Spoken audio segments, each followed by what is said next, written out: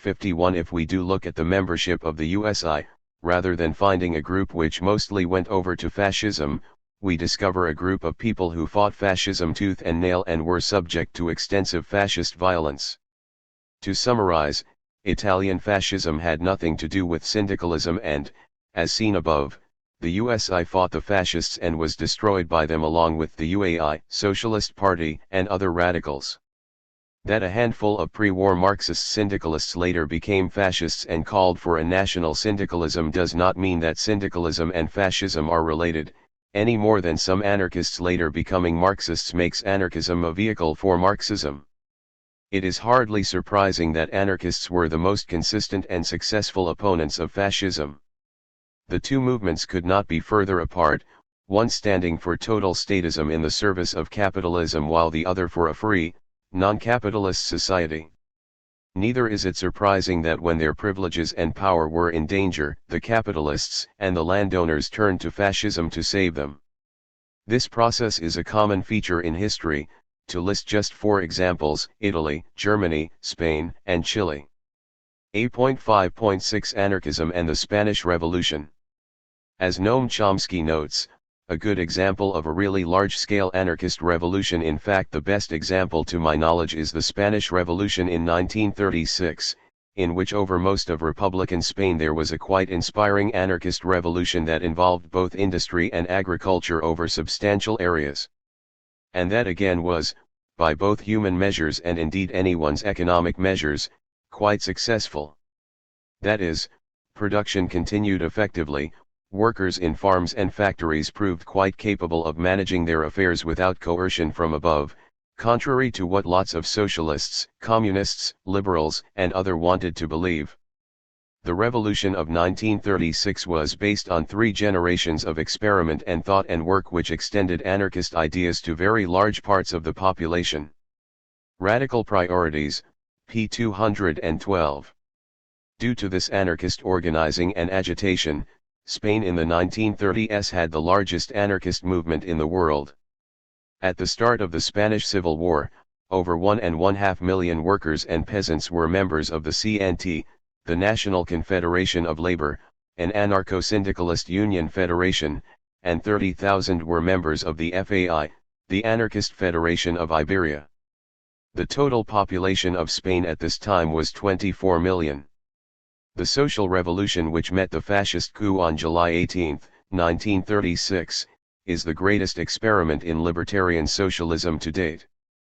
Here the last mass syndicalist union, the CNT, not only held off the fascist rising but encouraged the widespread takeover of land and factories. Over 7 million people, including about 2 million CNT members, put self-management into practice in the most difficult of circumstances and actually improved both working conditions and output. In the heady days after the 19th of July, the initiative and power truly rested in the hands of the rank-and-file members of the CNT and FAI. It was ordinary people, undoubtedly under the influence of fascistas, members of the FAI, and CNT militants, who, after defeating the fascist uprising, got production, distribution, and consumption started again, under more egalitarian arrangements, of course, as well as organizing and volunteering, in their tens of thousands, to join the militias, which were to be sent to free those parts of Spain that were under Franco. In every possible way the working class of Spain were creating by their own actions a new world based on their own ideas of social justice and freedom, ideas inspired, of course, by anarchism and anarcho-syndicalism. George Orwell's eyewitness account of revolutionary Barcelona in late December, 1936, gives a vivid picture of the social transformation that had begun. The anarchists were still in virtual control of Catalonia and the revolution was still in full swing. To anyone who had been there since the beginning it probably seemed even in December or January that the revolutionary period was ending, but when one came straight from England the aspect of Barcelona was something startling and overwhelming. It was the first time that I had ever been in a town where the working class was in the saddle. Practically every building of any size had been seized by the workers and was draped with red flags or with the red and black flag of the anarchists. Every wall was scrawled with the hammer and sickle and with the initials of the revolutionary parties, Almost every church had been gutted and its images burnt. Churches here and there were being systematically demolished by gangs of workmen. Every shop and cafe had an inscription saying that it had been collectivist, even the bootblacks had been collectivist and their boxes painted red and black. Waiters and shop walkers looked you in the face and treated you as an equal. Servile and even ceremonial forms of speech had temporarily disappeared. Nobody said señor or don or even usted, everyone called everyone else comrade or thou, and said salud, instead of buenos dias. Above all, there was a belief in the revolution and the future, a feeling of having suddenly emerged into an era of equality and freedom. Human beings were trying to behave as human beings and not as cogs in the capitalist machine. Homage to Catalonia, pages 2-3. The full extent of this historic revolution cannot be covered here. It will be discussed in more detail in section I.8 of the FAQ. All that can be done is to highlight a few points of special interest in the hope that these will give some indication of the importance of these events and encourage people to find out more about it. All industry in Catalonia was placed either under workers' self-management or workers' control, that is, either totally taking over all aspects of management, in the first case, or, in the second, controlling the old management. In some cases, whole town and regional economies were transformed into federations of collectives. The example of the Railway Federation, which was set up to manage the railway lines in Catalonia, Aragon, and Valencia, can be given as a typical example. The base of the federation was the local assemblies. All the workers of each locality would meet twice a week to examine all that pertained to the work to be done. The local General Assembly named a committee to manage the general activity in each station and its annexes. At these meetings, the decisions, direction, of this committee, whose members continued to work at their previous jobs, would be subjected to the approval or disapproval of the workers, after giving reports and answering questions. The delegates on the committee could be removed by an assembly at any time, and the highest coordinating body of the Railway Federation was the Revolutionary Committee, whose members were elected by union assemblies in the various divisions. The control over the rail lines, according to Gaston Laval, did not operate from above downwards, as in a statist and centralist system. The Revolutionary Committee had no such powers. The members of the committee being content to supervise the general activity and to coordinate that of the different routes that made up the network. Gaston Laval, Collectives in the Spanish Revolution, p. 255. On the land, tens of thousands of peasants and rural day workers created voluntary, self-managed collectives. The quality of life improved as cooperation allowed the introduction of healthcare, education, machinery, and investment in the social infrastructure. As well as increasing production, the collectives increased freedom. As one member puts it, it was marvelous, to live in a collective, a free society where one could say what one thought, where if the village committee seemed unsatisfactory one could say. The committee took no big decisions without calling the whole village together in a general assembly. All this was wonderful. Ronald Fraser, Blood of Spain, p. 360. We discuss the revolution in more detail in section I.8. For example, sections I.8.3 and I.8.4 discuss in more depth how the industrial collectives. The rural collectives are discussed in sections I.8.5 and I.8.6. We must stress that these sections are summaries of a vast social movement, and more information can be gathered from such works as Gaston Laval's Collectives in the Spanish Revolution, Sam Dolgoff's The Anarchist Collectives, José Pirates the CNT in the Spanish Revolution, and a host of other anarchist accounts of the revolution. On the social front, anarchist organizations created rational schools, a libertarian health service, social centers, and so on. The Mujeres Libres, free women, combated the traditional role of women in Spanish society, empowering thousands both inside and outside the anarchist movement. See The Free Women of Spain by Martha A. Ackelsberg for more information on this very important organization. This activity on the social front only built on the work started long before the outbreak of the war, for example, The unions often funded rational schools, workers' centers, and so on. The voluntary militias that went to free the rest of Spain from Franco were organized on anarchist principles and included both men and women. There was no rank, no saluting and no officer class. Everybody was equal. George Orwell, a member of the POUM militia, the POUM was a dissident Marxist party, influenced by Leninism but not, as the communists asserted, Trotskyist, makes this clear. The essential point of the militia system was the social equality between officers and men. Everyone from general to private drew the same pay, ate the same food, wore the same clothes, and mingled on terms of complete equality. If you wanted to slap the general commanding the division on the back and ask him for a cigarette, you could do so, and no one thought it curious. In theory, at any rate, each militia was a democracy and not a hierarchy.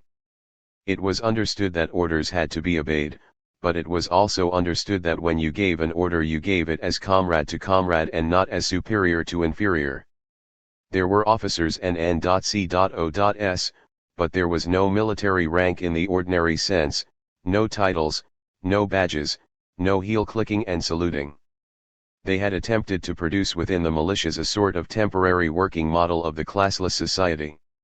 Of course there was not perfect equality, but there was a nearer approach to it than I had ever seen or that I would have though conceivable in time of war. Op. Cit. p. 26. In Spain, however, as elsewhere, the anarchist movement was smashed between Stalinism, the Communist Party, on the one hand and capitalism, Franco, on the other. Unfortunately, the anarchists placed anti-fascist unity before the revolution, thus helping their enemies to defeat both them and the revolution. Whether they were forced by circumstances into this position or could have avoided it is still being debated. See section I.8.10 for a discussion of why the CNTFAI collaborated and section I.8.11 on why this decision was not a product of anarchist theory. Orwell's account of his experiences in the militias indicates why the Spanish Revolution is so important to anarchists. I had dropped more or less by chance into the only community of any size in Western Europe where political consciousness and disbelief in capitalism were more normal than their opposites.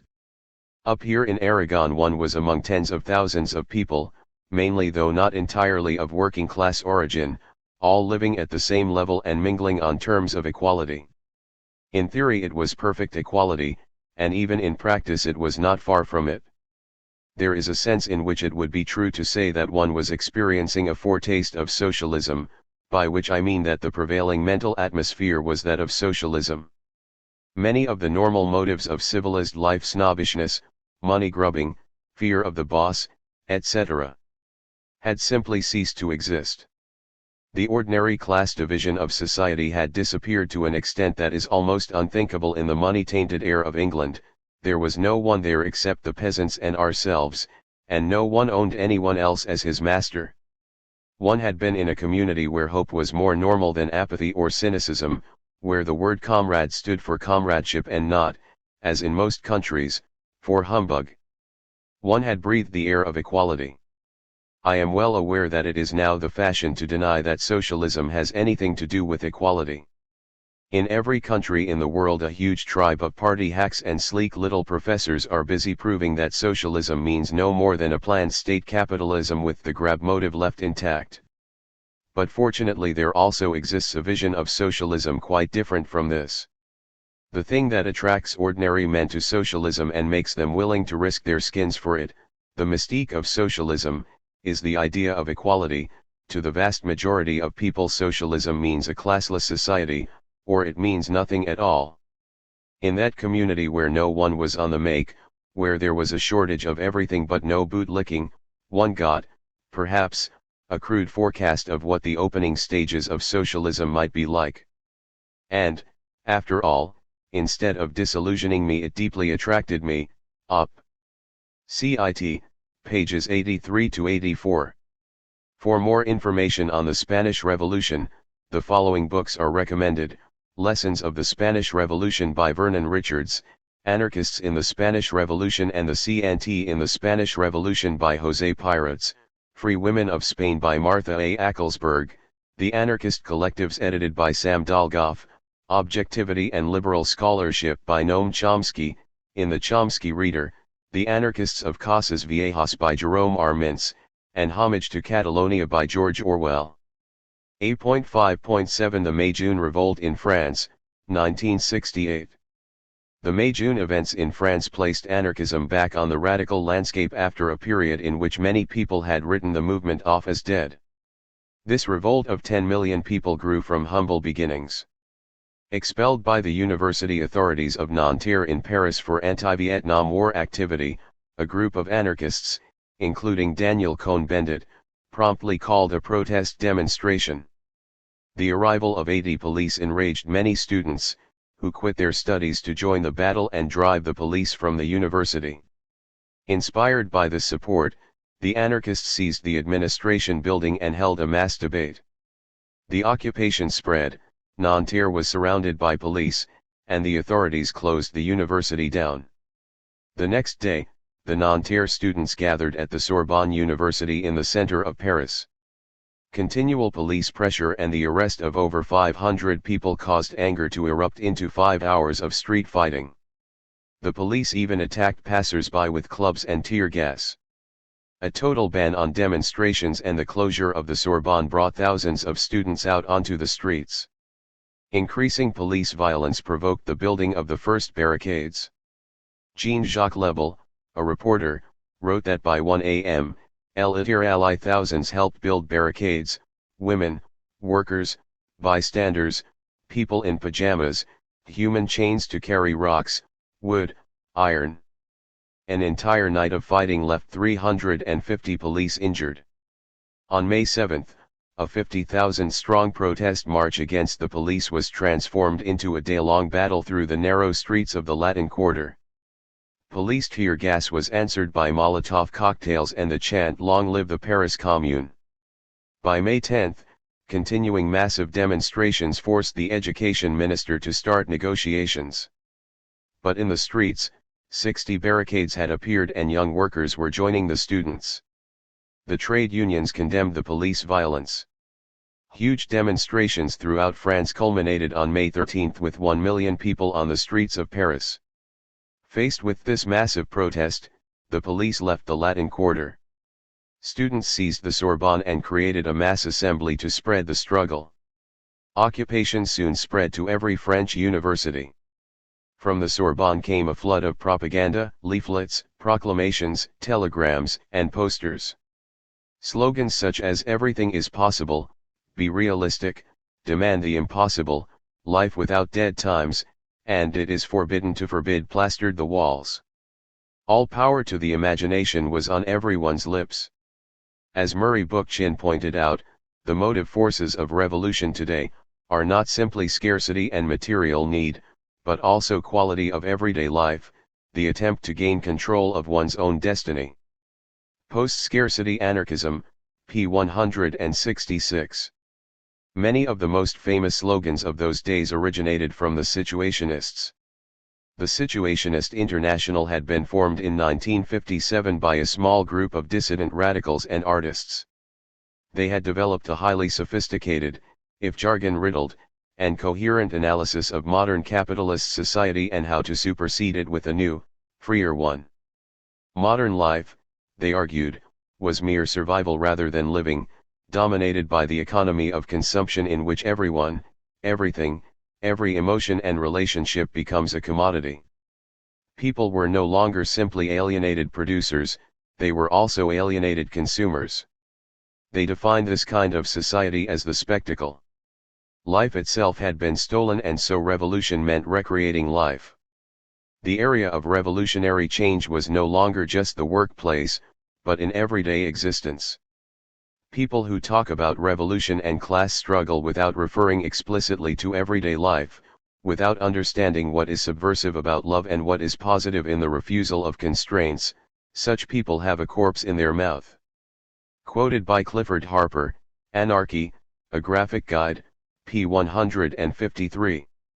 Like many other groups whose politics influenced the Paris events, the Situationists argued that the workers' councils are the only answer. Every other form of revolutionary struggle has ended up with the very opposite of what it was originally looking for. Quoted by Clifford Harper, Op. Cit. p. 149. These councils would be self-managed and not be the means by which a revolutionary party would take power. Like the anarchists of Noir et Rouge and the libertarian socialists of Socialisme ou Barbarie, their support for a self-managed revolution from below had a massive influence in the May events and the ideas that inspired it. On May 14, the Sud Aviation workers locked the management in its offices and occupied their factory. They were followed by the Cléon Renault, Lockheed Beauvais, and Musel Orleans factories the next day. That night the National Theatre in Paris was seized to become a permanent assembly for mass debate. Next, France's largest factory, Renault Billancourt, was occupied. Often the decision to go on indefinite strike was taken by the workers without consulting union officials.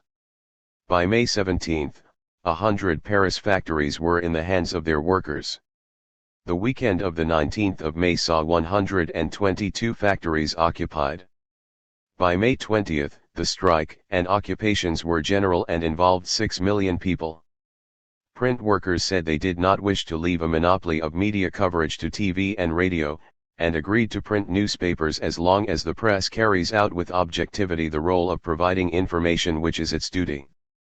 In some cases print workers insisted on changes in headlines or articles before they would print the paper. This happened mostly with the right-wing papers such as Le Figaro or La Nation. With the Renault occupation, the Sorbonne occupiers immediately prepared to join the Renault strikers, and led by anarchist black and red banners, 4,000 students headed for the occupied factory. The state, bosses, unions, and Communist Party were now faced with their greatest nightmare: a worker-student alliance. 10,000 police reservists were called up and frantic union officials locked the factory gates. The Communist Party urged their members to crush the revolt. They united with the government and bosses to craft a series of reforms, but once they turned to the factories they were jeered out of them by the workers. The struggle itself and the activity to spread it was organized by self-governing mass assemblies and coordinated by action committees. The strikes were often run by assemblies as well. As Murray Bookchin argues, the hope of the revolt lay in the extension of self-management in all its forms: the general assemblies and their administrative forms, the action committees, the factory strike committees, to all areas of the economy, indeed to all areas of life itself. Within the assemblies, a fever of life gripped millions, a revoking of senses that people never thought they possessed. Op. Cit. p. 168 and p. 167. It was not a workers' strike or a student strike. It was a people's strike that cut across almost all class lines. On May 24, anarchists organized a demonstration. 30,000 marched towards the Place de la Bastille. The police had the ministries protected, using the usual devices of tear gas and batons, but the Bourse, stock exchange, was left unprotected and a number of demonstrators set fire to it. It was at this stage that some left-wing groups lost their nerve. The Trotskyist JCR turned people back into the Latin Quarter. Other groups such as UNEF and Parti Socialiste UNEF, United Socialist Party, blocked the taking of the Ministries of Finance and Justice. Cohn-Bendit said of this incident, "As for us, we failed to realize how easy it would have been to sweep all these nobodies away." It is now clear that if, on May 25, Paris had woken to find the most important ministries occupied, Gaullism would have caved in at once. Cohn-Bendit was forced into exile later that very night. As the street demonstrations grew and occupations continued, the state prepared to use overwhelming means to stop the revolt. Secretly, top generals readied 20,000 loyal troops for use on Paris. Police occupied communications centers like TV stations and post offices. By Monday, May 27, the government had guaranteed an increase of 35% in the industrial minimum wage and an all-round wage increase of 10%. The leaders of the CGT organized a march of 500,000 workers through the streets of Paris 2 days later. Paris was covered in posters calling for a government of the people. Unfortunately, the majority still thought in terms of changing their rulers rather than taking control for themselves. By June 5 most of the strikes were over and an air of what passes for normality within capitalism had rolled back over France. Any strikes which continued after this date were crushed in a military-style operation using armored vehicles and guns. On June 7, they made an assault on the Flint Steel Works which started a 4-day running battle which left one worker dead. 3 days later, Renault strikers were gunned down by police, killing 2. In isolation, those pockets of militancy stood no chance. On June 12, demonstrations were banned, radical groups outlawed, and their members arrested. Under attack from all sides, with escalating state violence and trade union sellouts, the general strike and occupations crumbled. So why did this revolt fail? Certainly not because vanguard Bolshevik parties were missing. It was infested with them. Fortunately, the traditional authoritarian left sects were isolated and outraged. Those involved in the revolt did not require a vanguard to tell them what to do, and the workers' vanguards frantically ran after the movement trying to catch up with it and control it. No, it was the lack of independent, self-managed confederal organizations to coordinate struggle which resulted in occupations being isolated from each other. So divided, they fell. In addition, Murray Bookchin argues that an awareness among the workers that the factories had to be worked, not merely occupied or struck, was missing. Op. Cit. p. 182. This awareness would have been encouraged by the existence of a strong anarchist movement before the revolt. The anti-authoritarian left, though very active, was too weak among striking workers, and so the idea of self-managed organizations and workers' self-management was not widespread. However, the May-June revolt shows that events can change very rapidly. Under the influence of the students, noted libertarian socialist Maurice Brinton, thousands began to query the whole principle of hierarchy. Within a matter of days the tremendous creative potentialities of the people suddenly erupted. The boldest and realistic ideas, and they are usually the same, were advocated, argued, applied. Language, rendered stale by decades of bureaucratic mumbo-jumbo, eviscerated by those who manipulate it for advertising purposes, reappeared as something new and fresh. People reappropriated it in all its fullness. Magnificently apposite and poetic slogans emerged from the anonymous crowd.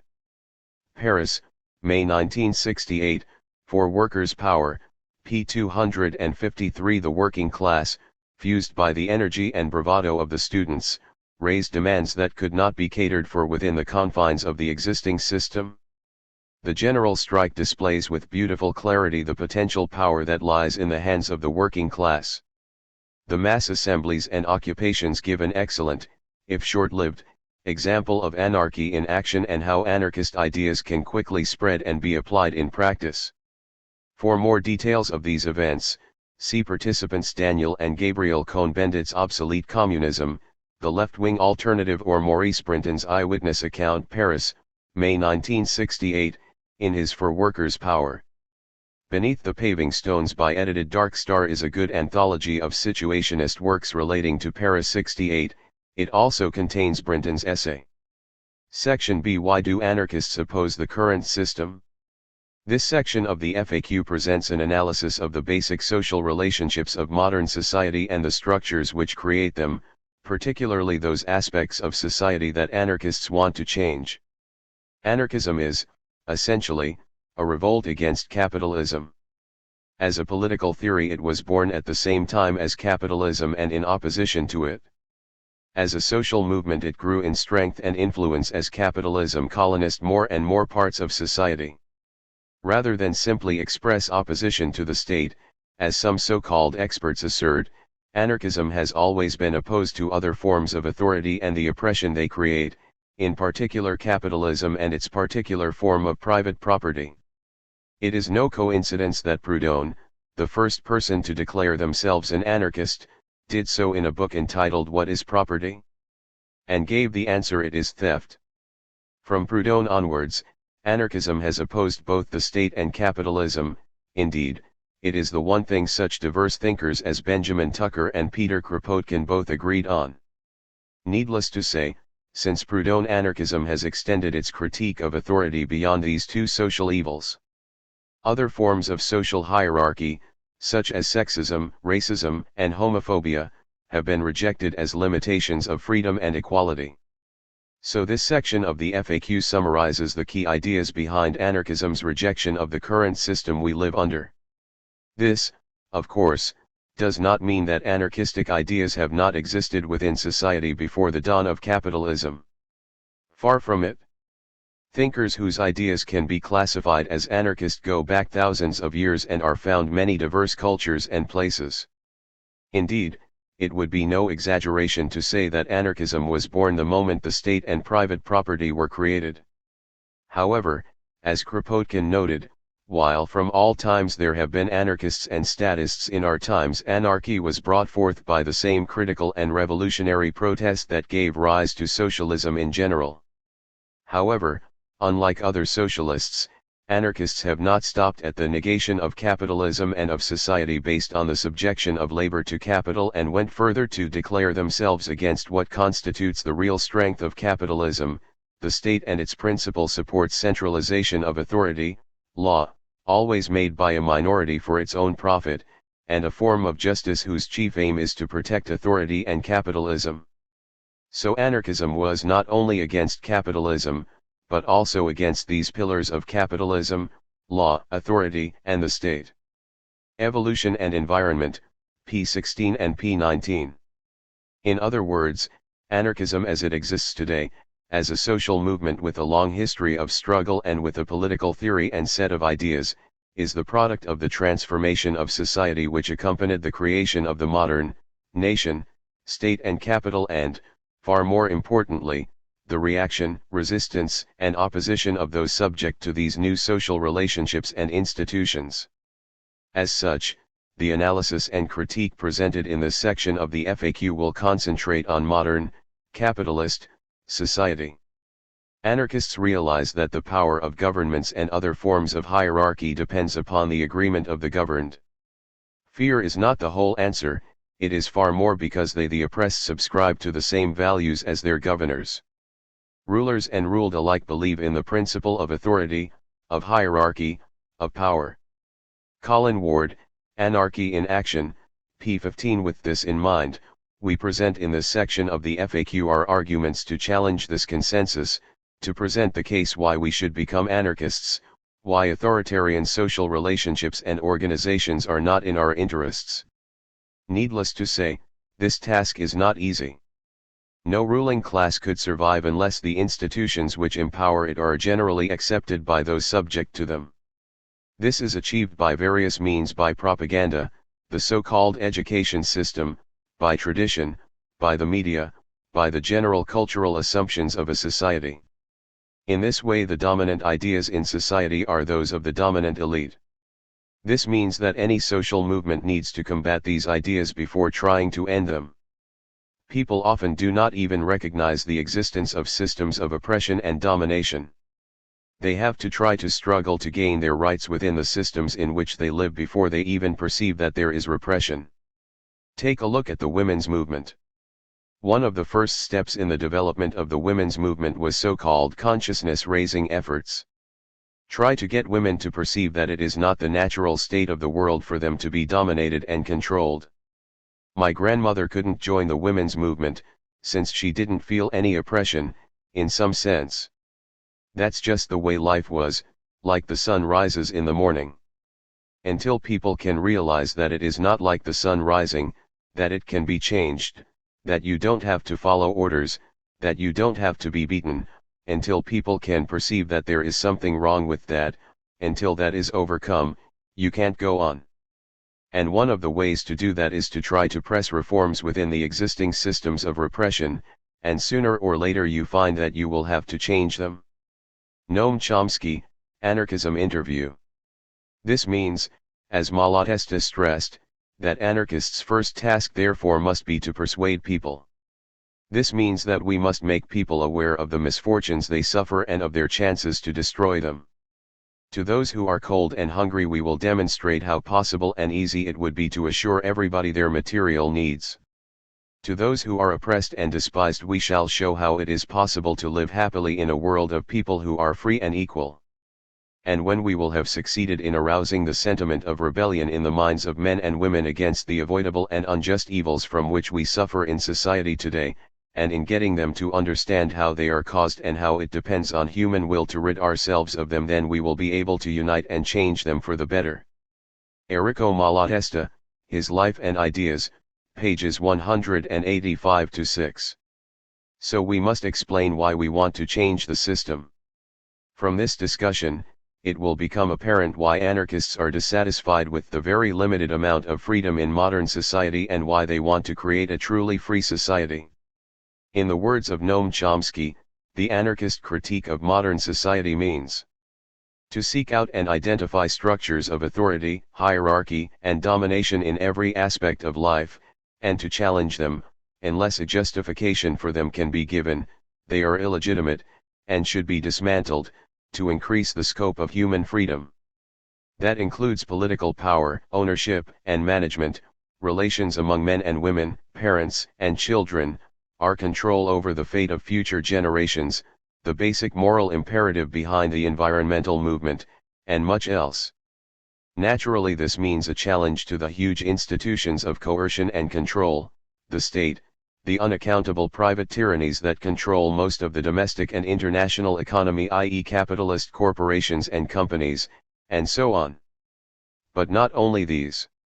Marxism, Anarchism, and Alternative Futures, p. 775.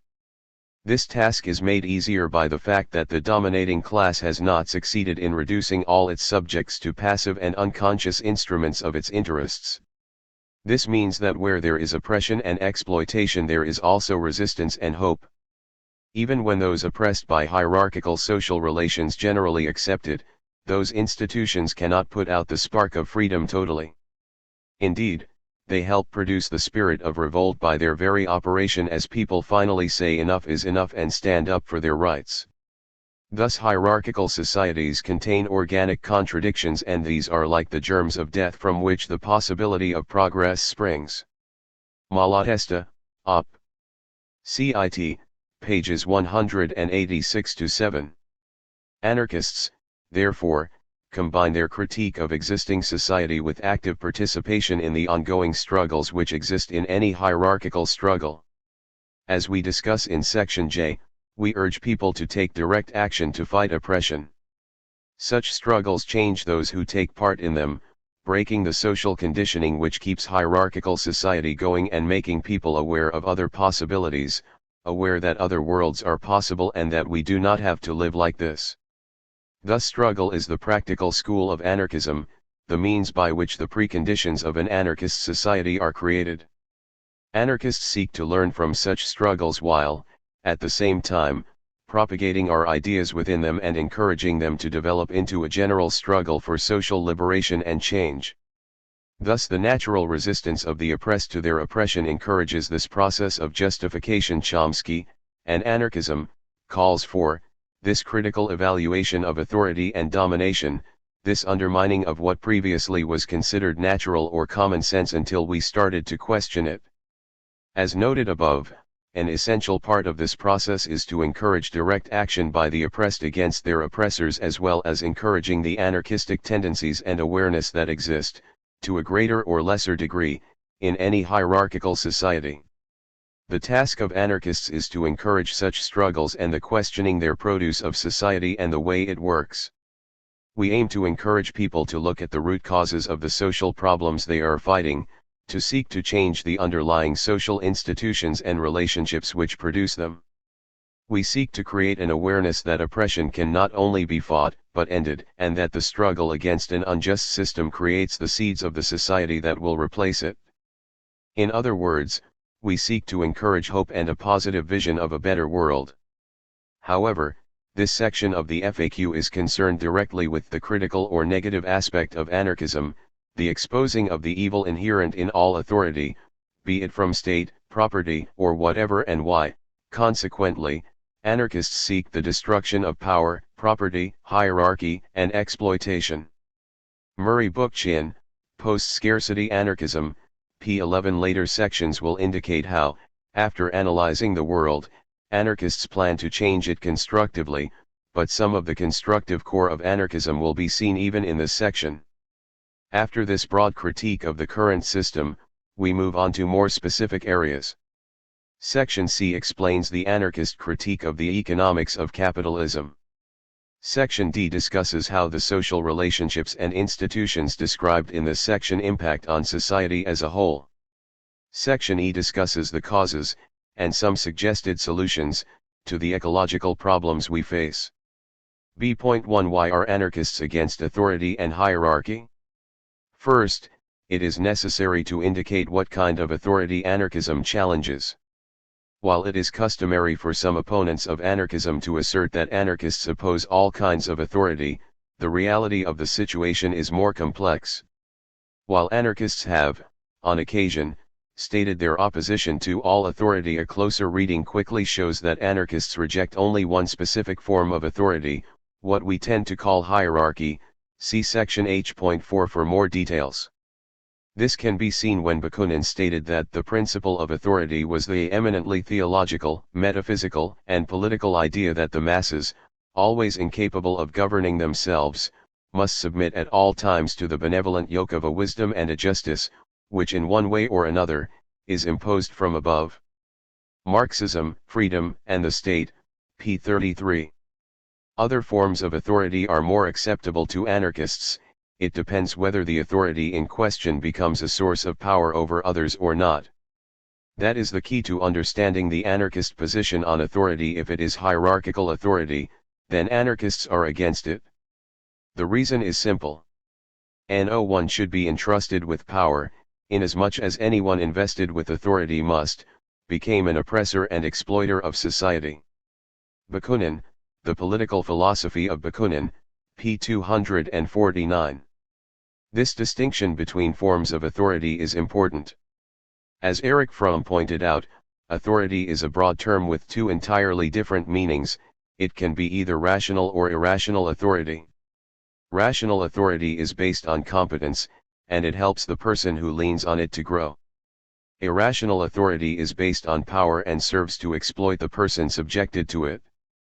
To have or to be, pages 44 to 45. The same point was made by Bakunin over 100 years earlier when he indicated the difference between authority and natural influence.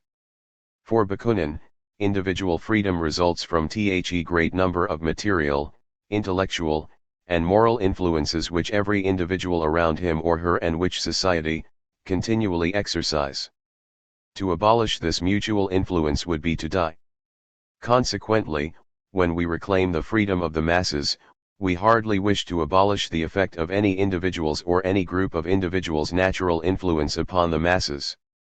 What we wish is to abolish artificial, privileged, legal, and official influences. The basic Bakunin, p. 140 and p. 141.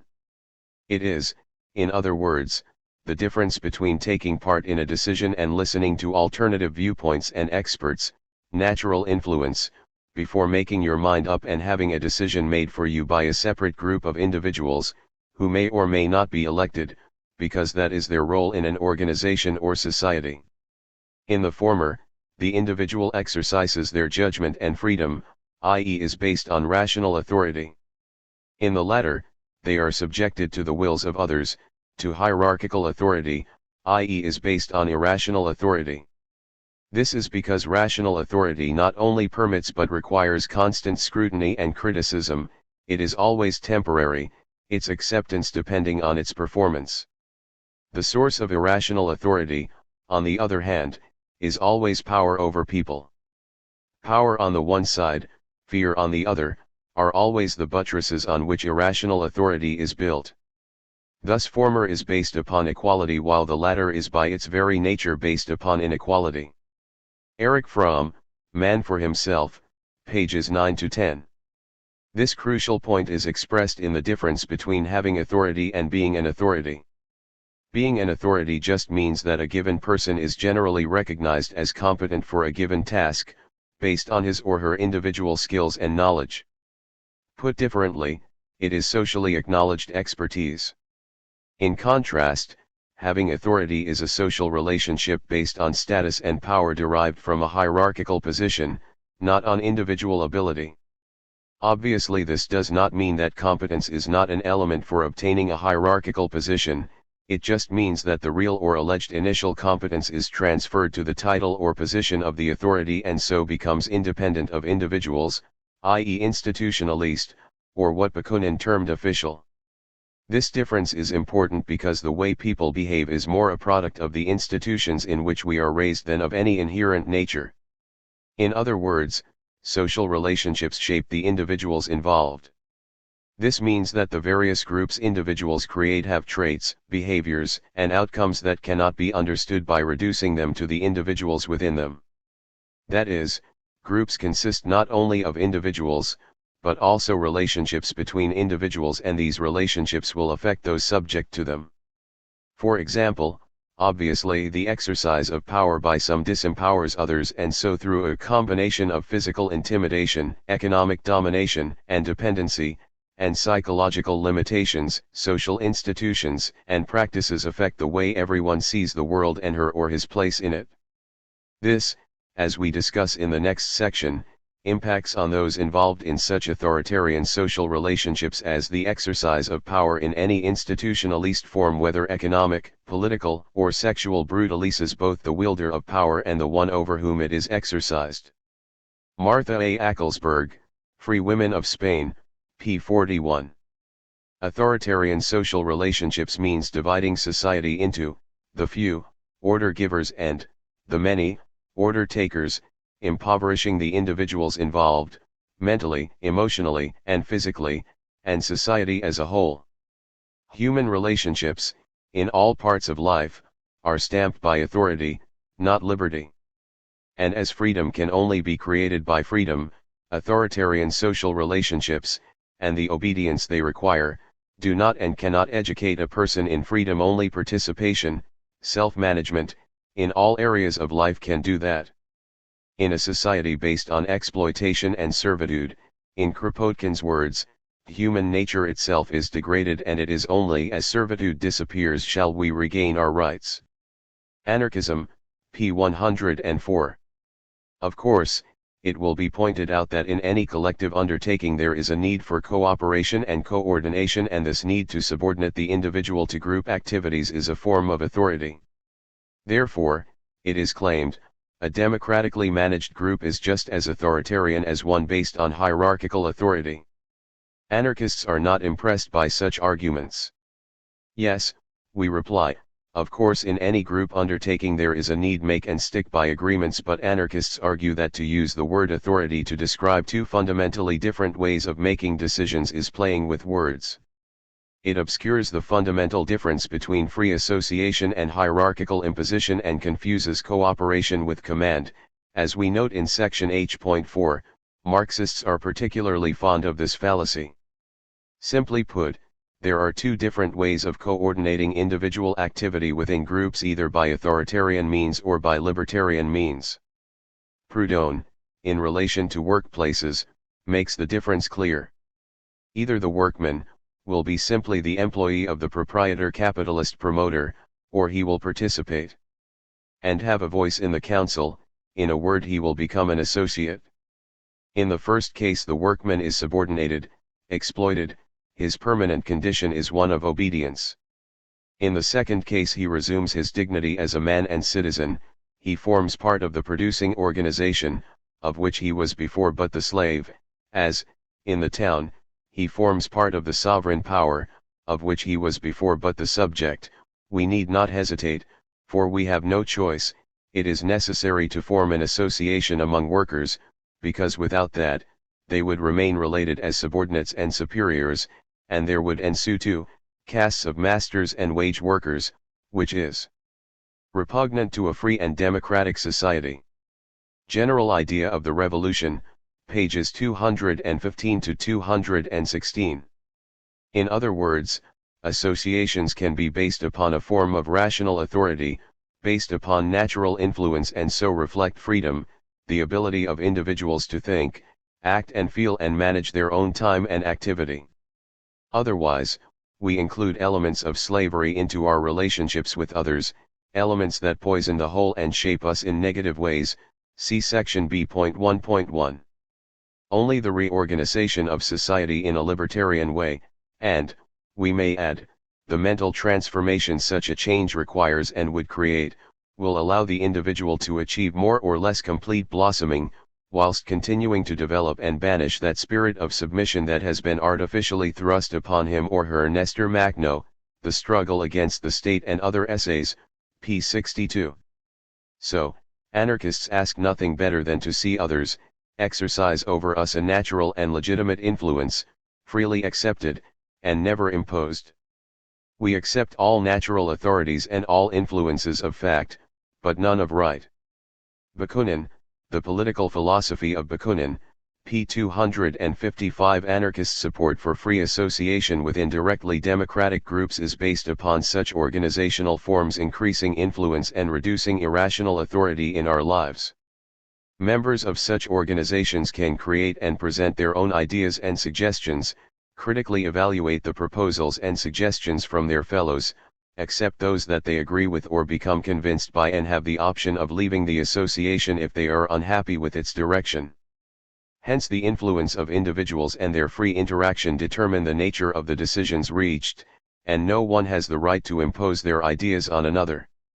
As Bakunin argued, in such organizations no function remains fixed and it will not remain permanently and irrevocably attached to one person. Hierarchical order and promotion do not exist.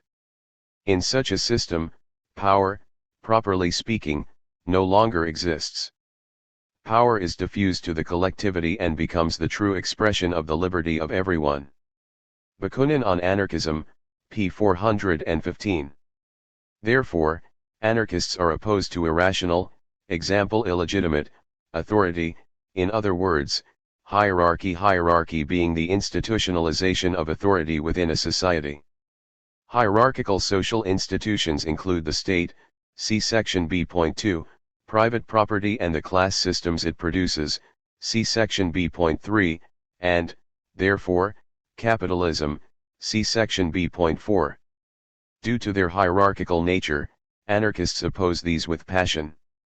Every institution, social or civil, argued Voltairine declare, that stands between man or woman and his or her right, every tie that renders one a master, another a serf, every law, every statute, every be it enacted that represents tyranny, anarchists seek to destroy. However, hierarchy exists beyond these institutions. For example, hierarchical social relationships include sexism, racism, and homophobia, see section B.1.4, and anarchists oppose, and fight, them all. Thus, as well as fighting capitalism as being hierarchical, for workers slave in a factory, albeit the slavery ends with the working hours, declare also opposed patriarchal social relationships which produce a home that rests on slavery because of a marriage that represents the sale and transfer of the individuality of one of its parties to the other. The Voltairine declare reader, p. 72, p. 17 and p. 72.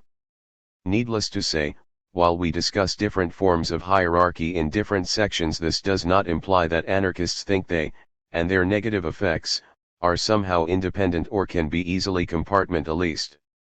For example, the modern state and capitalism are intimately interrelated and cannot be considered as independent of each other. Similarly, social hierarchies like sexism and racism are used by other hierarchies to maintain themselves. For example, bosses will use racism to divide and so rule their workers. From this it follows that abolishing one or some of these hierarchies, while desirable, would not be sufficient. Abolishing capitalism while maintaining the state would not lead to a free society, and vice versa, if it were possible. As Murray Bookchin notes, there can be a decidedly classless, even a non-exploitative society in the economic sense that still preserves hierarchical rule and domination in the social sense, whether they take the form of the patriarchal family, domination by age and ethnic groups, bureaucratic institutions, ideological manipulation, or a pyramidal division of labor, classless or not, society would be riddled by domination and, with domination, a general condition of command and obedience, of unfreedom and humiliation. And perhaps most decisively, an abortion of each individual's potentiality for consciousness, reason, selfhood, creativity, and the right to assert full control over her or his daily life. Toward an Ecological Society, pages 14-5. This clearly implies that anarchists challenge not only class formations but hierarchies, not only material exploitation but domination in every form. Bookchin, Op. Cit. p. 15. Hence the anarchists stress on opposing hierarchy rather than just, say, the state, as some falsely assert, or simply economic class and exploitation, as, say, many Marxists do. As noted earlier, in section A.2.8, anarchists consider all hierarchies to be not only harmful but unnecessary, and think that there are alternative, more egalitarian ways to organize social life. In fact, we argue that hierarchical authority creates the conditions it is presumably designed to combat, and thus tends to be self-perpetuating.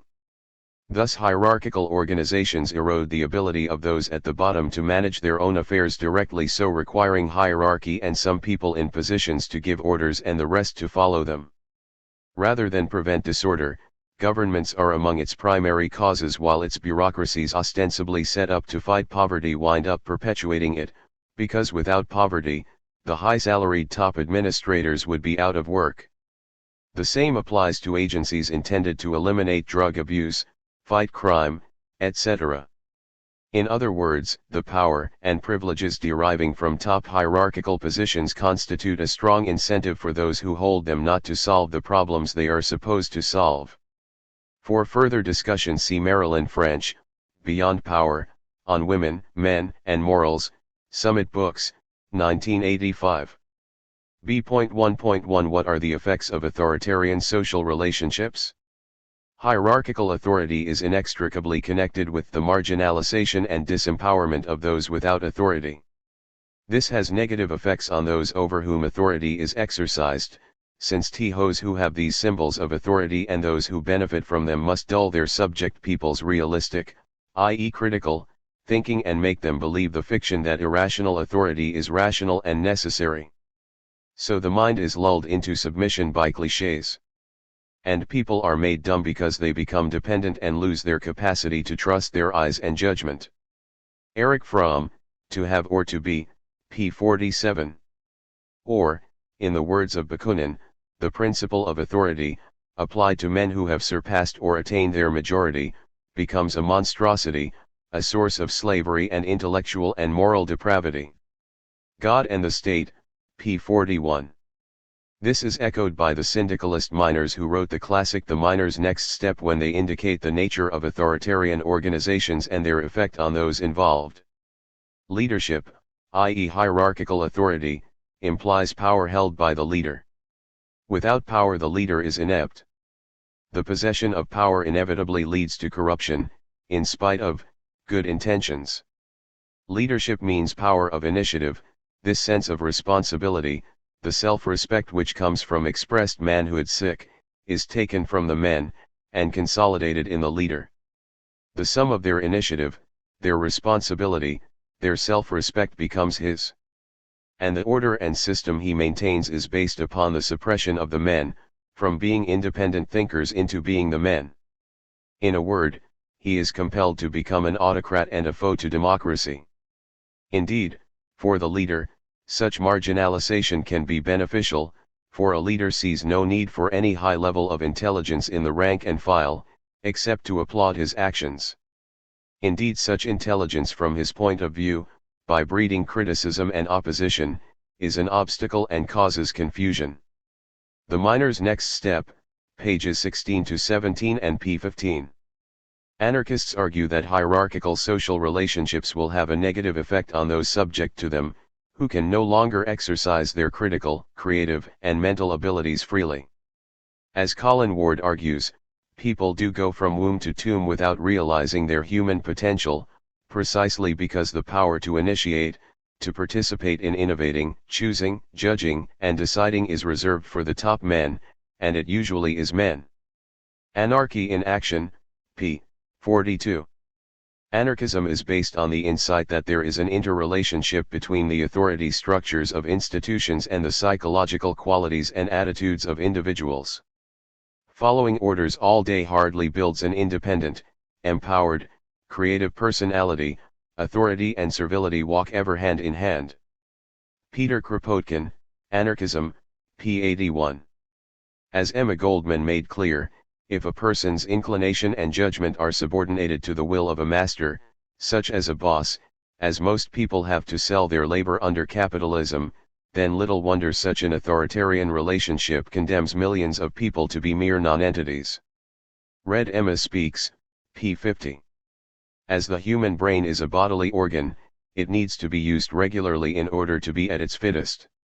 Authority concentrates decision-making in the hands of those at the top, meaning that most people are turned into executants, following the orders of others. If muscle is not used, it turns to fat. If the brain is not used, creativity, critical thought and mental abilities become blunted and sidetracked onto marginal issues, like sports and fashion. This can only have a negative impact. Hierarchical institutions foster alienated and exploitative relationships among those who participate in them, disempowering people and distancing them from their own reality. Hierarchies make some people dependent on others, blame the dependent for their dependency, and then use that dependency as a justification for further exercise of authority. Those in positions of relative dominance tend to define the very characteristics of those subordinate to them. Anarchists argue that to be always in a position of being acted upon and never to be allowed to act is to be doomed to a state of dependence and resignation. Those who are constantly ordered about and prevented from thinking for themselves soon come to doubt their own capacities, and have difficulty acting on their sense of self in opposition to societal norms, standards, and expectations. Martha Ackelsberg, Free Women of Spain, pages 40-1. And so, in the words of Colin Ward, the system makes its morons, then despises them for their ineptitude, and rewards its gifted few for their rarity. Op. Cit. p. 43. This negative impact of hierarchy is, of course, not limited to those subject to it. Those in power are affected by it, but in different ways. As we noted in section A.2.15, power corrupts those who have it as well as those subjected to it. The Spanish libertarian youth put it this way in the 1930s. Against the principle of authority, because this implies erosion of the human personality when some men submit to the will of others, arousing in these instincts which predispose them to cruelty and indifference in the face of the suffering of their fellows. Quoted by José Pirates, The CNT in the Spanish Revolution, Volume 2, p. 76. Hierarchy impoverishes the human spirit. A hierarchical mentality, notes Bookchin, fosters the renunciation of the pleasures of life. It justifies toil, guilt, and sacrifice by the inferiors, and pleasure and the indulgent gratification of virtually every caprice by their superiors. The objective history of the social structure becomes internalist as a subjective history of the psychic structure. In other words, being subject to hierarchy fosters the internalization of oppression and the denial of individuality necessary to accept it. Hierarchy, class, and ultimately the state, he stresses, penetrate the very integument of the human psyche and establish within it unreflective internal powers of coercion and constraint. By using guilt and self-blame, the inner state can control behavior long before fear of the coercive powers of the state have to be invoked. The Ecology of Freedom, p. 72 and p. 189. In a nutshell, hierarchies, classes, and states warp the creative powers of humanity. However, that is not all. Hierarchy, anarchists argue, also twists our relationships with the environment. Indeed, all our notions of dominating nature stem from the very real domination of human by human. And it is not until we eliminate domination in all its forms, that we will really create a rational, ecological society. For the conflicts within a divided humanity, structured around domination, inevitably leads to conflicts with nature. The ecological crisis with its embattled division between humanity and nature stems, above all, from divisions between human and human. While the rise of capitalism, with a law of life based on competition, capital accumulation, and limitless growth, brought these problems ecological and social to an acute point, anarchists emphasize that major ecological problems have their roots in social problems that go back to the very beginnings of patricentric culture itself. Murray Bookchin, Remaking Society, p. 72, p. 44, p. 72 and pages 154-5. Thus, anarchists argue, hierarchy impacts not only on us but also our surroundings. The environmental crisis we face is a result of the hierarchical power structures at the heart of our society, structures which damage the planet's ecology at least as much as they damage humans. The problems within society, the economic, ethnic, cultural, and gender conflicts, among many others, lie at the core of the most serious ecological dislocations we face. The way human beings deal with each other as social beings is crucial to addressing the ecological crisis. Ultimately, ecological destruction is rooted in the organization of our society, for a degraded humanity can only yield a degraded nature, as capitalism and our hierarchical history have sadly shown. This is unsurprising as we, as a species, shape our environment and, consequently, whatever shapes us will impact how we do so. This means that the individuals produced by the hierarchy, and the authoritarian mentality it produces, will shape the planet in specific, harmful, ways. This is to be expected as humans act upon their environment deliberately, creating what is most suitable for their mode of existence. If that mode of living is riddled with hierarchies, classes, states, and the oppression, exploitation and domination they create, then our relations with the natural world will hardly be any better. In other words, social hierarchy and class legitimizes our domination of the environment, planting the seeds for the belief that nature exists, like other people, to be dominated and used as required. Which brings us to another key reason why anarchists reject hierarchy. In addition to these negative psychological effects from the denial of liberty, authoritarian social relationships also produce social inequality. This is because an individual subject to the authority of another has to obey the orders of those above them in the social hierarchy. In capitalism, this means that workers have to follow the orders of their boss, see next section, orders that are designed to make the boss richer. And richer they have become, with the chief executive officers, CEOs, of big firms earning 212 times what the average US worker did in 1995, up from a mere 44 times 30 years earlier. Indeed, from 1994 to 1995 alone, CEO compensation in the USA rose 16%, compared to 2.8% for workers, which did not even keep pace with inflation, and whose stagnating wages cannot be blamed on corporate profits, which rose a healthy 14.8% for that year.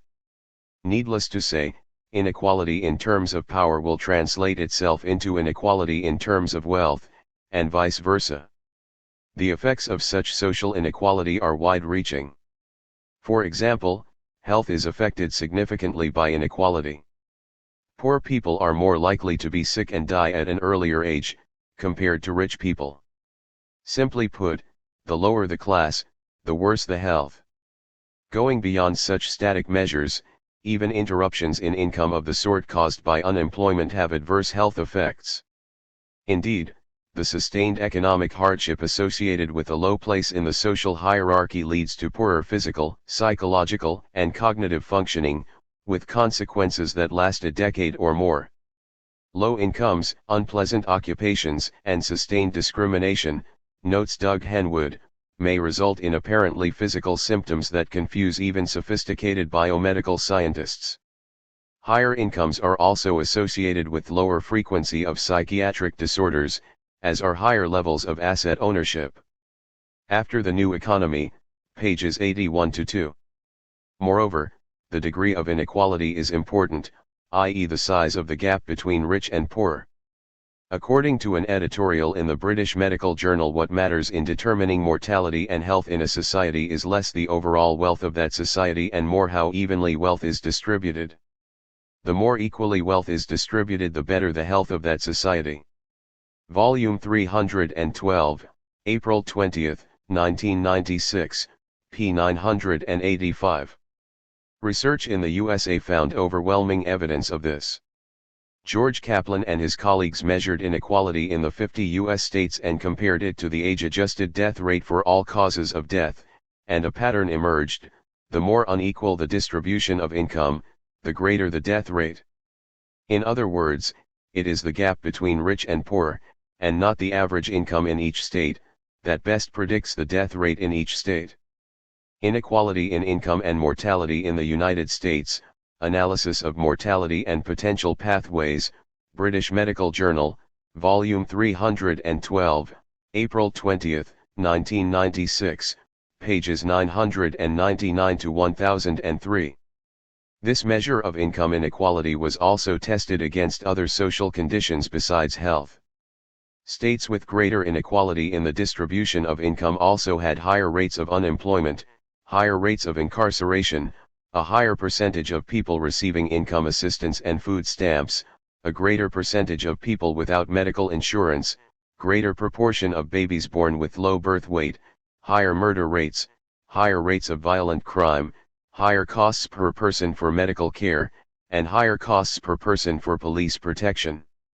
Moreover, states with greater inequality of income distribution also spent less per person on education, had fewer books per person in the schools, and had poorer educational performance, including worse reading skills, worse mathematics skills, and lower rates of completion of high school. As the gap grows between rich and poor, indicating an increase in social hierarchy within and outwith of workplaces, the health of a people deteriorates and the social fabric unravels. The psychological hardship of being low down on the social ladder has detrimental effects on people, beyond whatever effects are produced by the substandard housing, nutrition, air quality, recreational opportunities, and medical care enjoyed by the poor. See George Davis Smith, Income Inequality and Mortality, Why Are They Related? British Medical Journal, Volume 312, April 20, 1996, pages 987 to 988. So wealth does not determine health. What does is the gap between the rich and the poor. The larger the gap, the sicker the society. Countries with a greater degree of socio-economic inequality show greater inequality in health status. Also, that middle-income groups in relatively unequal societies have worse health than comparable, or even poorer, groups in more equal societies. Unsurprisingly, this is also reflected over time.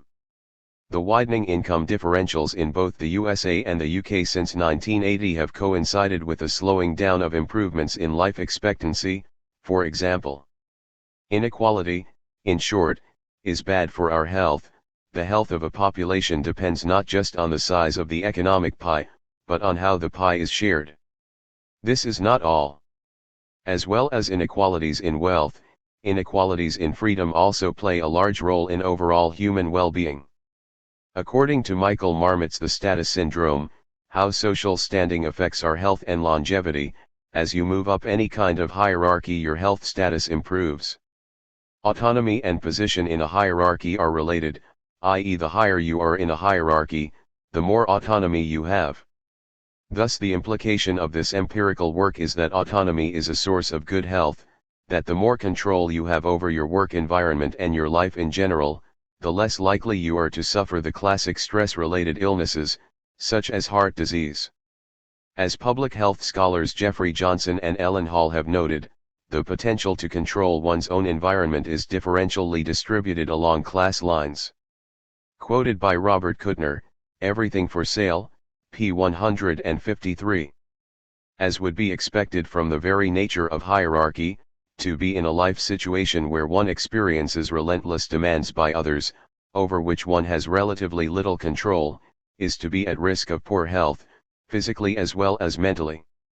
Looking at heart disease, the people with greatest risk tended to be in occupations with high demands, low control, and low social support. People in demanding positions but with great autonomy were at lower risk. Under capitalism, a relatively small elite demands and gets empowerment, self-actualization, autonomy, and other work satisfaction that partially compensate for long hours, while epidemiological data confirm that lower paid, lower status workers are more likely to experience the most clinically damaging forms of stress, in part because they have less control over their work. Kuttner, Op. Cit. p. 153 and p. 154. In other words, the inequality of autonomy and social participation produced by hierarchy is itself a cause of poor health. There would be positive feedback on the total amount of health and thus of social welfare if social inequality was reduced, not only in terms of wealth but also, crucially, in power. This is strong evidence in support of anarchist visions of egalitarianism. Some social structures give more people more autonomy than others, and acting to promote social justice along these lines is a key step toward improving our health. This means that promoting libertarian, i.e. self-managed, social organizations would increase not only liberty but also people's health and well-being, both physical and mental. Which is, as we argued above, to be expected as hierarchy, by its very nature, impacts negatively on those subject to it. This dovetails into anarchist support for workers' control. Industrial psychologists have found that satisfaction in work depends on the span of autonomy workers have. Unsurprisingly, those workers who are continually making decisions for themselves are happier and live longer. It is the power to control all aspects of your life work, particularly that wealth and status tend to confer, that is the key determinant of health. Men who have low job control face a 50% higher risk of new illness, heart attacks, stroke, diabetes, or merely ordinary infections.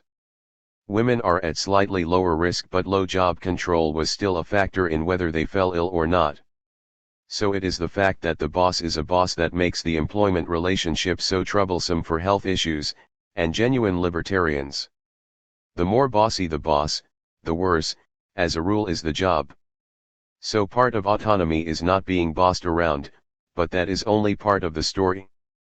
And, of course, hierarchy, inequality of power, and exploitation, the source of material inequality, are related. As we indicate in the next section, capitalism is based on wage labor. The workers sell their liberty to the boss for a given period of time, i.e. they lose their autonomy. This allows the possibility of exploitation, as the worker can produce more wealth than they receive back in wages. As the boss pockets the difference, lack of autonomy produces increases in social inequality, which, in turn, impacts negatively on your well-being. Then there is the waste associated with hierarchy. While the proponents of authority like to stress its efficiency, the reality is different. As Colin Ward points out, being in authority derives from your rank in some chain of command. But knowledge and wisdom are not distributed in order of rank, and they are no one person's monopoly in any undertaking.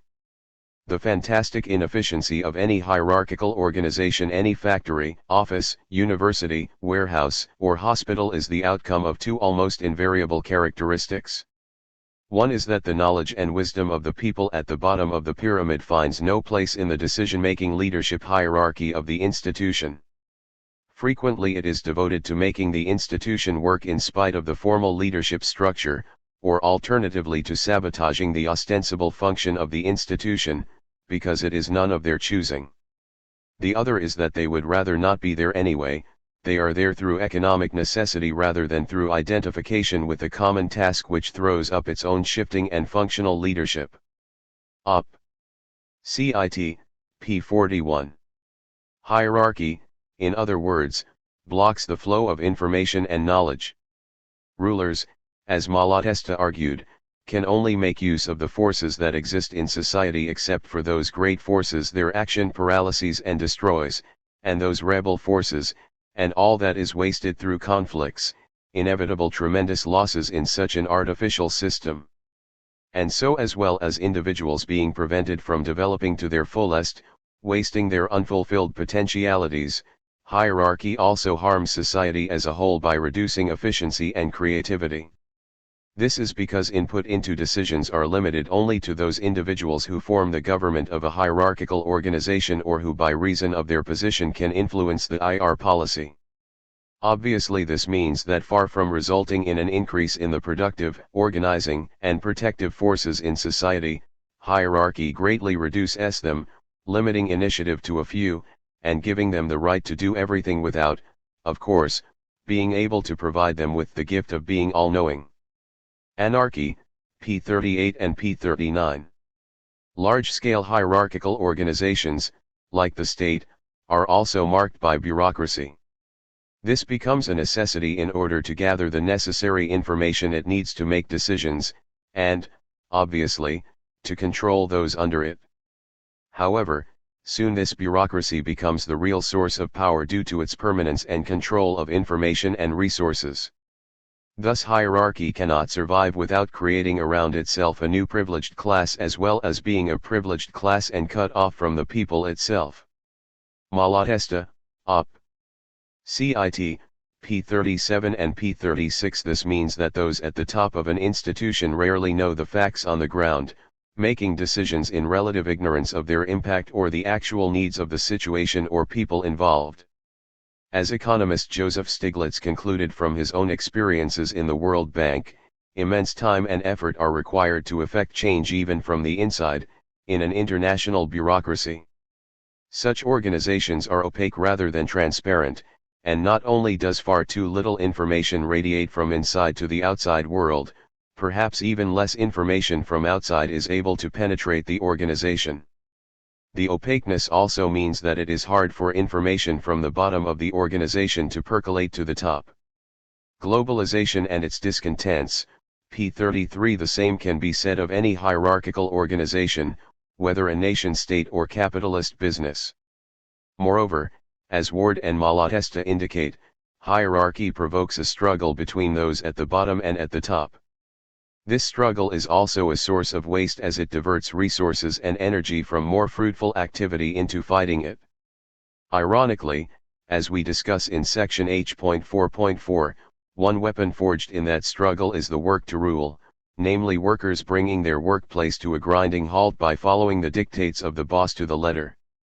This is clear evidence that a workplace only operates because workers exercise their autonomy during working hours, an autonomy which authoritarian structures stifle and waste.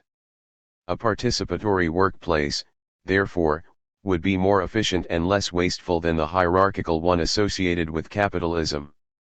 As we discuss in section J.5.12, hierarchy and the struggle it creates always acts as a barrier stopping the increased efficiency associated with workers' participation, undermining the autocratic workplace of capitalism. All this is not to suggest that those at the bottom of hierarchies are victims nor that those at the top of hierarchies only gain benefits, far from it. As Ward and Malatesta indicated, hierarchy by its very nature creates resistance to it from those subjected to it and, in the process, the potential for ending it. See section B.1.6 for more discussion. Conversely, at the summit of the pyramid, we also see the evils of hierarchy. If we look at those at the top of the system, yes, indeed they often do very well in terms of material goods and access to education, leisure, health, and so on, but they lose their humanity and individuality. As Bakunin pointed out, power and authority corrupt those who exercise them as much as those who are compelled to submit to them. The political philosophy of Bakunin, p. 249. Power operates destructively, even on those who have it, reducing their individuality as it renders them stupid and brutal, even when they were originally endowed with the best of talents. One who is constantly striving to force everything into a mechanical order at last becomes a machine himself and loses all human feeling. Rudolf Rocker, Anarcho-Syndicalism, pages 17-8. When it boils down to it, hierarchy is self-defeating, for if wealth is other people, then by treating others as less than yourself, restricting their growth, you lose all the potential insights and abilities these individuals have, so impoverishing your own life and restricting your own growth. Unfortunately, in these days, material wealth, a particularly narrow form of self-interest, has replaced concern for developing the whole person and leading a fulfilling and creative life, a broad self-interest, which places the individual within society, one that recognizes that relationships with others shape and develop all individuals. In a hierarchical, class-based society, everyone loses to some degree, even those at the top. Looking at the environment, the self-defeating nature of hierarchy also becomes clear. The destiny of human life goes hand in hand with the destiny of the non-human world. While being rich and powerful may mitigate the impact of the ecological destruction produced by hierarchies and capitalism, it will not stop them and will, eventually, impact on the elite as well as the many. Little wonder, then, that anarchism works to destroy authority in all its aspects, and refuses all hierarchical organization. Kropotkin, Anarchism, p. 137. B.1.2 Is capitalism hierarchical? Yes. Under capitalism, workers do not exchange the products of their labor, they exchange the labor itself for money. They sell themselves for a given period of time, and in return for wages, promise to obey their paymasters. Those who pay and give the orders, owners and managers, are at the top of the hierarchy, those who obey at the bottom. This means that capitalism, by its very nature, is hierarchical. As Carol Pateman argues, capacities or labor power cannot be used without the worker using his will, his understanding and experience, to put them into effect. The use of labor power requires the presence of its owner, and it remains mere potential until he acts in the manner necessary to put it into use, or agrees or is compelled so to act, that is, the worker must labor. To contract for the use of labor power is a waste of resources unless it can be used in the way in which the new owner requires. The fiction labor power cannot be used. What is required is that the worker labors as demanded. The employment contract must, therefore, create a relationship of command and obedience between employer and worker. In short, the contract in which the worker allegedly sells his labor power is a contract in which, since he cannot be separated from his capacities, he sells command over the use of his body and himself. To obtain the right to use another is to be a civil master. The Sexual Contract, pages 150-1. You need only compare this to Proudhon's comments quoted in section B.1 to see that anarchists have long recognized that capitalism is, by its very nature, hierarchical. The worker is subjected to the authority of the boss during working hours, sometimes outside work too. As Noam Chomsky summarizes, a corporation, factory of business is the economic equivalent of fascism. Decisions and control are strictly top-down. Letters from Lexington, p. 127. The workers' choices are extremely limited. For most people it amount to renting themselves out to a series of different masters. For a lucky few, the option of being a master is available. And master is the right word for, as David Ellerman reminds us, society seems to have covered up in the popular consciousness the fact that the traditional name for employer and employee is master and servant. Property and Contract in Economics, p. 103. This hierarchical control of wage labor has the effect of alienating workers from their own work, and so from themselves. Workers no longer govern themselves during work hours and so are no longer free. And so, due to capitalism, there is an oppression in the land, a form of slavery rooted in current property institutions which produces a social war, inevitable so long as present legal social conditions endure. Voltairine de Cleyre, Op. Cit. pages 54-5. Some defenders of capitalism are aware of the contradiction between the rhetoric of the system and its reality for those subject to it. Most utilize the argument that workers consent to this form of hierarchy. Ignoring the economic conditions which force people to sell their liberty on the labor market, see section B.4.3, the issue instantly arises of whether consent is enough in itself to justify the alienation/selling of a person's liberty. For example, there have been arguments for slavery and monarchy, i.e. dictatorship, rooted in consent. Do we really want to say that the only thing wrong with fascism or slavery is that people do not consent to it? Sadly, some right-wing libertarians come to that conclusion, see section B.4. Some try to redefine the reality of the command and obey of wage labor. To speak of managing, directing, or assigning workers to various tasks is a deceptive way of noting that the employer continually is involved in renegotiation of contracts on terms that must be acceptable to both parties, argue two right-wing economists. Armin Alchian and Harold Domsetz, quoted by Ellerman, Op. Cit.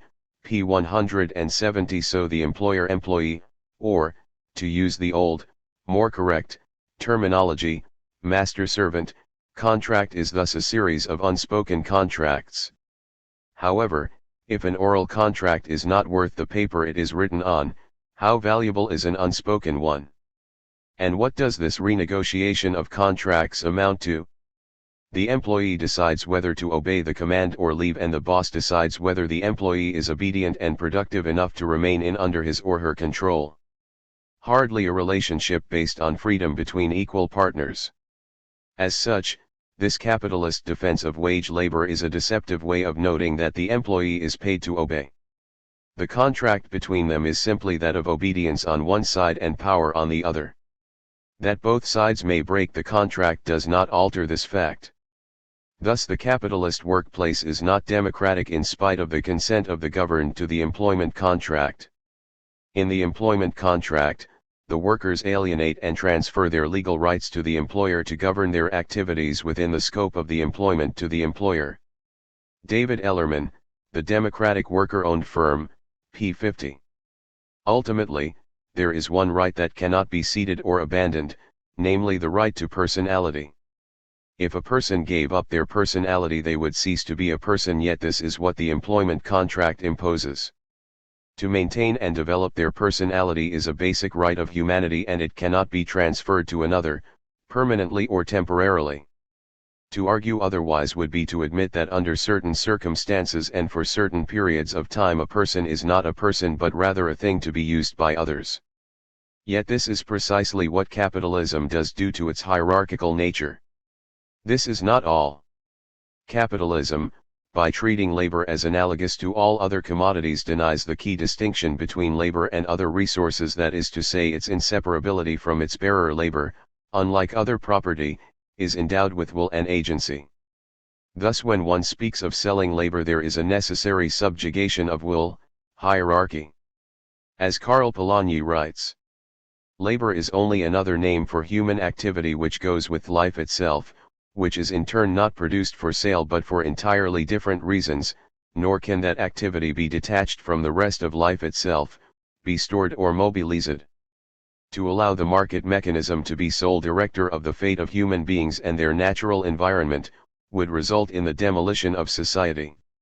For the alleged commodity labor power cannot be shoved about, used indiscriminately, or even left unused, without affecting also the human individual who happens to be the bearer of this peculiar commodity. In disposing of a man's labor power the system would, incidentally, dispose of the physical, psychological, and moral entity man attached to that tag. The Great Transformation, p. 72. In other words, labor is much more than the commodity to which capitalism tries to reduce it. Creative, self-managed work is a source of pride and joy and part of what it means to be fully human. Wrenching control of work from the hands of the worker profoundly harms his or her mental and physical health. Indeed, Proudhon went so far as to argue that capitalist companies plunder the bodies and souls of the wage workers and were an outrage upon human dignity and personality. Op. Cit. p. 219. This is because wage labor turns productive activity and the person who does it into a commodity. People are not human beings so much as human resources. To the morally blind corporation, they are a tool to generate as much profit as possible. And the tool can be treated just like a piece of metal. You use it if you want, you throw it away if you don't want it, says Noam Chomsky. If you can get human beings to become tool like that, it's more efficient by some measure of efficiency, a measure which is based on dehumanization. You have to dehumanize it? That's part of the system. Joel Bacon, The Corporation, p. 69. Separating labor from other activities of life and subjecting it to the laws of the market means to annihilate its natural, organic form of existence, a form that evolved with the human race through tens of thousands of years of cooperative economic activity based on sharing and mutual aid, and replacing it with an atomistic and individualistic one based on contract and competition. Unsurprisingly, this relationship is a very recent development and, moreover, the product of substantial state action and coercion. See section F.8 for some discussion of this. Simply put, the early laborer abhorred the factory, where he or she felt degraded and tortured. While the state ensured a steady pool of landless workers by enforcing private property rights, the early manufacturers also utilized the state to ensure low wages, primarily for social reasons. Only an overworked and downtrodden laborer with no other options would agree to do whatever their master required of them. Legal compulsion and parish serfdom, as in England, noted Polanyi, the rigors of an absolutist labor police as on the continent, indented labor as in the early Americas, were the prerequisites of the willing worker. Op. Cit. pages 164-5. Ignoring its origins in state action, the social relationship of wage labor is then claimed by capitalists to be a source of freedom, whereas in fact it is a form of voluntary servitude. See sections B.4 and A.2.14 for more discussion.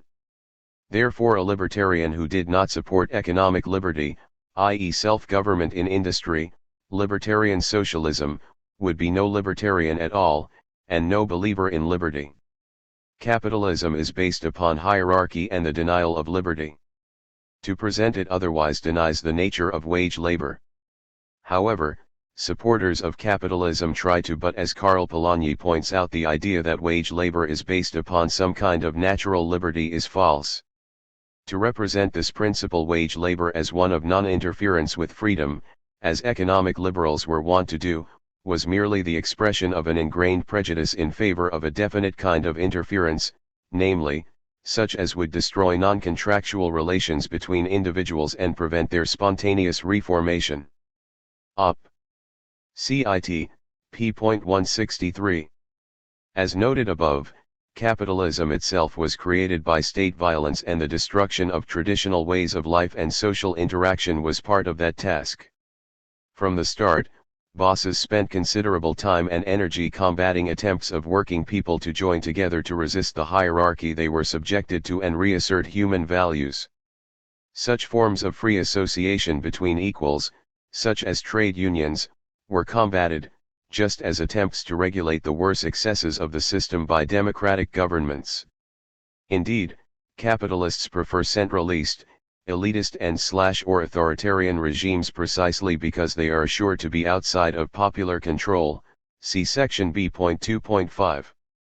They are the only way that contractual relations based on market power could be enforced on an unwilling population.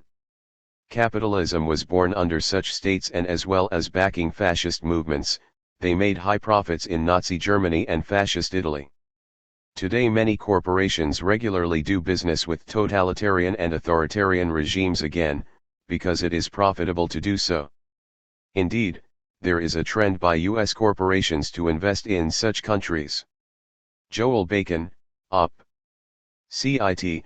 p. 89 and p. 185. Perhaps unsurprisingly, as such regimes are best able to enforce the necessary conditions to commodify labor fully. B.1.3 What kind of hierarchy of values does capitalism create? Anarchists argue that capitalism can only have a negative impact on ethical behavior. This flows from its hierarchical nature. We think that hierarchy must, by its very nature, always impact negatively on morality. As we argued in section A.2.19, ethics is dependent on both individual liberty and equality between individuals. Hierarchy violates both, and so the great sources of moral depravity are capitalism, religion, justice, government. In the domain of economy, coercion has led us to industrial servitude, in the domain of politics to the state. Where the nation, becomes nothing but a mass of obedient subjects to a central authority. This has contributed and powerfully aided to create all the present economic, political, and social evils, and has given proof of its absolute impotence to raise the moral level of societies. It has not even been able to maintain it at the level it had already reached. This is unsurprising, as society developed authoritarian prejudices and men become more and more divided into governors and governed, exploiters and exploited, the moral level fell, and the spirit of the age declined. By violating equality, by rejecting social cooperation between equals in favor of top-down, authoritarian, social relationships which turn some into the tools of others, capitalism, like the state, could not help but erode ethical standards as the moral level of society is debased by the practice of authority. Kropotkin, Anarchism, pages 137-8, p. 106 and p. 139. However, as promoting general unethical behavior, capitalism produces a specific perverted hierarchy of values, one that places humanity below property. As Erich Fromm argues, the use, i.e. exploitation of man by man, is expressive of the system of values underlying the capitalistic system. Capital, the dead past, employs labor, the living vitality and power of the present.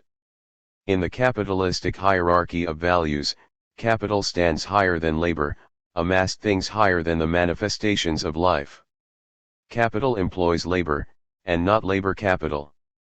The person who owns capital commands the person who only owns his life, human skill, vitality, and creative productivity. Things are higher than man. The conflict between capital and labor is much more than the conflict between two classes, more than their fight for a greater share of the social product. It is the conflict between two principles of value, that between the world of things, and their amassment, and the world of life and its productivity. The Sane Society, pages 94-95. Capitalism only values a person as representing a certain amount of the commodity called labor power, in other words, as a thing. Instead of being valued as an individual, a unique human being with intrinsic moral and spiritual worth, only one's price tag counts. This replacement of human relationships by economic ones soon results in the replacement of human values by economic ones, giving us an ethics of the account book, in which people are valued by how much they earn. It also leads, as Murray Bookchin argues, to a debasement of human values. So deeply rooted is the market economy in our minds that its grubby language has replaced our most hallowed moral and spiritual expressions. We now invest in our children, marriages, and personal relationships, a term that is equated with words like love and care. We live in a world of trade-offs, and we ask for the bottom line of any emotional transaction. We use the terminology of contracts rather than that of loyalties and spiritual affinities.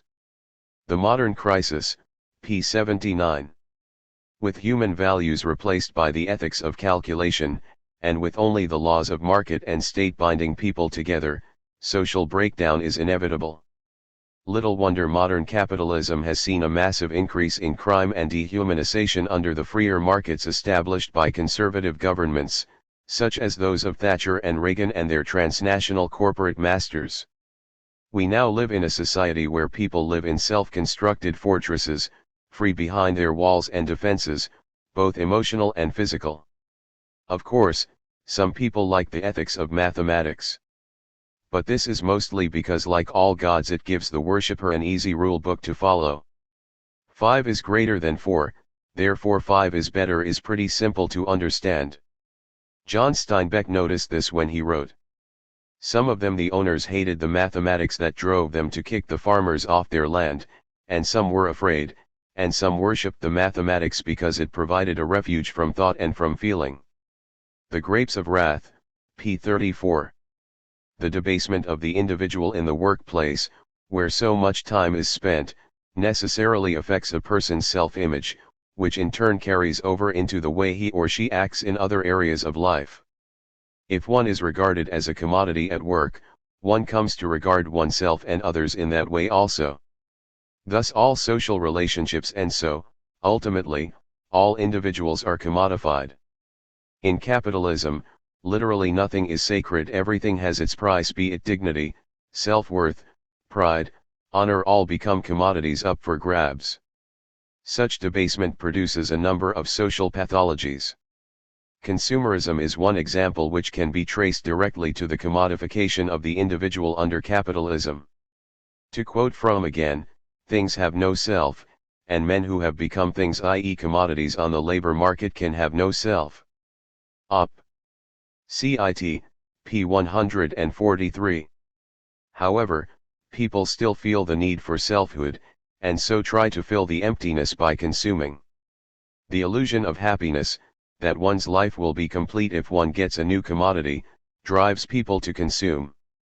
Unfortunately, since commodities are yet more things, they provide no substitute for selfhood, and so the consuming must begin anew. This process is, of course, encouraged by the advertising industry, which tries to convince us to buy what we don't need because it will make us popular / sexy / happy / free / etc. Delete as appropriate. But consuming cannot really satisfy the needs that the commodities are bought to satisfy. Those needs can only be satisfied by social interaction based on truly human values and by creative, self-directed work. This does not mean, of course, that anarchists are against higher living standards or material goods. To the contrary, they recognize that liberty and a good life are only possible when one does not have to worry about having enough food, decent housing, and so forth. Freedom and 16 hours of work a day do not go together, nor do equality and poverty or solidarity and hunger. However, anarchists consider consumerism to be a distortion of consumption caused by the alienating and inhuman account book ethics of capitalism, which crushes the individual and his or her sense of identity, dignity, and selfhood. B.1.4 Why do racism, sexism, and homophobia exist? Since racism, sexism, and homophobia, hatred/fear of homosexuals, are institutionalized throughout society, sexual, racial and gay oppression are commonplace. The primary cause of these three evil attitudes is the need for ideologies that justify domination and exploitation, which are inherent in hierarchy, in other words, theories that justify and explain oppression and injustice. As Tacitus said, we hate those whom we injure. Those who oppress others always find reasons to regard their victims as inferior and hence deserving of their fate. Elites need some way to justify their superior social and economic positions. Since the social system is obviously unfair and elitist, attention must be distracted to other, less inconvenient, facts, such as alleged superiority based on biology or nature. Therefore, doctrines of sexual, racial, and ethnic superiority are inevitable in hierarchical, class-stratified societies. We will take each form of bigotry in turn. From an economic standpoint, racism is associated with the exploitation of cheap labor at home and imperialism abroad. Indeed, early capitalist development in both America and Europe was strengthened by the bondage of people, particularly those of African descent. In the Americas, Australia, and other parts of the world, the slaughter of the original inhabitants and the expropriation of their land was also a key aspect in the growth of capitalism. As the subordination of foreign nations proceeds by force, it appears to the dominant nation that it owes its mastery to its special natural qualities, in other words to its racial characteristics. Thus imperialists have frequently appealed to the Darwinian doctrine of survival of the fittest to give their racism a basis in nature. In Europe, one of the first theories of racial superiority was proposed by Gobineau in the 1850s to establish the natural right of the aristocracy to rule over France. He argued that the French aristocracy was originally of Germanic origin while the masses were Gallic or Celtic, and that since the Germanic race was superior, the aristocracy had a natural right to rule. Although the French masses didn't find this theory particularly persuasive, it was later taken up by proponents of German expansion and became the origin of German racial ideology, used to justify Nazi oppression of Jews and other non-Aryan types. Notions of the white man's burden and manifest destiny developed at about the same time in England and to a lesser extent in America, and were used to rationalize Anglo-Saxon conquest and world domination on a humanitarian basis. Racism and authoritarianism at home and abroad has gone hand in hand. As Rudolf Rocker argued, advocates of the race doctrine have been and are the associates and defenders of every political and social reaction, advocates of the power principle in its most brutal form. He who thinks that he sees in all political and social antagonisms merely blood-determined manifestations of race, denies all conciliatory influence of ideas, all community of ethical feeling, and must at every crisis take refuge in brute force. In fact, race theory is only the cult of power. Racism aids the consolidation of elite power, for by attacking all the achievements, in the direction of personal freedom and the idea of equality, no better moral justification could be produced for the industrial bondage which our holders of industrial power keep before them as a picture of the future. Nationalism and Culture, pages 337-8. The idea of racial superiority was also found to have great domestic utility. As Paul Sweezy points out, the intensification of social conflict within the advanced capitalist countries has to be directed as far as possible into innocuous channels, that is to say, from the standpoint of capitalist class rule. The stirring up of antagonisms along racial lines is a convenient method of directing attention away from class struggle, which of course is dangerous to ruling class interests. Theory of Capitalist Development, p. 311. Indeed, employers have often deliberately fostered divisions among workers on racial lines as part of a strategy of divide and rule. In other contexts, like Northern Ireland or Scotland, the employers have used religion in the same way instead. Employers and politicians have often deliberately fostered divisions among workers on racial lines as part of a strategy of divide and rule. In other contexts, like Tsarist Russia, Northern Ireland, or Scotland, the employers have used religion in the same way. In others, immigrants and native-born is the dividing line. The net effect is the same: social oppressions which range from the extreme violence anarchists like Emma Goldman denounced in the American South, the atrocities rampant in the South, of Negroes lynched, tortured, and burned by infuriated crowds without a hand being raised or a word said for their protection. Emma Goldman, A Documentary History of the American Years, Volume 1, p. 386, or the pogroms against Jews in Tsarist Russia, to discrimination in where people can live, what jobs people can get, less pay, and so on. For those in power, this makes perfect sense, as racism, like other forms of bigotry, can be used to split and divide the working class by getting people to blame others of their class for the conditions they all suffer. In this way, the anger people feel about the problems they face are turned away from their real causes onto scapegoats. Thus white workers are subtly, and sometimes not so subtly, encouraged, for example, to blame unemployment, poverty, and crime on blacks or Hispanics instead of capitalism and the white, male, elites who run it and who directly benefit from low wages and high profits. Discrimination against racial minorities and women makes sense for capitalism, for in this way profits are enlarged directly and indirectly.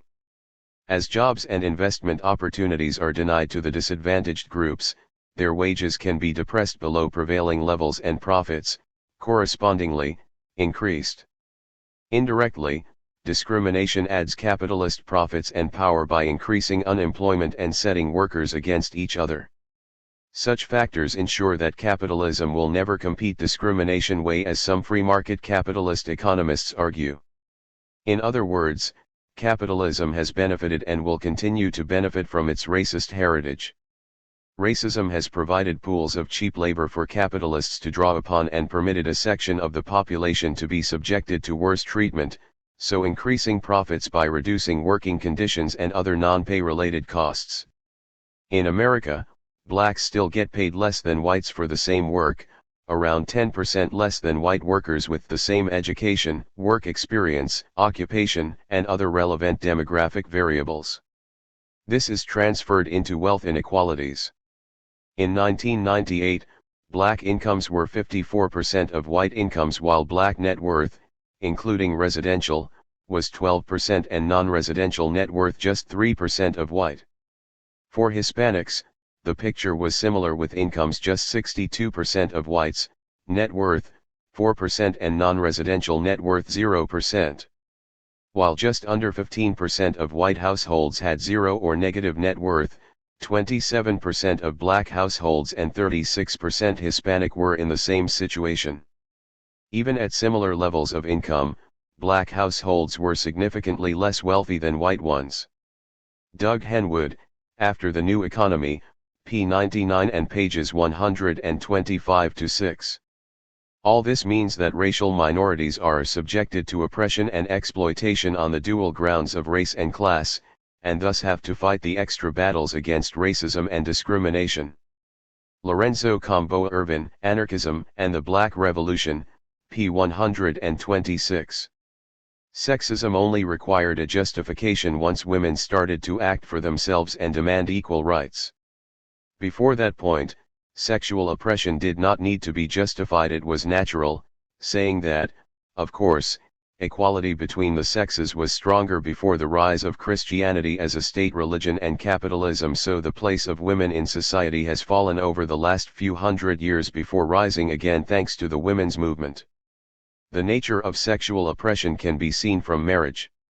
Emma Goldman pointed out that marriage stands for the sovereignty of the man over the women, with her complete submission to the husband's whims and commands. Read Emma Speaks, p. 164. As Carol Pateman notes, until the late 19th century the legal and civil position of a wife resembled that of a slave. A slave had no independent legal existence apart from his master, and husband and wife became one person, the person of the husband. Indeed, the law was based on the assumption that a wife was, like, property, and only the marriage contract includes the explicit commitment to obey. The sexual contract, p. 119, p. 122 and p. 181. However, when women started to question the assumptions of male domination, numerous theories were developed to explain why women's oppression and domination by men was natural. Because men enforced their rule over women by force, men's superiority was argued to be a natural product of their gender, which is associated with greater physical strength, on the premise that might makes right. In the 17th century, it was argued that women were more like animals than men, thus proving that women had as much right to equality with men as sheep did. More recently, elites have embraced sociobiology in response to the growing women's movement. By explaining women's oppression on biological grounds, a social system run by men and for men could be ignored. Women's subservient role also has economic value for capitalism. We should note that Goldman considered capitalism to be another paternal arrangement like marriage, both of which rob people of their birthright, stunts their growth, poisons their bodies and keeps people in ignorance, in poverty and dependence. Op. Cit. p. 210.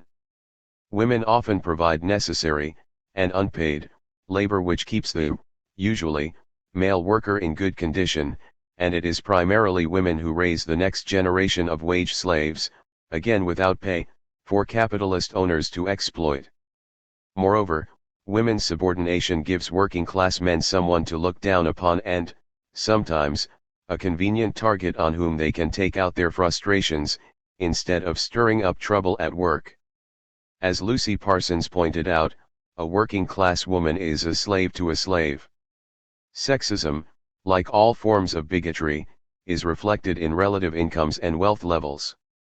In the U.S., women, on average, were being paid 57% the amount men were in 2001, an improvement than the 39% 20 years earlier. Part of this is due to fewer women working than men, but for those who do work outside the home their incomes were 66% than of men's, up from 47% in 1980 and 38% in 1970. Those who work full-time, their income 76% of men's, up from the 60% average through most of the 1970s. However, as with the black-white gap, this is due in part to the stagnant income of male workers, In 1998 men's real incomes were just 1% above 1989 levels while women's were 14% above. So rather than the increase in income being purely the result of women entering high-paying and largely male occupations and them closing the gender gap, it has also been the result of the intense attacks on the working class since the 1980s, which has de-unionist and de-industrialist America. This has resulted in a lot of high-paying male jobs have been lost and more women have entered the job market to make sure their families make ends. Henwood, Op. Cit. p. 91-2. Turning away from averages, we discover that sexism results in women being paid about 12% less than men during the same job, with the same relative variables, like work experience, education, and so forth. Needless to say, as with racism, such relevant variables are themselves shaped by discrimination. Women, like blacks, are less likely to get job interviews and jobs. Sexism even affects types of jobs. For example, caring professions pay less than non-caring ones because they are seen as feminine and involve the kinds of tasks which women do at home without pay. In general, female-dominated industries pay less. In 1998, occupations that were over 90% male had a median wage almost 10% above average, while those over 90% female, almost 25% below. One study found that a 30% increase in women in an occupation translated into a 10% decline in average pay. Needless to say, having children is bad economic news for most women. Women with children earn 10 to 15% less than women without children, while for men the opposite is the case. Having maternity level, incidentally, have a far smaller motherhood penalty. Henwood, Op. Cit. p. 95-7. The oppression of lesbians, gays, and bisexuals is inextricably linked with sexism. A patriarchal, capitalist society cannot see homosexual practices as the normal human variations they are because they blur that society's rigid gender roles and sexist stereotypes. Most young gay people keep their sexuality to themselves for fear of being kicked out of home, and all gays have the fear that some straights will try to kick their sexuality out of them if they express their sexuality freely. As with those subject to other forms of bigotry, gays are also discriminated against economically, gay men earning about 4 to 7% less than the average straight man. Henwood, Op. Cit. p. 100. Thus the social oppression which result in having an alternative sexuality are experienced on many different levels, from extreme violence to less pay for doing the same work. Gays are not oppressed on a whim but because of the specific need of capitalism for the nuclear family. The nuclear family, as the primary and inexpensive creator of submissive people, growing up within the authoritarian family, gets children used to, and respectful of, hierarchy and subordination. See section B.1.5, as well as provider and carer for the workforce, fulfills an important need for capitalism. Alternative sexualities represent a threat to the family model because they provide a different role model for people. This means that gays are going to be in the front line of attack whenever capitalism wants to reinforce family values, i.e. submission to authority, tradition, morality, and so on. The introduction of Clause 28 in Britain is a good example of this, with the government making it illegal for public bodies to promote gay sexuality, i.e. to present it as anything other than a perversion. In American, the right is also seeking to demonize homosexuality as part of their campaign to reinforce the values of the patriarchal family unit and submission to traditional authority. Therefore, the oppression of people based on their sexuality is unlikely to end until sexism is eliminated. This is not all. As well as adversely affecting those subject to them, sexism, racism and homophobia are harmful to those who practice them, and in some way benefit from them, within the working class itself. Why this should be the case is obvious, once you think about it. All three divide the working class, which means that whites, males, and heterosexuals hurt themselves by maintaining a pool of low-paid competing labor, ensuring low wages for their own wives, daughters, mothers, relatives, and friends. Such divisions create inferior conditions and wages for all as capitalists gain a competitive advantage using this pool of cheap labor, forcing all capitalists to cut conditions and wages to survive in the market. In addition, such social hierarchies, by undermining solidarity against the employer on the job and the state, possibly create a group of excluded workers who could become scabs during strikes. Also, privileged sections of the working class lose out because their wages and conditions are less than those which unity could have won them. Only the boss really wins. This can be seen from research into the subject. The researcher Al Zymanski sought to systematically and scientifically test the proposition that white workers gain from racism, racial discrimination and white gain, in American Sociological Review, Volume 41, Number 3, June 1976, pages 403 to 414. He compared the situation of white and non-white, i.e. Black, Native American, Asian and Hispanic, workers in United States and found several key things. 1. The narrower the gap between white and black wages in an American state, the higher white earnings were relative to white earnings elsewhere. This means that whites do not benefit economically by economic discrimination. White workers especially appear to benefit economically from the absence of economic discrimination, both in the absolute level of their earnings and in relative equality among whites. p. 413. In other words, the less wage discrimination there was against black workers, the better were the wages that white workers received. 2. The more non-white people in the population of a given American state, the more inequality there was between whites. In other words, the existence of a poor, oppressed group of workers reduced the wages of white workers, although it did not affect the earnings of non-working class whites very much. The greater the discrimination against non-white people, the greater the inequality among whites. p. 410. So white workers clearly lost economically from this discrimination. 3. He also found that the more intense racial discrimination is, the lower are the white earnings because of its effect on working class solidarity. p. 412. In other words, racism economically disadvantages white workers because it undermines the solidarity between black and white workers and weakens trade union organization. So overall, these white workers receive some apparent privileges from racism, but are in fact screwed by it. Thus racism and other forms of hierarchy actually works against the interests of those working class people who practice it and, by weakening workplace and social unity, benefits the ruling class. As long as discrimination exists and racial or ethnic minorities are oppressed, the entire working class is weakened. This is so because the capitalist class is able to use racism to drive down the wages of individual segments of the working class by inciting racial antagonism and forcing a fight for jobs and services. This division is a development that ultimately undercuts the living standards of all workers. Moreover, by pitting whites against blacks and other oppressed nationalities, the capitalist class is able to prevent workers from uniting against their common enemy. As long as workers are fighting each other, the capitalist class is secure.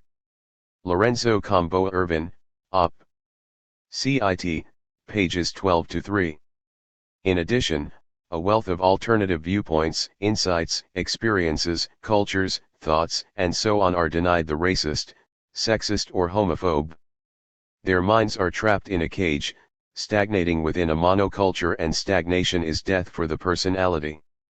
Such forms of oppression are dehumanizing for those who practice them, for the oppressor lives as a role, not as a person, and so are restricted by it and cannot express their individuality freely, and so do so in very limited ways.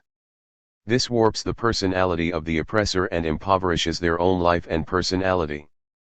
Homophobia and sexism also limits the flexibility of all people, gay or straight, to choose the sexual expressions and relationships that are right for them.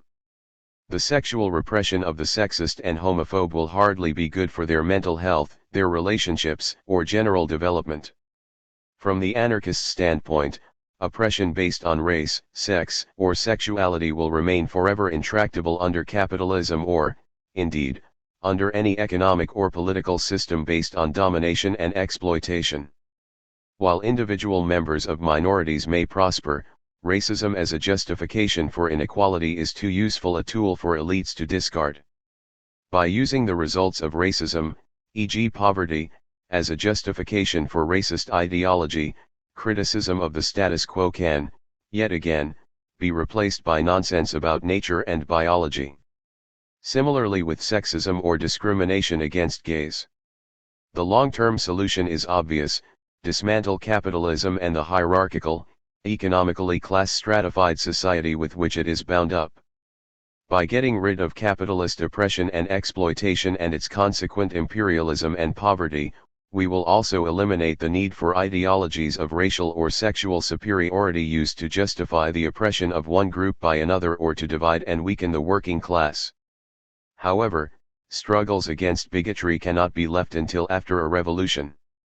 If they were, two things are likely: 1. Such a revolution would be unlikely to happen, and 2. If it were, then these problems would more than likely remain in the new society created by it. Therefore the negative impacts of inequality can and must be fought in the here and now, like any form of hierarchy. Indeed, as we discuss in more detail section B.1.6, by doing so we make life a bit better in the here and now, as well as bringing the time when such inequalities are finally ended nearer.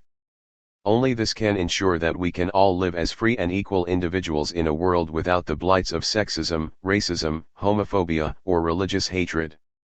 Needless to say, anarchists totally reject the kind of equality that accepts other kinds of hierarchy, that accepts the dominant priorities of capitalism and the state and accedes to the devaluation of relationships and individuality in name of power and wealth. There is a kind of equality in having equal opportunities, in having black, gay, or women bosses and politicians, but one that misses the point. Saying "me too," instead of "what a mess," does not suggest real liberation, just different bosses and new forms of oppression. We need to look at the way society is organized, not at the sex, color, nationality, or sexuality of who is giving the orders. B.1.5 How is the mass psychological basis for authoritarian civilization created? We noted in section A.3.6 that hierarchical, authoritarian institutions tend to be self-perpetuating, because growing up under their influence creates submissive/authoritarian personalities, people who both respect authority, based on fear of punishment, and desire to exercise it themselves on subordinates. Individuals with such a character structure do not really want to dismantle hierarchies, because they are afraid of the responsibility entailed by genuine freedom. It seems natural and right to them that society's institutions, from the authoritarian factory to the patriarchal family, should be pyramidal, with an elite at the top giving orders while those below them merely obey. Thus we have the spectacle of so-called libertarians and anarcho-capitalists bleating about liberty while at the same time advocating factory fascism and privatist states. In short, authoritarian civilization reproduces itself with each generation because, through an intricate system of conditioning that permeates every aspect of society, it creates masses of people who support the status quo. Wilhelm Reich has given one of the most thorough analyses of the psychological processes involved in the reproduction of authoritarian civilization. Reich based his analysis on four of Freud's most solidly grounded discoveries, namely, 1. That there exists an unconscious part of the mind which has a powerful though irrational influence on behavior, 2. That even the small child develops a lively genital sexuality, i.e. a desire for sexual pleasure which has nothing to do with procreation, 3. That childhood sexuality along with the Oedipal conflicts that arise in parent-child relations under monogamy and patriarchy are usually repressed through fear of punishment or disapproval for sexual acts and thoughts, 4. That this blocking of the child's natural sexual activity and extinguishing it from memory does not weaken its force in the unconscious, but actually intensifies it and enables it to manifest itself in various pathological disturbances and antisocial drives, and 5. That, far from being of divine origin, human moral codes are derived from the educational measures used by the parents and parental surrogates in earliest childhood. The most effective of these being the ones opposed to childhood sexuality.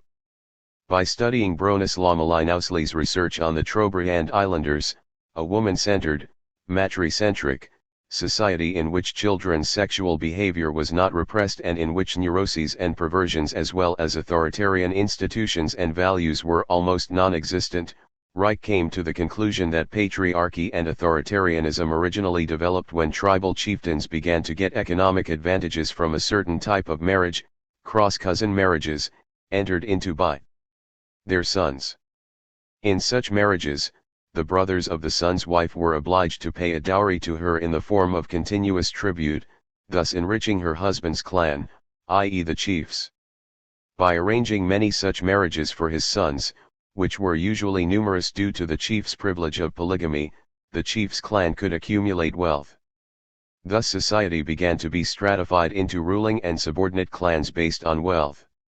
To secure the permanence of these good marriages, strict monogamy was required.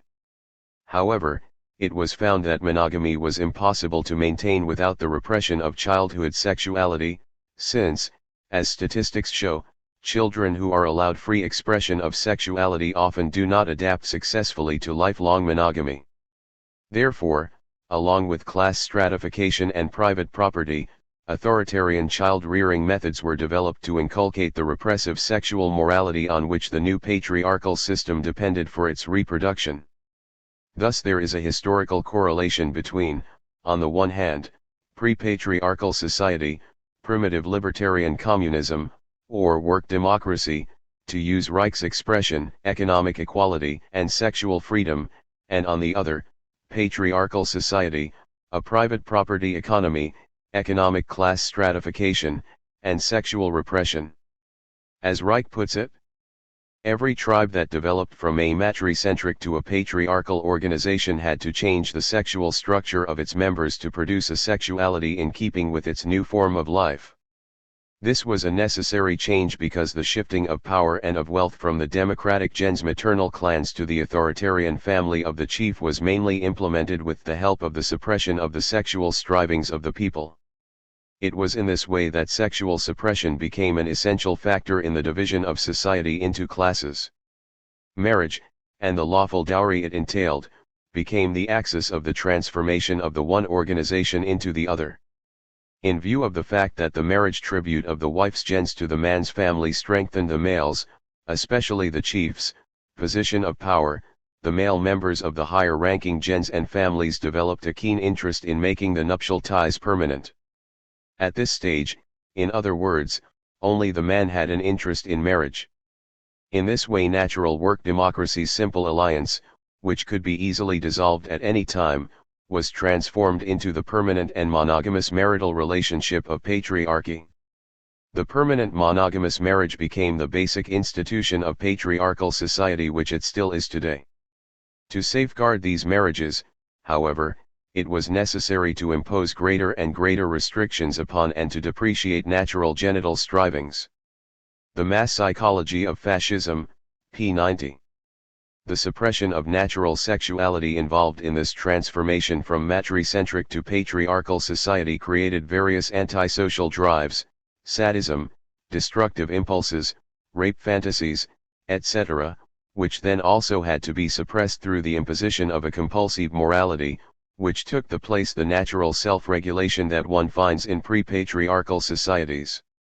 In this way, sex began to be regarded as dirty, diabolical, wicked, etc., which it had indeed become through the creation of secondary drives. Thus, the patriarchal authoritarian sexual order that resulted from the revolutionary processes of latter-day matricentrism, economic independence of the chief's family from the maternal gens, a growing exchange of goods between the tribes, development of the means of production, etc., becomes the primary basis of authoritarian ideology by depriving the women, children, and adolescents of their sexual freedom, making a commodity of sex and placing sexual interests in the service of economic subjugation. From now on, sexuality is indeed distorted, it becomes diabolical and demonic and has to be curbed. Reich, Op. Cit. p. 88. Once the beginnings of patriarchy are in place, the creation of a fully authoritarian society based on the psychological crippling of its members through sexual suppression follows. the moral inhibition of the child's natural sexuality, the last stage of which is the severe impairment of the child's genital sexuality, makes the child afraid, shy, fearful of authority, obedient, good, and docile in the authoritarian sense of the words. It has a crippling effect on man's rebellious forces because every vital life impulse is now burdened with severe fear, and since sex is a forbidden subject, thought in general and man's critical faculty also become inhibited. In short, morality's aim is to produce acquiescent subjects who, despite distress and humiliation, are adjusted to the authoritarian order.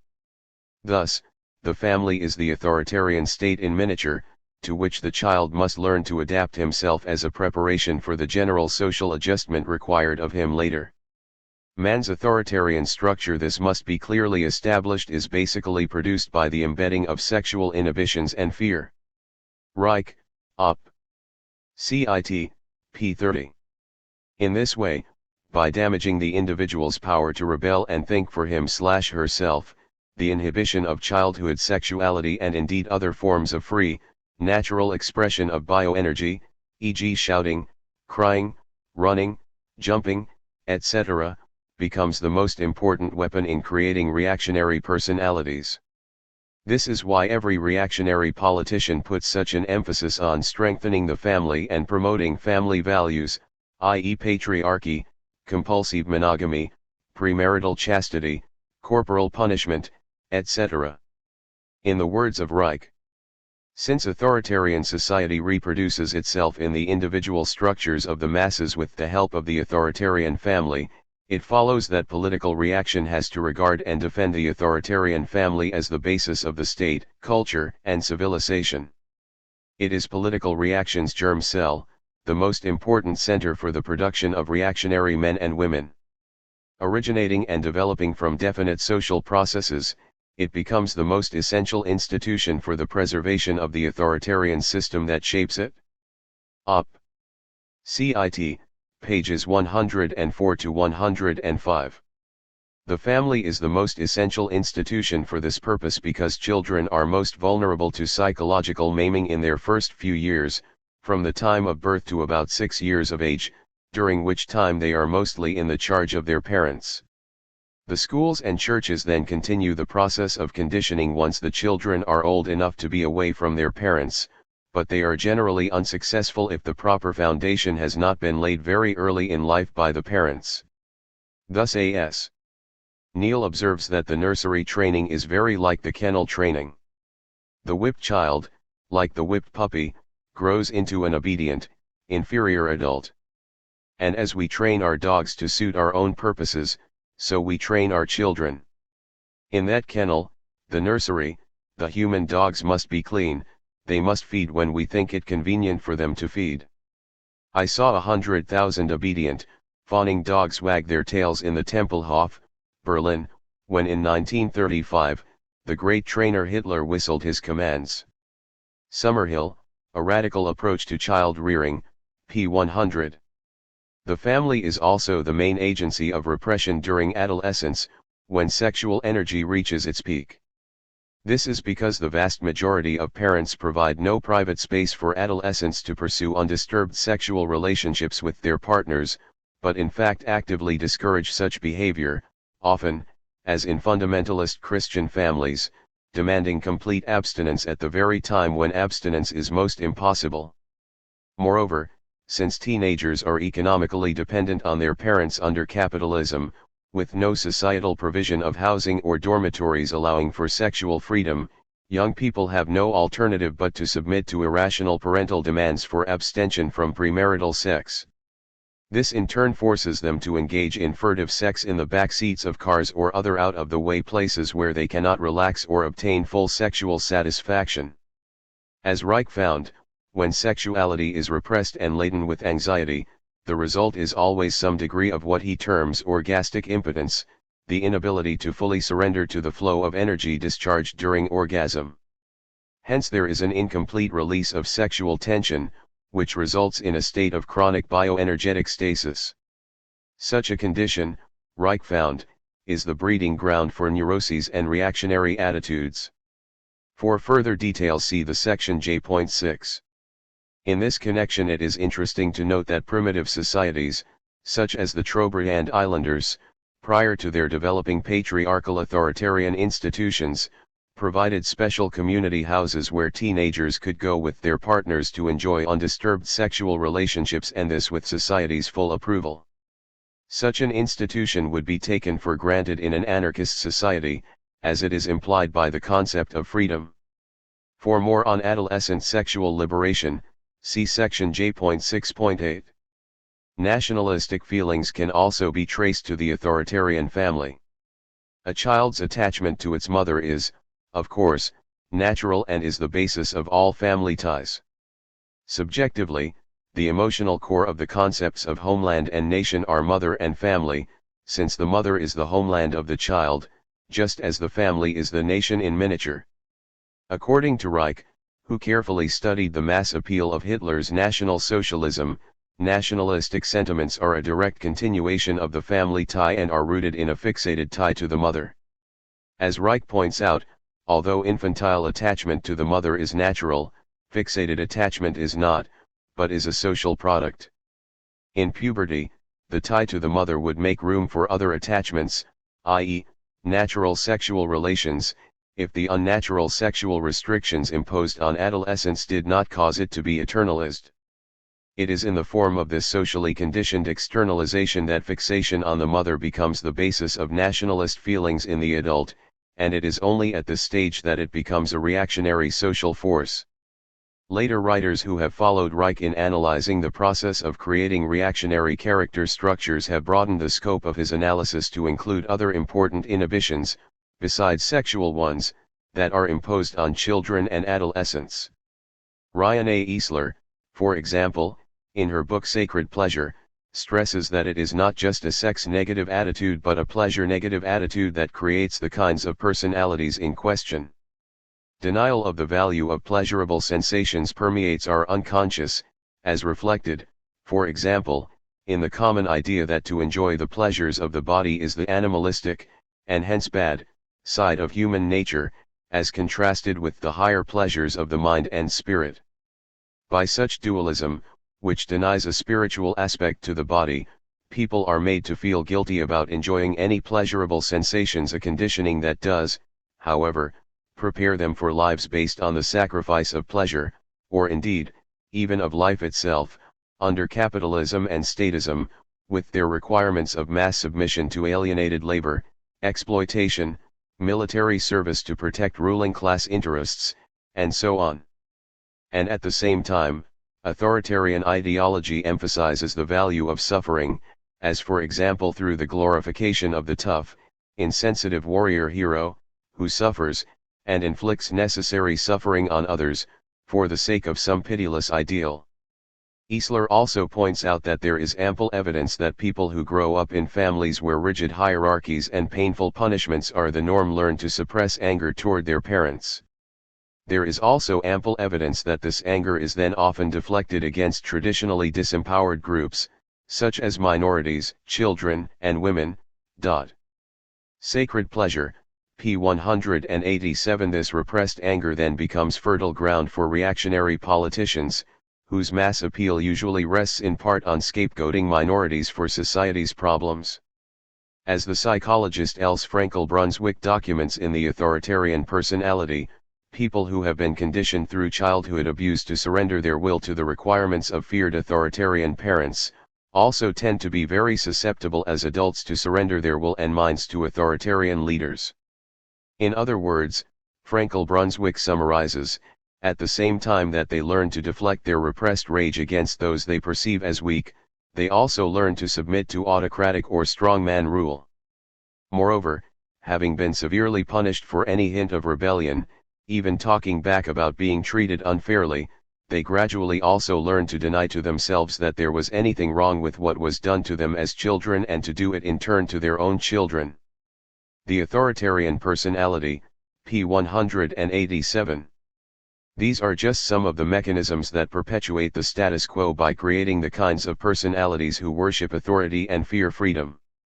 Consequently, anarchists are generally opposed to traditional child-rearing practices, the patriarchal authoritarian family, and its values, the suppression of adolescent sexuality, and the pleasure-denying, pain-affirming attitudes taught by the church and in most schools. In place of these, anarchists favor non-authoritarian, non-repressive child-rearing practices and educational methods, see sections J.6 and SEC J.5.13, respectively, whose purpose is to prevent, or at least minimize, the psychological crippling of individuals, allowing them instead to develop natural self-regulation and self-motivated learning. This, we believe, is the only way for people to grow up into happy, creative, and truly freedom-loving individuals who will provide the psychological ground where anarchist economic and political institutions can flourish. B.1.6 Can hierarchy be ended? Faced with the fact that hierarchy, in its many distinctive forms, has been with us such a long time and so negatively shapes those subject to it, some may conclude that the anarchist hope of ending it, or even reducing it, is little more than a utopian dream. Surely, it will be argued, as anarchists acknowledge that those subject to a hierarchy adapt to it, this automatically excludes the creation of people able to free themselves from it. Anarchists disagree. Hierarchy can be ended, both in specific forms and in general. A quick look at the history of the human species shows that this is the case. People who have been subject to monarchy have ended it, creating republics where before absolutism reigned. Slavery and serfdom have been abolished. Alexander Berkman simply stated the obvious when he pointed out that many ideas, once held to be true, have come to be regarded as wrong and evil. Thus the ideas of divine right of kings, of slavery and serfdom. There was a time when the whole world believed those institutions to be right, just, and unchangeable. However, they became discredited and lost their hold upon the people, and finally the institutions that incorporated those ideas were abolished as they were useful only to the master class and were done away with by popular uprisings and revolutions. What is anarchism? P. 178 It is unlikely, therefore, that current forms of hierarchy are exceptions to this process. Today, we can see that this is the case. Malatesta's comments of over 100 years ago are still valid: the oppressed masses have never completely resigned themselves to oppression and poverty, and show themselves thirsting for justice, freedom, and well-being. Anarchy, p. 33 Those at the bottom are constantly resisting both hierarchy and its negative effects and, equally important, creating non-hierarchical ways of living and fighting. This constant process of self-activity and self-liberation can be seen from the labor, women's, and other movements in which, to some degree, people create their own alternatives based upon their own dreams and hopes. Anarchism is based upon, and grew out of, this process of resistance, hope and direct action. In other words, the libertarian elements that the oppressed continually produce in their struggles within and against hierarchical systems are extrapolated and generalized into what is called anarchism. It is these struggles and the anarchistic elements they produce which make the end of all forms of hierarchy not only desirable, but possible. So while the negative impact of hierarchy is not surprising, neither is the resistance to it. This is because the individual is not a blank sheet of paper on which culture can write its text. He or she is an entity charged with energy and structured in specific ways, which, while adapting itself, reacts in specific and ascertainable ways to external conditions. In this process of adaptation, people develop definite mental and emotional reactions which follow from specific properties of our nature. Erich Fromm, Man for Himself, p. 23 and p. 22 For example. Man can adapt himself to slavery, but he reacts to it by lowering his intellectual and moral qualities. Man can adapt himself to cultural conditions which demand the repression of sexual strivings, but in achieving this adaptation he develops neurotic symptoms. He can adapt to almost any culture pattern, but insofar as these are contradictory to his nature he develops mental and emotional disturbances which force him eventually change these conditions since he cannot change his nature. If man could adapt himself to all conditions without fighting those which are against his nature, he would have no history. Human evolution is rooted in man's adaptability and in certain indestructible qualities of his nature which compel him to search for conditions better adjusted to his intrinsic needs. Op. Cit. Pages 22 to 23. So as well as adaptation to hierarchy, there is resistance. This means that modern society, capitalism, like any hierarchical society, faces a direct contradiction. On the one hand, such systems divide society into a narrow stratum of order givers and the vast majority of the population who are, officially, excluded from decision-making, who are reduced to carrying out, executing, the decisions made by the few. As a result, most people suffer feelings of alienation and unhappiness. However, in practice, people try and overcome this position of powerlessness, and so hierarchy produces a struggle against itself by those subjected to it. This process goes on all the time, to a greater or lesser degree, and is an essential aspect in creating the possibility of political consciousness, social change, and revolution. People refuse to be treated like objects, as required by hierarchical society, and by so doing hierarchy creates the possibility for its own destruction. For the inequality in wealth and power produced by hierarchies, between the powerful and the powerless, between the rich and the poor, has not been ordained by God, nature, or some other superhuman force. It has been created by a specific social system, its institutions and workings, a system based upon authoritarian social relationships which affect us both physically and mentally. So there is hope. Just as authoritarian traits are learned, so can they be unlearned. As Carol Pateman summarizes, the evidence supports the argument that we do learn to participate by participating, and that a participatory environment might also be effective in diminishing tendencies toward non-democratic attitudes in the individual. Participaton and Democratic Theory, p. 105. So oppression reproduces resistance and the seeds of its own destruction. It is for this reason anarchists stress the importance of self-liberation, see section A.2.7, and support all struggles for partial freedom, because we are convinced that one learns through struggle, and that once one begins to enjoy a little freedom one ends by wanting it all. Malatesta, Errico Malatesta, His Life and Ideas, p. 195. By means of direct action, see section J.2, people exert themselves and stand up for themselves. This breaks the conditioning of hierarchy, breaks the submissiveness which hierarchical social relationships both need and produce. Thus the daily struggles against oppression serve as a training camp to develop a person's understanding of their proper role in life, to cultivate their self-reliance and independence, teach him or her mutual help and cooperation, and make him or her conscious of their responsibility. They will learn to decide and act on their own behalf, not leaving it to leaders or politicians to attend to their affairs and look out for their welfare.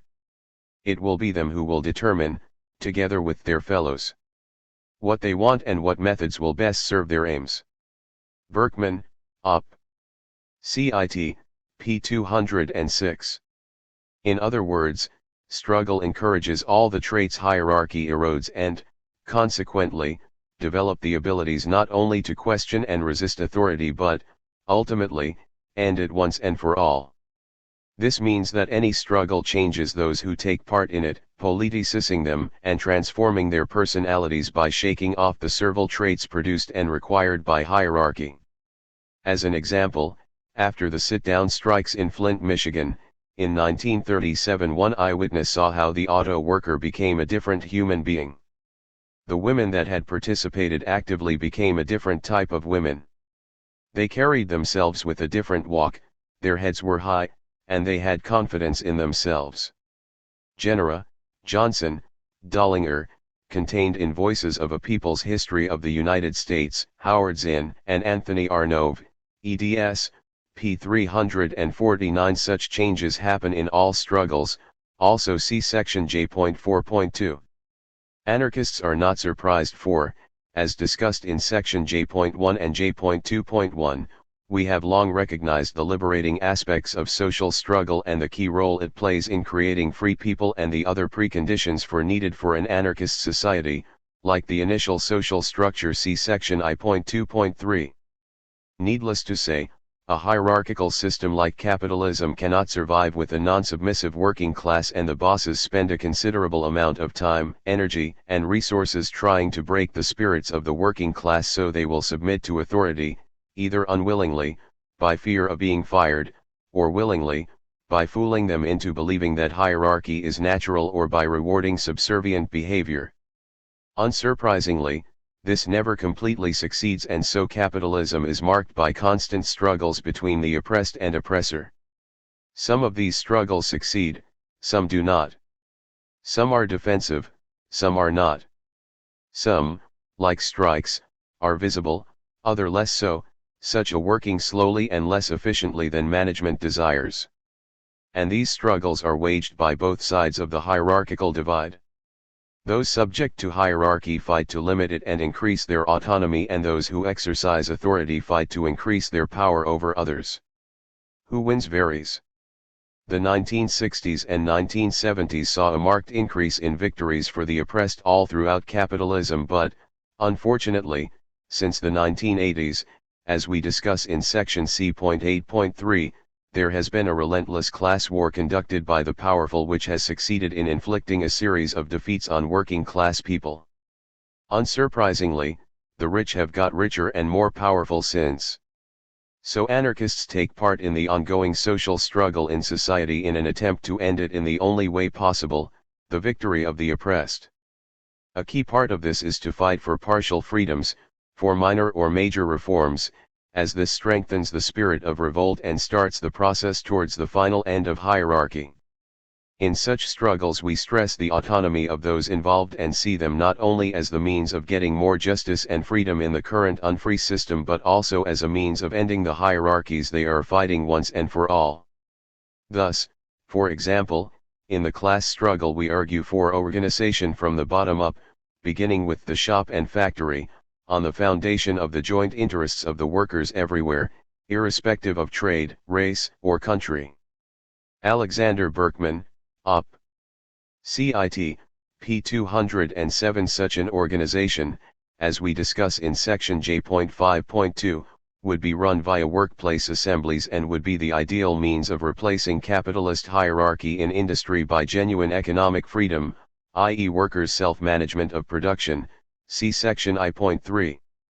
Similarly, in the community we argue for popular assemblies, see section J.5.1, as a means of not only combating the power of the state but also replaced it with by free, self-managed, communities, see section I.5.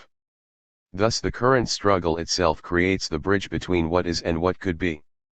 Assembly and community must arise from within the revolutionary process itself. Indeed, the revolutionary process must be the formation of assembly and community, and with it, the destruction of power.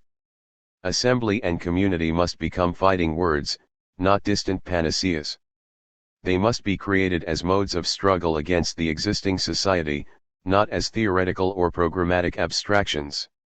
Murray Bookchin, Post-Scarcity Anarchism, p. 104. This is not all. As well as fighting the state and capitalism, we also need fight all other forms of oppression.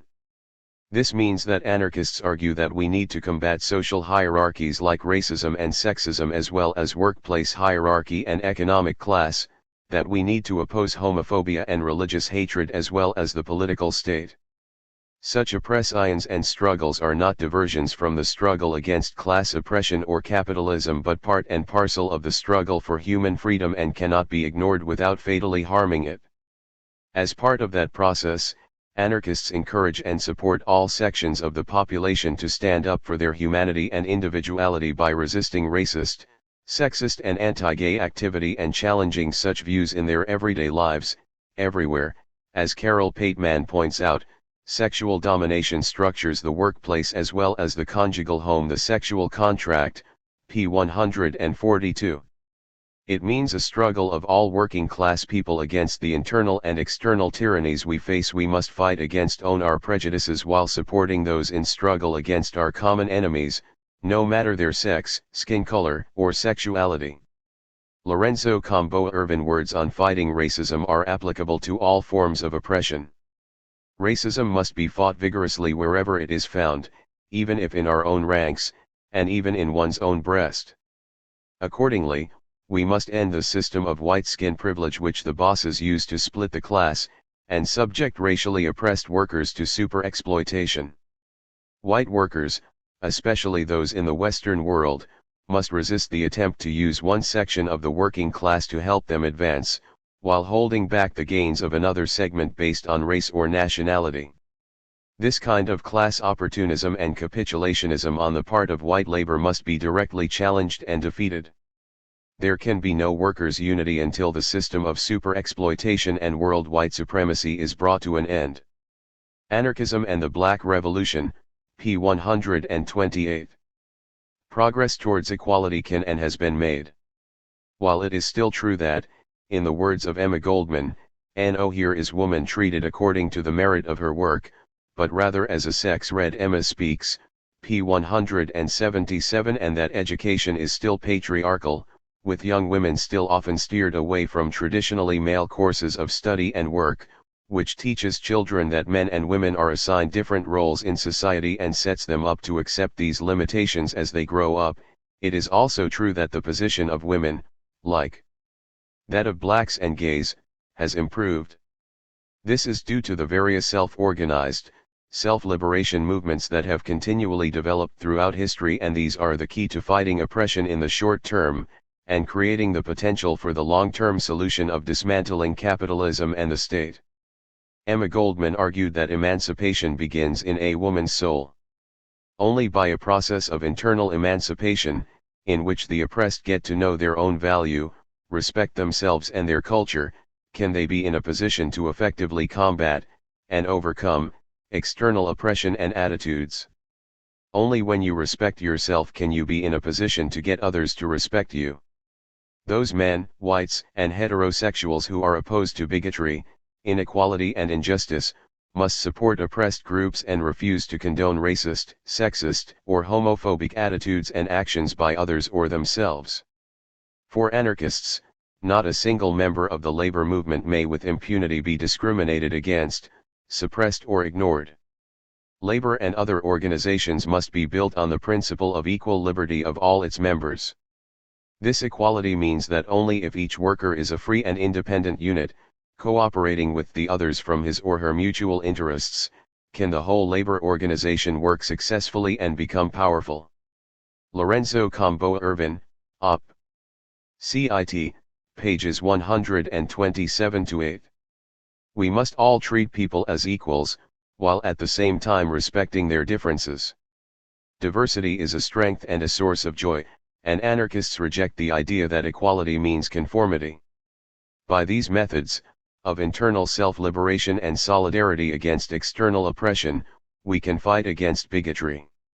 Racism, sexism, and homophobia can be reduced, perhaps almost eliminated, before a social revolution has occurred by those subject to them organizing themselves, fighting back autonomously and refusing to be subjected to racial, sexual, or anti-gay abuse or to allowing others to get away with it, which plays an essential role in making others aware of their own attitudes and actions, attitudes they may even be blind to.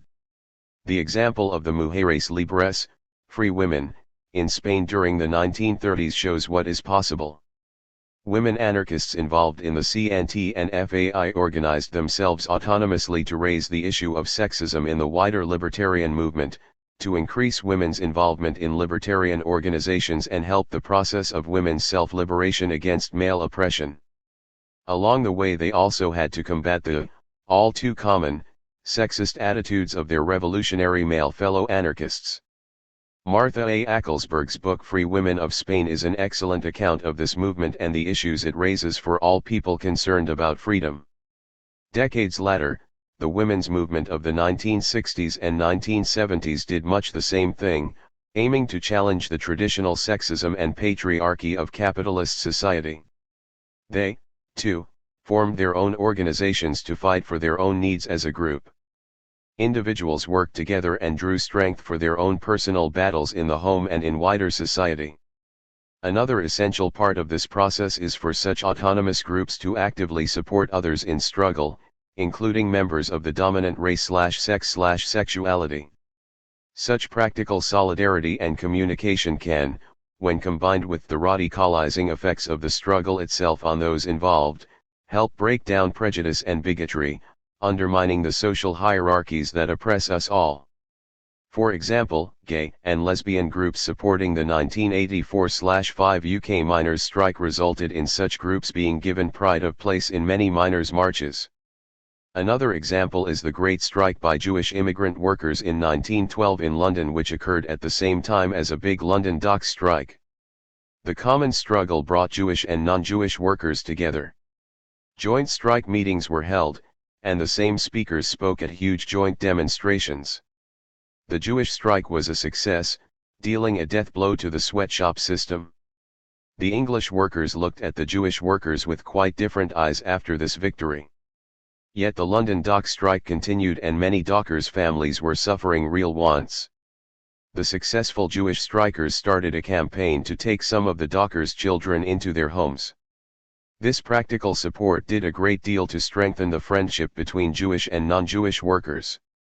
Rudolf Rocker, London Years, p. 129 and p. 131. This solidarity was repaid in October 1936, when the dockers were at the forefront in stopping Mosley's fascist black shirts marching through Jewish areas, the famous Battle of Cable Street.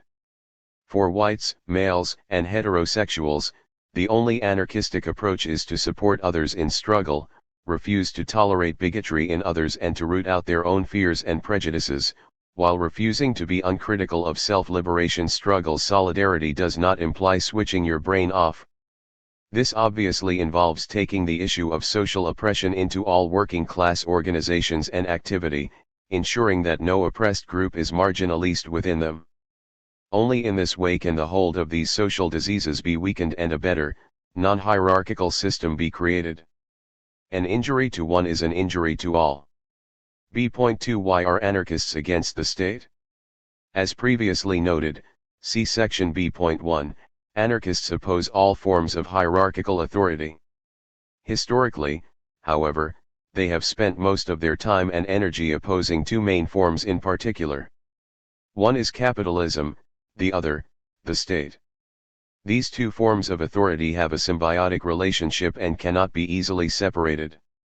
State and capitalism are facts and conceptions which we cannot separate from each other. In the course of history, these institutions have developed, supporting and reinforcing each other. They are connected with each other not as mere accidental coincidences. They are linked together by the links of cause and effect. Kropotkin, Evolution and Environment, p. 94. In this section, in consequence, as well as explaining why anarchists oppose the state, we will necessarily have to analyze the relationship between it and capitalism. So what is the state? As Malatesta put it, anarchists have used the word state, and still do, to mean the sum total of the political, legislative, judiciary, military and financial institutions through which the management of their own affairs, the control over their personal behavior, the responsibility for their personal safety, are taken away from the people and entrusted to others who, by usurpation or delegation, are vested with the power to make laws for everything and everybody, and to oblige the people to observe them, if need be, by the use of collective force. Anarchy, p. 17. He continues. For us, government or the state is made up of all the governors, and the governors are those who have the power to make laws regulating interhuman relations and to see that they are carried out. And who have the power, to a greater or lesser degree, to make use of the social power, that is of the physical, intellectual, and economic power of the whole community, in order to oblige everybody to carry out their wishes. And this power, in our opinion, constitutes the principle of government, of authority. Op. Cit. p. 19. Kropotkin presented a similar analysis, arguing that the state not only includes the existence of a power situated above society, but also of a territorial concentration as well as the concentration in the hands of a few of many functions in the life of societies. A whole mechanism of legislation and of policing has to be developed in order to subject some classes to the domination of others. The state, its historic role, p10 for Bakunin, all states are in essence only machines governing the masses from above, through a privileged minority, allegedly knowing the genuine interests of the people better than the people themselves. The political philosophy of Bakunin, p. 211 on this subject Murray Bookchin writes. Minimally, the state is a professional system of social coercion, not merely a system of social administration as it is still naively regarded by the public and by many political theorists. The word professional should be emphasized as much as the word coercion. It is only when coercion is institutionalized into a professional, systematic, and organized form of social control, that is, when people are plucked out of their everyday lives in a community and expected not only to administer it but to do so with the backing of a monopoly of violence, that we can properly speak of a state. Remaking Society, p. 66. As Bookchin indicates, anarchists reject the idea that the state is the same as society or that any grouping of human beings living and organized together is a state.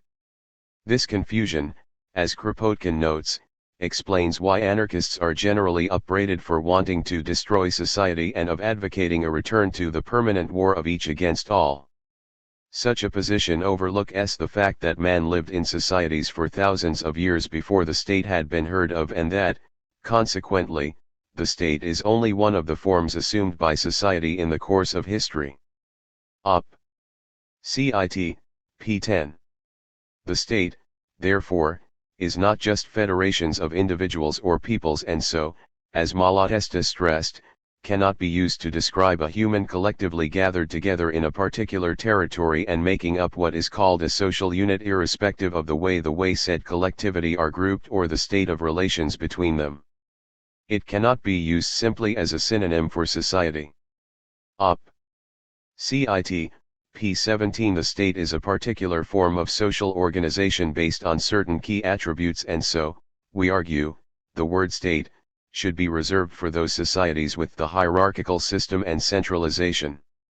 Peter Kropotkin, Ethics, p. 317 f. As such, the state is a historic, transitory institution, a temporary form of society, and one whose utter extinction is possible as the state is not society. Bakunin, Michael Bakunin, Selected Writings, p. 151. In summary, the state is a specific way in which human affairs are organized in a given area, a way marked by certain institutions which, in turn, have certain characteristics.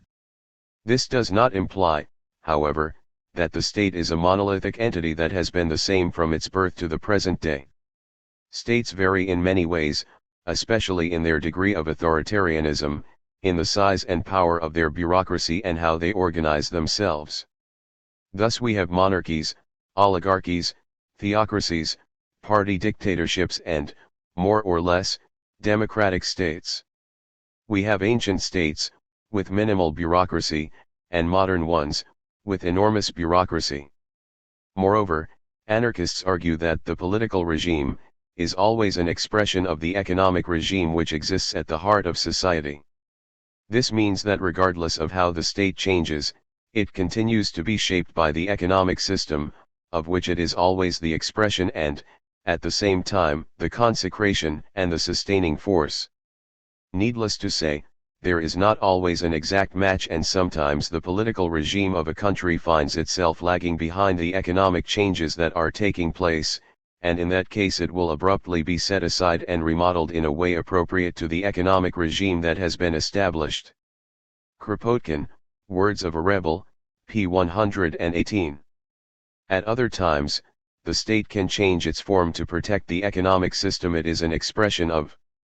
Thus we see democracies turn to dictatorships in the face of popular revolts and movements. The most obvious examples of Pinochet's Chile, Franco's Spain, Mussolini's Italy, and Hitler's Germany are all striking confirmations of Bakunin's comment that while no government could serve the economic interests of the bourgeoisie better than a republic, that class would prefer, military dictatorship if needed to crush the revolts of the proletariat. Bakunin on Anarchism, p. 417. However, as much as the state may change its form, it still has certain characteristics which identify a social institution as a state. As such, we can say that, for anarchists, the state is marked by three things: a monopoly of violence in a given territorial area, this violence having a professional, institutional nature, and a hierarchical nature, centralization of power and initiative into the hands of a few. Of these three aspects, the last one, its centralist, hierarchical nature, is the most important simply because the concentration of power into the hands of the few ensures a division of society into government and governed, which necessitates the creation of a professional body to enforce that division. Hence we find Bakunin arguing that with the state there must go also, all organization of social life from the top downward, via legislation and government. The political philosophy of Bakunin, p. 242. In other words, the people was not governing itself. Kropotkin, op. Cit. p. 120. This aspect implies the rest. In a state, all the people residing in an area are subject to the state, submitting themselves to the individuals who make up the institution of authority ruling that territory. To enforce the will of this few, they must have a monopoly of force within the territory. As the members of the state collectively monopolize political decision-making power, they are a privileged body separated by its position and status from the rest of the population as a whole, which means they cannot rely on them to enforce its will. This necessitates a professional body of some kind to enforce their decisions, a separate police force or army rather than the people armed. Given this, the division of society into rulers and ruled is the key to what constitutes a state. Without such a division, we would not need a monopoly of violence and so would simply have an association of equals, unmarked by power and hierarchy, such as exists in many stateless primitive tribes and will exist in a future anarchist society. And, it must be stressed, such a division exists even in democratic states, as with the state there is always a hierarchical and status difference between rulers and ruled. Even if it is a democracy, where we suppose those who rule today are not rulers tomorrow, there are still differences in status. In a democratic system, only a tiny minority will ever have the opportunity to rule, and these are invariably drawn from the elite. Harold Barclay, The State, pages 23-4. Thus, the essence of government is that it is a thing apart, developing its own interests, and so is an institution existing for its own sake, preying upon the people, and teaching them whatever will tend to keep it secure in its seat. Voltairine Declare, the Voltairine Declare reader, p. 27 and p. 26. And so despotism resides not so much in the form of the state or power as in the very principle of the state and political power. Bakunin, op. Cit. p. 211. As the state is the delegation of power into the hands of the few, it is obviously based on hierarchy. This delegation of power results in the elected people becoming isolated from the mass of people who elected them and outside of their control, see section B.2.4. In addition, as those elected are given power over a host of different issues and told to decide upon them, a bureaucracy soon develops around them to aid in their decision-making and enforce those decisions once they have been reached. However, this bureaucracy, due to its control of information and its permanency, soon has more power than the elected officials. Therefore, a highly complex state machine leads to the formation of a class especially concerned with state management, which, using its acquired experience, begins to deceive the rest for its personal advantage. Kropotkin, Selected Writings on Anarchism and Revolution, p. 61. This means that those who serve the people's, so-called, servant have more power than those they serve, just as the politician has more power than those who elected him. All forms of state-like, i.e. hierarchical, organizations inevitably spawn a bureaucracy about them. This bureaucracy soon becomes the de facto focal point of power in the structure, regardless of the official rules. This marginalization and disempowerment of ordinary people, and so the empowerment of a bureaucracy, is the key reason for anarchist opposition to the state. Such an arrangement ensures that the individual is disempowered, subject to bureaucratic, authoritarian rule which reduces the person to an object or a number, not a unique individual with hopes, dreams, thoughts, and feelings.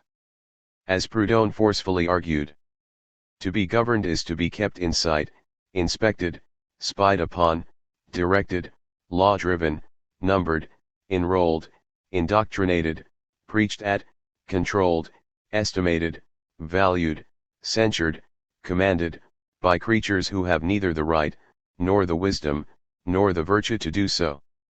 To be governed is to be at every operation, at every transaction, noted, registered, enrolled, taxed, stamped, measured, numbered, assessed, licensed, authorized, admonished, forbidden, reformed, corrected, punished.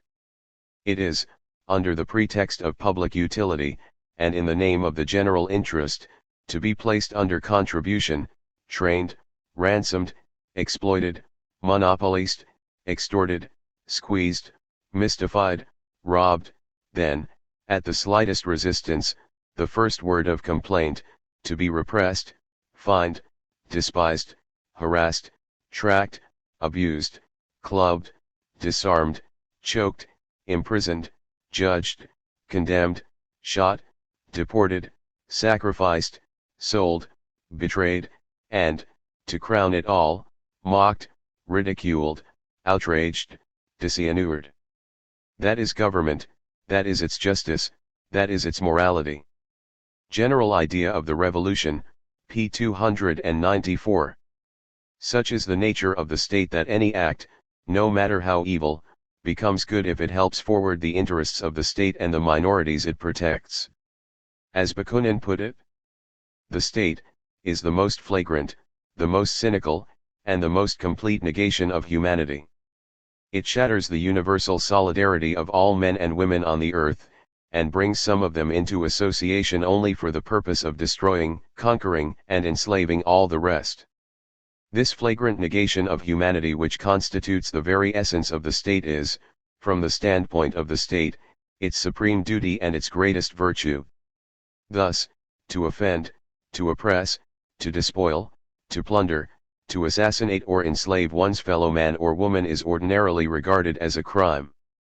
In public life, on the other hand, from the standpoint of patriotism, when these things are done for the greater glory of the state, for the preservation or the extension of its power, it is all transformed into duty and virtue. And this virtue, this duty, are obligatory for each patriotic citizen, everyone if supposed to exercise them not against foreigners only but against one's own fellow citizens, whenever the welfare of the state demands it. This explains why, since the birth of the state, the world of politics has always been and continues to be the stage for unlimited rascality and brigandage.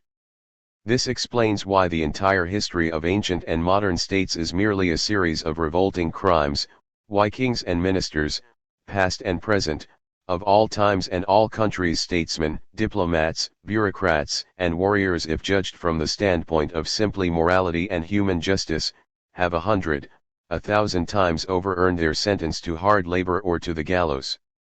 There is no horror, no cruelty, sacrilege, or perjury, no imposture, no infamous transaction, no cynical robbery, no bold plunder or shabby betrayal that has not been or is not daily being perpetrated by the representatives of the states, under no other pretext than those elastic words, so convenient and yet so terrible, for reasons of state. Bakunin on Anarchism, pages 133-4. Governments habitually lie to the people they claim to represent in order to justify wars, reductions, if not the destruction, of civil liberties and human rights, policies which benefit the few over the many, and other crimes. And if its subjects protest, the state will happily use whatever force deemed necessary to bring the rebels back in line, labeling such repression law and order. Such repression includes the use of death squads, the institutionalization of torture, collective punishments, indefinite imprisonment, and other horrors at the worst extremes. Little wonder the state usually spends so much time ensuring the education of its population only by obscuring, when not hiding, its actual practices can it ensure the allegiance of those subject to it. The history of the state could be viewed as nothing more than the attempts of its subjects to control it and bind it to the standards people apply to themselves.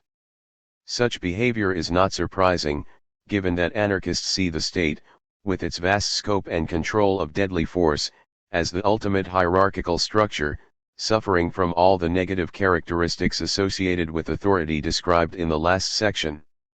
Any logical and straightforward theory of the state, argued Bakunin, is essentially founded upon the principle of authority, that is the eminently theological, metaphysical, and political idea that the masses, always incapable of governing themselves, must at all times submit to the beneficent yoke of a wisdom and a justice imposed upon them, in some way or other, from above.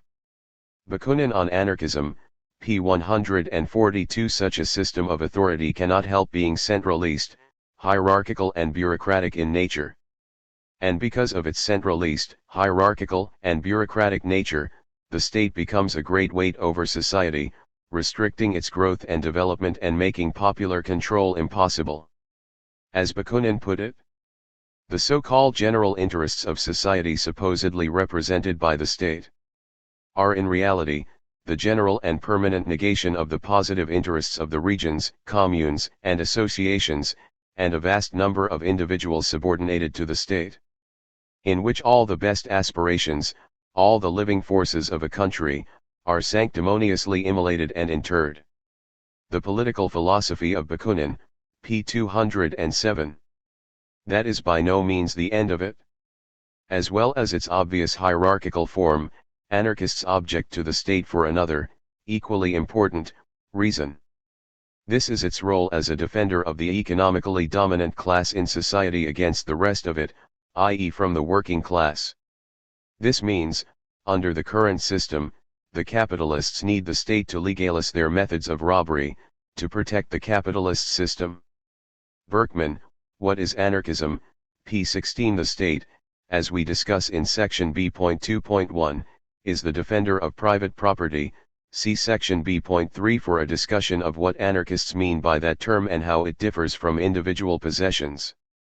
This means that in capitalist states the mechanisms of state domination are controlled by and for a corporate elite, and hence the large corporations are often considered to belong to a wider state complex. Indeed, as we discuss in more depth in section F.8, the state has been, and still is, the main pillar and the creator, direct and indirect, of capitalism and its powers over the masses. Kropotkin, Evolution and Environment, p. 97. Section B.2.3 indicates how this domination is achieved in a representative democracy. However, this does not mean anarchists think that the state is purely an instrument of economic class rule. As Malatesta argued, while a special class, government, which, provided with the necessary means of repression, exists to legalize and protect the owning class from the demands of the workers, it uses the powers at its disposal to create privileges for itself and to subject, if it can, the owning class itself as well. Enrico Malatesta, His Life and Ideas, p. 183. Thus the state has interests of its own, distinct from and sometimes in opposition to the economic ruling elite.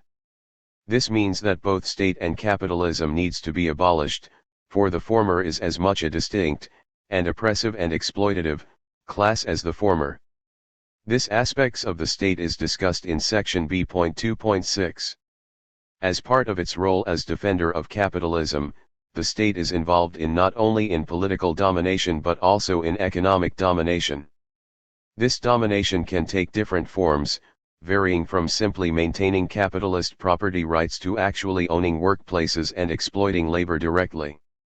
Thus every state intervenes in the economy in some manner. While this is usually to favor the economically dominant, it can also occur try and mitigate the antisocial nature of the capitalist market and regulate its worse abuses. We discuss this aspect of the state in section B.2.2. Needless to say, the characteristics which mark a state did not develop by chance. As we discuss in section H.3.7, Anarchists have an evolutionary perspective on the state. This means that it has a hierarchical nature in order to facilitate the execution of its role, its function.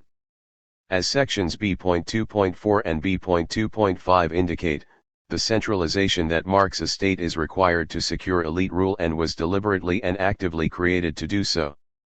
This means that states, by their very nature, are top-down institutions which centralize power into a few hands and, as a consequence, a state with its traditions, its hierarchy, and its narrow nationalism can not be utilized as an instrument of emancipation. Kropotkin, Evolution and Environment, p. 78. It is for this reason that anarchists aim to create a new form of social organization and life, a decentralist one based on decision-making from the bottom up and the elimination of hierarchy. Finally, we must point out that anarchists, while stressing what states have in common, do recognize that some forms of the state are better than others. Democracies, for example, tend to be less oppressive than dictatorships or monarchies. As such, it would be false to conclude that anarchists, in criticizing the democratic government, we thereby show our preference for the monarchy. We are firmly convinced that the most imperfect republic is 1,000 times better than the most enlightened monarchy. Bakunin on Anarchism, p. 144. However, this does not change the nature or role of the state. Indeed, what liberties we have are not dependent on the goodwill of the state but rather the result of people standing against it and exercising their autonomy. Left to itself, the state would soon turn the liberties and rights it says it defends into dead laws, things that look good in print but not practiced in real life. So in the rest of this section we will discuss the state, its role, its impact on a society's freedom and who benefits from its existence. Kropotkin's classic essay, The State, Its Historic Role, is recommended for further reading on this subject. Harold Barclay's The State is a good overview of the origins of the state, how it has changed over the millenniums and the nature of the modern state. B.2.1 What is main function of the state? The main function of the state is to guarantee the existing social relationships and their sources within a given society through centralized power and a monopoly of violence. To use Malatesta's words, the state is basically the property owner's gendarme. This is because there are two ways of oppressing men and women, either directly by brute force, by physical violence, or indirectly by denying them the means of life and thus reducing them to a state of surrender. The owning class, gradually concentrating in their hands the means of production, the real sources of life, agriculture, industry, barter, etc., end up establishing their own power which, by reason of the superiority of its means, always ends by more or less openly subjecting the political power, which is the government, and making it into its own gendarme. Op. Cit. p. 23, p. 21 and p. 22. The state, therefore, is the political expression of the economic structure of society and, therefore, the representative of the people who own or control the wealth of the community and the oppressor of the people who do the work which creates the wealth. Nicholas Walter, About Anarchism, p. 37. It is therefore no exaggeration to say that the state is the extractive apparatus of society's parasites. The state ensures the exploitative privileges of its ruling elite by protecting certain economic monopolies from which its members derive their wealth. The nature of these economic privileges varies over time. Under the current system, this means defending capitalist property rights, see section B.3.2.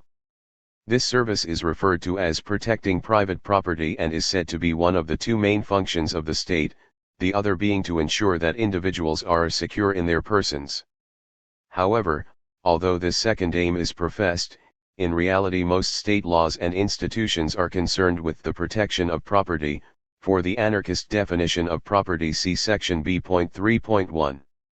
From this we may infer that references to the security of persons, crime prevention, etc., are mostly rationalizations of the state's existence and smoke screens for its perpetuation of elite power and privileges. This does not mean that the state does not address these issues. Of course it does, but, to quote Kropotkin, any laws developed from the nucleus of customs useful to human communities, have been turned to account by rulers to sanctify their own domination of the people, and maintained only by the fear of punishment. Anarchism, p. 215. Simply put, if the state presented nothing but a collection of prescriptions serviceable to rulers, it would find some difficulty in ensuring acceptance and obedience, and so the law reflects customs essential to the very being of society, but these are cleverly intermingled with usages imposed by the ruling caste and both claim equal respect from the crowd. Thus the state's laws have a twofold character. While its origin is the desire of the ruling class to give permanence to customs imposed by themselves for their own advantage, it also passes into law customs useful to society, customs which have no need of law to ensure respect, unlike those other customs useful only to rulers, injurious to the mass of the people, and maintained only by the fear of punishment. Kropotkin, Op. Cit.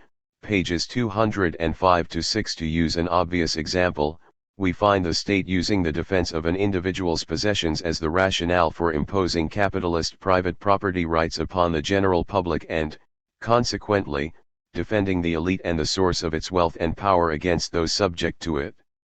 Moreover, even though the state does take a secondary interest in protecting the security of persons, particularly elite persons, the vast majority of crimes against persons are motivated by poverty and alienation due to state-supported exploitation, and also by the desensitization to violence created by the state's own violent methods of protecting private property. In other words, the state rationalizes its existence by pointing to the social evils it itself helps to create, either directly or indirectly. Hence, anarchists maintain that without the state and the crime-engendering conditions to which it gives rise, it would be possible for decentralist, voluntary community associations to deal compassionately, not punitively, with the few incorrigibly violent people who might remain. See section I.5.8. Anarchists think it is pretty clear what the real role of the modern state is. It represents the essential coercive mechanisms by which capitalism and the authority relations associated with private property are sustained. The protection of property is fundamentally the means of assuring the social domination of owners over non-owners, both in society as a whole and in the particular case of a specific boss over a specific group of workers. Class domination is the authority of property owners over those who use that property, and it is the primary function of the state to uphold that domination, and the social relationships that generate it.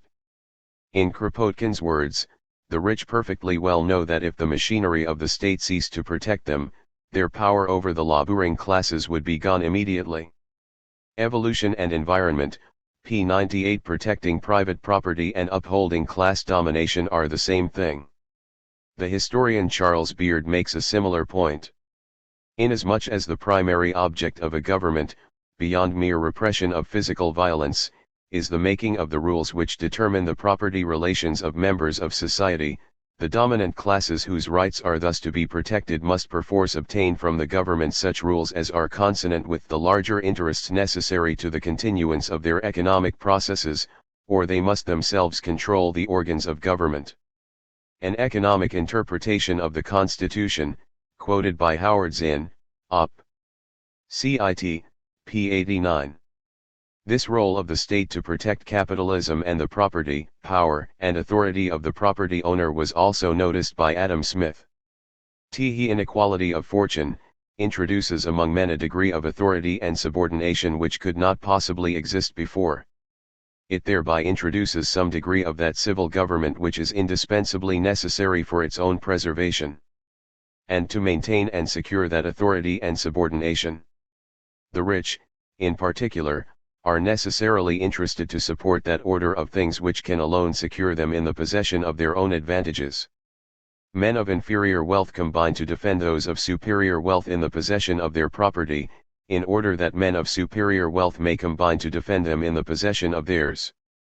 The maintenance of their lesser authority depends upon that of his greater authority, and that upon their subordination to him depends his power of keeping their inferiors in subordination to them. They constitute a sort of little nobility, who feel themselves interested to defend the property and to support the authority of their own little sovereign in order that he may be able to defend their property and to support their authority. Civil government, so far as it is instituted for the security of property, is in reality instituted for the defense of the rich against the poor, or of those who have some property against those who have none at all.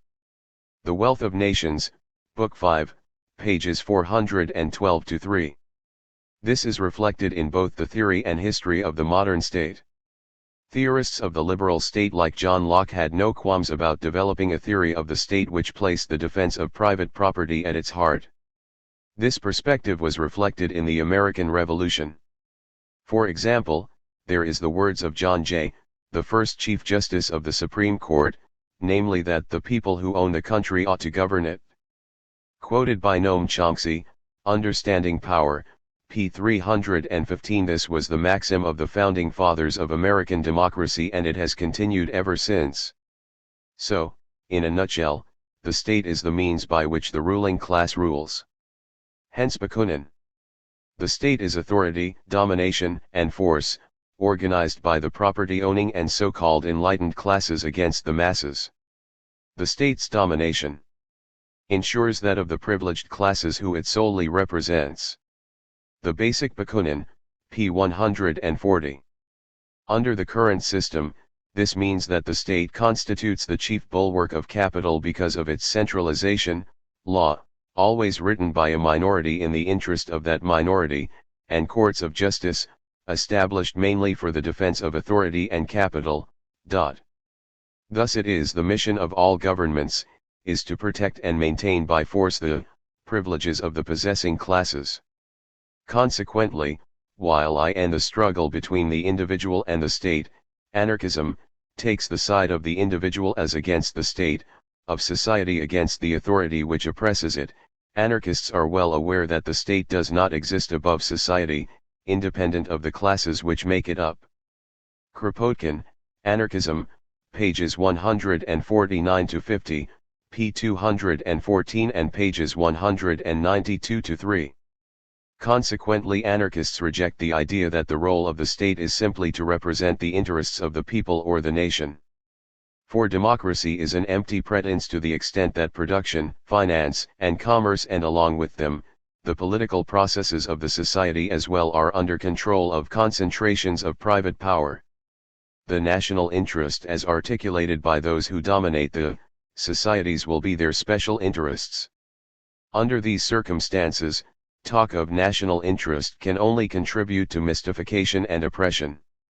Noam Chomsky, Radical Priorities, p. 52. As we discuss in section D.6, nationalism always reflects the interests of the elite, not those who make up a nation, and, consequently, anarchists reject the notion as nothing more than a con, i.e. the use of affection of where you live to further ruling class aims and power. Indeed, part of the state's role as defender of the ruling elite is to do so internationally, defending national, i.e. elite, interests against the elites of other nations. Thus we find that at the IMF and World Bank, nations are represented by ministers who are closely aligned with particular constituents within their countries. The trade ministers reflect the concerns of the business community, while the finance ministers and central bank governors are closely tied to financial community. They come from financial firms, and after their period in service, that is where they return. These individuals see the world through the eyes of the financial community. Unsurprisingly, the decisions of any institution naturally reflect the perspectives and interests of those who make the decisions, and so the policies of the international economic institutions are all too often closely aligned with the commercial and financial interests of those in the advanced industrial countries. Joseph Stiglitz, Globalization and its Discontents, pages 19-20. This, it must be stressed, does not change in the so-called democratic state. Here, however, the primary function of the state is disguised by the democratic facade of the representative electoral system, through which it is made to appear that the people rule themselves. Thus Bakunin writes that the modern state unites in itself the two conditions necessary for the prosperity of the capitalistic economy, state centralization and the actual subjection of the people to the minority allegedly representing it but actually governing it. Op. Cit. p. 210. How this is achieved is discussed in section B.2.3.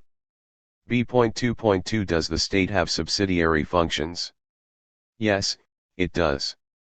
While, as discussed in the last section, the state is an instrument to maintain class rule, this does not mean that it is limited to just defending the social relationships in a society and the economic and political sources of those relationships.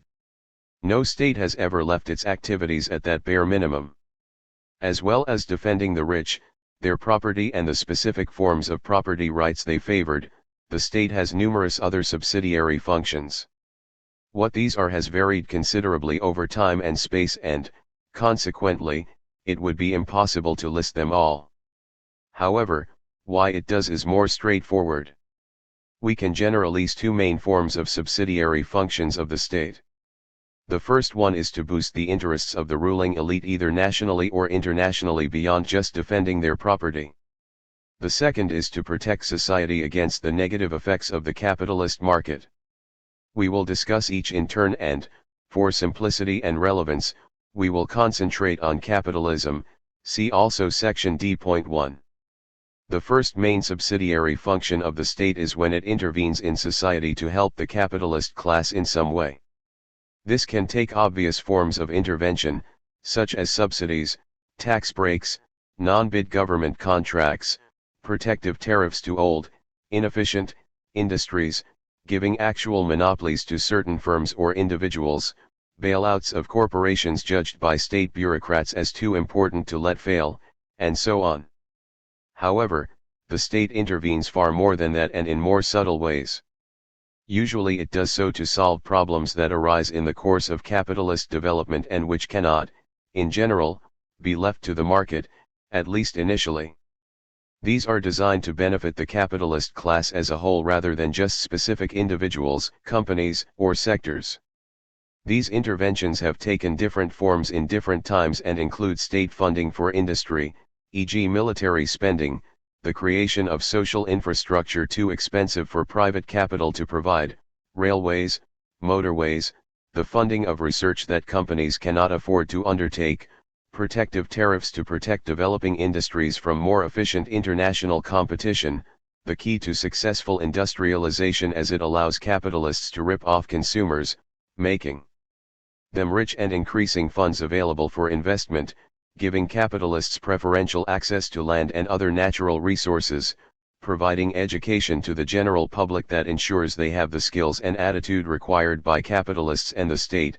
It is no accident that a key thing learned in school is how to survive boredom, being in a hierarchy and to do what it orders. Imperialist ventures to create colonies or client states, or protect citizens' capital invested abroad, in order to create markets or get access to raw materials and cheap labor, government spending to stimulate consumer demand in the face of recession and stagnation, maintaining a natural level of unemployment that can be used to discipline the working class, so ensuring they produce more, for less, manipulating the interest rate in order to try and reduce the effects of the business cycle, and undermine workers' gains in the class struggle. These actions, and others like it, ensures that a key role of the state within capitalism is essentially to socialize risk and cost, and to privatize power and profit. Unsurprisingly, with all the talk about minimizing the state, in the OECD countries the state continues to grow relative to GNP. Noam Chomsky, Rogue States, p. 189. Hence David de Leon. Above all, the state remains an institution for the continuance of dominant socio-economic relations, whether through such agencies as the military, the courts, politics or the police. Contemporary states have acquired less primitive means to reinforce their property systems than state violence, which is always the means of last, often first, resort. States can regulate, moderate or resolve tensions in the economy by preventing the bankruptcies of key corporations, manipulating the economy through interest rates, supporting hierarchical ideology through tax benefits for churches and schools, and other tactics. In essence, it is not a neutral institution, it is powerfully for the status quo.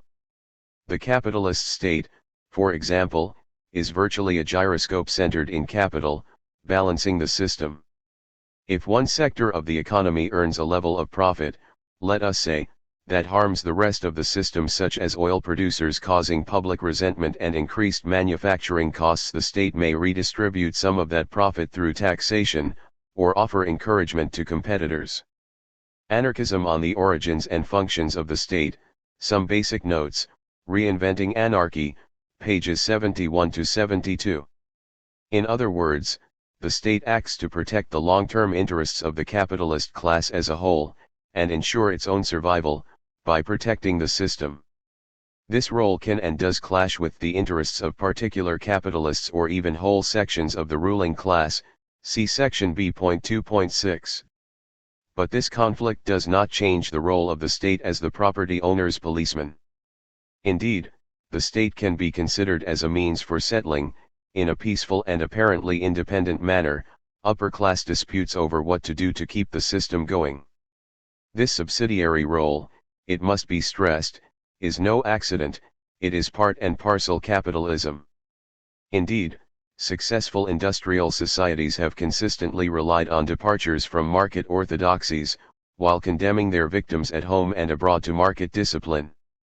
Noam Chomsky, World Orders, Old and New, p. 113. While such state intervention grew greatly after the Second World War, the role of the state as active promoter of the capitalist class rather than just its passive defender as implied in capitalist ideology, i.e. as defender of property, has always been a feature of the system.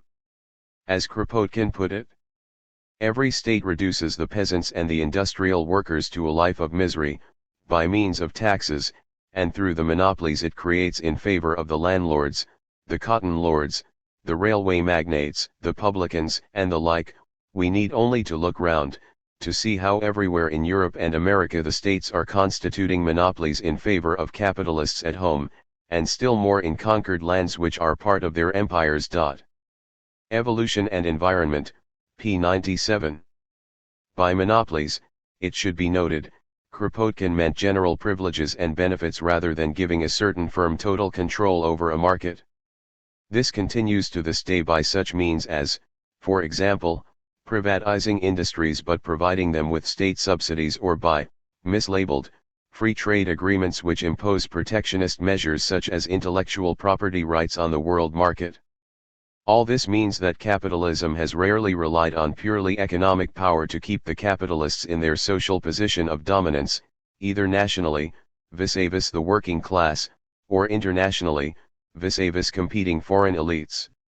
While a free market capitalist regime in which the state reduces its intervention to simply protecting capitalist property rights has been approximated on a few occasions, this is not the standard state of the system. Direct force, i.e. state action, almost always supplements it. This is most obviously the case during the birth of capitalist production. Then the bourgeoisie wants and uses the power of the state to regulate wages, i.e. to keep them down to such levels as to maximize profits and force people attend work regularly, to lengthen the working day and to keep the laborer dependent on wage labor as their own means of income, by such means as enclosing land, enforcing property rights on unoccupied land, and so forth. As capitalism is not and has never been a natural development in society, it is not surprising that more and more state intervention is required to keep it going, and if even this was not the case, if force was essential to creating the system in the first place, the fact that it latter can survive without further direct intervention does not make the system any less statist. As such, regulation and other forms of state intervention continue to be used in order to skew the market in favor of the rich and so force working people to sell their labor on the boss's terms. This form of state intervention is designed to prevent those greater evils which might threaten the efficiency of a capitalist economy or the social and economic position of the bosses. It is designed not to provide positive benefits for those subject to the elite, although this may be a side effect. Which brings us to the other kind of state intervention, the attempts by society, by means of the state, to protect itself against the eroding effects of the capitalist market system. Capitalism is an inherently antisocial system. By trying to treat labor, people, and land, the environment, as commodities, it has to break down communities and weaken ecosystems. This cannot but harm those subject to it and, as a consequence, this leads to pressure on government to intervene to mitigate the most damaging effects of unrestrained capitalism. Therefore, on one side there is the historical movement of the market, a movement that has not inherent limit and that therefore threatens society's very existence. On the other there is society's natural propensity to defend itself, and therefore to create institutions for its protection. Combine this with a desire for justice on behalf of the oppressed along with opposition to the worse inequalities and abuses of power and wealth, and we have the potential for the state to act to combat the worse excesses of the system in order to keep the system as a whole going. After all, the government cannot want society to break up, for it would mean that it and the dominant class would be deprived of the sources of exploitation. Malatesta, Op. Cit. p. 25. Needless to say, the thrust for any system of social protection usually comes from below, from the people most directly affected by the negative effects of capitalism. In the face of mass protests, the state may be used to grant concessions to the working class in cases where not doing so would threaten the integrity of the system as a whole. Thus, social struggle is the dynamic for understanding many, if not all, of the subsidiary functions acquired by the state over the years.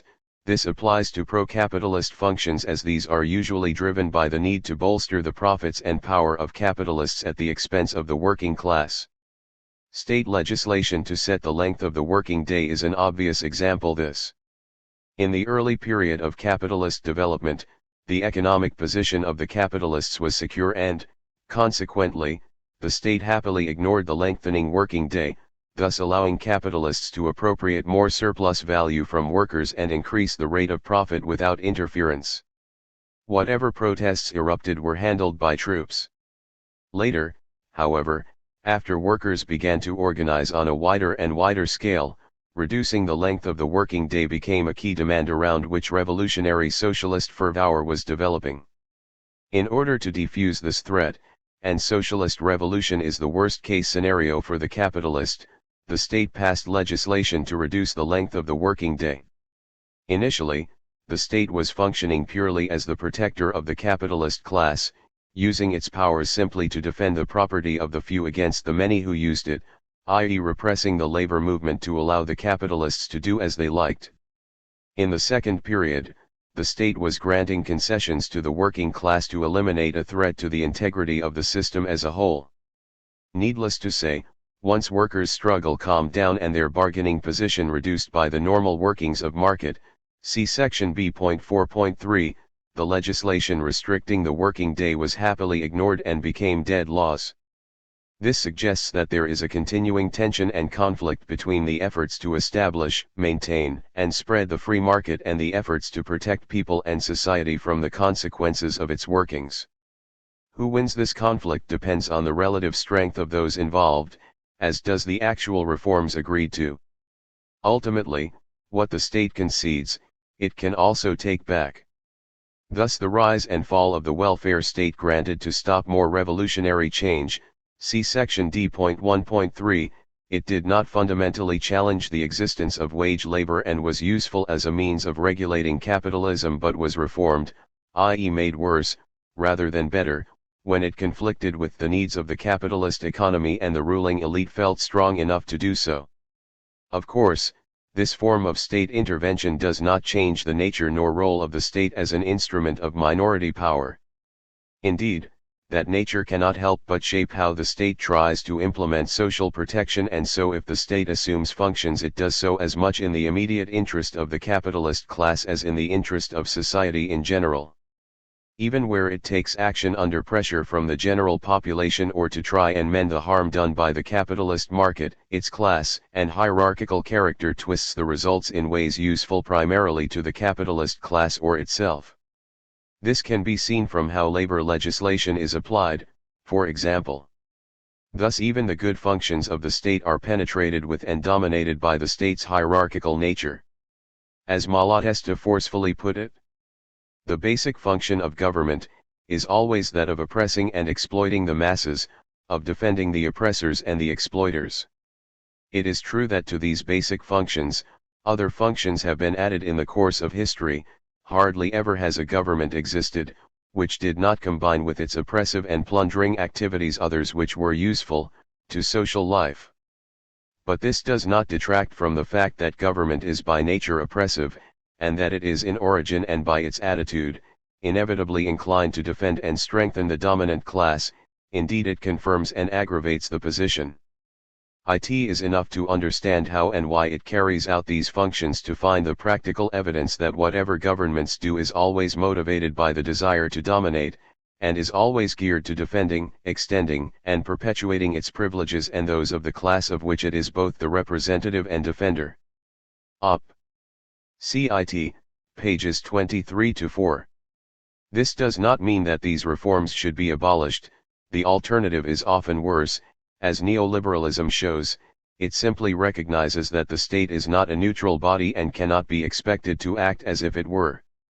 Which, ironically, indicates another aspect of social protection reforms within capitalism: they make for good PR. By appearing to care for the interests of those harmed by capitalism, the state can obscure its real nature. A government cannot maintain itself for long without hiding its true nature behind a pretense of general usefulness. It cannot impose respect for the lives of the privileged if it does not appear to demand respect for all human life. It cannot impose acceptance of the privileges of the few if it does not pretend to be the guardian of the rights of all.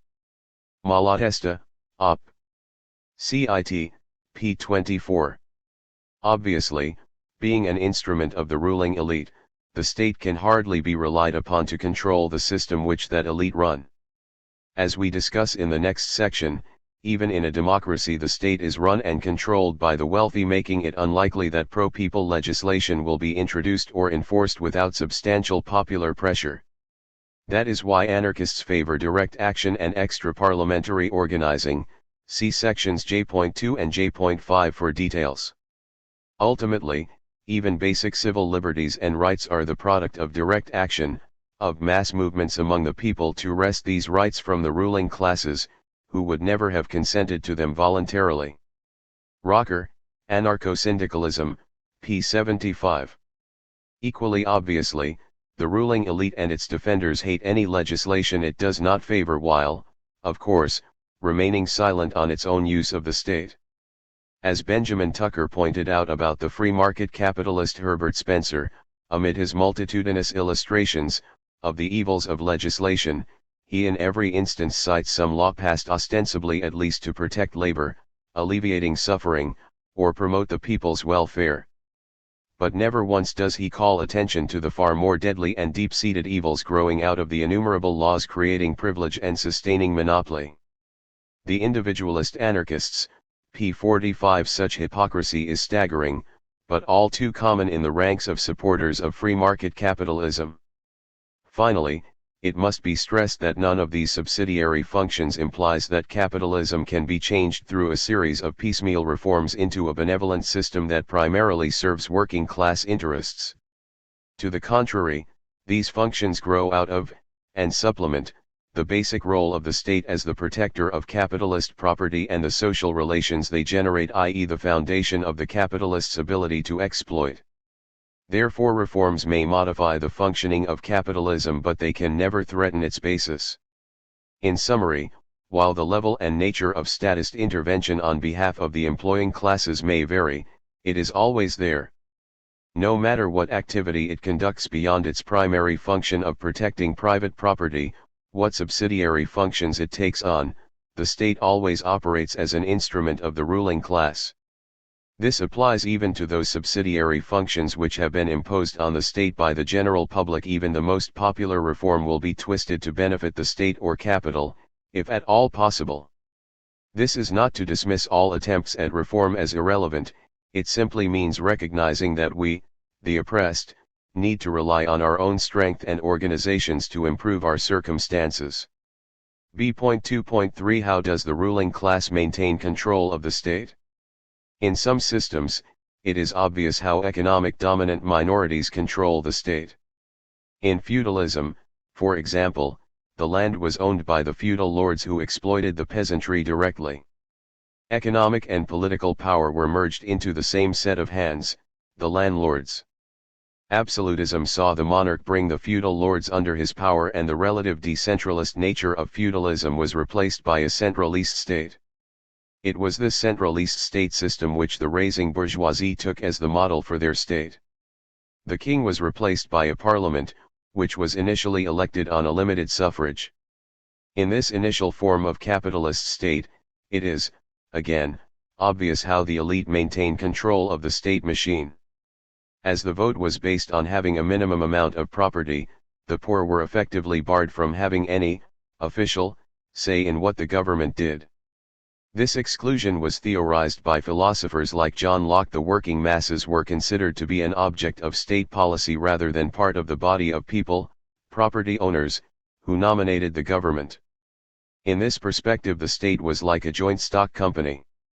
The owning class were the shareholders who nominated the board of directors, and the mass of the population were the workers who had no say in determining the management personnel and were expected to follow orders. As would be expected, this system was mightily disliked by the majority who were subjected to it. Such a classical liberal regime was ruled by an alien, despotic power, lacking popular legitimacy, and utterly unaccountable to the general population. It is quite evident that a government elected on a limited franchise could not be trusted to treat those who owned no real property with equal consideration. It was predictable that the ruling elite would use the state they controlled to further their own interests and to weaken potential resistance to their social, economic, and political power. Which is precisely what they did do, while masking their power under the guise of good governance and liberty. Moreover, limited suffrage, like absolutism, was considered an affront to liberty and individual dignity by many of those subject to it. Hence the call for universal suffrage and opposition to property qualifications for the franchise. For many radicals, including Marx and Engels, such a system would mean that the working classes would hold political power and, consequently, be in a position to end the class system once and for all. Anarchists were not convinced, arguing that universal suffrage, considered in itself and applied in a society based on economic and social inequality, will be nothing but a swindle and snare for the people, and the surest way to consolidate under the mantle of liberalism and justice the permanent domination of the people by the owning classes, to the detriment of popular liberty. Consequently, anarchists denied that it could be used by the people for the conquest of economic and social equality. It must always and necessarily be an instrument hostile to the people, one which supports the de facto dictatorship of the bourgeoisie. Bakunin on Anarchism, p. 224. Due to popular mass movements formed below, the vote was won by the male working classes and, at a later stage, women. While the elite fought long and hard to retain their privileged position, they were defeated. Sadly, the history of universal suffrage proven the anarchists right. Even allegedly democratic capitalist states are in effect dictatorships of the proletariat. The political history of modern times can be summarized by the rise of capitalist power, the rise, due to popular movements, of representative democracy, and the continued success of the former to undermine and control the latter. This is achieved by three main processes which combine to effectively deter democracy. These are the wealth barrier, the bureaucracy barrier, and, lastly, the capital barrier. Each will be discussed in turn, and all ensure that representative democracy remains an organ of capitalist domination. Kropotkin, Words of a Rebel, p. 127. The wealth barrier is the most obvious. It takes money to run for office. In 1976, the total spent on the U.S. presidential election was $66.9 million. In 1984, it was $103.6 million, and in 1996 it was $239.9 million. At the dawn of the 21st century, these figures had increased yet again. 2000 saw $343.10 spent, and 2004, $717.9 million. Most of this money was spent by the two main candidates. In 2000, Republican George Bush spent a massive $185,921,855 while his Democratic rival Al Gore spent only $120,031,205. 4 years later, Bush spent $345,259,155 while John Kerry managed a mere $310,033,347. Other election campaigns are also enormously expensive. In 2000, the average winning candidate for a seat in the U.S. House of Representatives spent $816,000 while the average willing senator spent $7 million. Even local races require significant amounts of fundraising. One candidate for the Illinois House raised over $650,000 while another candidate for the Illinois Supreme Court raised $737,000. In the UK, similarly prohibitive amounts were spent. In the 2001 general election, the Labour Party spent a total of £10,945,119, the Tories £12,751,813 and the Liberal Democrats, who came a distant third, just £1,361,377. To get this sort of money, wealthy contributors need to be found and wooed, in other words promise that their interests will be actively looked after. While, in theory, it is possible to raise large sums from small contributions, in practice this is difficult. To raise $1 million you need to either convince 50 millionaires to give you $20,000 or 20,000 people to fork out $50. Given that for the elite $20,000 is pocket money, it is hardly surprising that politicians aim for winning over the few, not the many. Similarly with corporations and big business. It is far easier and more efficient in time and energy to concentrate on the wealthy few, whether individuals or companies. It is obvious, whoever pays the piper calls the tune. And in capitalism, this means the wealthy and business. In the US, corporate campaign donations and policy paybacks have reached unprecedented proportions.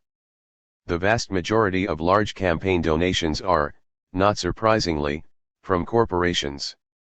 Most of the wealthy individuals who give large donations to the candidates are CEOs and corporate board members. And, just to be sure, many companies give to more than one party. Unsurprisingly, corporations and the rich expect their investments to get a return.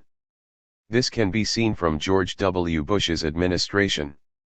His election campaigns were beholden to the energy industry, which has backed him since the beginning of his career as governor of Texas. The disgraced corporation Enron, and its CEO Kenneth Lay, were among Bush's largest contributors in 2000. Once in power, Bush backed numerous policies favorable to that industry, such as rolling back environmental regulation on a national level as he had done in Texas. His supporters in Wall Street were not surprised that Bush tried to privatize Social Security. Nor were the credit card companies when the Republicans tightened the noose on bankrupt people in 2005. By funding Bush, these corporations ensured that the government furthered their interests rather than the people who voted in the election. This means that as a consequence of the distribution of resources and decision-making power in the society at large, the political class and the cultural managers typically associate themselves with the sectors that dominate the private economy. They are either drawn directly from those sectors or expect to join them. Chomsky, Necessary Illusions, p. 23. This can be seen from George W. Bush's quip at an elite fundraising gala during the 2000 presidential election, "This is an impressive crowd, the haves and the have-mores. Some people call you the elites, I call you my base." Unsurprisingly. In the real world, state policy is largely determined by those groups that command resources, ultimately by virtue of their ownership and management of the private economy or their status as wealthy professionals. The major decision-making positions in the executive branch of the government are typically filled by representatives of major corporations, banks, and investment firms, a few law firms that cater primarily to corporate interests and thus represent the broad interests of owners and managers rather than some parochial interest.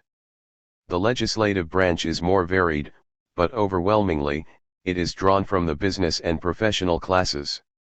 Chomsky, On Power and Ideology, pages 116-7. That is not the only tie between politics and business. Many politicians also have directorships in companies, interests in companies, shares, land, and other forms of property income and so forth. Thus they are less like the majority of constituents they claim to represent and more like the wealthy few. Combine these outside earnings with a high salary. In the UK, MPs are paid more than twice the national average, and politicians can be among the richest 1% of the population. Thus not only do we have a sharing of common interests, the elite, the politicians are part of it. As such, they can hardly be said to be representative of the general public and are in a position of having a vested interest in legislation on property being voted on. Some defend these second jobs and outside investments by saying that it keeps them in touch with the outside world and, consequently, makes them better politicians. That such an argument is spurious can be seen from the fact that such outside interests never involve working in McDonald's flipping burgers or working on an assembly line. For some reason, no politician seeks to get a feeling for what life is like for the average person. Yet, in a sense, this argument does have a point. Such jobs and income do keep politicians in touch with the world of the elite rather than that of the masses, and, as the task of the state is to protect elite interests, it cannot be denied that this sharing of interests and income with the elite can only aid that task. Then there is the sad process by which politicians, once they leave politics, get jobs in the corporate hierarchy, particularly with the very companies they had previously claimed to regulate on behalf of the public. This was termed the revolving door. Incredibly, this has changed for the worse. Now the highest of government officials arrive directly from the executive offices of powerful corporations. Lobbyists are appointed to the jobs whose occupants they once vied to influence. Those who regulate and those supposed to be regulated have become almost indistinguishable. Thus politicians and capitalists go hand in hand. Wealth selects them, funds them, and gives them jobs and income when in office. Finally, once they finally leave politics, they are often given directorships and other jobs in the business world. Little wonder, then, that the capitalist class maintains control of the state. That is not all. The wealth barrier operates indirectly too. This takes many forms. The most obvious is in the ability of corporations and the elite to lobby politicians. In the US, there is the pervasive power of Washington's army of 24,000 registered lobbyists and the influence of the corporate interests they represent.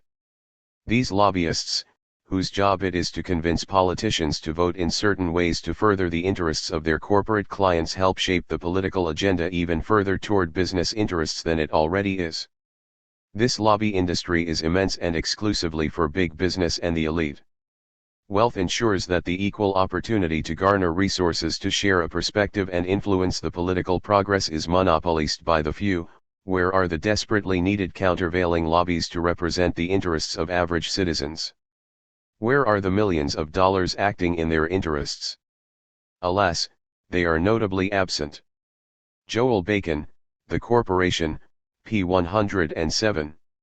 However, it cannot be denied that it is up to the general population to vote for politicians.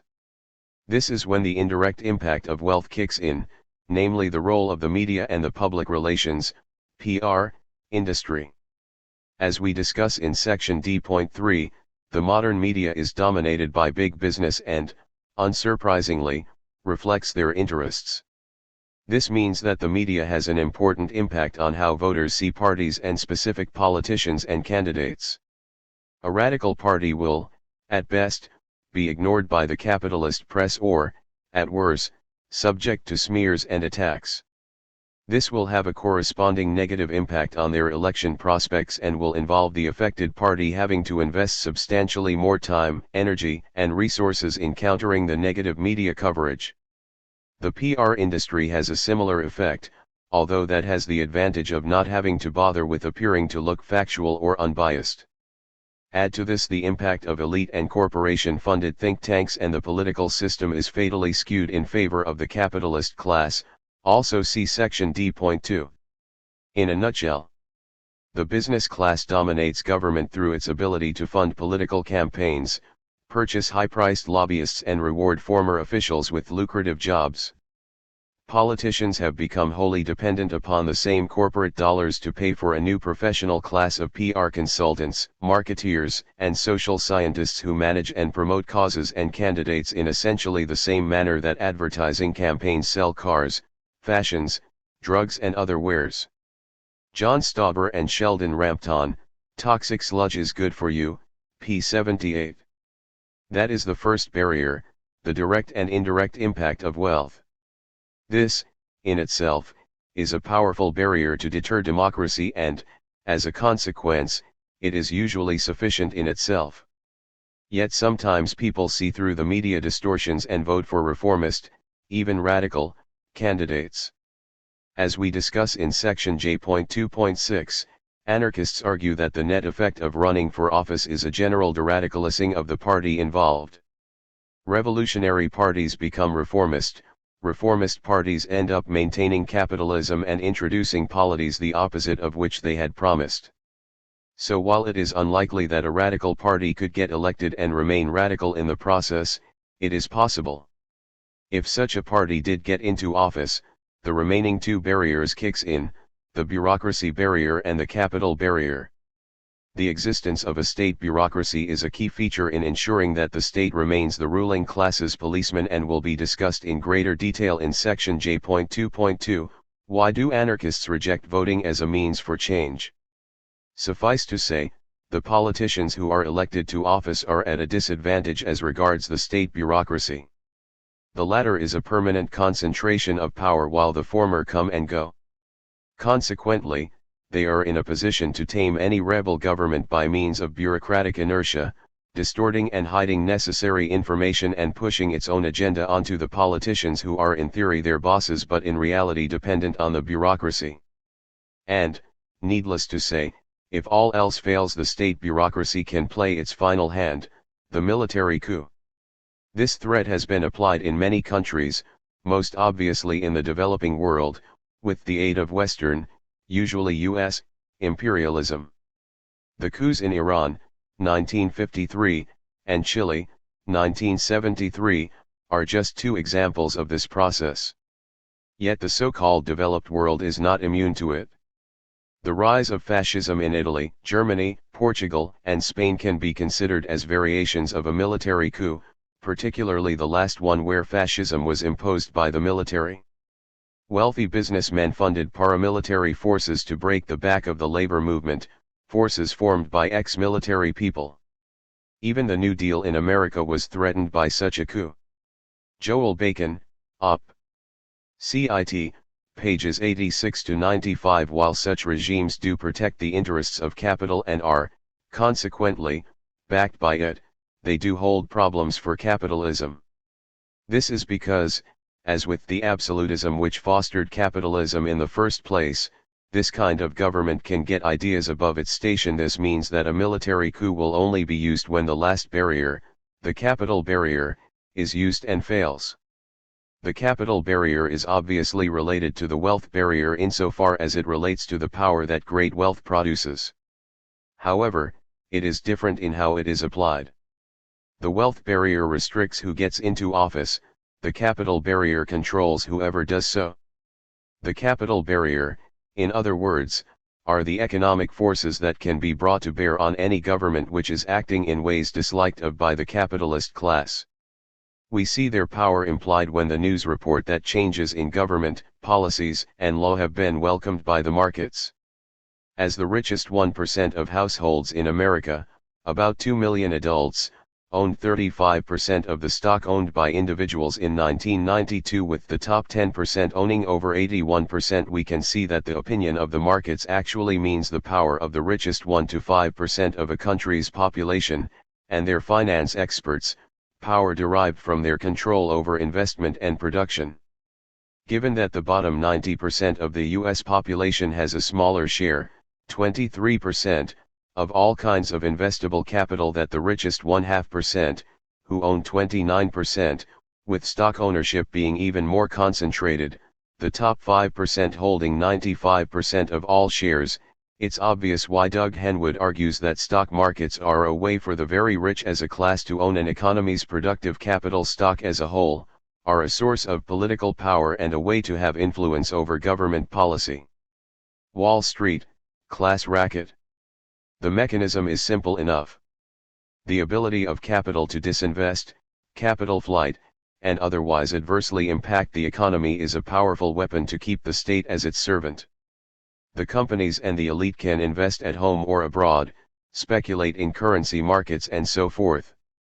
If a significant number of investors or corporations lose confidence in a government, they will simply stop investing at home and move their funds abroad.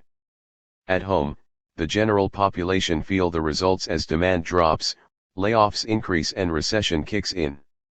As Noam Chomsky notes, in capitalist democracy, the interests that must be satisfied are those of capitalists, otherwise, there is no investment, no production, no work, no resources to be devoted, however marginally, to the needs of the general population.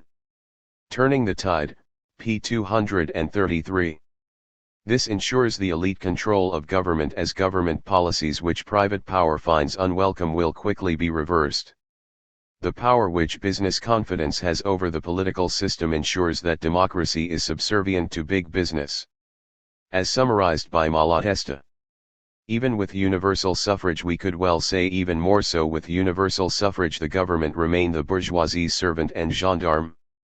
For were it to be otherwise, with the government hinting that it might take up a hostile attitude, or that democracy could ever be anything but a pretense to deceive the people, the bourgeoisie, feeling its interests threatened, would be quick to react, and would use all the influence and force at its disposal, by reason of its wealth, to recall the government to its proper place as the bourgeoisie's gendarme. Anarchy, p. 23. It is due to these barriers that the state remains an instrument of the capitalist class while being, in theory, a democracy. Thus the state machine remains a tool by which the few can enrich themselves at the expense of the many. This does not mean, of course, that the state is immune to popular pressure. Far from it. As indicated in the last section, direct action by the oppressed can and has forced the state to implement significant reforms. Similarly, the need to defend society against the negative effects of unregulated capitalism can also force through populist measures, particularly when the alternative may be worse than the allowing the reforms, i.e. revolution. The key is that such changes are not the natural function of the state. So due to their economic assets, the elites whose incomes are derived from them, namely, finance capitalists, industrial capitalists, and landlords, are able to accumulate vast wealth from those whom they exploit. This stratifies society into a hierarchy of economic classes, with a huge disparity of wealth between the small property-owning elite at the top and the non-property-owning majority at the bottom. Then, because it takes enormous wealth to win elections and lobby or bribe legislators, the propertied elite are able to control the political process and hence the state through the power of the purse. In summary, no democracy has freed itself from the rule by the well-to-do any more than it has freed itself from the division between the ruler and the ruled. At the very least, no democracy has jeopardized the role of business enterprise. Only the wealthy and well-off can afford to launch viable campaigns for public office and to assume such positions. Change in government in a democracy is a circulation from one elite group to another. Harold Barclay, Op. Cit. p. 47. In other words, elite control of politics through huge wealth disparities ensures the continuation of such disparities and thus the continuation of elite control. In this way, the crucial political decisions of those at the top are insulated from significant influence by those at the bottom. Finally, it should be noted that these barriers do not arise accidentally. They flow from the way the state is structured. By effectively disempowering the masses and centralizing power into the hands of the few which make up the government, the very nature of the state ensures that it remains under elite control. This is why, from the start, the capitalist class has favored centralization.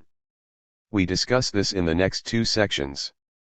For more on the ruling elite and its relation to the state, C. Wright Mills, The Power Elite, Oxford, 1956, cf. Ralph Miliband, The State in Capitalist Society, Basic Books, 1969, and Divided Societies, Oxford, 1989, G. William Domhoff, Who Rules America? Prentice Hall, 1967, and Who Rules America Now? A View for the ADS Touchstone, 1983. B.2.4 How does state centralization affect freedom? It is a common idea that voting every 4 or so years to elect the public face of a highly centralized and bureaucratic machine means that ordinary people control the state and, as a consequence, free. In reality, this is a false idea. In any system of centralized power, the general population have little say in what affects them and, as a result, their freedom is extremely limited. Obviously, to say that this idea is false does not imply that there is no difference between a liberal republic and a fascistic or monarchical state. Far from it. The vote is an important victory wrested from the powers that be. That, of course, is not to suggest that anarchists think that libertarian socialism is only possible after universal suffrage has been won or that it is achievable via it. Far from it. It is simply to point out that being able to pick your ruler is a step forward from having one imposed upon you. Moreover, those considered able to pick their ruler is, logically, also able to do without one. However, while the people are proclaimed to be sovereign in a democratic state, in reality they alienate their power and hand over control of their affairs to a small minority. Liberty, in other words, is reduced to merely the possibility to pick rulers every 4 or 5 years and whose mandate, is to legislate on any subject, and his decision will become law. Kropotkin, Words of a Rebel, p. 122 and p. 123. In other words, representative democracy is not liberty nor self-government. It is about alienating power to a few people who then, rule in your name. To imply it is anything else is nonsense. So while we get to pick a politician to govern in our name, it does not follow that they represent those who voted for them in any meaningful sense. As shown time and time again, representative governments can happily ignore the opinions of the majority while, at the same time, verbally praising the democracy it is abusing. New Labour in the UK during the run-up to the invasion of Iraq was a classic example of this. Given that politicians can do what they like for 4 or 5 years once elected, it is clear that popular control via the ballot box is hardly effective or even meaningful. Indeed, such democracy almost always means electing politicians who say one thing in opposition and do the opposite once in office. Politicians who, at best, ignore their election manifesto when it suits them or, at worst, introduce the exact opposite. It is the kind of democracy in which people can protest in their hundreds of thousands against a policy only to see their representative government simply ignore them, while, at the same time, seeing their representatives bend over backward ensuring corporate profits and power while speaking platitudes to the electorate and their need to tighten their belts. At best it can be said that democratic governments tend to be less oppressive than others, but it does not follow that this equates to liberty. State centralization is the means to ensure this situation and the debasement of freedom it implies. All forms of hierarchy, even those in which the top officers are elected, are marked by authoritarianism and centralism. Power is concentrated in the center, or at the top, which means that society becomes a heap of dust animated from without by a subordinating, centralist idea.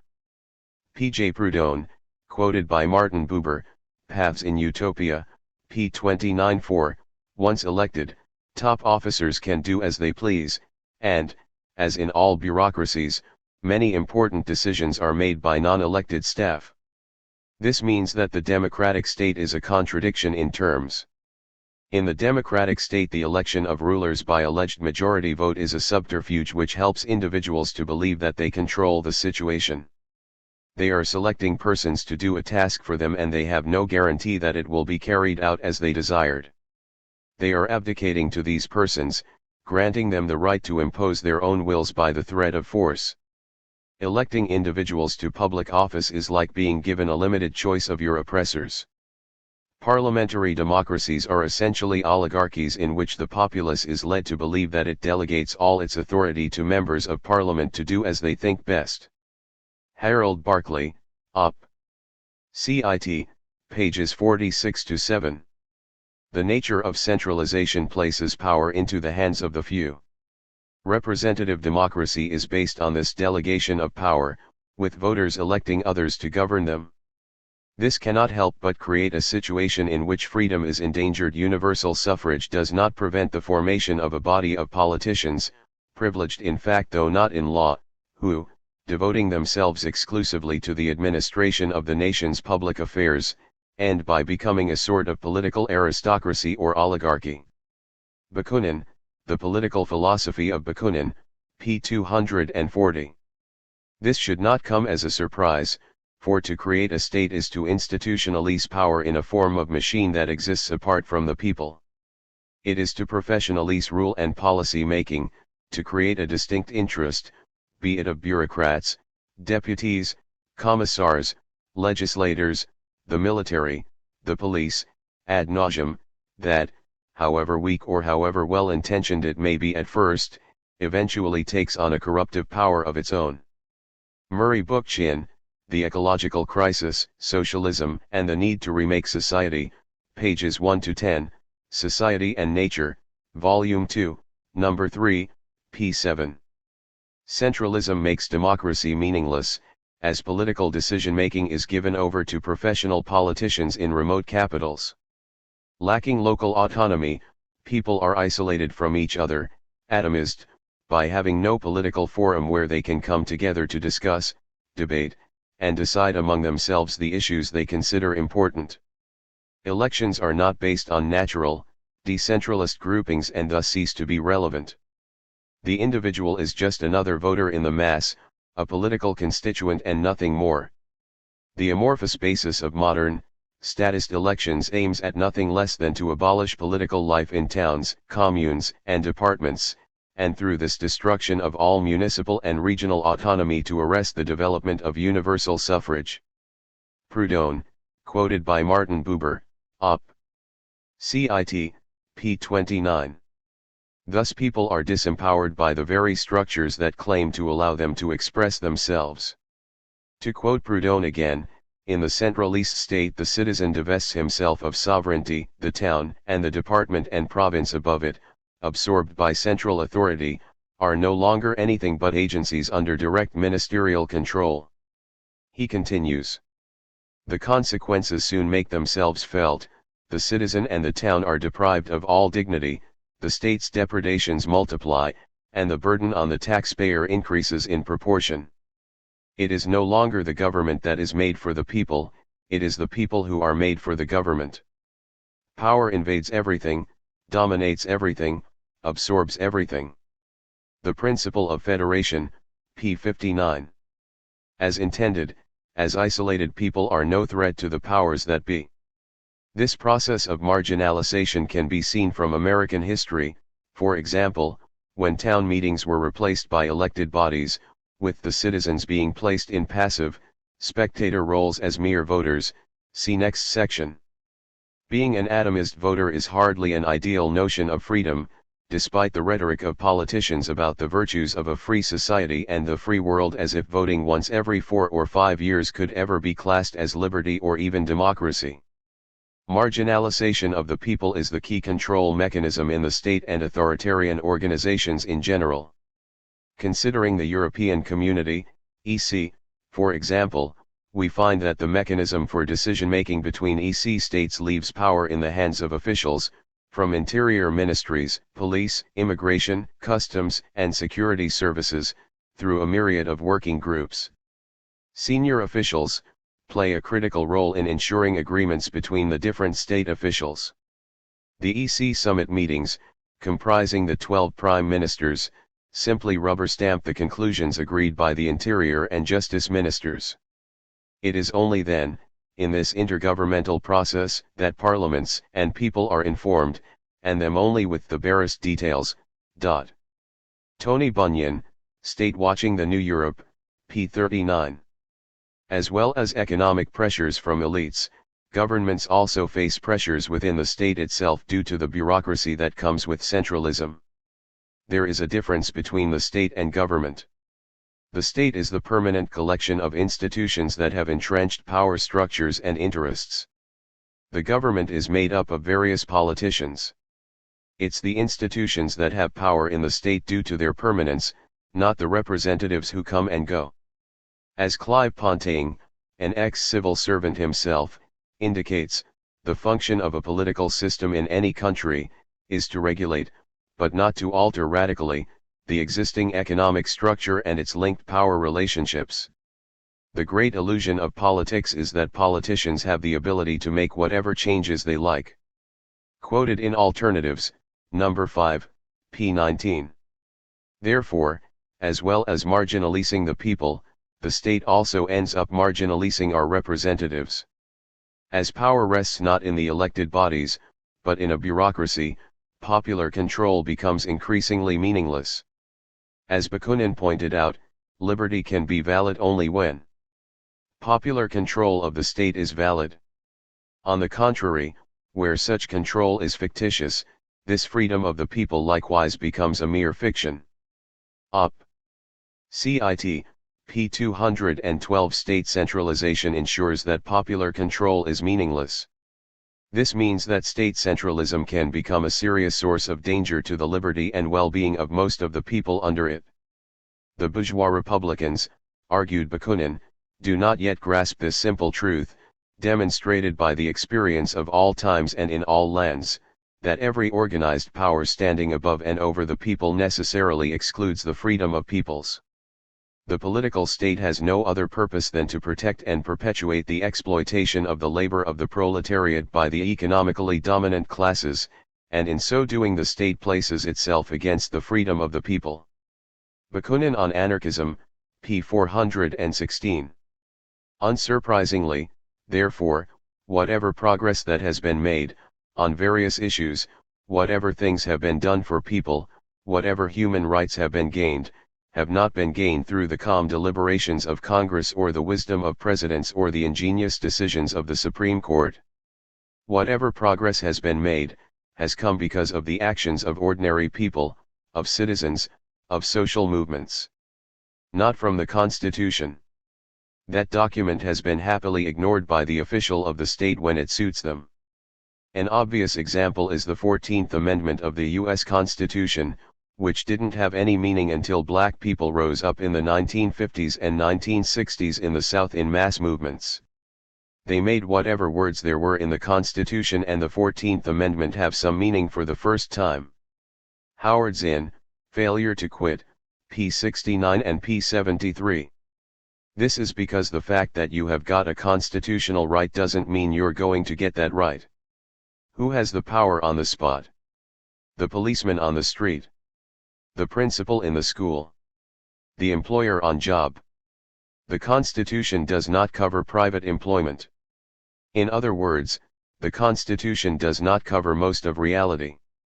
Thus our liberty is not determined by the laws of the state. Rather, the source and solution of our civil liberties problems are in the situations of every day. Our actual freedom is determined not by the Constitution or the court, but by the power the policeman has over us on the street or that of the local judge behind him, by the authority of our employers, by the welfare bureaucrats if we are poor, by landlords if we are tenants. Thus freedom and justice are determined by power and money rather than laws. This points to the importance of popular participation, of social movements, for what those do are to create a countervailing power to the policeman with a club and a gun. That's essentially what movements do, they create countervailing powers to counter the power which is much more important than what is written down in the Constitution or the laws. Zinn, Op. Cit. pages 84-5, pages 54-5 and p. 79.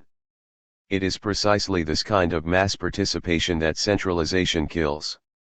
Under centralism, social concern and power are taken away from ordinary citizens and centralized in the hands of the few. This results in any formally guaranteed liberties being effectively ignored when people want to use them, if the powers at be so decide. Ultimately, isolated individuals facing the might of a centralist state machine are in a weak position. Which is why the state does what it can to undermine such popular movements and organizations, going so far as to violate its own laws to do so. As should be obvious, by centralization anarchists do not mean simply a territorial centralization of power in a specific central location, such as in a nation-state where power rests in a central government located in a specific place. We also mean the centralization of power into a few hands. Thus we can have a system like feudalism which is territorially decentralist, i.e. made up on numerous feudal lords without a strong central state, while having power centralized in a few hands locally, i.e. power rests in the hands of the feudal lords, not in the general population. Or, to use another example, we can have a laissez-faire capitalist system which has a weak central authority but is made up of a multitude of autocratic workplaces. As such, getting rid of the central power, say the central state in capitalism or the monarch in absolutism, while retaining the local authoritarian institutions, say capitalist firms and feudal landlords, would not ensure freedom. Equally, the abolition of local authorities may simply result in the strengthening of central power and a corresponding weakening of freedom. B.2.5 Who benefits from centralization? No social system would exist unless it benefited someone or some group. Centralization, be it in the state or the company, is no different. In all cases, centralization directly benefits those at the top, because it shelters them from those who are below, allowing the latter to be controlled and governed more effectively. Therefore, it is in the direct interests of bureaucrats and politicians to support centralism. Under capitalism, however, various sections of the business class also support state centralism. This is the symbiotic relationship between capital and the state. As will be discussed later, in section F.8, the state played an important role in nationalizing the market, i.e. forcing the free market onto society. By centralizing power in the hands of representatives and so creating a state bureaucracy, ordinary people were disempowered and thus became less likely to interfere with the interests of the wealthy. In a republic, writes Bakunin, the so-called people, the legal people, allegedly represented by the state, stifle and will keep on stifling the actual and living people by the bureaucratic world for the greater benefit of the privileged propertied classes as well as for its own benefit. Op. Cit. p. 211. Examples of increased political centralization being promoted by wealthy business interests can be seen throughout the history of capitalism. In revolutionary America, the nature of city government came in for heated discussion, observes Merrill Jensen. Town meetings had been a focal point of revolutionary activity. The anti-democratic reaction that set in after the American Revolution was marked by efforts to do away with town meeting government. Attempts by conservative elements were made to establish a corporate form of municipal government, whereby the towns would be governed by mayors and councils elected from urban wards. Tea merchants backed incorporation consistently in their efforts to escape town meetings. Murray Bookchin, Towards an Ecological Society, p. 182. Here we see local policy making being taken out of the hands of the many and centralized in the hands of the few, who are always the wealthy. France provides another example. The government found the folk motes of all households too noisy, too disobedient, and in 1787, elected councils, composed of a mayor and 3 to 6 syndics, chosen among the wealthier peasants, were introduced instead. Peter Kropotkin, Mutual Aid, pages 185 to 186. This was part of a general movement to disempower the working class by centralizing decision-making power into the hands of the few, as in the American Revolution. Kropotkin indicates the process at work.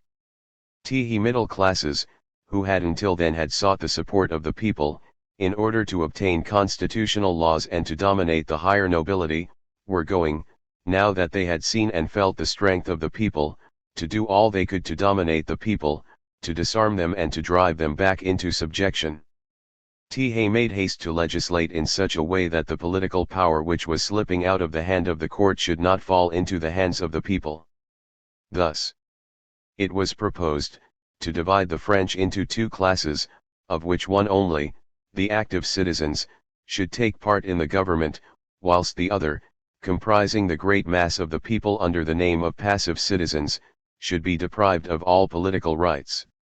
The National Assembly divided France into departments, always maintaining the principle of excluding the poorer classes from the government. He excluded from the primary assemblies the mass of the people, who could no longer take part in the primary assemblies, and accordingly had no right to nominate the electors who chose representatives to the National Assembly, or the municipality, or any of the local authorities. And finally, the permanence of the electoral assemblies was interdicted.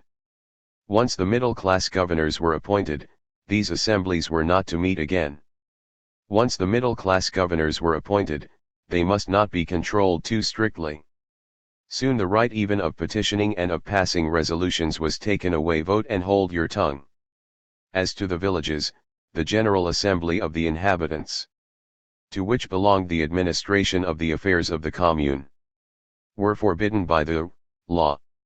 Henceforth only the well-to-do peasants, the active citizens, had the right to meet, once a year, to nominate the mayor and the municipality, composed of 3 or 4 middle-class men of the village. A similar municipal organization was given to the towns. Thus the middle classes surrounded themselves with every precaution in order to keep the municipal power in the hands of the well-to-do members of the community. The Great French Revolution, Volume 1, pages 179 to 186. Thus centralization aimed to take power away from the mass of the people and give it to the wealthy. The power of the people rested in popular assemblies, such as the sections and districts of Paris, expressing, in Kropotkin's words, the principles of anarchism and practicing direct self-government up. CIT, p. 204 and p. 203, and village assemblies. However, the National Assembly tried all it could to lessen the power of the districts, and put an end to those hotbeds of revolution, by allowing active citizens only, to take part in the electoral and administrative assemblies. Up. CIT, p. 211. Thus the central government was steadily endeavoring to subject the sections to its authority, with the state seeking to centralize everything in its own hands. Its depriving the popular organizations, all, administrative functions, and its subjecting them to its bureaucracy in police matters, meant the death of the sections. Up. CIT, Volume 2, p. 549 and p. 552. As can be seen, both the French and American revolutions saw a similar process by which the wealthy centralized power into their own hands. Volume 1 of Murray Boochan's The Third Revolution discusses the French and American revolutions in some detail. This ensured that working-class people, i.e. the majority, were excluded from the decision-making process and subject to the laws and power of a few, which, of course, benefits the minority class whose representatives have that power. This was the rationale for the centralization of power in every revolution. Whether it was the American, French or Russian, the centralization of power was the means to exclude the many from participating in the decisions that affected them and their communities. For example, the founding fathers of the American state were quite explicit on the need for centralization for precisely this reason.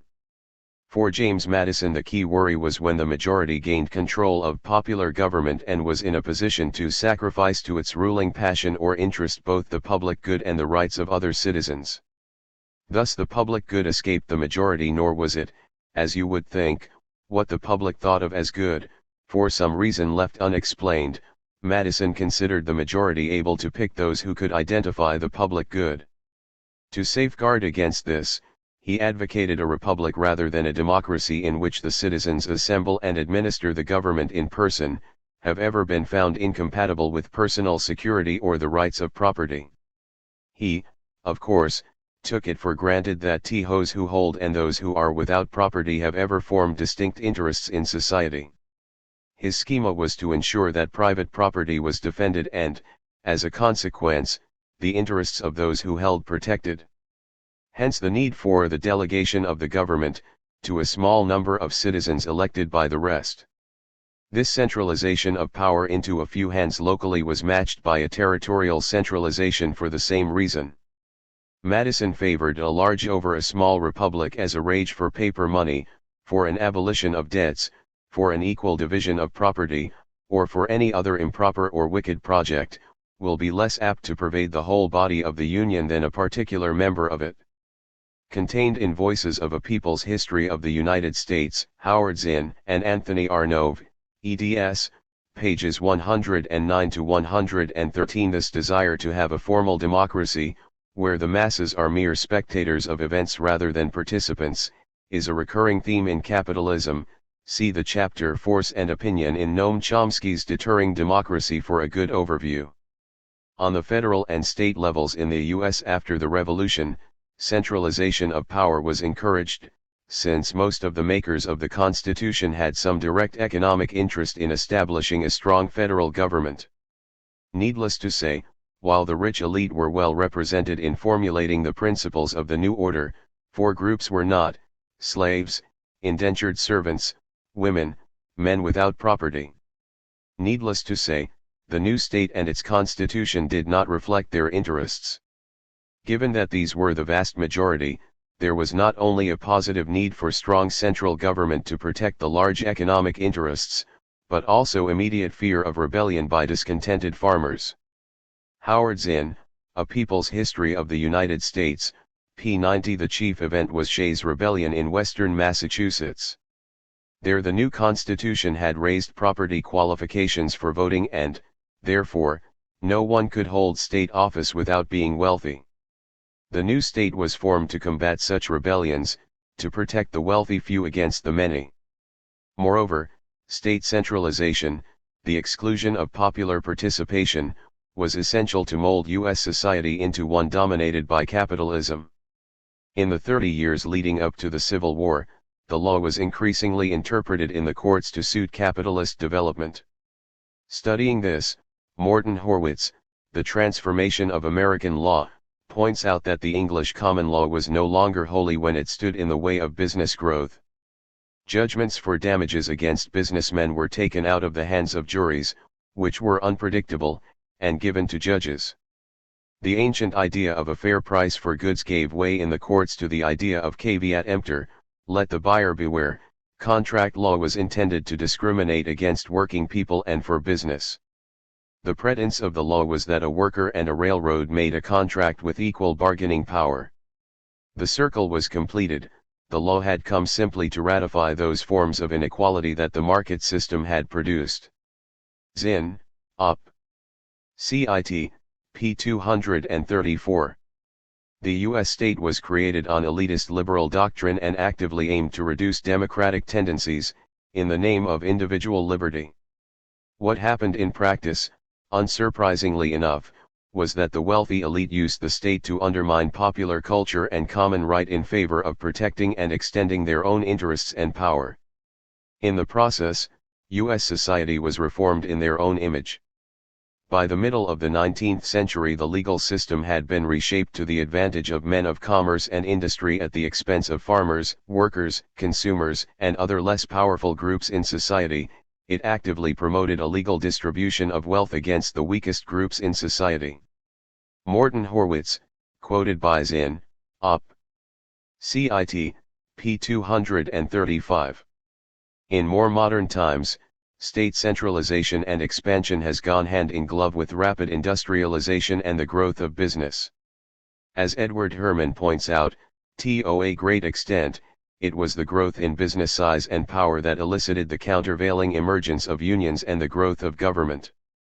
Bigness beyond business was to a large extent a response to bigness in business.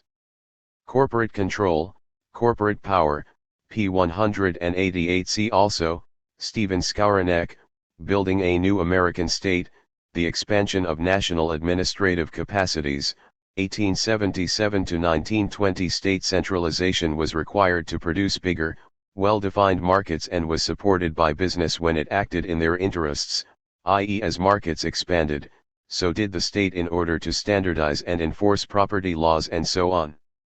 On the other hand, this development towards big government created an environment in which big business could grow, often encouraged by the state by subsidies and protectionism as would be expected when the state is run by the wealthy, as well as further removing state power from influence by the masses and placing it more firmly in the hands of the wealthy. It is little wonder we see such developments, for structures of governance tend to coalesce around domestic power, in the last few centuries, economic power. Noam Chomsky, World Orders, Old and New, p. 178. State centralization makes it easier for business to control government, ensuring that it remains their puppet and to influence the political process. For example, the European Round Table, ERT, an elite lobby group of chairmen or chief executives of large multinationals based mainly in the EU. With 11 of the 20 largest European companies with combined sales in 1991, exceeding $500 billion, approximately 60% of EU industrial production, makes much use of the EU. As two researchers who have studied this body note, the ERT is adept at lobbying, so that many ERT proposals and visions are mysteriously regurgitated in Commission summit documents.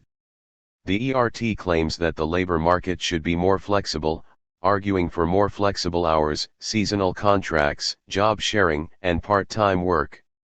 In December 1993, 7 years after the ERT made its suggestions and after most states had agreed to the Maastricht Treaty and its social chapter, the European Commission published a white paper proposing making labor markets in Europe more flexible. Doherty and Hodeman, Knights of the Road, New Statesman, April 11, 94, p. 27. The current talk of globalization, NAFTA, and the single European market indicates an underlying transformation in which state growth follows the path cut by economic growth. Simply put, with the growth of transnational corporations and global finance markets, the bounds of the nation-state have been made economically redundant. As companies have expanded into multinationals, so the pressure has mounted for states to follow suit and rationalize their markets across nations by creating multi-state agreements and unions. As Noam Chomsky notes, G7, the IMF, the World Bank and so forth are a de facto world government, and the institutions of the transnational state largely serve other masters than the people, as state power typically does, in this case the rising transnational corporations in the domains of finance and other services, manufacturing, media, and communications. Op. CIT, p. 179. As multinationals grow and develop, breaking through national boundaries, a corresponding growth in statism is required. Moreover, a particularly valuable feature of the rising de facto governing institutions is their immunity from popular influence, even awareness. They operate in secret, creating a world subordinated to the needs of investors, with the public put in its place, the threat of democracy reduced. Chomsky, Op. CIT, p. 178.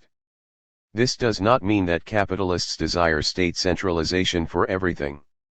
Often, particularly for social issues, relative decentralization is often preferred, i.e. power is given to local bureaucrats, in order to increase business control over them. By devolving control to local areas, the power which large corporations, investment firms and the like have over the local government increases proportionally. In addition, even middle-sized enterprise can join in and influence, constrain or directly control local policies and set one workforce against another. Private power can ensure that freedom is safe, their freedom. No matter which set of bureaucrats are selected, the need to centralize social power, thus marginalizing the population, is of prime importance to the business class. It is also important to remember that capitalist opposition to big government is often financial, as the state feeds off the available social surplus, so reducing the amount left for the market to distribute to the various capitals in competition. In reality, what capitalists object to about big government is its spending on social programs designed to benefit the poor and working class, an illegitimate function which wastes part of the surplus that might go to capital, and also makes people less desperate and so less willing to work cheaply. Hence the constant push to reduce the state to its classical role as protector of private property and the system, and little else.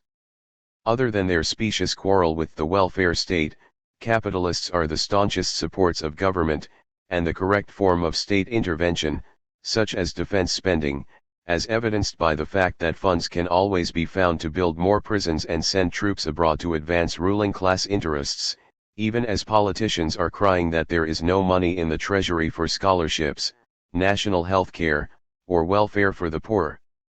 State centralization ensures that as much as the equalitarian principles have been embodied in its political constitutions, it is the bourgeoisie that governs, and it is the people, the workers, peasants included, who obey the laws made by the bourgeoisie who has in fact if not by right the exclusive privilege of governing. This means that political equality is only a puerile fiction, an utter lie. It takes a great deal of faith to assume that the rich, being so far removed from the people by the conditions of its economic and social existence, can give expression in the government and in the laws, to the feelings, the ideas, and the will of the people. Unsurprisingly, we find that in legislation as well as in carrying on the government, the bourgeoisie is guided by its own interests and its own instincts without concerning itself much with the interests of the people. So while on election days even the proudest bourgeois who have any political ambitions are forced to court the sovereign people. But on the day after the elections everyone goes back to their daily business and the politicians are given carte blanche to rule in the name of the people they claim to represent. Bakunin, The Political Philosophy of Bakunin, p. 218 and p. 219. B.2.6 Can the state be an independent power within society? Yes, it can. Given the power of the state machine, it would be hard to believe that it could always be simply a tool for the economically dominant minority in a society. Given its structure and powers, it can use them to further its own interests. Indeed, in some circumstances it can be the ruling class itself. However, in normal times the state is, as we discussed in section B.2.1, a tool of the capitalist class.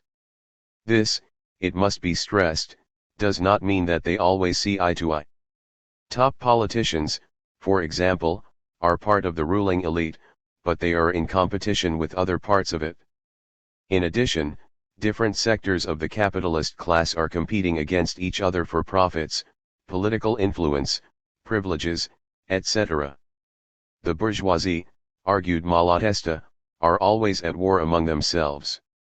Thus the games of the swings, the maneuvers, the concessions and withdrawals, the attempts to find allies among the people against the conservatives, and among the conservatives against the people. Anarchy, p. 25. This means that different sections of the ruling class will cluster around different parties, depending on their interests, and these parties will seek to gain power to further those interests. This may bring them into conflict with other sections of the capitalist class. The state is the means by which these conflicts can be resolved. Given that the role of the state is to ensure the best conditions for capital as a whole, this means that, when necessary, it can and does work against the interests of certain parts of the capitalist class. To carry out this function the state needs to be above individual capitalists or companies. This is what can give the state the appearance of being a neutral social institution and can fool people into thinking that it represents the interests of society as a whole. Yet this sometime neutrality with regards to individual capitalist companies exists only as an expression of its role as an instrument of capital in general. Moreover, without the tax money from successful businesses the state would be weakened, and so the state is in competition with capitalists for the surplus value produced by the working class. Hence the anti-state rhetoric of big business, which can fool those unaware of the hand-in-glove nature of modern capitalism to the state. As Chomsky notes, there has always been a kind of love-hate relationship between business interests and the capitalist state. On the one hand, business wants a powerful state to regulate disorderly markets, provide services and subsidies to business, enhance and protect access to foreign markets and resources, and so on. On the other hand, business does not want a powerful competitor, in particular, one that might respond to different interests, popular interests, and conduct policies with a redistributive effect, with regard to income or power. Turning the tide, p. 211. As such, the state is often in conflict with sections of the capitalist class, just as sections of that class use the state to advance their own interests within the general framework of protecting the capitalist system, i.e. the interests of the ruling class as a class. The state's role is to resolve such disputes within that class peacefully. Under modern capitalism, this is usually done via the democratic process, within which we get the chance of picking the representatives of the elite who will oppress us least. Such conflicts sometimes give the impression of the state being a neutral body, but this is an illusion. It exists to defend class power and privilege, but exactly which class it defends can change. While recognizing that the state protects the power and position of the economically dominant class within a society, anarchists also argue that the state has, due to its hierarchical nature, interests of its own. Thus it cannot be considered as simply the tool of the economically dominant class in society. States have their own dynamics, due to their structure, which generate their own classes and class interests and privileges, and which allows them to escape from the control of the economic ruling class and pursue their own interests, to a greater or lesser degree. As Malatesta put it, the government, though springing from the bourgeoisie and its servant and protector, tends, as with every servant and every protector, to achieve its own emancipation and to dominate whoever it protects. Op. Cit. p. 25. Thus, even in a class system like capitalism, the state can act independently of the ruling elite and, potentially, act against their interests.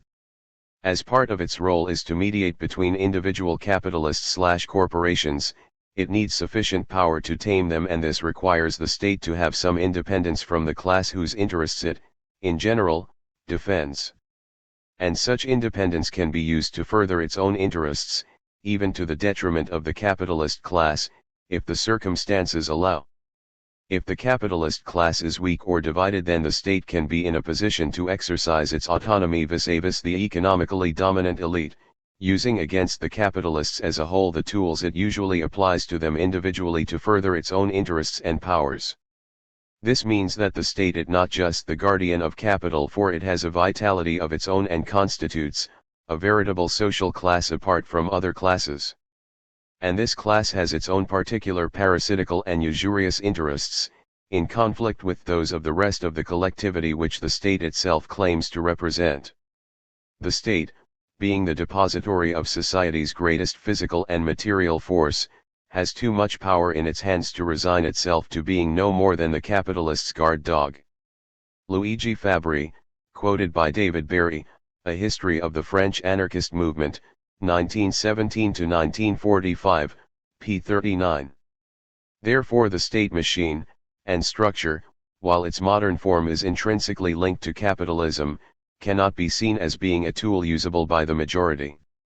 This is because the state, any state even when it dresses up in the most liberal and democratic form, is essentially based on domination, and upon violence, that is upon despotism, a concealed but no less dangerous despotism.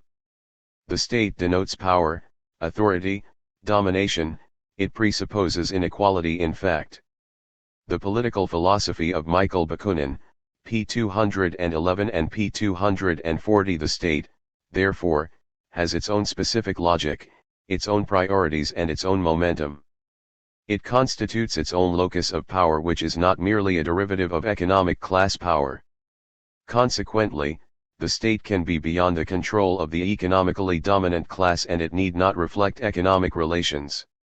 This is due to its hierarchical and centralist nature, which empowers the few who control the state machine. Very state power, every government, by its nature places itself outside and over the people, and inevitably subordinates them to an organization and to aims which are foreign to and opposed to the real needs and aspirations of the people.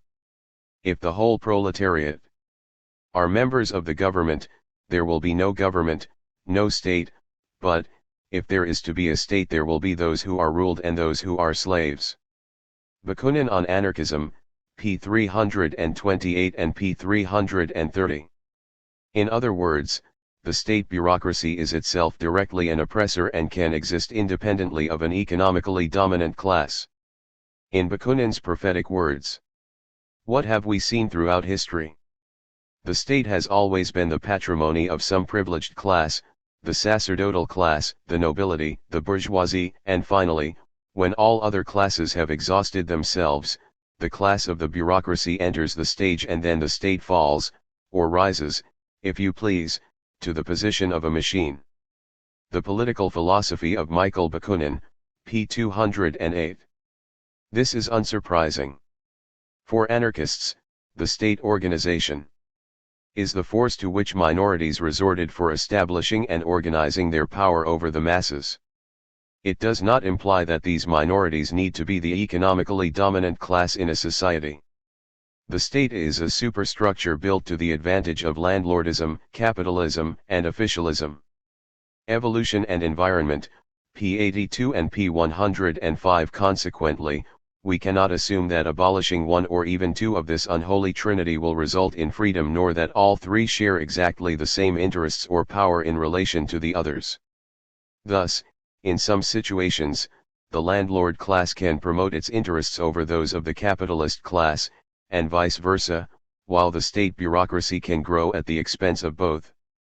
As such, it is important to stress that the minority whose interests the state defends need not be an economically dominant one, although it usually is.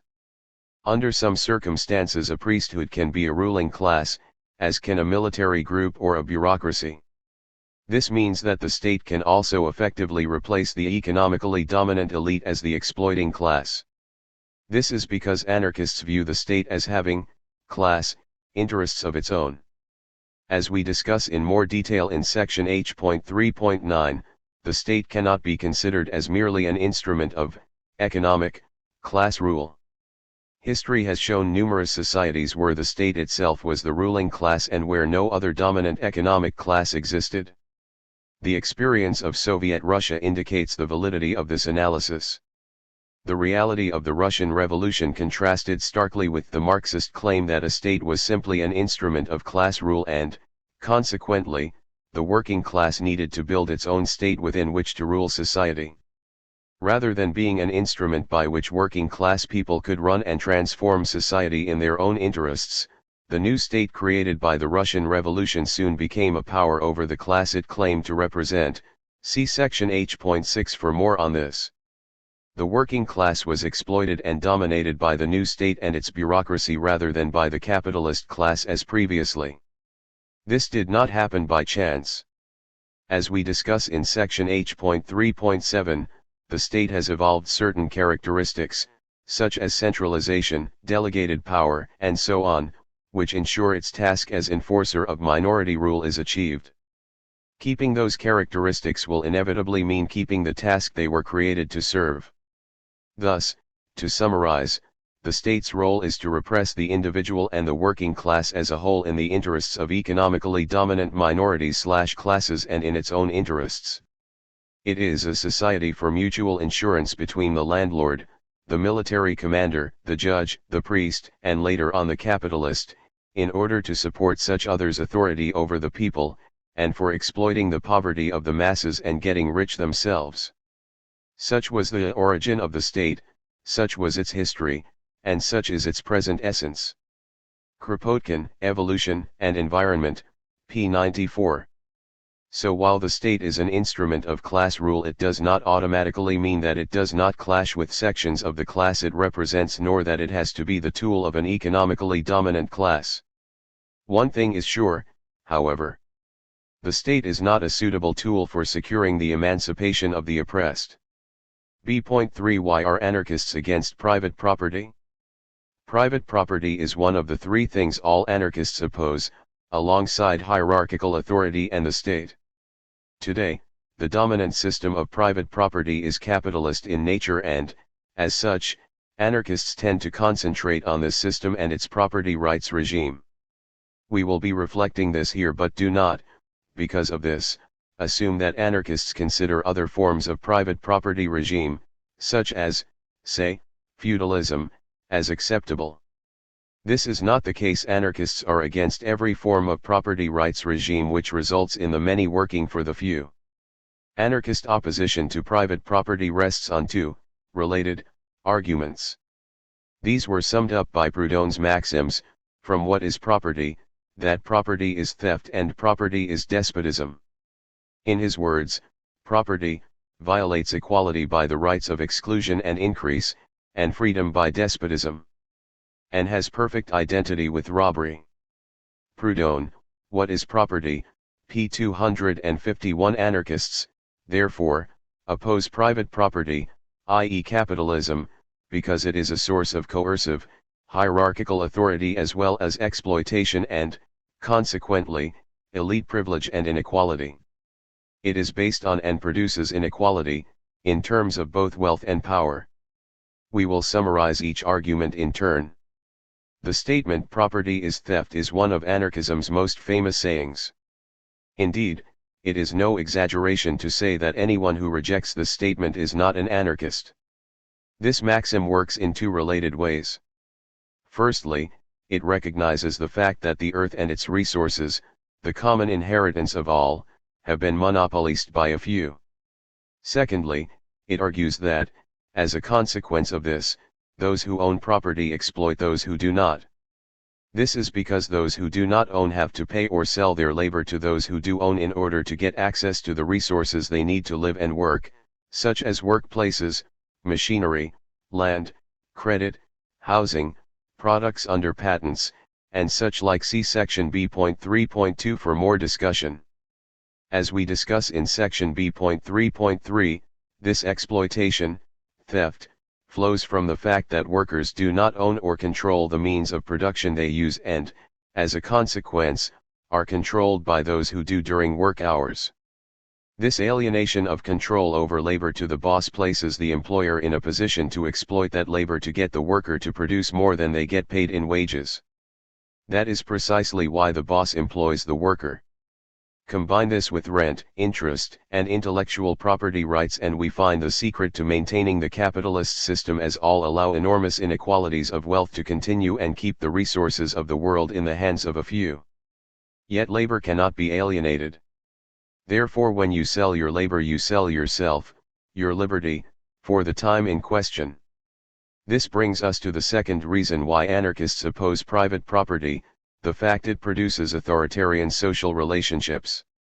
For all true anarchists, property is opposed as a source of authority, indeed despotism. To quote Proudhon on this subject: the proprietor, the robber, the hero, the sovereign, for all these titles are synonymous, imposes his will as law, and suffers neither contradiction nor control, that is, he pretends to be the legislative and the executive power at once. And so property engenders despotism. That is so clearly the essence of property that, to be convinced of it, one need but remember what it is, and observe what happens around him. Property is the right to use and abuse. If goods are property, why should not the proprietors be kings, and despotic kings kings in proportion to their facultas bonita ires?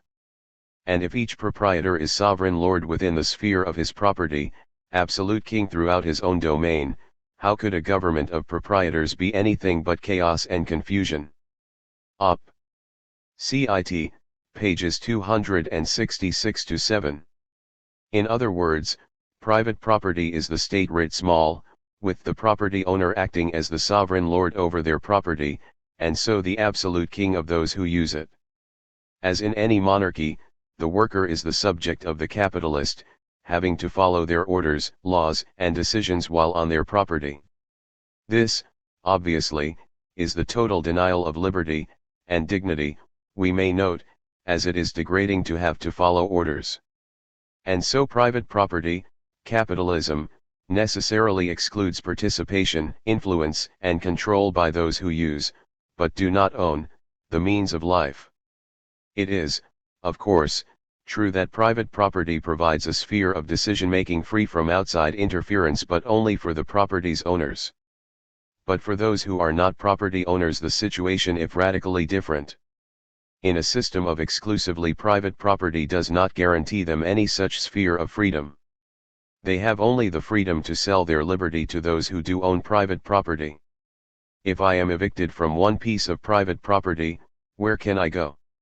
Nowhere, unless another owner agrees to allow me access to their piece of private property. This means that everywhere I can stand is a place where I have no right to stand without permission and, as a consequence, I exist only by the sufferance of the property-owning elite. Hence Proudhon. Just as the commoner once held his land by the munificence and condescension of the Lord, so today the working man holds his labor by the condescension and necessities of the master and proprietor. Proudhon, Op. Cit. p. 128.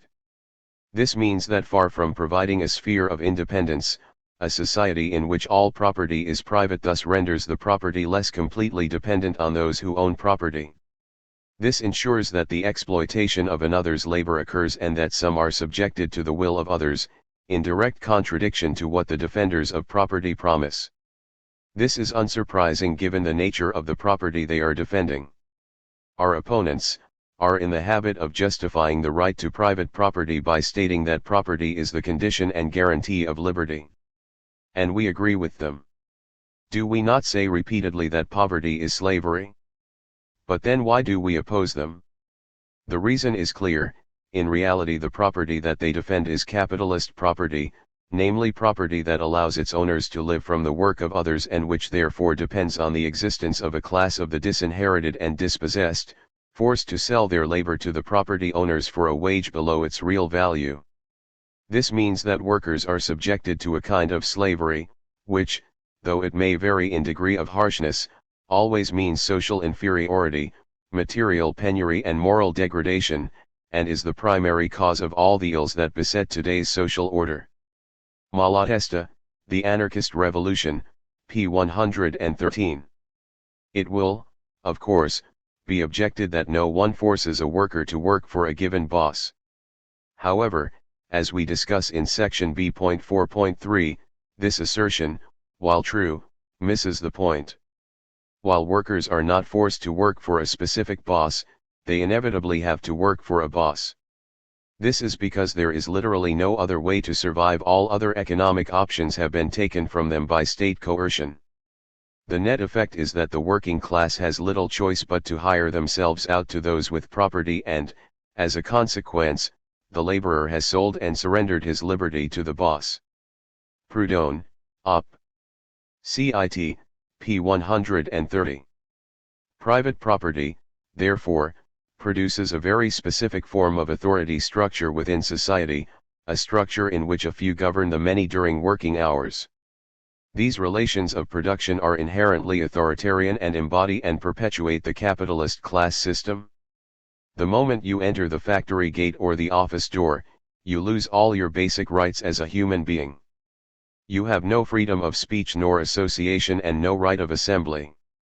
If you were asked to ignore your values, your priorities, your judgment, and your dignity, and leave them at the door when you enter your home, you would rightly consider that tyranny, yet that is exactly what you do during working hours if you are a worker.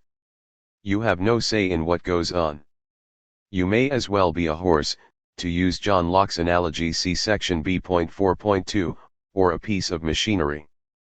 Little wonder, then, that anarchists oppose private property, as anarchy is the absence of a master, of a sovereign. Proudhon, Op. Cit. p. 264, and call capitalism for what it is, namely wage slavery. For these reasons, anarchists agree with Rousseau when he stated, "The first man who, having fenced off a plot of land, thought of saying, 'This is mine,' and found people simple enough to believe him, was the real founder of civil society." How many crimes, wars, murders, how many miseries and horrors might the human race had been spared by the one who, upon pulling up the stakes or filling in the ditch, had shouted to his fellow men, "Beware of listening to this impostor, you are lost if you forget the fruits of the earth belong to all and that the earth belongs to no one." Discourse on Inequality, the Social Contract and Discourses, p. 84. This explains anarchist opposition to capitalism. It is marked by two main features: private property, or in some cases, state-owned property, see section B.3.5, and, consequently, wage labor and exploitation and authority. Moreover, such a system requires a state to maintain itself for as long as within society a possessing and non-possessing group of human beings face one another in enmity. The state will be indispensable to the possessing minority for the protection for its privileges. Rudolf Rocker, Anarcho-Syndicalism, p. 11. Thus private ownership of the means of production is only possible if there is a state, meaning mechanisms of organized coercion at the disposal of the propertied class, see section B.2. Also, it ought to be easy to see that capitalism, by giving rise to an ideologically inalienable right to private property, will also quickly give rise to inequalities in the distribution of external resources, and that this inequality in resource distribution will give rise to a further inequality in the relative bargaining positions of the propertied and the propertyless. While apologists for capitalism usually attempt to justify private property by claiming that self-ownership is a universal right, see section B.4.2 is capitalism based on self-ownership, it is clear that capitalism actually makes universal autonomy implied by the flawed concept of self-ownership, for the appeal of the notion of self-ownership rests on the ideal that people are not used as a means but only as an end in themselves. The capitalist system, however, has undermined autonomy and individual freedom, and ironically, has used the term self-ownership as the basis for doing so. Under capitalism, as will be seen in section B.4, most people are usually left in a situation where their best option is to allow themselves to be used in just those ways that are logically incompatible with genuine self-ownership, i.e. the autonomy which makes it initially an appealing concept. Only libertarian socialism can continue to affirm the meaningful autonomy and individual freedom which self-ownership promises whilst building the conditions that guarantee it. Only by abolishing private property can there be access to the means of life for all, so making the autonomy which self-ownership promises but cannot deliver a reality by universalizing self-management in all aspects of life. Before discussing the anti-libertarian aspects of capitalism, it will be necessary to define private property as distinct from personal possessions and show in more detail why the former requires state protection and is exploitative. B.3.1 What is the difference between private property and possession? Anarchists define private property, or just property, for short, as state-protected monopolies of certain objects or privileges which are used to control and exploit others. Possession, on the other hand, is ownership of things that are not used to exploit others, e.g. a car, a refrigerator, a toothbrush, etc. Thus many things can be considered as either property or possessions depending on how they are used. To summarize, anarchists are in favor of the kind of property which cannot be used to exploit another, those kinds of personal possessions which we accumulate from childhood and which become part of our lives. We are opposed to the kind of property which can be used only to exploit people, land and buildings, instruments of production and distribution, raw materials and manufactured articles, money and capital. Nicholas Walter, about anarchism, p. 40. As a rule of thumb, anarchists oppose those forms of property which are owned by a few people but which are used by others. This leads to the former controlling the latter and using them to produce a surplus for them, either directly, as in the case of an employee, or indirectly, in the case of a tenant.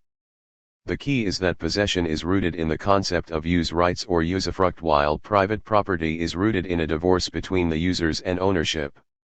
For example, a house that one lives in is a possession, whereas if one rents it to someone else at a profit it becomes property. Similarly, if one uses a saw to make a living as a self-employed carpenter, the saw is a possession, whereas if one employs others at wages to use the saw for one's own profit, it is property. Needless to say, a capitalist workplace, where the workers are ordered about by a boss, is an example of property, while a cooperative, where the workers manage their own work, is an example of possession. To quote Proudhon, the proprietor is a man who, having absolute control of an instrument of production, claims the right to enjoy the product of the instrument without using it himself. To this end he lends it. Op. Cit. p. 293. While it may initially be confusing to make this distinction, it is very useful to understand the nature of capitalist society. Capitalists tend to use the word property to mean anything from a toothbrush to a transnational corporation, two very different things, with very different impacts upon society. Hence Proudhon. Originally the word property was synonymous with proper or individual possession. It designated each individual's special right to the use of a thing. But when this right of use became active and paramount, that is, when the usufructuary converted his right to personally use the thing into the right to use it by his neighbor's labor, then property changed its nature and this idea became complex. Op. Cit. pages 395-6. Proudhon graphically illustrated the distinction by comparing a lover as a possessor, and a husband as a proprietor. As he stressed, the double definition of property, domain and possession, is of highest importance, and must be clearly understood, in order to comprehend what anarchism is really about. So while some may question why we make this distinction, the reason is clear. As Proudhon argued, it is proper to call different things by different names. If we keep the name property for the former possession, we must call the latter the domain of property, robbery, rapine, brigandage. If, on the contrary, we reserve the name property for the latter, we must designate the former by the term possession or some other equivalent, otherwise we should be troubled with an unpleasant synonym. Op. Cit. p. 65 and p. 373. The difference between property and possession can be seen from the types of authority relations each generates. Taking the example of a capitalist workplace, it's clear that those who own the workplace determine how it is used, not those who do the actual work. This leads to an almost totalitarian system. As Noam Chomsky points out, the term totalitarian is quite accurate. There is no human institution that approaches totalitarianism as closely as a business corporation. I mean, power is completely top-down. You can be inside it somewhere and you take orders from above and hand them down. Ultimately, it's in the hands of owners and investors. Thus the actual producer does not control their own activity, the product of their labor, nor the means of production they use. In modern class societies, the producer is in a position of subordination to those who actually do own or manage the productive process. In an anarchist society, as noted, actual use is considered the only title. This means that a workplace is organized and run by those who work within it, thus reducing hierarchy and increasing freedom and equality within society. Hence anarchist opposition to private property and capitalism flows naturally from anarchism's basic principles and ideas. Hence all anarchists agree with Proudhon. Possession is a right, property is against right. Suppress property while maintaining possession. Op. Cit. p. 271. As Alexander Berkman frames this distinction, anarchism abolishes private ownership of the means of production and distribution, and with it goes capitalistic business. Personal possession remains only in the things you use. Thus, your watch is your own, but the watch factory belongs to the people. Land, machinery, and all other public utilities will be collective property, neither to be bought nor sold. Actual use will be considered the only title not to ownership but to possession. What is anarchism? p. 217. This analysis of different forms of property is at the heart of both social and individualist anarchism. This means that all anarchists seek to change people's opinions on what is to be considered as valid forms of property, aiming to see that the anarchistic view that occupancy and use should condition and limit land holding becomes the prevailing view, and so ensure that individuals should no longer be protected by their fellows in anything but personal occupation and cultivation, i.e. use of land. Benjamin Tucker, The Individualist Anarchists, p. 159 and p. 85. The key differences, as we noted in section A.3.1, is how they apply this principle. This anarchist support for possession does not imply the breakup of large-scale organizations such as factories or other workplaces which require large numbers of people to operate. Far from it. Anarchists argue for association as the complement of possession. This means applying occupancy and use to property which is worked by more than one person results in associated labor, i.e. those who collectively work together, i.e. use a given property, manage it and their own labor as a self-governing, directly democratic, association of equals, usually called self-management for short. This logically flows from the theory of possession, of occupancy and use. For if production is carried on in groups, who is the legal occupier of the land? The employer or their manager? Obviously not, as they are by definition occupying more than they can use by themselves. Clearly, the association of those engaged in the work can be the only rational answer. Hence Proudhon's comment that all accumulated capital being social property, no one can be its exclusive proprietor. In order to destroy despotism and inequality of conditions, men must become associates, and this implies workers' self-management. Leaders, instructors, superintendents, must be chosen from the laborers by the laborers themselves. Proudhon, Op. Cit. p. 130, p. 372 and p. 137. In this way, anarchists seek, in Proudhon's words, abolition of the proletariat and consider a key idea of our ideas that industrial democracy must succeed industrial feudalism. Proudhon, selected writings of Pierre-Joseph Proudhon, p. 179 and p. 167. Thus an anarchist society would be based on possession, with workers' self-management being practiced at all levels from the smallest one-person workplace or farm to large-scale industry. See section I.3 for more discussion. Clearly, then, all anarchists seek to transform and limit property rights. Capitalist property rights would be ended and a new system introduced rooted in the concept of possession and use. While the exact nature of that new system differs between schools of anarchist thought, the basic principles are the same as they flow from the same anarchist theory of property to be found in Proudhon's What is Property? Significantly, William Godwin in his Inquiry Concerning Political Justice makes the same point concerning the difference between property and possession, although not in the same language, 50 years before Proudhon, which indicates its central place in anarchist thought. For Godwin, there were different kinds of property. One kind was the empire to which every person is entitled over the produce of his or her own industry. However, another kind was a system, in whatever manner established, by which one man enters into the faculty of disposing of the produce of another man's industry. This species of property is in direct contradiction to the former kind. His similarities with subsequent anarchist ideas is striking. For Godwin, inequality produces a servile spirit in the poor and, moreover, a person who is born to poverty, may be said, under another name, to be born a slave. The anarchist writings of William Godwin, p. 133, p. 134, p. 125 and p. 126. Needless to say, anarchists have not been totally consistent in using this terminology. Some, for example, have referred to the capitalist and landlord classes as being the possessing classes. Others prefer to use the term personal property rather than possession, or capital rather than private property.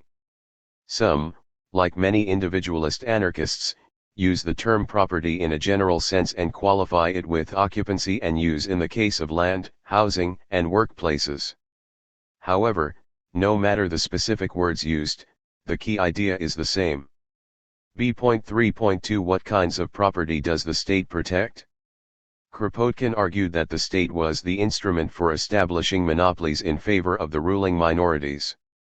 Anarchism, p. 286. In every system of class exploitation, a ruling class controls access to the means of production in order to extract tribute from labor. Capitalism is no exception. In this system the state maintains various kinds of class monopolies, to use Tucker's phrase, to ensure that workers do not receive their natural wage, the full product of their labor. While some of these monopolies are obvious, such as tariffs, state-granted market monopolies and so on, most are behind the scenes and work to ensure that capitalist domination does not need extensive force to maintain. Under capitalism, there are four major kinds of property, or exploitative monopolies, that the state protects. By enforcing these forms of property, the state ensures that the objective conditions within the economy favor the capitalist, with the worker free only to accept oppressive and exploitative contracts within which they forfeit their autonomy and promise obedience or face misery and poverty.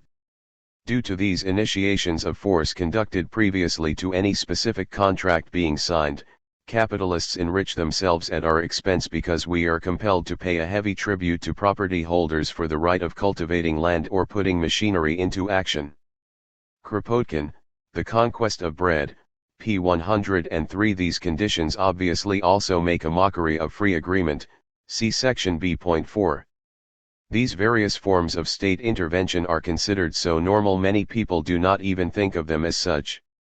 Thus we find defenders of free market capitalism thundering against forms of state intervention which are designed to aid the poor while seeing nothing wrong in defending intellectual property rights, corporations, absentee landlords, and the other multitude of laws and taxes capitalists and their politicians have placed and kept upon the statute books to skew the labor market in favor of themselves. See section f.8 on the state's role in developing capitalism in the first place. Needless to say, despite the supposedly subtle role of such objective pressures in controlling the working class resistance has been such that capital has never been able to dispense with the powers of the state, both direct and indirect. When objective means of control fail, the capitalists will always turn to the use of state repression to restore the natural order. Then the invisible hand of the market is replaced by the visible fist of the state, and the indirect means of securing ruling class profits and power are supplemented by more direct forms by the state. As we indicate in section d.1, state intervention beyond enforcing these forms of private property is the norm of capitalism, not the exception, and is done so to secure the power and profits of the capitalist class. To indicate the importance of these state-backed monopolies, we shall sketch their impact. The credit monopoly, by which the state controls who can and cannot issue or loan money, reduces the ability of working class people to create their own alternatives to capitalism. By charging high amounts of interest on loans, which is only possible because competition is restricted, few people can afford to create cooperatives or one-person firms. In addition, having to repay loans at high interest to capitalist banks ensures that cooperatives often have to undermine their own principles by having to employ wage labor to make ends meet, see section j.5.11. It is unsurprising, therefore, that the very successful Mondragon cooperatives in the Basque Country created their own credit union, which is largely responsible for the experiment's success.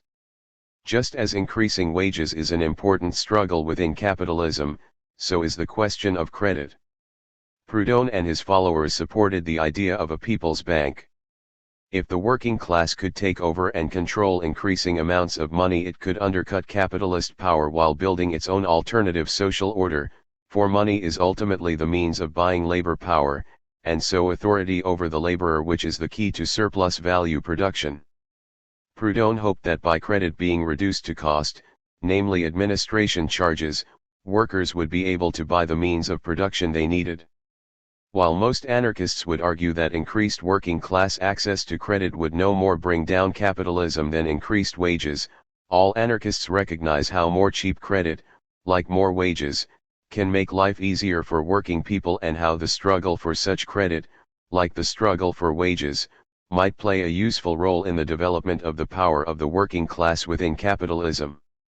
Obvious cases that spring to mind are those where money has been used by workers to finance their struggles against capital, from strike funds and weapons to the periodical avoidance of work made possible by sufficiently high money income.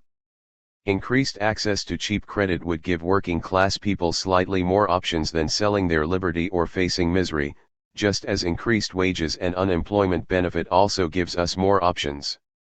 Therefore, the credit monopoly reduces competition to capitalism from cooperatives, which are generally more productive than capitalist firms, while at the same time forcing down wages for all workers as the demand for labor is lower than it would otherwise be. This, in turn, allows capitalists to use the fear of the sack to extract higher levels of surplus value from employees, so consolidating capitalist power, within and out with the workplace, and expansion, increasing setup costs and so creating oligarchic markets dominated by a few firms. In addition, high interest rates transfer income directly from producers to banks. Credit and money are both used as weapons in the class struggle. This is why, again and again, we see the ruling class call for centralized banking and use state action, from the direct regulation of money itself, to the attempted management of its flows by the manipulation of the interest, in the face of repeated threats to the nature, and role, of money within capitalism. The credit monopoly has other advantages for the elite. The 1980s were marked by a rising debt burden on households as well as the increased concentration of wealth in the U.S. The two are linked. Due to the decline in real hourly wages, and the stagnation in household incomes, the middle and lower classes have borrowed more to stay in place and they have borrowed from the very rich who have become richer. By 1997, U.S. households spent $1 trillion, or 17% of the after-tax incomes, on debt service. This represents a massive upward redistribution of income. And why did they borrow? The bottom 40% of the income distribution borrowed to compensate for stagnant or falling incomes while the upper 20% borrowed mainly to invest. Thus consumer credit can be thought of as a way to sustain mass consumption in the face of stagnant or falling wages. But there's an additional social and political bonus. From the point of view of the creditor class, it reduces pressure for higher wages by allowing people to buy goods they couldn't otherwise afford. It helps to nourish both the appearance and reality of a middle-class standard of living in a time of polarization. And debt can be a great conservatizing force, with a large monthly mortgage and or MasterCard bill, strikes, and other forms of troublemaking look less appealing than they would otherwise.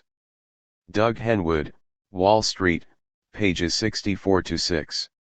Thus credit is an important form of social coercion. Mortgaged workers are more pliable. Henwood, Op. Cit.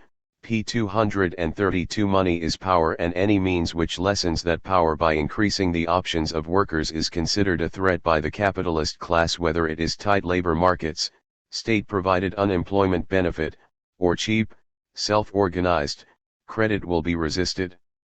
The credit monopoly can, therefore, only be fought as part of a broader attack on all forms of capitalist social power.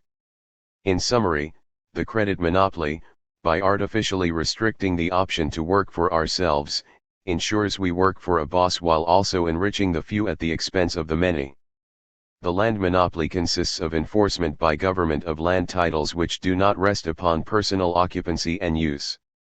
It also includes making the squatting of abandoned housing and other forms of property illegal.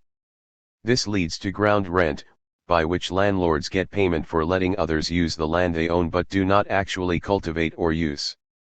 It also allows the ownership and control of natural resources like oil, gas, coal, and timber.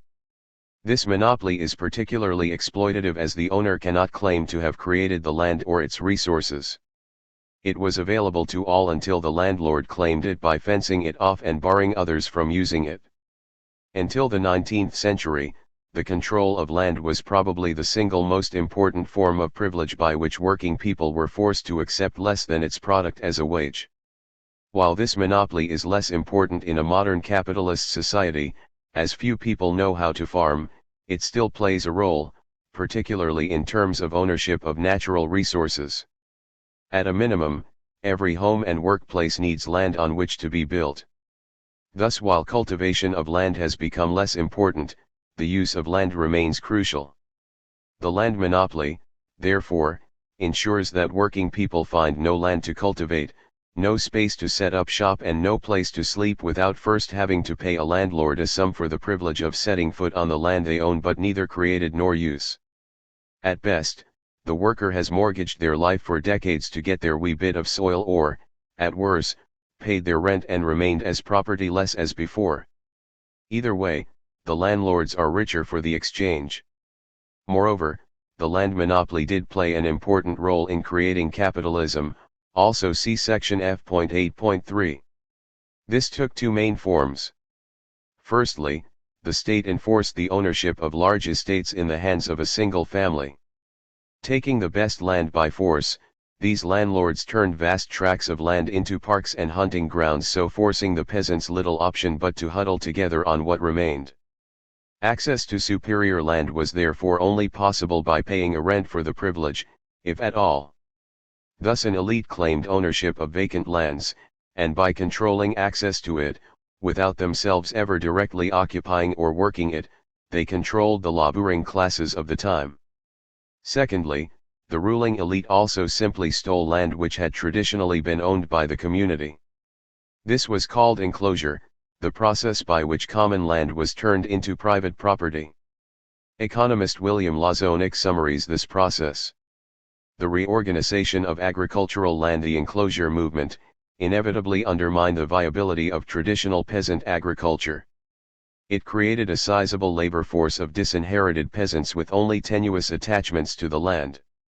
To earn a living, many of these peasants turned to domestic industry, the production of goods in their cottages. It was the 18th century expansion of domestic industry that laid the basis for the British Industrial Revolution.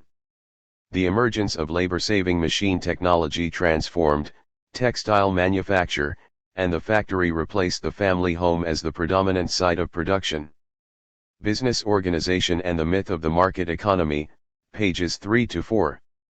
By being able to legally bar people from their property, the landlord class used the land monopoly to ensure the creation of a class of people with nothing to sell but their labor, i.e. liberty. Land was taken from those who traditionally used it, violating common rights, and it was used by the landlord to produce for their own profit. More recently, a similar process has been going on in the Third World as well. Personal occupancy was replaced by landlordism and agricultural wage slavery, and so the Enclosure Acts reduced the agricultural population to misery, placed them at the mercy of the landowners, and forced a great number of them to migrate to the towns where, as proletarians, they were delivered to the mercy of the middle-class manufacturers. Peter Kropotkin, The Great French Revolution, Volume 1, pages 117-8. A variation of this process took place in countries like America, where the state took over ownership of vast tracts of land and then sold it to farmers. As Howard Zinn notes, the Homestead Act gave 160 acres of western land unoccupied and publicly owned, to anyone who would cultivate it for 5 years. Anyone willing to pay $1.25 an acre could buy a homestead. Few ordinary people had the $200 necessary to do this. Speculators moved in and bought up much of the land. A People's History of the United States, p. 233. Those farmers who did pay the money often had to go into debt to do so, placing an extra burden on their labor.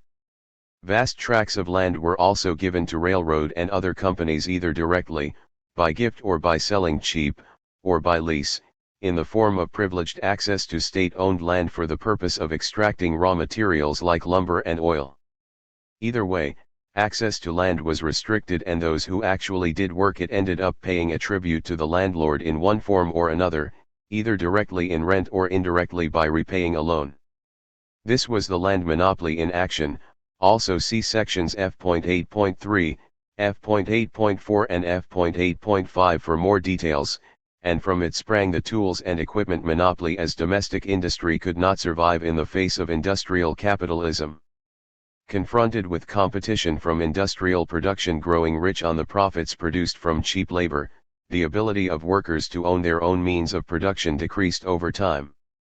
From a situation where most workers owned their own tools and, consequently, worked for themselves, we now face an economic regime where the tools and equipment needed for work are owned by capitalists and, consequently, workers now work for a boss. The tools and equipment monopoly is similar to the land monopoly, as it is based upon the capitalist denying workers access to their capital unless the worker pays tribute to the owner for using it. while capital is simply stored up labor which has already received its pay in full, and so the lender of capital is entitled to its return intact, and nothing more. To use Tucker's words, due to legal privilege the capitalist is in a position to charge a fee for its use. This is because, with the working class legally barred from both the land and available capital, the means of life, members of that class have little option but to agree to wage contracts which let capitalists extract a fee for the use of their equipment, see section B.3.3. Thus the capital monopoly is, like the land monopoly, enforced by the state and its laws. This is most clearly seen if you look at the main form in which such capital is held today, the corporation. This is nothing more than a legal construct. Over the last 150 years, notes Joel Bacon, the corporation has risen from relative obscurity to becomes the world's dominant economic institution. The law has been changed to give corporations limited liability and other perks in order to attract valuable incorporation business, by jettisoning unpopular to capitalists restrictions from corporate laws. Finally, the courts fully transformed the corporation onto a person, with its own identity, and empowered, like a real person, to conduct business in its own name, acquire assets, employ workers, pay taxes, and go to court to assert its rights and defend its actions. In America, this was achieved using the 14th Amendment, which was passed to protect freed slaves. In summary, the corporation is not an independent person with its own rights, needs, and desires. It is a state-created tool for advancing social and economic policy. The corporation, P5, P13, P16 and P158. Nor can it be said that this monopoly is the product of hard work and saving. The capital monopoly is a recent development, and how this situation developed is usually ignored. If not glossed over as irrelevant, some fairy tale is spun in which a few bright people saved and worked hard to accumulate capital, and the lazy majority flocked to be employed by these, almost superhuman, geniuses. In reality, the initial capital for investing in industry came from wealth plundered from overseas or from the proceeds of feudal and landlord exploitation. In addition, as we discuss in section F.8, extensive state intervention was required to create a class of wage workers and ensure that capital was in the best position to exploit them. This explicit state intervention was scaled down once the capital monopoly found its own feet. Once this was achieved, state action became less explicit and becomes focused around defending the capitalist's property rights. This is because the fee charged to workers was partly reinvested into capital, which reduced the prices of goods, ruining domestic industry and so narrowing the options available to workers in the economy. In addition, investment also increased the setup costs of potential competitors, which continued the dispossession of the working class from the means of production, as these natural barriers to entry into markets ensured few members of that class had the necessary funds to create cooperative workplaces of appropriate size.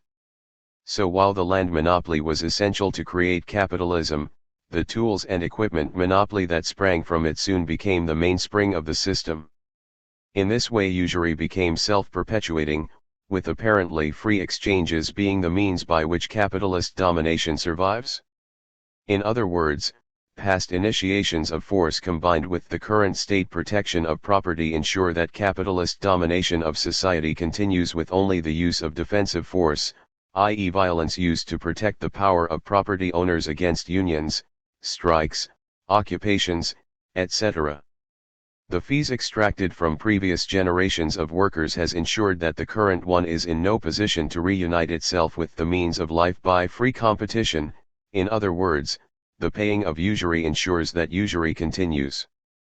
Needless to say, the surplus produced by this generation will be used to increase the capital stock and so ensure the dispossession of future generations, and so usury becomes self-perpetuating. And, of course, state protection of property against theft by working people ensures that property remains theft and the real thieves keep their plunder. As far as the idea's monopoly is concerned, this has been used to enrich capitalist corporations at the expense of the general public and the inventor. Patents make an astronomical price difference. Until the early 1970s, for example, Italy did not recognize drug patents. As a result, Roche products charged the British National Health Service over 40 times more for patented components of Librium and Valium than charged by competitors in Italy. As Tucker argued, the patent monopoly consists in protecting investors and authors against competition for a period long enough to enable them to extort from the people a reward enormously in excess of the labor measure of their services, in other words, in giving certain people a right of property for a term of years and facts of nature, and the power to extract tribute from others for the use of this natural wealth which should be open to all. The individualist anarchists, p. 86. The net effect of this can be terrible. The Uruguay round of global trade negotiations strengthen intellectual property rights. American and other Western drug companies could now stop drug companies in India and Brazil from stealing their intellectual property. But these drug companies in the developing world were making these life-saving drugs available to their citizens at a fraction of the price at which the drugs were sold by the Western drug companies. Profits of the Western drug companies would go up, but the increases profits from sales in the developing world were small, since few could afford the drugs. And so thousands were effectively condemned to death, because governments and individuals in developing countries could no longer pay the high prices demanded. Joseph Stiglitz, Globalization and its Discontents, pages 7-8. While international outrage over AIDS drugs eventually forced the drug companies to sell the drugs at cost price in late 2001, the underlying intellectual property rights regime was still in place. The irony that this regime was created in a process allegedly about trade liberalization should not go unnoticed. Intellectual property rights, as Noam Chomsky correctly points out, are a protectionist measure. They have nothing to do with free trade. In fact, they're the exact opposite of free trade. Understanding Power, p. 282. The fundamental injustice of the ideas monopoly is exacerbated by the fact that many of these patented products are the result of government funding of research and development, with private industry simply reaping monopoly profits from technology it did not spend a penny to develop. In fact, extending government aid for research and development is considered an important and acceptable area of state intervention by governments and companies verbally committed to the neoliberal agenda.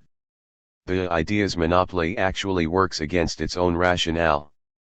Patents suppress innovation as much as they encourage it. The research scientists who actually do the work of inventing are required to sign over patent rights as a condition of employment, while patents and industrial security programs used to bolster competitive advantage on the market actually prevent the sharing of information, so reducing innovation. This evil is being particularly felt in universities as the new intellectual property rights regime is spreading there. Further research stalls as the incremental innovation based on others' patents is hindered, while the patent holder can rest on their laurels as they have no fear of a competitor improving the invention. They also hamper technical progress because, by their very nature, preclude the possibility of independent discovery. Also, of course, some companies own a patent explicitly not to use it but simply to prevent someone else from so doing. As Noam Chomsky notes, today trade agreements like GATT and NAFTA impose a mixture of liberalization and protection, going far beyond trade, designed to keep wealth and power firmly in the hands of the masters. Thus investor rights are to be protected and enhanced, and a key demand is increased protection for intellectual property, including software and patents, with patent rights extending to process as well as product in order to ensure that US-based corporations control the technology of the future and so locking the poor majority into dependence on high-priced products of Western agribusiness, biotechnology, the pharmaceutical industry and so on. World Orders, Old and New, p. 183, p. 181 and pages 182-3. This means that if a company discovers a new, more efficient way of producing a drug, then the ideas monopoly will stop them, and so these are not only highly protectionist measures. They're a blow against economic efficiency and technological process that just shows you how much free trade really is involved in all of this. Chomsky, Understanding Power, p. 282.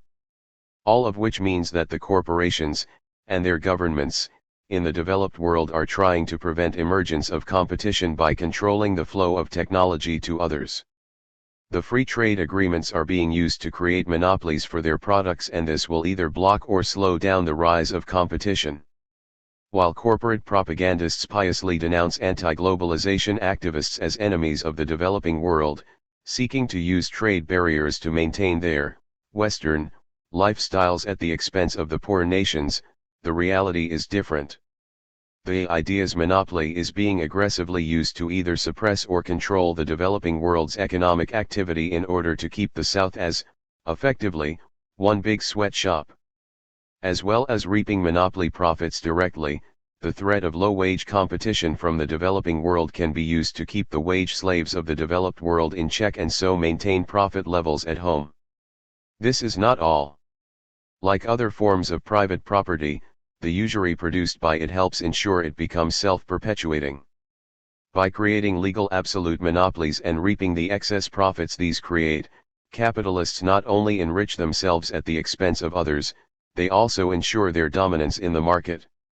Some of the excess profits reaped due to patents and copyrights are invested back into the company, securing advantages by creating various natural barriers to entry for potential competitors. Thus patents impact on business structure, encouraging the formation and dominance of big business. Looking at the end of the 19th century, the idea's monopoly played a key role in promoting cartels and, as a result, laid the foundation for what was to become corporate capitalism in the 20th century. Patents were used on a massive scale to promote concentration of capital, erect barriers to entry, and maintain a monopoly of advanced technology in the hands of Western corporations. The exchange or pooling of patents between competitors, historically, has been a key method for the creation of cartels in industry. This was true especially of the electrical appliance, communications, and chemical industries. For example, by the 1890s, two large companies, General Electric and Westinghouse, monopolized a substantial part of the American electrical manufacturing industry, and their success had been in large measure the result of patent control. The two competitors simply pooled their patents, and yet another means of patent and market control had developed: corporate patent pooling agreements. Designed to minimize the expense and uncertainties of conflict between the giants, they greatly reinforced the position of each vis-a-vis lesser competitors and new entrants into the field. David Noble, American by Design, p. 10. While the patent system is, in theory, promoted to defend the small-scale inventor, in reality it is corporate interests that benefit. As David Noble points out, the inventor, the original focus of the patent system, tended to increasingly to abandon his patent in exchange for corporate security. He either sold or licensed his patent rights to industrial corporations or assigned them to the company of which he became an employee, bartering his genius for a salary. In addition, by means of patent control gained through purchase, consolidation, patent pools, and cross-licensing agreements, as well as by regulated patent production through systematic industrial research, the corporations steadily expanded their monopoly of monopolies. As well as this, corporations used patents to circumvent antitrust laws. This reaping of monopoly profits at the expense of the customer made such tremendous strides between 1900 and 1929 and were of such proportions as to render subsequent judicial and legislative effects to check corporate monopoly through patent control too little too late. Op. Cit. p. 87, p. 84 and p. 88. Things have changed little since Edwin Prindle, a corporate patent lawyer, wrote in 1906 that patents are the best and most effective means of controlling competition. They occasionally give absolute command of the market, enabling their owner to name the price without regard to the cost of production. Patents are the only legal form of absolute monopoly. The power which a patentee has to dictate the conditions under which his monopoly may be exercised had been used to form trade agreements throughout practically entire industries. Quoted by Noble, Op. Cit. p. 89. Thus, the ruling class, by means of the state, is continually trying to develop new forms of private property by creating artificial scarcities and monopolies, e.g. by requiring expensive licenses to engage in particular types of activities, such as broadcasting or producing certain kinds of medicines or products. In the information age, usury, use fees, from intellectual property are becoming a much more important source of income for elites, as reflected in the attention paid to strengthening mechanisms for enforcing copyright and patents in the recent GATT agreements, or in U.S. pressure on foreign countries, like China, to respect such laws. This allows corporations to destroy potential competitors and ensure that their prices can be set as high as possible, and monopoly profits maintained indefinitely.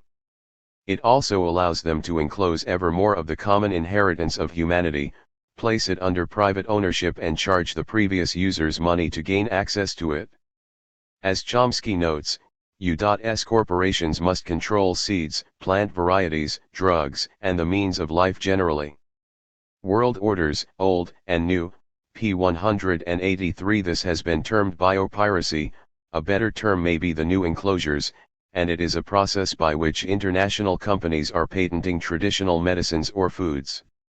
They seek to make money from resources and knowledge that rightfully belongs to the developing countries, and in so doing, they squelch domestic firms that have long provided the products. While it is not clear whether these patents would hold up in court if they were effectively challenged, it is clear that the less developed countries may not have the legal and financial resources required to challenge the patent. Joseph Stiglitz, Op. Cit. p. 246. They may also not withstand the economic pressures they may experience if the international markets conclude that such acts indicate a regime that is less than business friendly. That the people who were dependent on the generic drugs or plants can no longer afford them is as irrelevant as the impediments to scientific and technological advance they create. In other words, capitalists desire to skew the free market in their favor by ensuring that the law reflects and protects their interests, namely their property rights. By this process they ensure that cooperative tendencies within society are crushed by state-supported market forces. As Noam Chomsky puts it, modern capitalism is state protection and public subsidy for the rich, market discipline for the poor. Rollback, Part I. Z Magazine. Self-proclaimed defenders of free market capitalism are usually nothing of the kind, while the few who actually support it only object to the public subsidy aspect of modern capitalism and happily support state protection for property rights.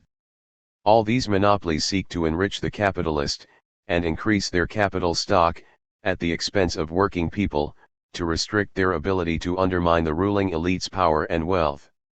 All aim to ensure that any option we have to work for ourselves, either individually or collectively, is restricted by tilting the playing field against us, making sure that we have little option but to sell our labor on the free market and be exploited. In other words, the various monopolies make sure that natural barriers to entry, see section C.4, are created, leaving the heights of the economy in the control of big business while alternatives to capitalism are marginalized at its fringes.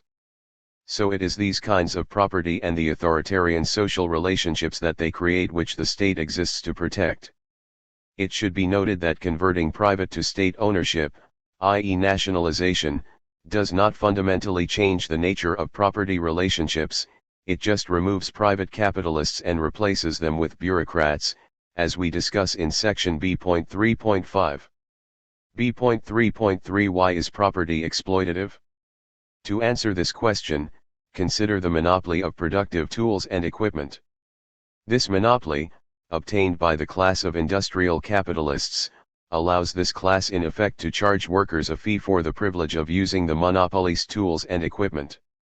This occurs because property, in Proudhon words, excommunicates the working class. This means that private property creates a class of people who have no choice but to work for a boss in order to pay the landlord rent or buy the goods they, as a class, produce but do not own.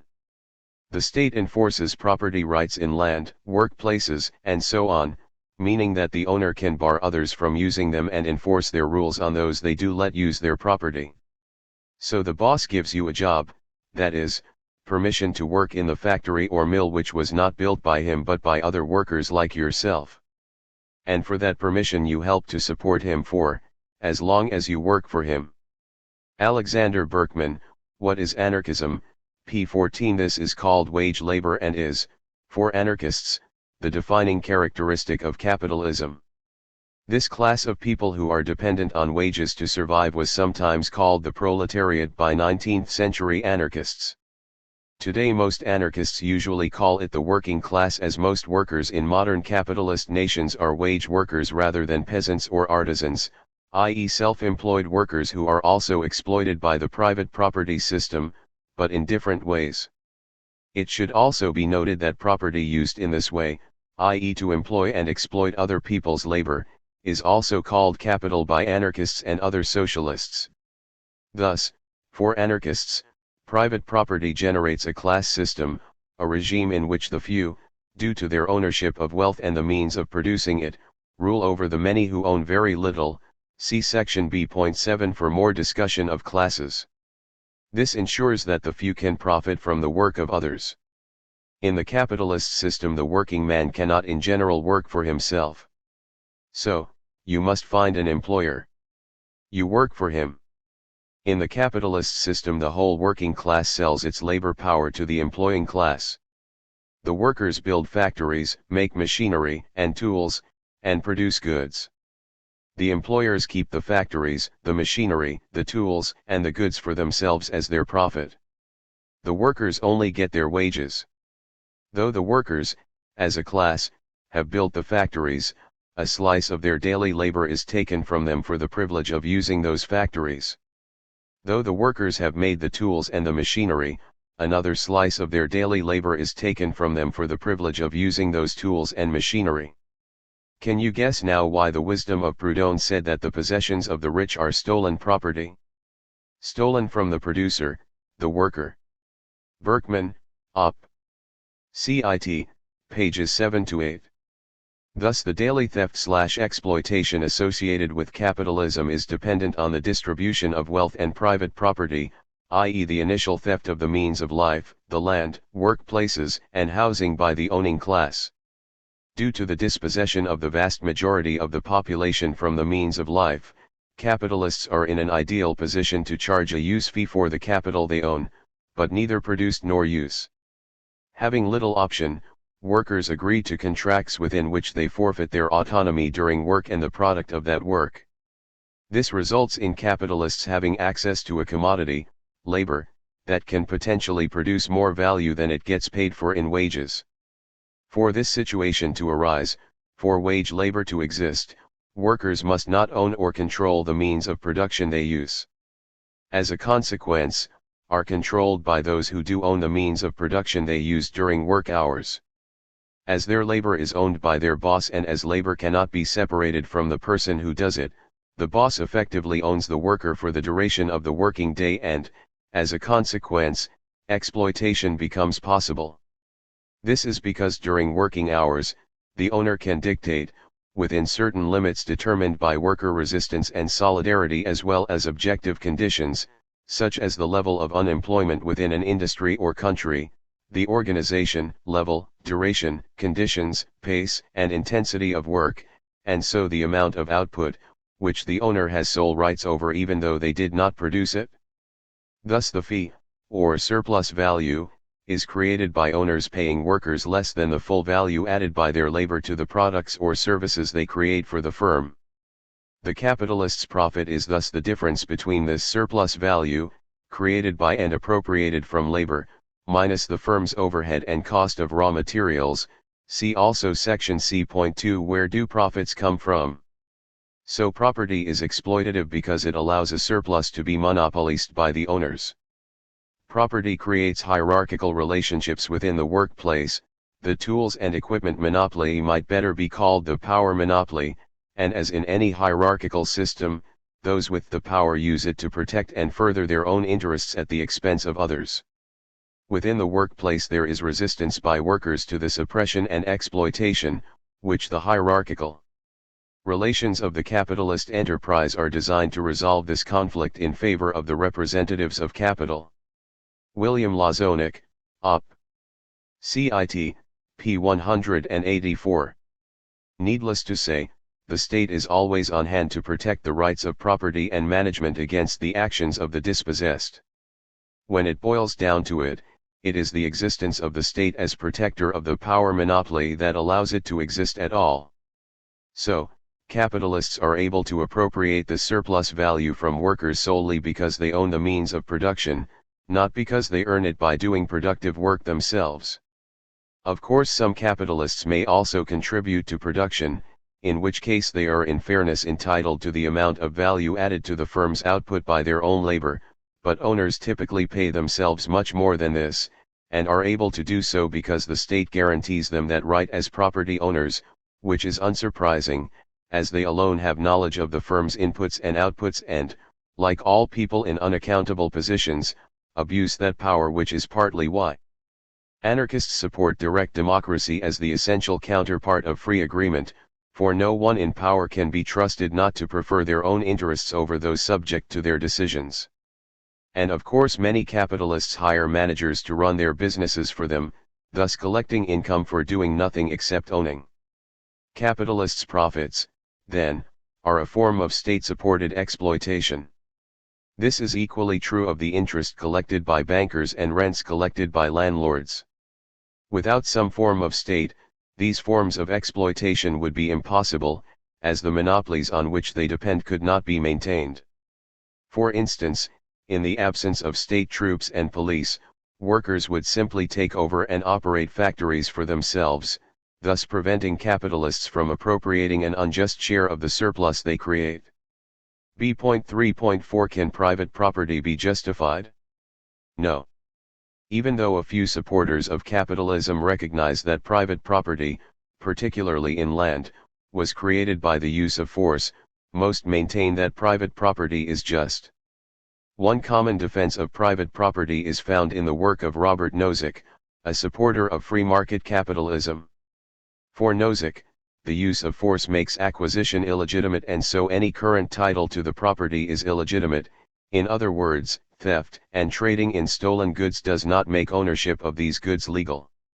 So, if the initial acquisition of land was illegitimate, then all current titles are also illegitimate.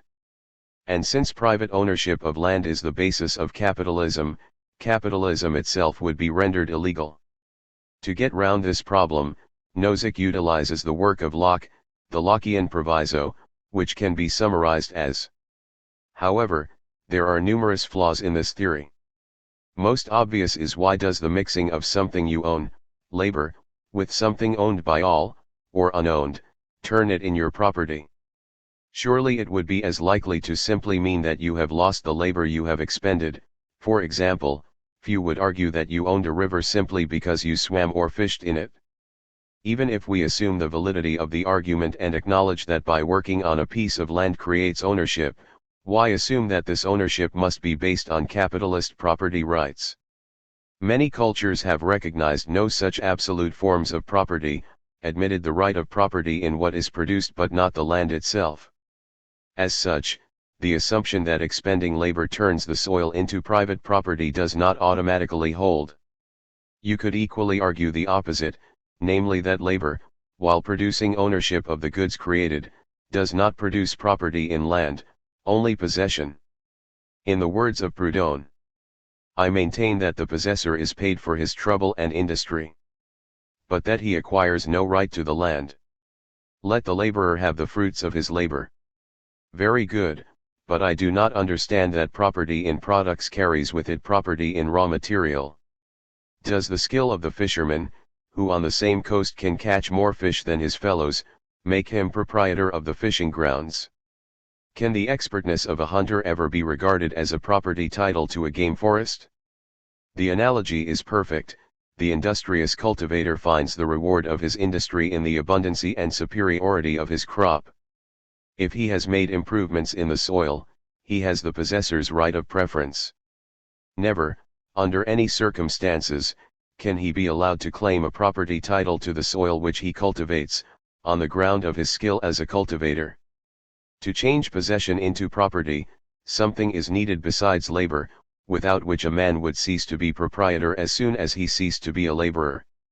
Now, the law bases property upon immemorial, unquestionable possession, that is, prescription. Labor is only the sensible sign, the physical act, by which occupation is manifested. If, then, the cultivator remains proprietor after he has ceased to labor and produce, if his possession, first conceded, then tolerated, finally becomes inalienable, it happens by permission of the civil law, and by virtue of the principle of occupancy. So true is this, that there is not a bill of sale, not a farm lease, not an annuity, but implies it. Man has created everything save the material itself. Now, I maintain that this material he can only possess and use, on condition of permanent labor, granting, for the time being, his right of property in things which he has produced. This, then, is the first point settled. Property in product, if we grant so much, does not carry with it property in the means of production. That seems to me to need no further demonstration. There is no difference between the soldier who possesses his arms, the mason who possesses the materials committed to his care, the fisherman who possesses the water, the hunter who possesses the fields and forests, and the cultivator who possesses the lands. All, if you say so, are proprietors of their products. Not one is proprietor of the means of production. The right to product is exclusive jus in re, the right to means is common jus ad rem. What is property? Pages 120-1. Proudhon's argument has far more historical validity than Nozick's. Common ownership of land combined with personal use has been the dominant form of property rights for tens of thousands of years, while Nozick's natural law theory dates back to Locke's work in the 7th century, itself an attempt to defend the encroachment of capitalist norms of ownership over previous common law ones. Nozick's theory only appears valid because we live in a society where the dominant form of property rights are capitalist. As such, Nozick is begging the question, he is assuming the thing he is trying to prove. Ignoring these obvious issues, what of Nozick's actual argument? The first thing to note is that it is a fairy tale, it is a myth. The current property system and its distribution of resources and ownership rights is a product of thousands of years of conflict, coercion, and violence. As such, given Nozick's arguments, it is illegitimate and the current owners have no right to deprive others of access to them or to object to taxation or expropriation. However, it is precisely this conclusion which Nozick seeks to eliminate by means of his story. By presenting an ahistoric thought experiment, he hopes to convince the reader to ignore the actual history of property in order to defend the current owners of property from redistribution. Nozick's theory is only taken seriously because, firstly, it assumes the very thing it is trying to justify, i.e. capitalist property rights, and, as such, has a superficial coherence as a result, and, secondly, it has obvious political utility for the rich. The second thing to note is that the argument itself is deeply flawed. To see why, take, as an example, two individuals who share land in common. Nozick allows for one individual to claim the land as their own as long as the process normally giving rise to a permanent bequeathable property right in a previously unknown thing will not do so if the position of others no longer at liberty to use the thing is therefore worsened. Anarchy, State, and Utopia, p. 178. Given this, one of our two land sharers can appropriate the land as long as they can provide the other with a wage greater than what they were originally producing. If this situation is achieved, then, according to Nozick, the initial appropriation was just and so are all subsequent market exchanges. In this way, the unowned world becomes owned and a market system based on capitalist property rights in productive resources, the land, and labor develop.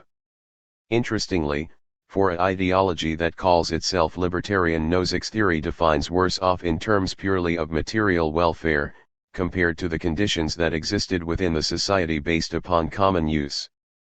However, the fact is, if one person appropriated the land that the other cannot live off the remaining land, then we have a problem. The other person has no choice but to agree to become employed by the landowner. The fact that the new landowner offers the other a wage to work their land that exceeds what the new wage slave originally produced may meet the Lockean proviso misses the point. The important issue is that the new wage slave has no option but to work for another and, as a consequence, become subject to that person's authority. In other words, being worse off in terms of liberty, i.e. autonomy or self-government, is irrelevant for Nozick, a very telling position to take.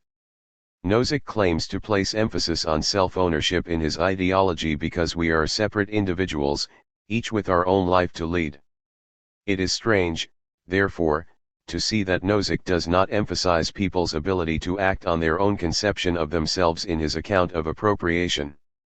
Indeed, there is no objection to an appropriation that puts someone in an unnecessary and undesirable position of subordination and dependence on the will of others.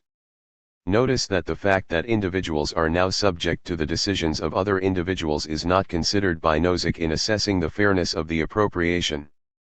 The fact that the creation of private property results in the denial of important freedoms for wage slaves, namely, the wage slave has no say over the status of the land they had been utilizing and no say over how their labor is used.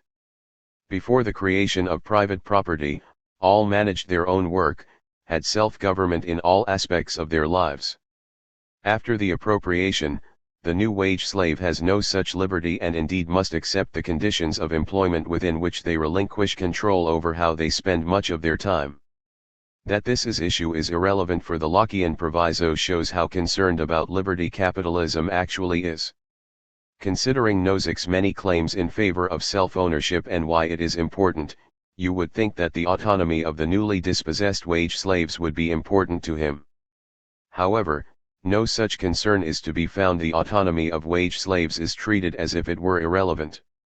Nozick claims that a concern for people's freedom to lead their own lives underlies his theory of unrestricted property rights, but, this apparently does not apply to wage slaves. His justification for the creation of private property treats only the autonomy of the landowner as relevant. However, as Proudhon rightly argues, if the liberty of man is sacred, it is equally sacred in all individuals, that, if it needs property for its objective action, that is, for its life, the appropriation of material is equally necessary for all. Does it not follow that if one individual cannot prevent another from appropriating an amount of material equal to his own, no more can he prevent individuals to come up? CIT, pages 84 to 85. The implications of Nozick's argument become clear once we move beyond the initial acts of appropriation to the situation of a developed capitalist economy. In such a situation, all of the available useful land has been appropriated. There is massive differences in who owns what, and these differences are passed on to the next generation. Thus we have a minority class of people who own the world and a class of people, the majority, who can only gain access to the means of life on terms acceptable to the former. How can the majority really be said to own themselves if they may do nothing without the permission of others, the owning minority? Under capitalism, people are claimed to own themselves, but this is purely formal, as most people do not have independent access to resources. And as they have to use other people's resources, they become under the control of those who own the resources. In other words, private property reduces the autonomy of the majority of the population and creates a regime of authority which has many similarities to enslavement. As John Stuart Mill put it, no longer enslaved or made dependent by force of law, the great majority are so by force of property. They are still chained to a place, to an occupation, and to conformity with the will of an employer, and debarred by the accident of birth to both the enjoyments, and from the mental and moral advantages, which others inherit without exertion and independently of desert. That this is an evil equal to almost any of those against which mankind have hitherto struggles, the poor are not wrong in believing. Chapters on Socialism, Principles of Political Economy, pages 377 to 8. Capitalism, even though claiming formal self-ownership, in fact not only restricts the self-determination of working-class people, it also makes them a resource for others. Those who enter the market after others have appropriated all the available property are limited to charity or working for others. The latter, as we discuss in section C, results in exploitation as the workers' labor is used to enrich others. Working people are compelled to cooperate with the current scheme of property and are forced to benefit others. This means that self-determination requires resources as well as rights over one's physical and mental being. Concern for self-determination, i.e. meaningful self-ownership, leads us to common property plus workers' control of production, and so some form of libertarian socialism, not private property and capitalism. And, of course, the appropriation of the land requires a state to defend it against the dispossessed as well as continuous interference in people's lives. Left to their own devices, people would freely use the resources around them which they considered unjustly appropriated by others, and it is only continuous state intervention that prevents them from violating Nozick's principles of justice. To use Nozick's own terminology, the Lockean proviso is a pattern theory, his claims otherwise notwithstanding.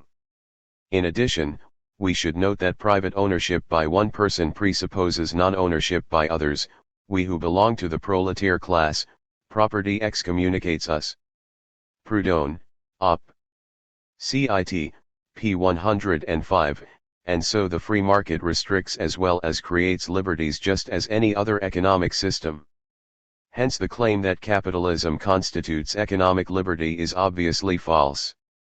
In fact, it is based upon denying liberty for the vast majority during work hours, as well as having serious impacts on liberty out with work hours due to the effects of concentrations of wealth upon society. Perhaps Nozick can claim that the increased material benefits of private property makes the acquisition justified. However, it seems strange that a theory supporting liberty should consider well-off slaves to be better than poor free men and women. As Nozick claims that the wage slave's consent is not required for the initial acquisition, so perhaps he can claim that the gain in material welfare outweighs the loss of autonomy and so allows the initial act as an act of paternalism. But as Nozick opposes paternalism when it restricts private property rights, he can hardly invoke it when it is required to generate these rights.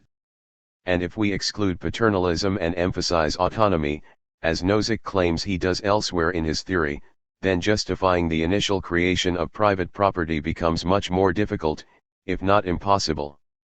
And if each owner's title to their property includes the historical shadow of the Lockean proviso on appropriation, then such titles are invalid.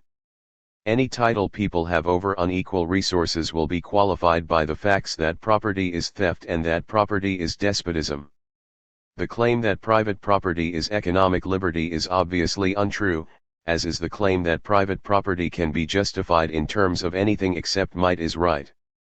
In summary, if the right of life is equal, the right of labor is equal, and so is the right of occupancy. This means that those who do not possess today are proprietors by the same title as those who do possess, but instead of inferring therefrom that property should be shared by all, I demand, in the name of general security, its entire abolition. Proudhon, Op. Cit. p. 77 and p. 66. Simply put, if it is right for the initial appropriation of resources to be made, then, by that very same reason, it is right for others in the same and subsequent generations to abolish private property in favor of a system which respects the liberty of all rather than a few. For more anarchist analysis on private property and why it cannot be justified, be it by occupancy, labor, natural right, or whatever, consult Proudhon's classic work What is Property? For further discussion on capitalist property rights, see section F.4. B.3.5 Is state-owned property different from private property? No, far from it. State ownership should not be confused with the common or public ownership implied by the concept of use rights. The state is a hierarchical instrument of coercion and, as we discussed in section B.2, is marked by power being concentrated in a few hands. As the general populate is, by design, excluded from decision-making within it, this means that the state apparatus has control over the property in question. As the general public and those who use a piece of property are excluded from controlling it, state property is identical to private property. Instead of capitalists owning it, the state bureaucracy does. This can easily be seen from the example of such so-called socialist states as the Soviet Union or China. To show why, we need only quote a market socialist who claims that China is not capitalist. According to David Schweikart, a society is capitalist if, in order to gain access to means of production, without which no one can work, most people must contract with people who own, or represent the owners of, such means. In exchange for a wage of a salary, they agree to supply the owners with a certain quantity and quality of labor. It is a crucial characteristic of the institution of wage labor that the goods or services produced do not belong to the workers who produce them but to those who supply the workers with the means of production. Anarchists agree with Schweikart's definition of capitalism. As such, he is right to argue that a society of small farmers and artisans is not a capitalist society, since wage labor is largely absent. He is, however, wrong to assert that a society in which most of the means of production are owned by the central government or by local communities, contemporary China, for example, is not a capitalist society, since private ownership of the means of production is not dominant. After capitalism, p. 23.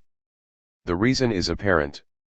As Emma Goldman said, pointing out the obvious, if property is nationalist it belongs to the state, this is, the government has control of it and can dispose of it according to its wishes and views.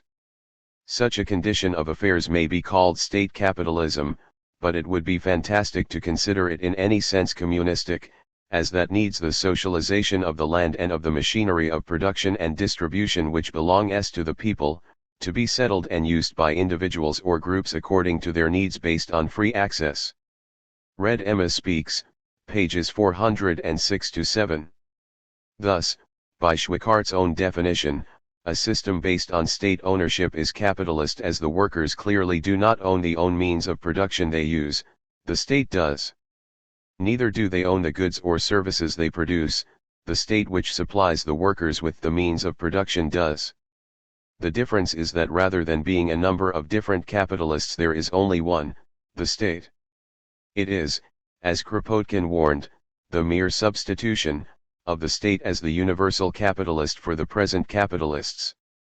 Evolution and Environment, p. 106. This is why anarchists have tended to call such regimes state capitalist, as the state basically replaces the capitalist as boss.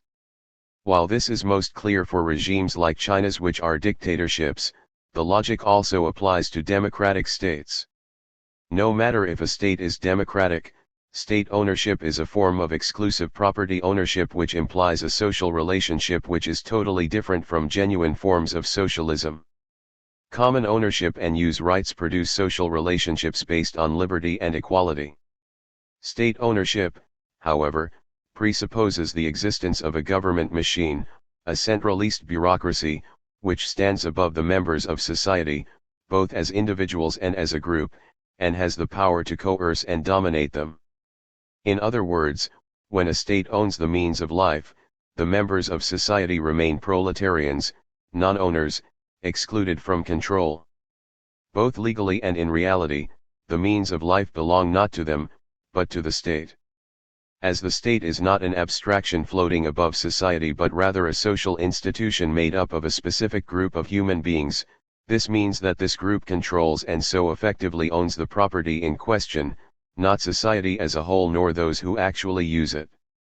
Just as the owning class excludes the majority, so does the state bureaucracy, which means it owns the means of production, whether or not this is formally and legally recognized.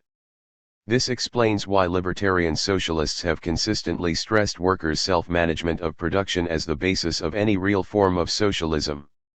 To concentrate on ownership, as both Leninism and social democracy have done, misses the point. Needless to say, those regimes which have replaced capitalist ownership with state property have shown the validity the anarchist analysis in these matters, all-powerful, centralist government with state capitalism as its economic expression, to quote Emma Goldman's summation of Lenin's Russia Op. Cit. p. 388. State property is in no way fundamentally different from private property. All that changes is who exploits and oppresses the workers. For more discussion see section H.3.13. Why is state socialism just state capitalism? B.4 How does capitalism affect liberty? Private property is in many ways like a private form of state.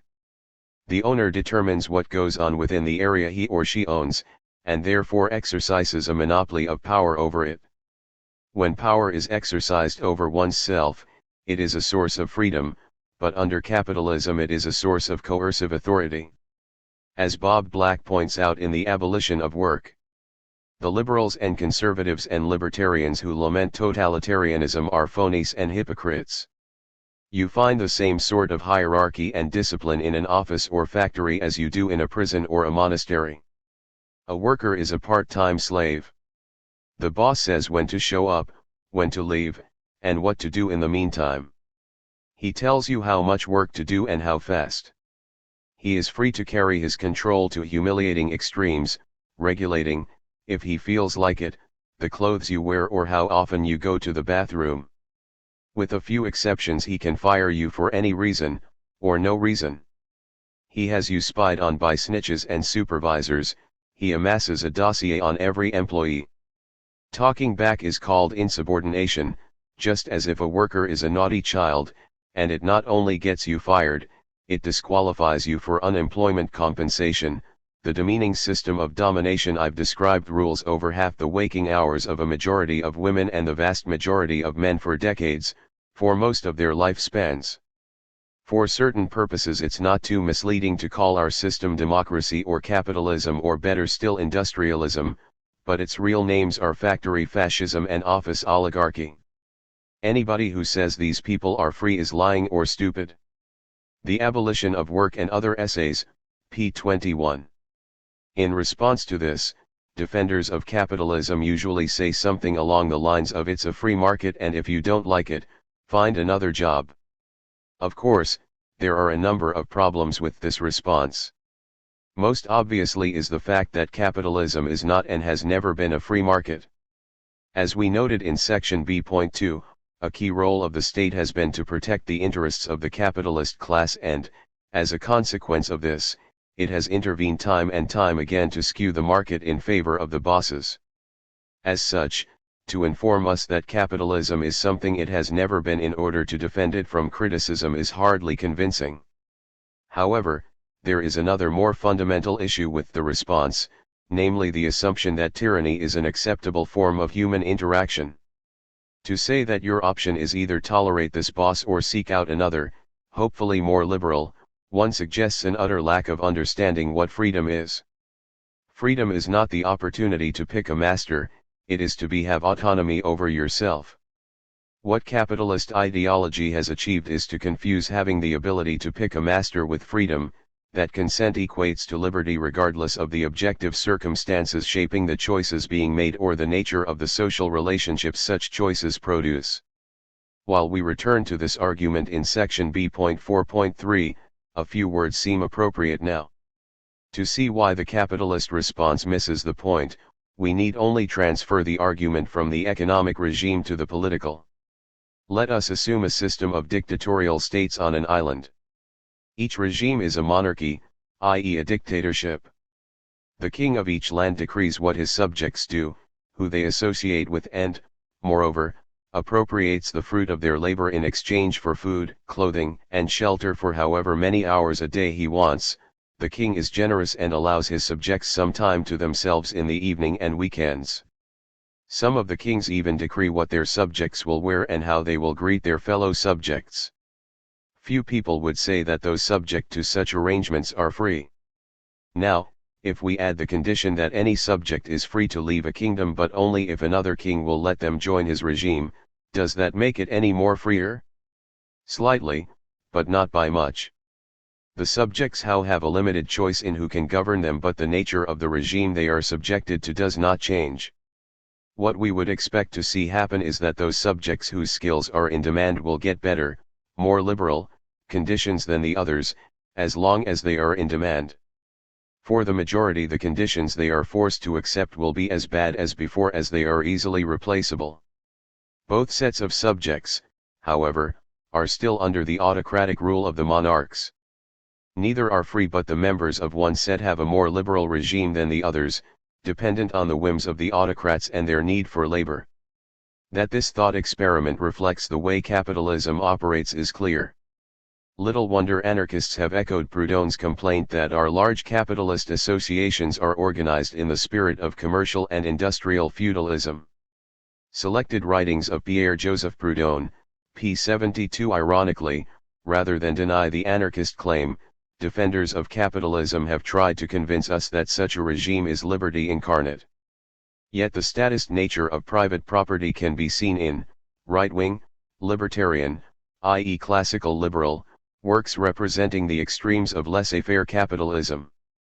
If one starts a private town, on land whose acquisition did not and does not violate the Lockean proviso of non-aggression, persons who chose to move there or later remain there would have no right to a say in how the town was run, unless it was granted to them by the decision procedures for the town which the owner had established. Robert Nozick, Anarchy, State, and Utopia, p. 270. This is voluntary feudalism, nothing more. And, indeed, it was. Such private towns have existed, most notably the infamous company towns of U.S. history. Howard Zinn summarizes the conditions of such private towns in the Colorado mine fields. Each mining camp was a feudal dominion, with the company acting as lord and master. Every camp had a marshal, a law enforcement officer paid by the company. The laws were the company's rules. Curfews were imposed, suspicious strangers were not allowed to visit the homes, the company store had a monopoly on goods sold in the camp. The doctor was a company doctor, the school teachers hired by the company. Political power in Colorado rested in the hands of those who held economic power. This meant that the authority of Colorado Fuel and Iron and other mine operators was virtually supreme. Company officials were appointed as election judges. Company-dominated coroners and judges prevented injured employees from collecting damages. The Colorado Coal Strike, 1913-14, pages 9-11. Unsurprisingly, when the workers rebelled against this tyranny, they were evicted from their homes and the private law enforcement agents were extremely efficient in repressing the strikers. By the end of the strike, most of the dead and injured were miners and their families. The strike soon took on the features of a war, with battles between strikers and their supporters and the company thugs. Ironically, when the National Guard was sent in to restore order, the miners, having faced in the first 5 weeks of the strike what they considered a reign of terror at the hands of the private guards, looked forward to their arrival. They did not know that the governor was sending these troops under pressure from the mine operators. Indeed, the banks and corporations lent the state funds to pay for the militia. It was these company thugs, dressed in the uniform of the state militia, who murdered women and children in the infamous Ludlow massacre of April 20, 1914. Op. Cit. p. 22, p. 25, p. 35. Without irony, the New York Times editorialized that the militia was as impersonal and impartial as the law. The corporation itself hired Ivy Lee, the father of public relations in the United States, to change public opinion after the slaughter. Significantly, Lee produced a series of tracts labeled Facts Concerning the Struggle in Colorado for Industrial Freedom.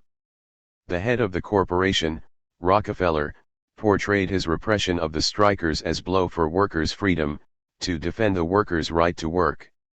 Quoted by Zinn, Op. Cit. p. 44, p. 51 and p. 50. So much for the capitalism being the embodiment of liberty.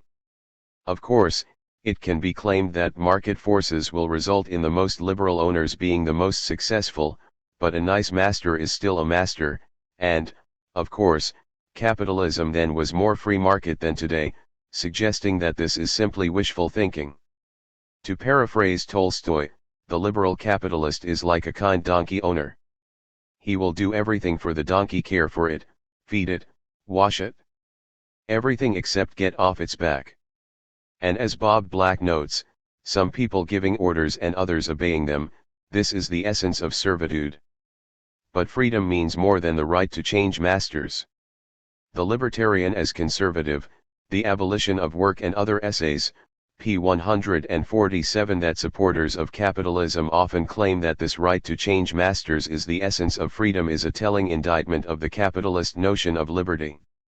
Needless to say, the authoritarianism of capitalism is not limited to the workplace. Capitalists seek to bolster their power within society as a whole, via the state. Capitalists call upon and support the state when it acts in their interests and when it supports their authority and power.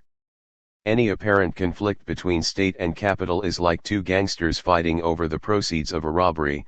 They will squabble over the loot and who has more power in the gang, but they need each other to appropriate the goods and defend their property against those from whom they stole it.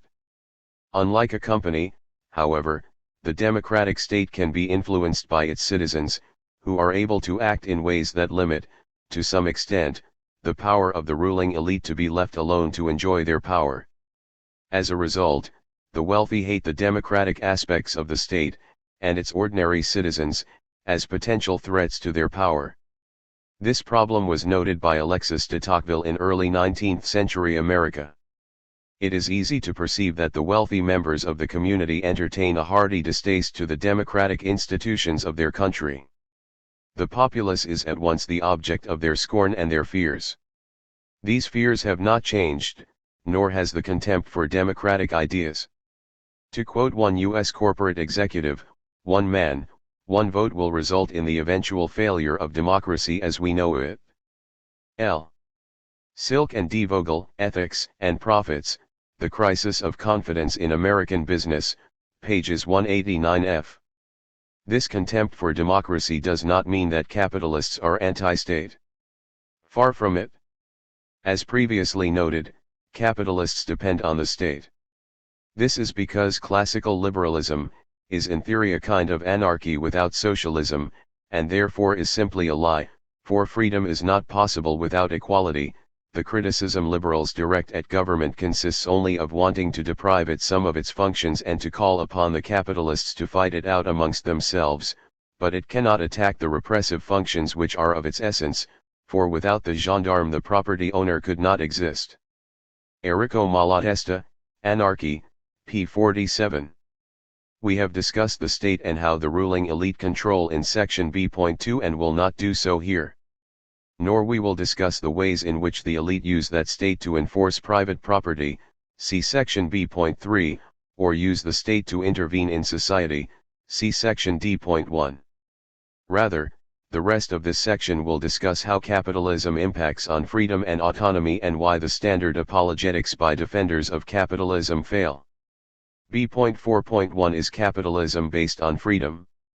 For anarchists, freedom means both freedom from and freedom to. Freedom from signifies not being subject to domination, exploitation, coercive authority, repression, or other forms of degradation and humiliation. Freedom to means being able to develop and express one's abilities, talents, and potentials to the fullest possible extent compatible with the maximum freedom of others.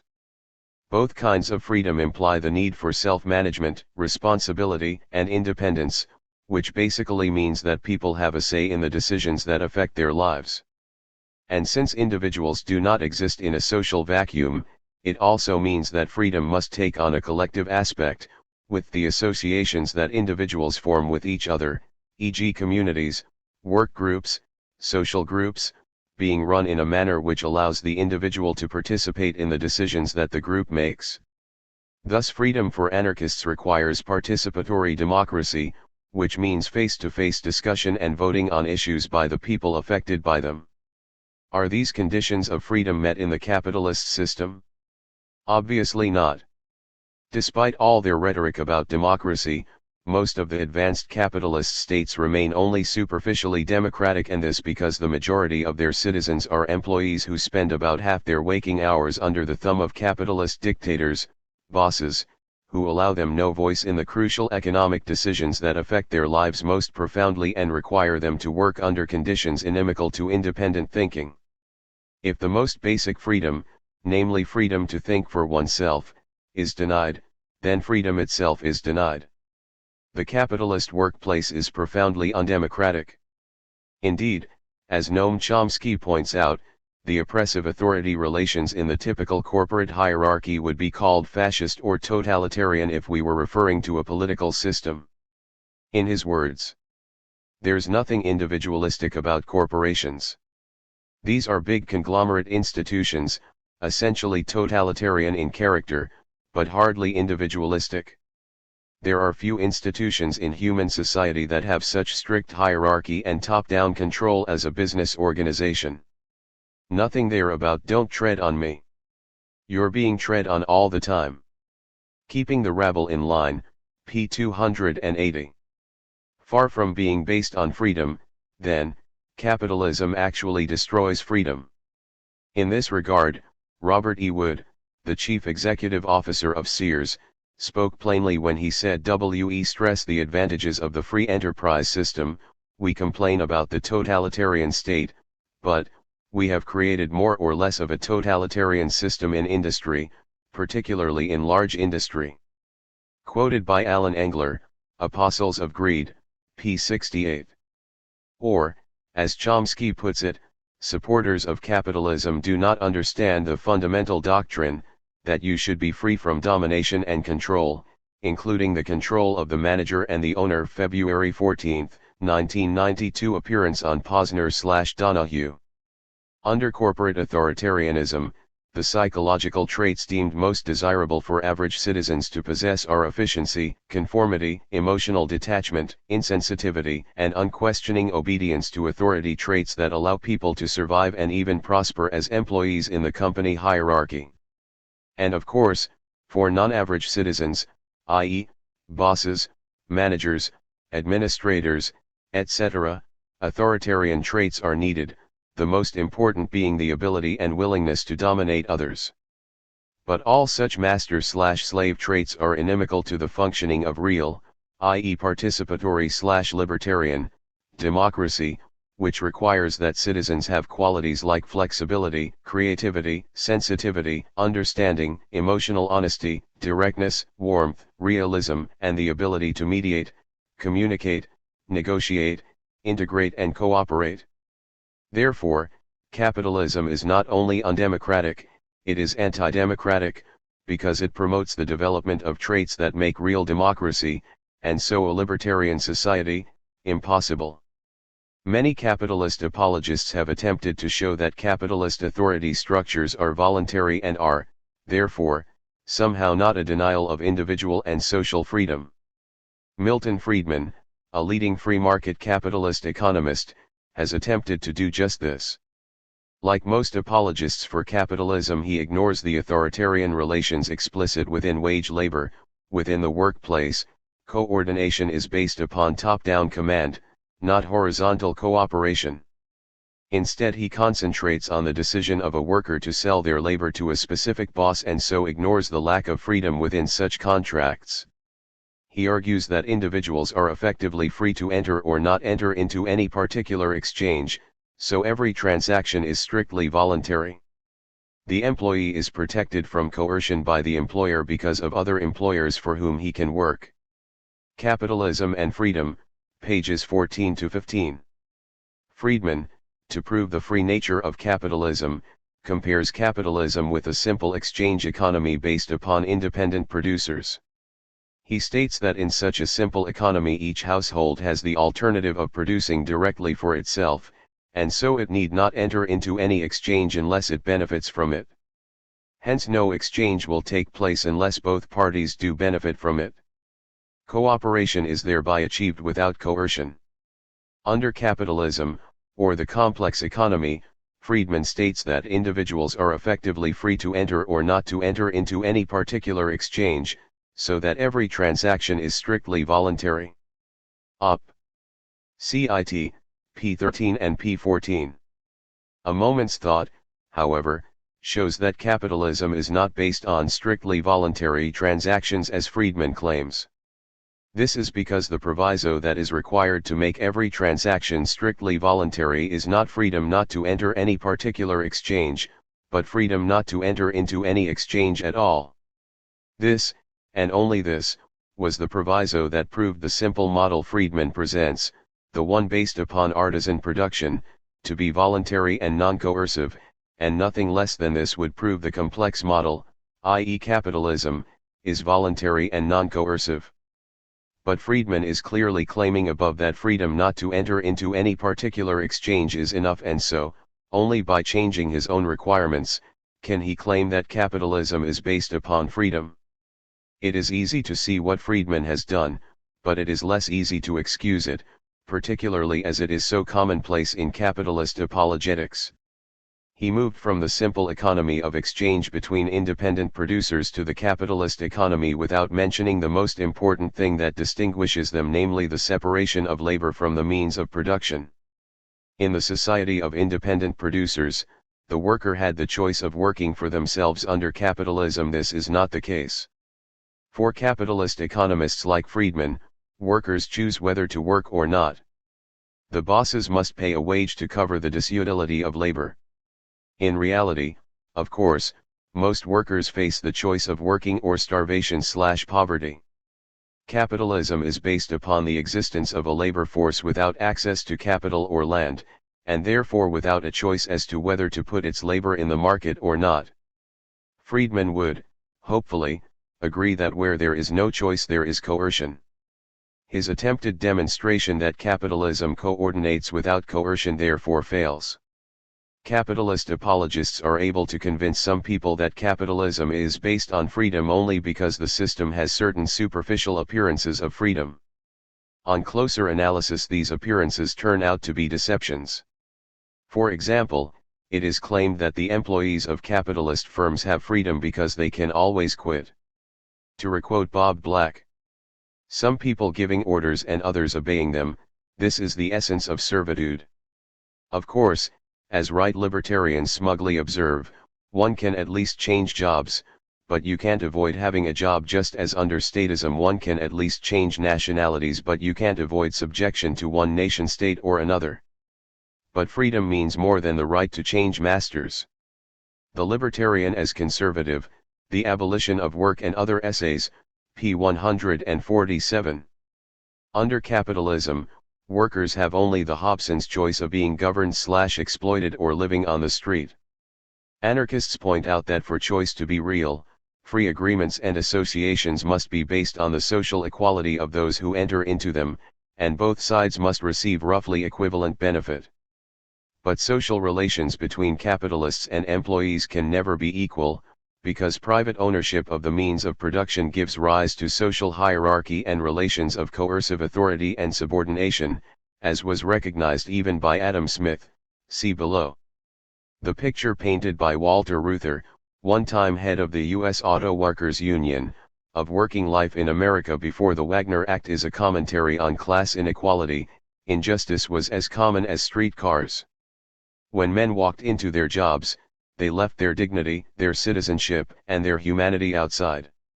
They were required to report for duty whether there was work or not. While they waited on the convenience of supervisors and foremen, they were unpaid. They could be fired without a pretext. They were subjected to arbitrary, senseless rules. Men were tortured by regulations that made difficult even going to the toilet. Despite grandiloquent statements from the presidents of huge corporations that their door was open to any worker with a complaint, there was no one and no agency to which a worker could appeal if he were wronged.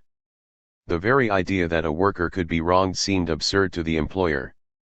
Much of this indignity remains, and with the globalization of capital, the bargaining position of workers is further deteriorating, so that the gains of a century of class struggle are in danger of being lost. A quick look at the enormous disparity of power and wealth between the capitalist class and the working class shows that the benefits of the agreements entered into between the two sides are far from equal. Walter Block, a leading ideologue of the Canadian right libertarian think tank the Fraser Institute, makes clear the differences in power and benefits when discussing sexual harassment in the workplace. Consider the sexual harassment which continually occurs between a secretary and a boss.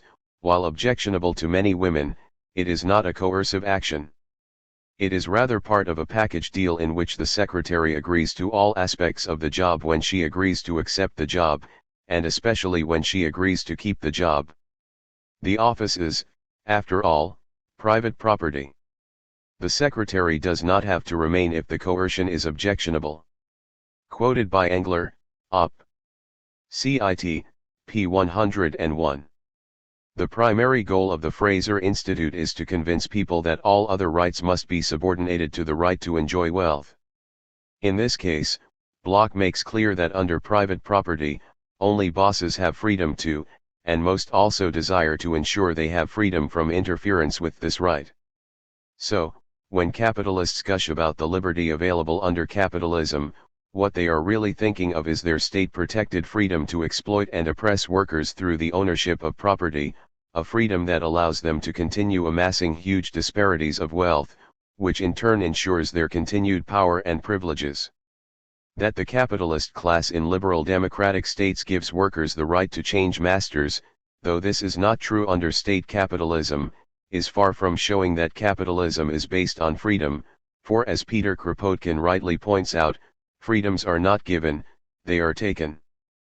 Peter Kropotkin, Words of a Rebel, p. 43. In capitalism, you are free to do anything you are permitted to do by your masters, which amounts to freedom with a collar and leash.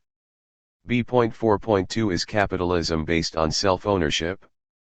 Murray Rothbard, a leading libertarian capitalist, claims that capitalism is based on the basic axiom of the right to self-ownership. This axiom is defined as the absolute right of each man to control his or her body free of coercive interference. Since each individual must think, learn, value, and choose his or her ends and means in order to survive and flourish, the right to self-ownership gives man the right to perform these vital activities without being hampered by coercive molestation. For a New Liberty, pages 26 to 27. At first sight, this appears to sound reasonable.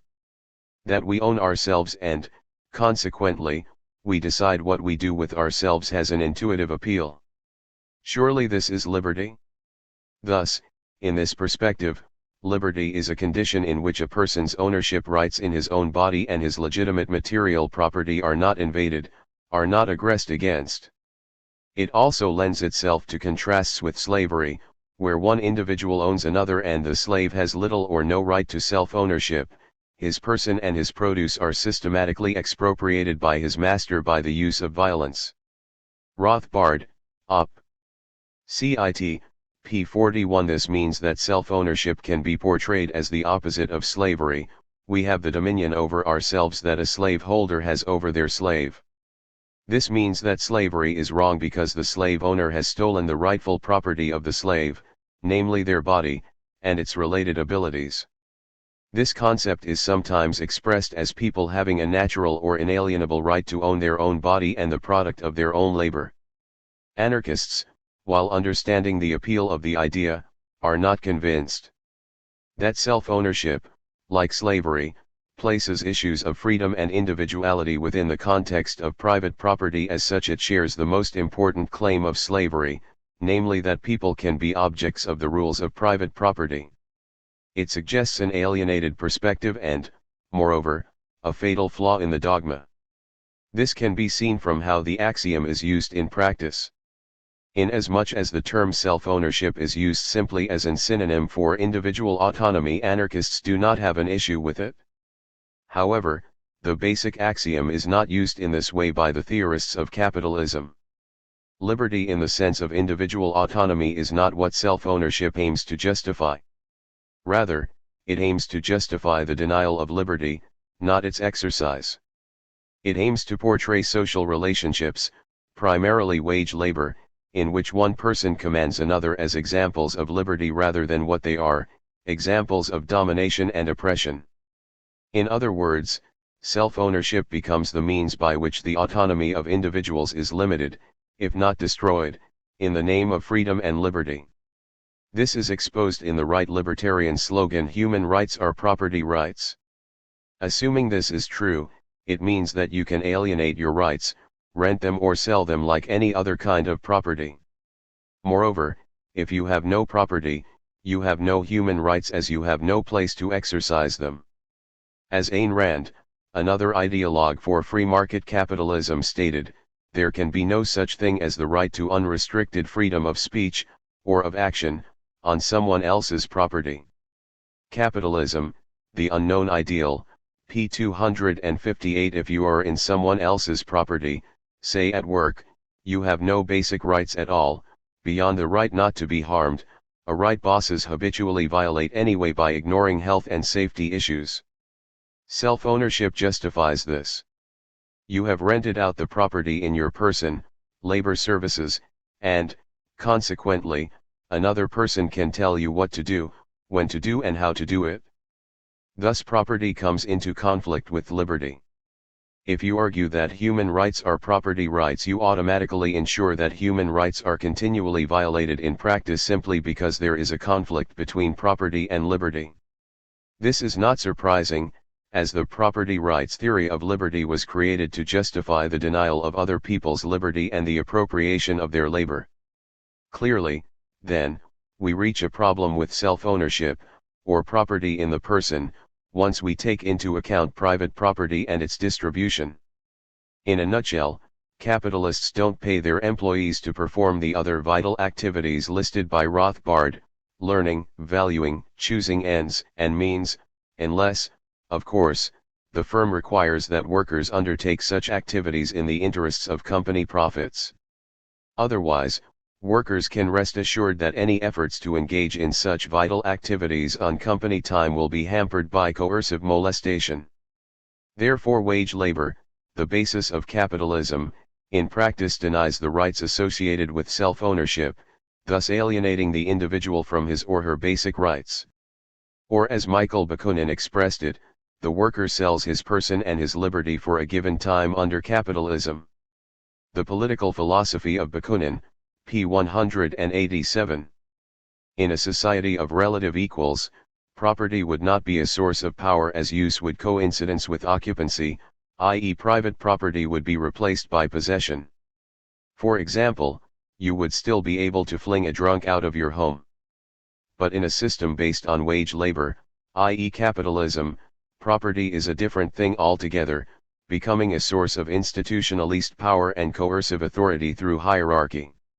As Noam Chomsky writes, capitalism is based on a particular form of authoritarian control.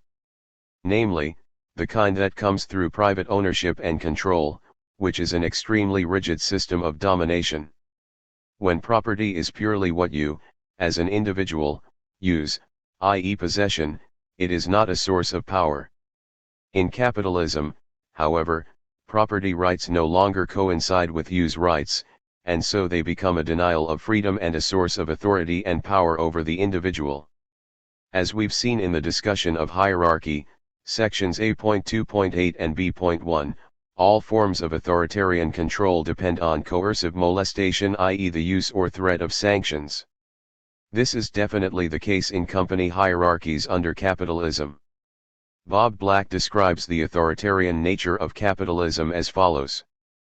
The place where adults pass the most time and submit to the closest control is at work.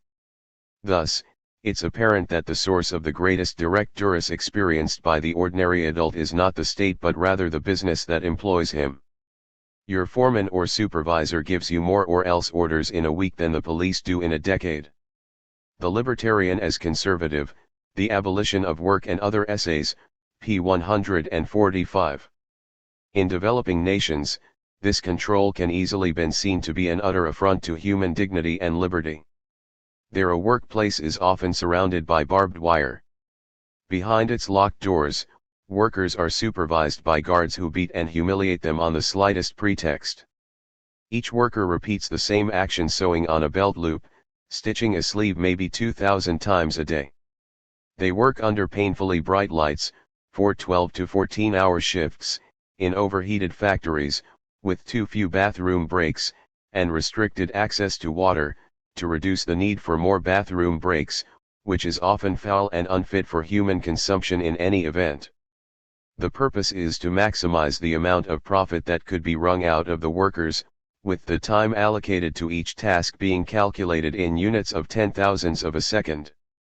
Joel Bacon, The Corporation, pages 66 to 7. While in the developed world the forms of control are, in general, nowhere as extreme, in thanks due to hard-won labor organizing and struggle, the basic principle is the same. Only a sophist would argue that the workers owned themselves and abilities for the period in question, yet this is what the advocates of self-ownership do argue. So if by the term self-ownership it is meant individual autonomy, then, no, capitalism is not based on it. Ironically, the theory of self-ownership is used to undercut and destroy genuine self-ownership during working hours, and, potentially, elsewhere. The logic is simple. As I own myself, I am, therefore, able to sell myself as well, although few advocates of self-ownership are as blunt as this. As we discuss in section F.2.2, right libertarian Robert Nozick accepts that voluntary slavery flows from this principle. Instead, they stress that we own our labor and we contract them to others to use. Yet, unlike other forms of property, labor cannot be alienated. Therefore, when you sell your labor, you sell yourself, your liberty, for the time in question. By alienating your labor power, you alienate the substance of your being, your personality, for the time in question. As such, self-ownership ironically becomes the means of justifying authoritarian social relationships which deny the autonomy it claims to defend. Indeed, these relationships have similarities with slavery, the very thing which its advocates like to contrast self-ownership to. While modern defenders of capitalism deny this, classical economist James Mill let the cat out of the bag by directly comparing the two. It is worthwhile to quote him at length. The great capitalist, the owner of a manufactory, if he operated with slaves instead of free laborers, like the West India planter, would be regarded as owner both of the capital, and of the labor. He would be owner, in short, of both instruments of production, and the whole of the produce, without participation, would be his own. What is the difference, in the case of the man, who operates by means of laborers receiving wages? The laborer, who receives wages, sells his labor for a day, a week, a month, or a year, as the case may be. The manufacturer, who pays these wages, buys the labor, for the day, the year, or whatever period it may be. He is equally therefore the owner of the labor, with the manufacturer who operates with slaves. The only difference is, in the mode of purchasing.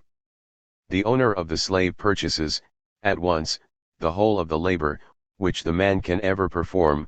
He, who pays wages, purchases only so much of a man's labor as he can perform in a day, or any other stipulated time.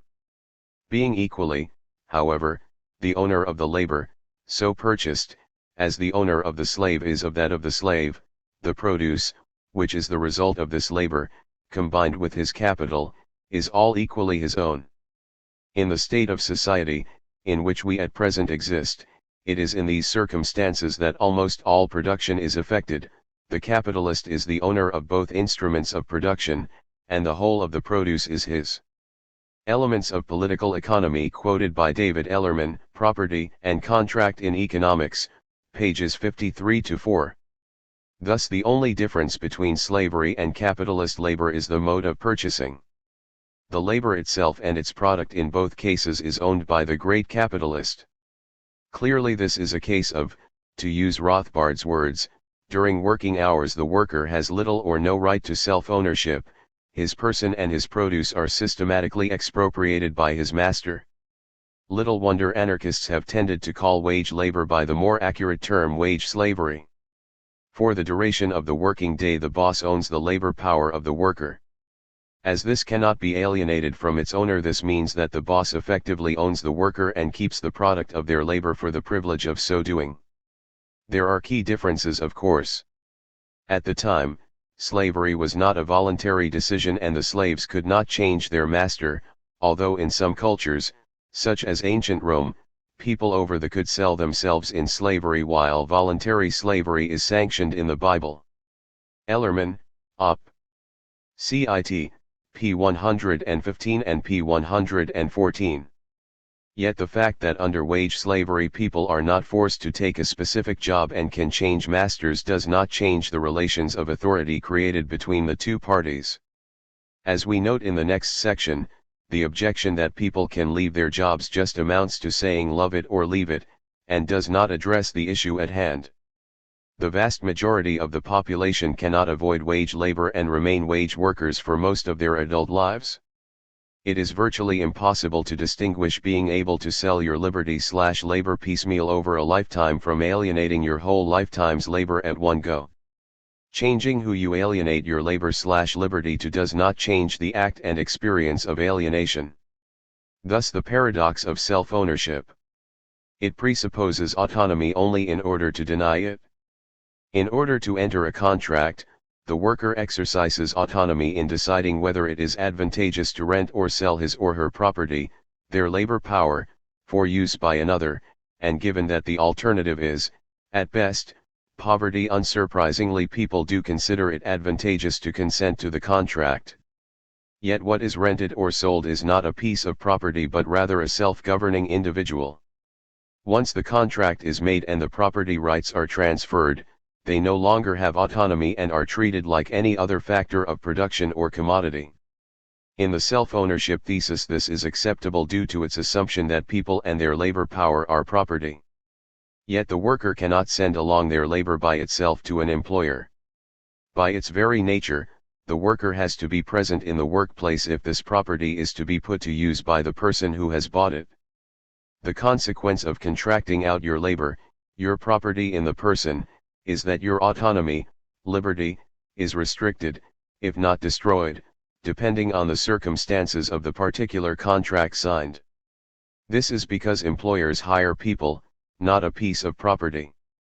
So far from being based on the right to self-ownership, then, capitalism effectively denies it, alienating the individual from such basic rights as free speech, independent thought, and self-management of one's own activity, which individuals have to give up when they are employed. But since these rights, according to Rothbard, are the products of humans as humans, wage labor alienates them from themselves, exactly as it does the individual's labor power and creativity. For you do not sell your skills, as these skills are part of you. Instead, what you have to sell is your time, your labor power, and so yourself. Thus under wage labor, rights of self-ownership are always placed below property rights, the only right being left to you is that of finding another job, although even this right is denied in some countries if the employee owes the company money. It should be stressed that this is not a strange paradox of the self-ownership axiom. Far from it. The doctrine was most famously expounded by John Locke, who argued that every man has a property in his own person. This nobody has any right to but himself.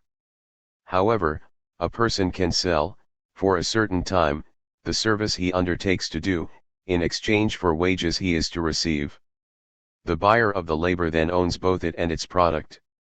Thus the grass my horse has bit, the turfs my servant has cut, and the ore I have digged in any place where I have a right to them in common with others, becomes my property, without the assignation or consent of any body.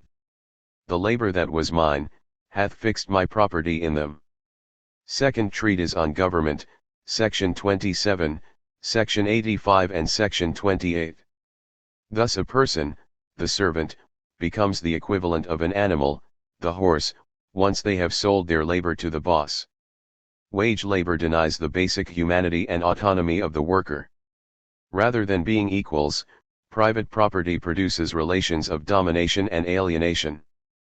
Proudhon compared this to an association in which, while the partnership lasts, the profits and losses are divided between them, since each produces, not for himself, but for the society. When the time of distribution arrives, it is not the producer who is considered, but the associated.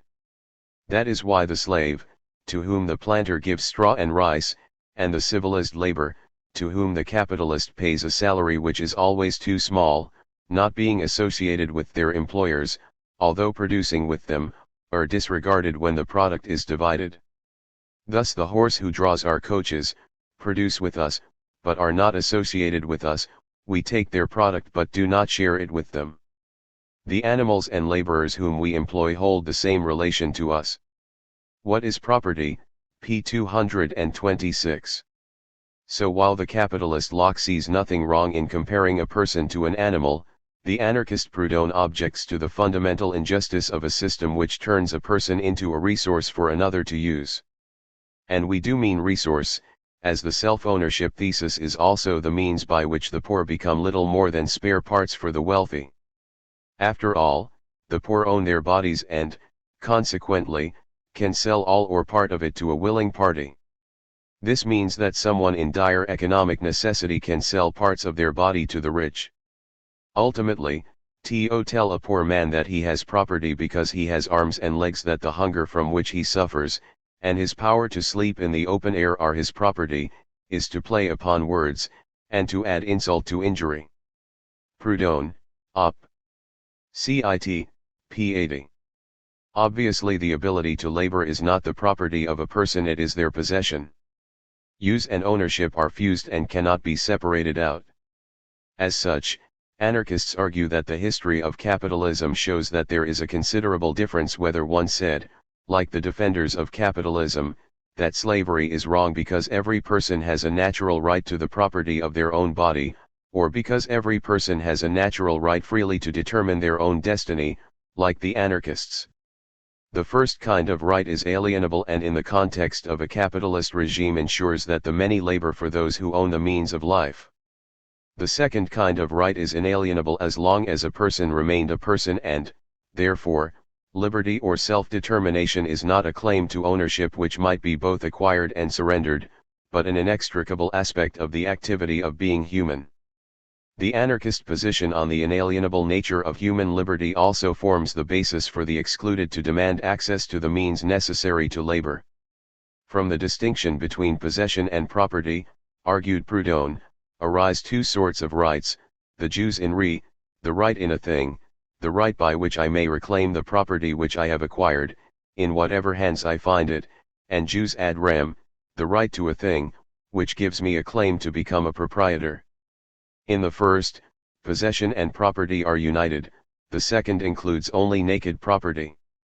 With me who, as a laborer, have a right to the possession of the products of nature and my own industry and who, as a proletaire, enjoy none of them, it is by virtue of the jus de rem that I demand admittance to the jus in re. Op. Cit. p. 65. Thus to make the self-ownership of labor and its products a reality for those who do the actual work in society rather than a farce, property must be abolished both in terms of the means of life and also in defining liberty and what it means to be free. So, contrary to Rothbard's claim, capitalism in practice uses the rhetoric of self-ownership to alienate the right to genuine self-ownership because of the authoritarian structure of the workplace, which derives from private property. If we desire real self-ownership, we cannot renounce it for most of our adult lives by becoming wage slaves. Only workers' self-management of production, not capitalism, can make self-ownership a reality. They speak of inherent rights, inalienable rights, natural rights, etc. Unless the material conditions for equality exist, it is worse than mockery to pronounce men equal. And unless there is equality, and by equality I mean equal chances for everyone to make the most of himself or herself, unless, I say, these equal changes exist, freedom, either of thought, speech, or action, is equally a mockery. As long as the working people tramp the streets, whose stones they lay, whose filth they clean, whose sewers they dig, yet upon which they must not stand too long lest the policeman bid them move on, as long as they go from factory to factory, begging for the opportunity to be a slave, receiving the insults of bosses and foremen, getting the old no, the old shake of the head, in these factories they built, whose machines they wrought, so long as they consent to be herd like cattle, in the cities, driven year after year, more and more, off the mortgaged land, the land they cleared, fertilized, cultivated, rendered of value. So long as they continue to do these things vaguely relying upon some power outside themselves, be it God, or priest, or politician, or employer, or charitable society, to remedy matters, so long deliverance will be delayed. When they conceive the possibility of a complete international federation of labor, whose constituent groups shall take possession of land, mines, factories, all the instruments of production, In short, conduct their own industry without regulative interference from lawmakers or employers, then we may hope for the only help which counts for aught self-help, the only condition which can guarantee free speech along with their other rights, and no paper guarantee needed. Voltairine Declare, the Voltairine Declare reader, pages 4 to 6. To conclude, the idea that capitalism is based on self-ownership is radically at odds with reality if, by self-ownership, it is meant self-determination or individual autonomy. However, this is not surprising given that the rationale behind the self-ownership thesis is precisely to justify capitalist hierarchy and its resulting restrictions on liberty. Rather than being a defense of liberty, self-ownership is designed to facilitate its erosion. In order to make the promise of autonomy implied by the concept of self-ownership a reality, private property will need to be abolished. For more discussion of the limitations, contradictions, and fallacies of defining liberty in terms of self-ownership and property rights, see section F.2. B.4.3. But no one forces you to work for them. Of course, it is claimed that entering wage labor is a voluntary undertaking, from which both sides allegedly benefit. However, due to past initiations of force, e.g. the seizure of land by conquest, the control of the state by the capitalist class plus the tendency for capital to concentrate, a relative handful of people now control vast wealth, depriving all others access to the means of life.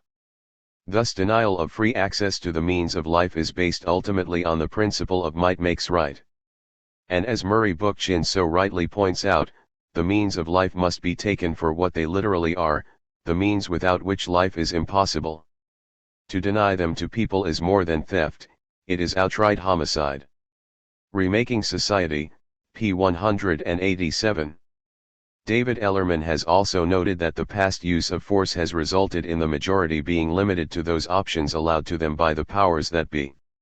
It is a veritable mainstay of capitalist thought, that the moral flaws of chattel slavery have not survived in capitalism since the workers, unlike the slaves, are free people making voluntary wage contracts. But it is only that, in the case of capitalism, the denial of natural rights is less complete so that the worker has a residual legal personality as a free commodity owner. He is thus allowed to voluntarily put his own working life to traffic. When a robber denies another person's right to make an infinite number of other choices besides losing his money or his life and the denial is backed up by a gun, then this is clearly robbery even though it might be said that the victim making a voluntary choice between his remaining options. When the legal system itself denies the natural rights of working people in the name of the prerogatives of capital, and this denial is sanctioned by the legal violence of the state, then the theorists of libertarian capitalism do not proclaim institutional robbery, but rather they celebrate the natural liberty of working people to choose between the remaining options of selling their labor as a commodity and being unemployed. Quoted by Noam Chomsky, The Chomsky Reader, p. 186.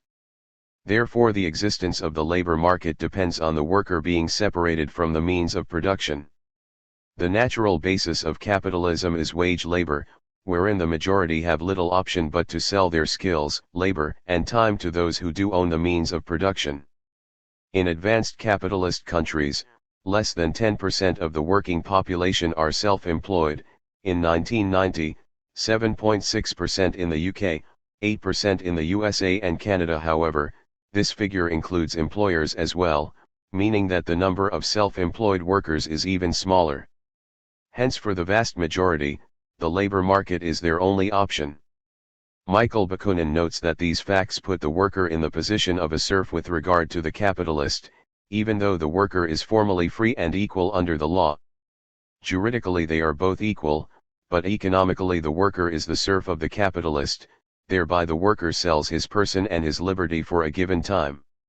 The worker is in the position of a serf because this terrible threat of starvation which daily hangs over his head and over his family, will force him to accept any conditions imposed by the gainful calculations of the capitalist, the industrialist, the employer.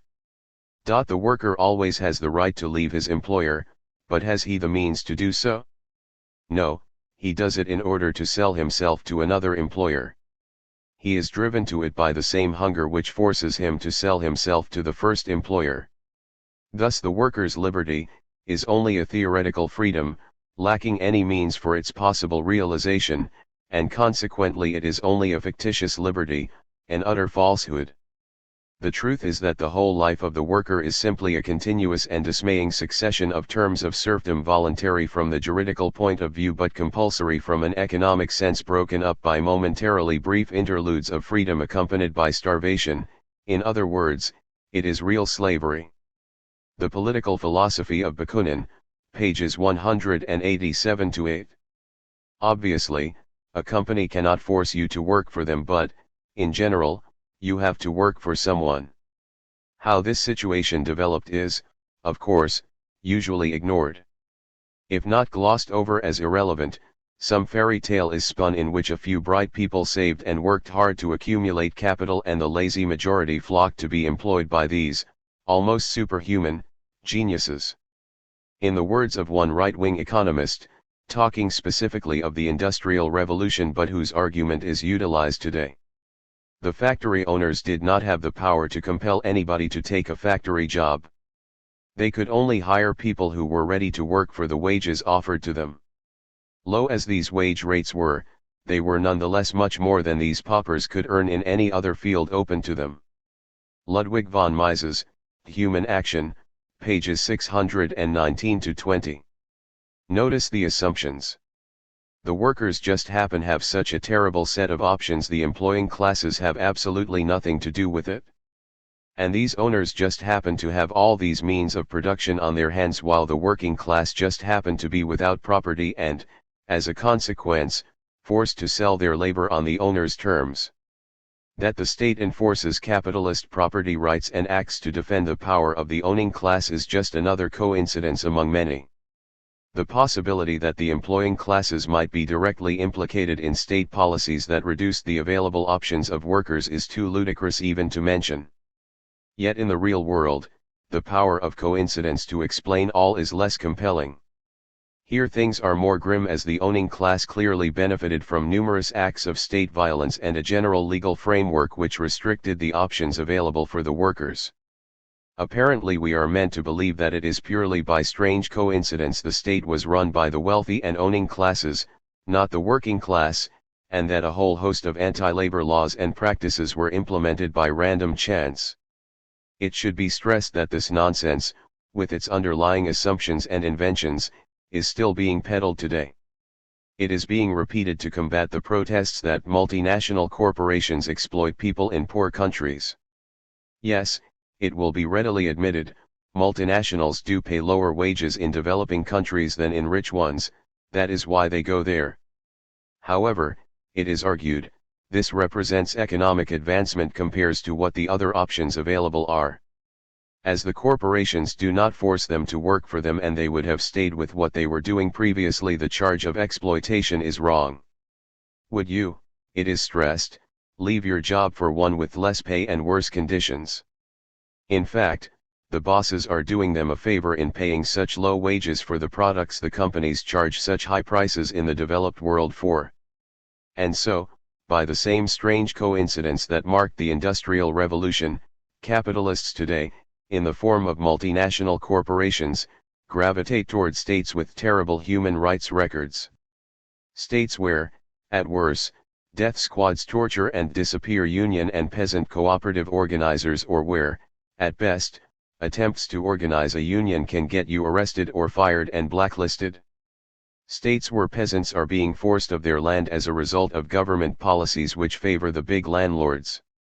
By an equally strange coincidence, the foreign policy of the American and European governments is devoted to making sure such anti-labor regimes stay in power. It is a coincidence, of course, that such regimes are favored by the multinationals and that these states spend so much effort in providing a market-friendly climate to tempt the corporations to set up their sweatshops there. It is also, apparently, just a coincidence that these states are controlled by the local wealthy owning classes and subject to economic pressure by the transnationals which invest and wish to invest there. It is clear that when a person who is mugged hands over their money to the mugger, they do so because they prefer it to the next best alternative. As such, it is correct that people agree to sell their liberty to a boss because their next best alternative is worse. Utter poverty or starvation are not found that appealing for some reason. But so what? As anarchists have been pointing out over a century, the capitalists have systematically used the state to create a limit options for the many, to create buyer's market for labor by skewing the conditions under which workers can sell their labor in the boss's favor. To then merrily answer all criticisms of this setup with the response that the workers voluntarily agreed to work on those terms is just hypocrisy. Does it really change things if the mugger, the state, is only the agent, hired thug, of another criminal, the owning class?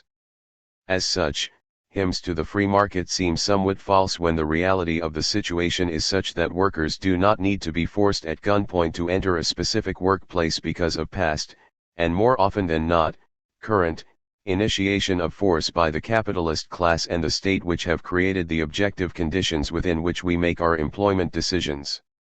Before any specific labor market contract occurs, the separation of workers from the means of production is an established fact, and the resulting labor market usually gives the advantage to the capitalists as a class. So while we can usually pick which capitalist to work for, we, in general, cannot choose to work for ourselves. The self-employed sector of the economy is tiny, which indicates well how spurious capitalist liberty actually is. Of course, the ability to leave employment and seek it elsewhere is an important freedom. However, this freedom, like most freedoms under capitalism, is of limited use and hides a deeper anti-individual reality. As Karl Polanyi puts it, in human terms, such a postulate of a labor market implied for the worker extreme instability of earnings, utter absence of professional standards, abject readiness to be shoved and pushed about indiscriminately, complete dependence on the whims of the market. Ludwig von Mises justly argued that if workers did not act as trade unionists, but reduced their demands and changed their locations and occupations according to the labor market, they would eventually find work. This sums up the position under a system based on the postulate of the commodity character of labor. It is not for the commodity to decide where it should be offered for sale, to what purpose it should be used, at what price it should be allowed to change hands, and in what manner it should be consumed or destroyed. The Great Transformation, p. 176. Although we should point out that von Mises' argument that workers will eventually find work, as well as being nice and vague how long is eventually, for example, is contradicted by actual experience. As the Keynesian economist Michael Stewart notes, in the 19th century workers who lost their jobs had to redeploy fast or starve, and even this feature of the 19th century economy did not prevent prolonged recessions. Keynes in the 1990s, p. 31. Workers reducing their demands may actually worsen an economic slump, causing more unemployment in the short run and lengthening the length of the crisis. We address the issue of unemployment and workers reducing their demands in more detail in section C.9.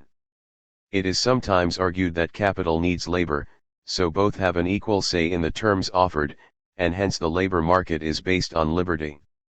But for capitalism to be based on real freedom or on true free agreement, both sides of the capital/labor divide must be equal in bargaining power, otherwise any agreement would favor the most powerful at the expense of the other party.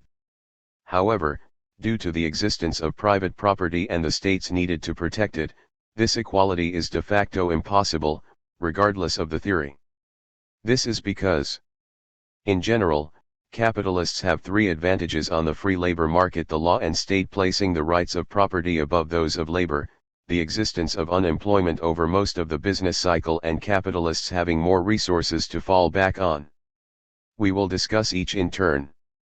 The first advantage, namely property owners having the backing of the law and state, ensures that when workers go on strike or use other forms of direct action, or even when they try to form a union, the capitalist has the full backing of the state to employ scabs, break picket lines, or fire the ringleaders. This obviously gives employers greater power in their bargaining position, placing workers in a weak position, a position that may make them, the workers, think twice before standing up for their rights.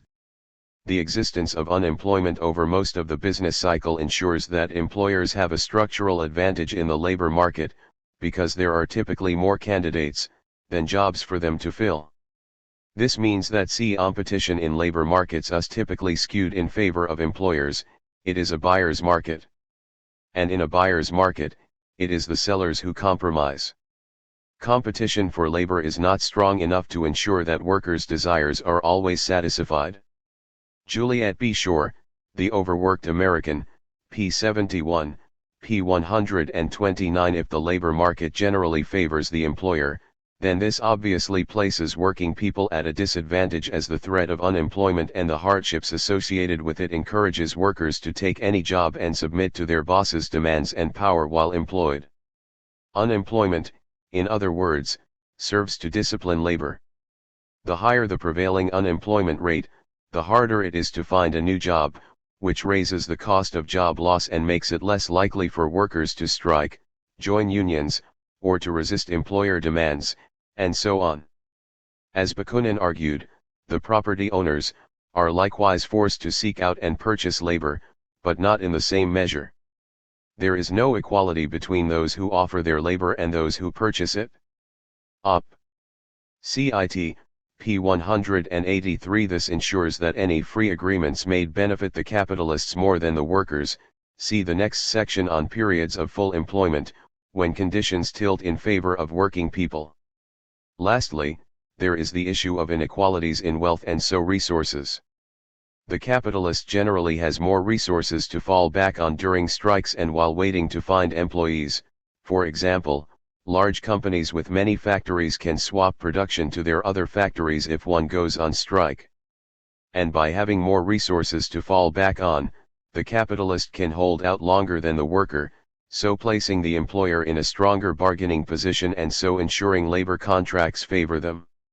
This was recognized by Adam Smith. It is not difficult to foresee which of the two parties, workers and capitalists, must, upon all ordinary occasions, force the other into a compliance with their terms. In all such disputes the masters can hold out much longer. Though they did not employ a single workman, the masters could generally live a year or two upon the stocks which they already acquired. Many workmen could not subsist a week, few could subsist a month, and scare any a year without employment. In the long run the workman may be as necessary to his master as his master is to him, but the necessity is not so immediate. In disputes with their workmen, masters must generally have the advantage. Wealth of Nations, pages 59 to 60. How little things have changed. So, while it is definitely the case that no one forces you to work for them, the capitalist system is such that you have little choice but to sell your liberty and labor on the free market. Not only this, but the labor market, which is what makes capitalism capitalism, is, usually, skewed in favor of the employer, so ensuring that any free agreements made on it favor the boss and result in the workers submitting to domination and exploitation. This is why anarchists support collective organization, such as unions, and resistance, such as strikes, direct action, and solidarity to make us as, if not more, powerful than our exploiters and win important reforms and improvements, and, ultimately, change society, even when faced with the disadvantages on the labor market we have indicated. The despotism associated with property, to use Proudhon's expression, is resisted by those subject to it and, needless to say, the boss does not always win. B.4.4 But what about periods of high demand for labor? Of course there are periods when the demand for labor exceeds supply, but these periods hold the seeds of depression for capitalism, as workers are in an excellent position to challenge, both individually and collectively, their allotted role as commodities. This point is discussed in more detail in section C.7, What Causes the Capitalist Business Cycle? And so we will not do so here. For now it's enough to point out that during normal times, i.e. over most of the business cycle, capitalists often enjoy extensive authority over workers, an authority deriving from the unequal bargaining power between capital and labor, as noted by Adam Smith and many others.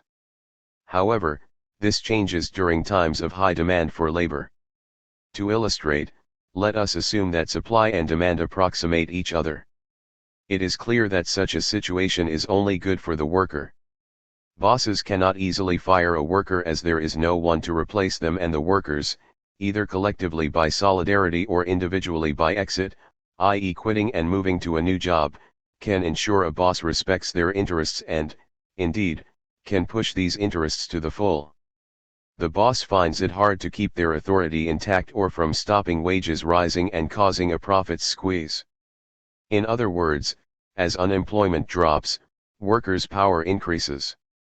Looking at it another way, giving someone the right to hire and fire an input into a production process vests that individual with considerable power over that input unless it is costless for that input to move, that is, unless the input is perfectly mobile. This is only approximated in real life for labor during periods of full employment, and so perfect mobility of labor causes problems for a capitalist firm because under such conditions workers are not dependent on a particular capitalist, and so the level of worker effort is determined far more by the decisions of workers, either collectively or individually, than by managerial authority.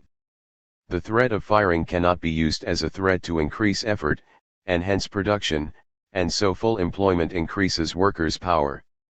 With the capitalist firm being a fixed commitment of resources, this situation is intolerable.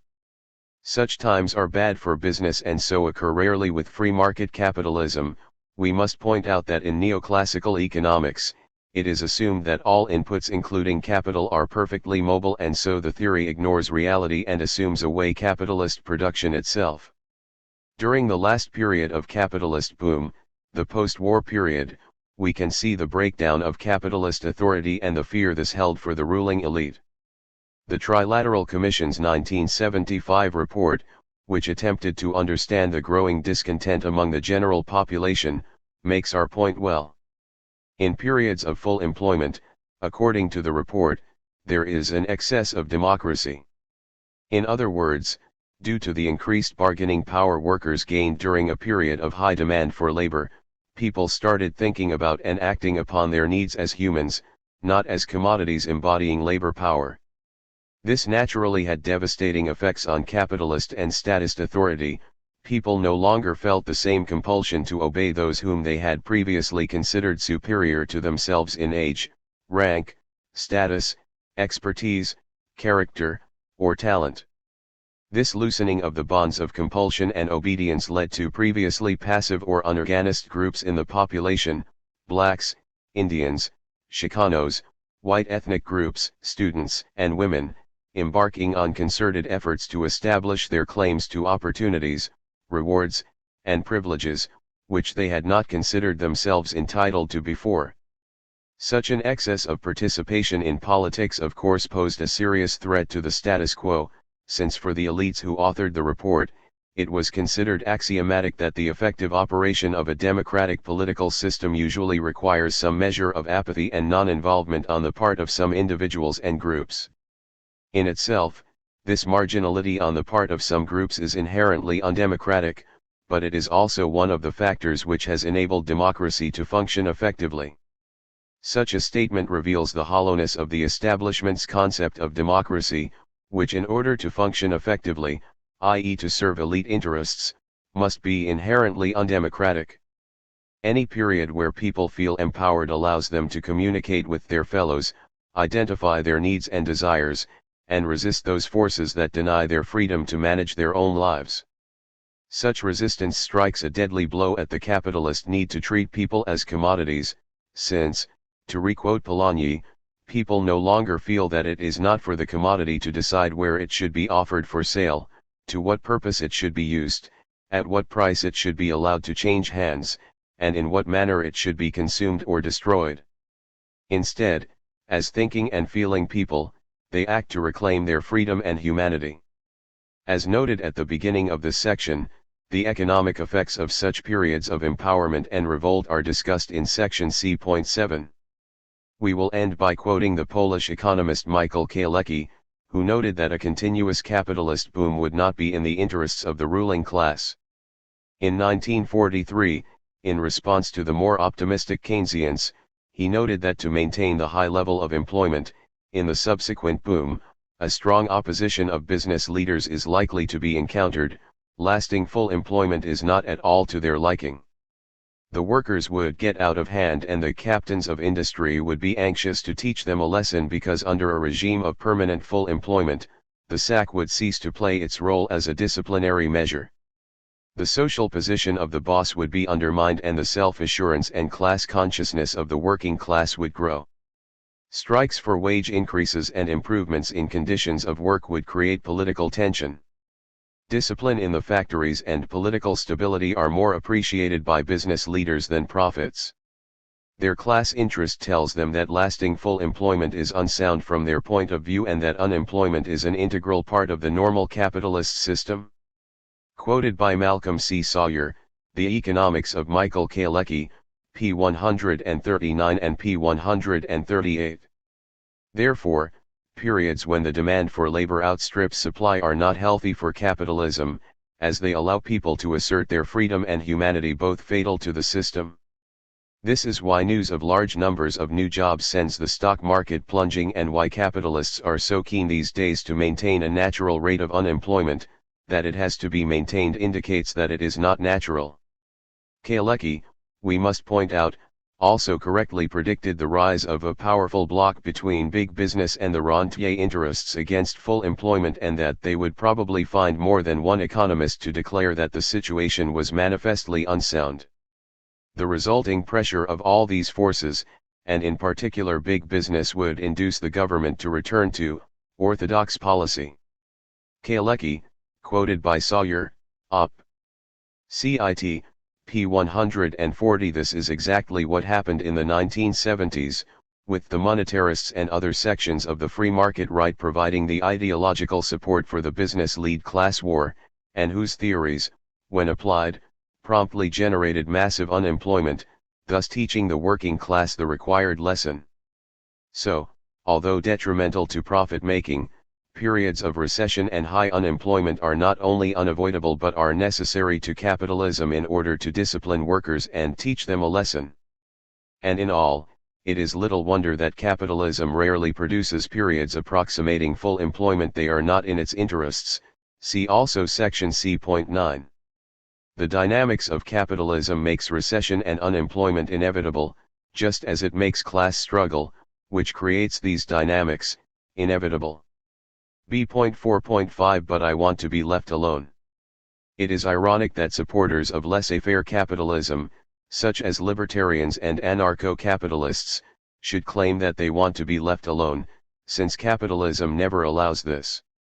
As Max Stirner expressed it, restless acquisition does not let us take breath, take a calm enjoyment. We do not get the comfort of our possessions. Max Stirner, The Ego and Its Own, p. 268. Capitalism cannot let us take breath simply because it needs to grow or die, which puts constant pressure on both workers and capitalists. See section D.4.1. Workers can never relax or be free of anxiety about losing their jobs, because if they do not work, they do not eat, nor can they ensure that their children will get a better life. Within the workplace, they are not left alone by their bosses in order to manage their own activities.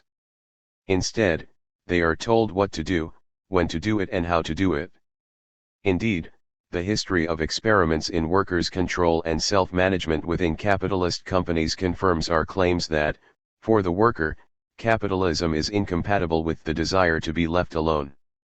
As an illustration, we will use the pilot program conducted by General Electric between 1968 and 1972. General Electric proposed the pilot program as a means of overcoming the problems they faced with introducing numeric control, N/C, machinery into its plant at Lynn River Works, Massachusetts. Faced with rising tensions on the shop floor, bottlenecks in production and low-quality products, GE management tried a scheme of job enrichment based on workers' control of production in one area of the plant.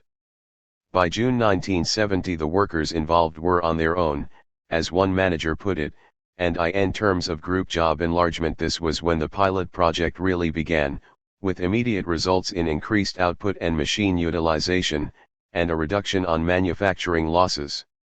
As one union official remarked 2 years later, the fact that we broke down a traditional policy of GE that the union could never have a hand in managing the business was in itself satisfying, especially when we could throw success up to them to boot.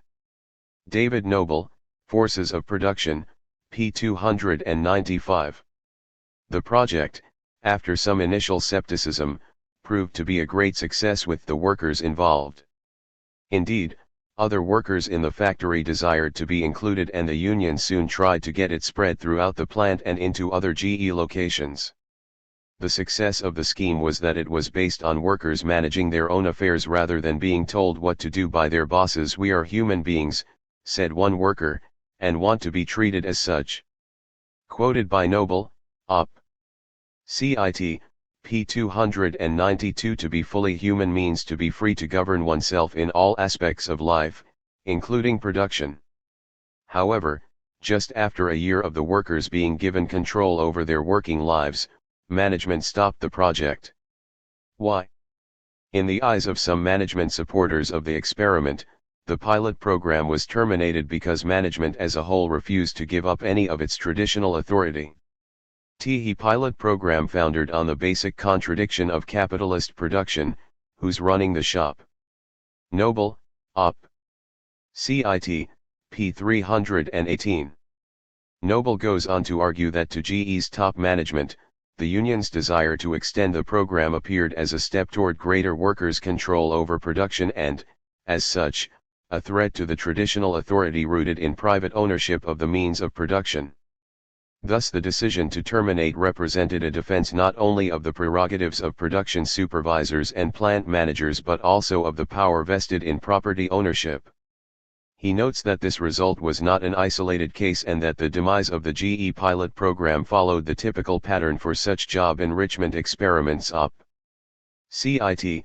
p. 318 and p. 320. Even though several dozen well-documented experiments show that productivity increases and social problems decrease when workers participate in the work decisions affecting their lives. Department of Health, Education, and Welfare study quoted by Noble, Op. Cit. p. 322. Such schemes are ended by bosses seeking to preserve their own power, the power that flows from private property. As one worker in the GE pilot program stated, "We just want to be left alone." They were not capitalists. Social relations prohibit such a possibility. As Noble correctly notes, the way of life for the management meant controlling the lives of others. Op. Cit. p. 294 and p. 300. In spite of improved productivity, projects in workers' control are scrapped because they undermined both the power of the capitalists, and by undermining their power, you potentially undermine their profits too. If we're all one, for manufacturing reasons, we must share in the fruits equitably, just like a co-op business. GE pilot program worker, quoted by Noble, Op. Cit. p. 295. As we argue in more detail in section J.5.12, profit maximization can work against efficiency, meaning that capitalism can harm the overall economy by promoting less efficient production techniques, i.e. hierarchical ones against egalitarian ones, because it is in the interests of capitalists to do so and the capitalist market rewards that behavior. This is because, ultimately, profits are unpaid labor. If you empower labor, give workers control over their work, then they will increase efficiency and productivity. They know how to do their job the best, but you also erode authority structures within the workplace. Workers will seek more and more control, freedom naturally tries to grow, and this, as the pilot program worker clearly saw, implies a cooperative workplace in which workers, not managers, decide what to do with the surplus produced. By threatening power, you threaten profits, or, more correctly, who controls the profit and where it goes. With the control over production and who gets to control any surplus in danger, it is unsurprising that companies soon abandon such schemes and return to the old, less efficient, hierarchical schemes based on do what you are told, for as long as you are told. Such a regime is hardly fit for free people and, as Noble notes, the regime that replaced the GE pilot program was designed to break the pilots of their newfound habits of self-reliance, self-discipline, and self-respect. Op. Cit. p. 307. Thus the experience of workers' control project within capitalist firms indicates well that capitalism cannot leave you alone if you are a wage slave. Moreover, capitalists themselves cannot relax because they must ensure their workers' productivity rises faster than their workers' wages, otherwise their business will fail. See section C.2 and C.3. This means that every company has to innovate or be left behind, to be put out of business or work. Hence the boss is not left alone. Their decisions are made under the duress of market forces, of the necessities imposed by competition on individual capitalists. Restless acquisition in this context, the necessity to accumulate capital in order to survive in the market always haunts the capitalist. And since unpaid labor is the key to capitalist expansion, work must continue to exist and grow, necessitating the boss to control the working hours of the worker to ensure that they produce more goods than they receive in wages. The boss is not left alone, nor do they leave the worker alone. These facts, based upon the authority relations associated with private property and relentless competition, ensure that the desire to be left alone cannot be satisfied under capitalism.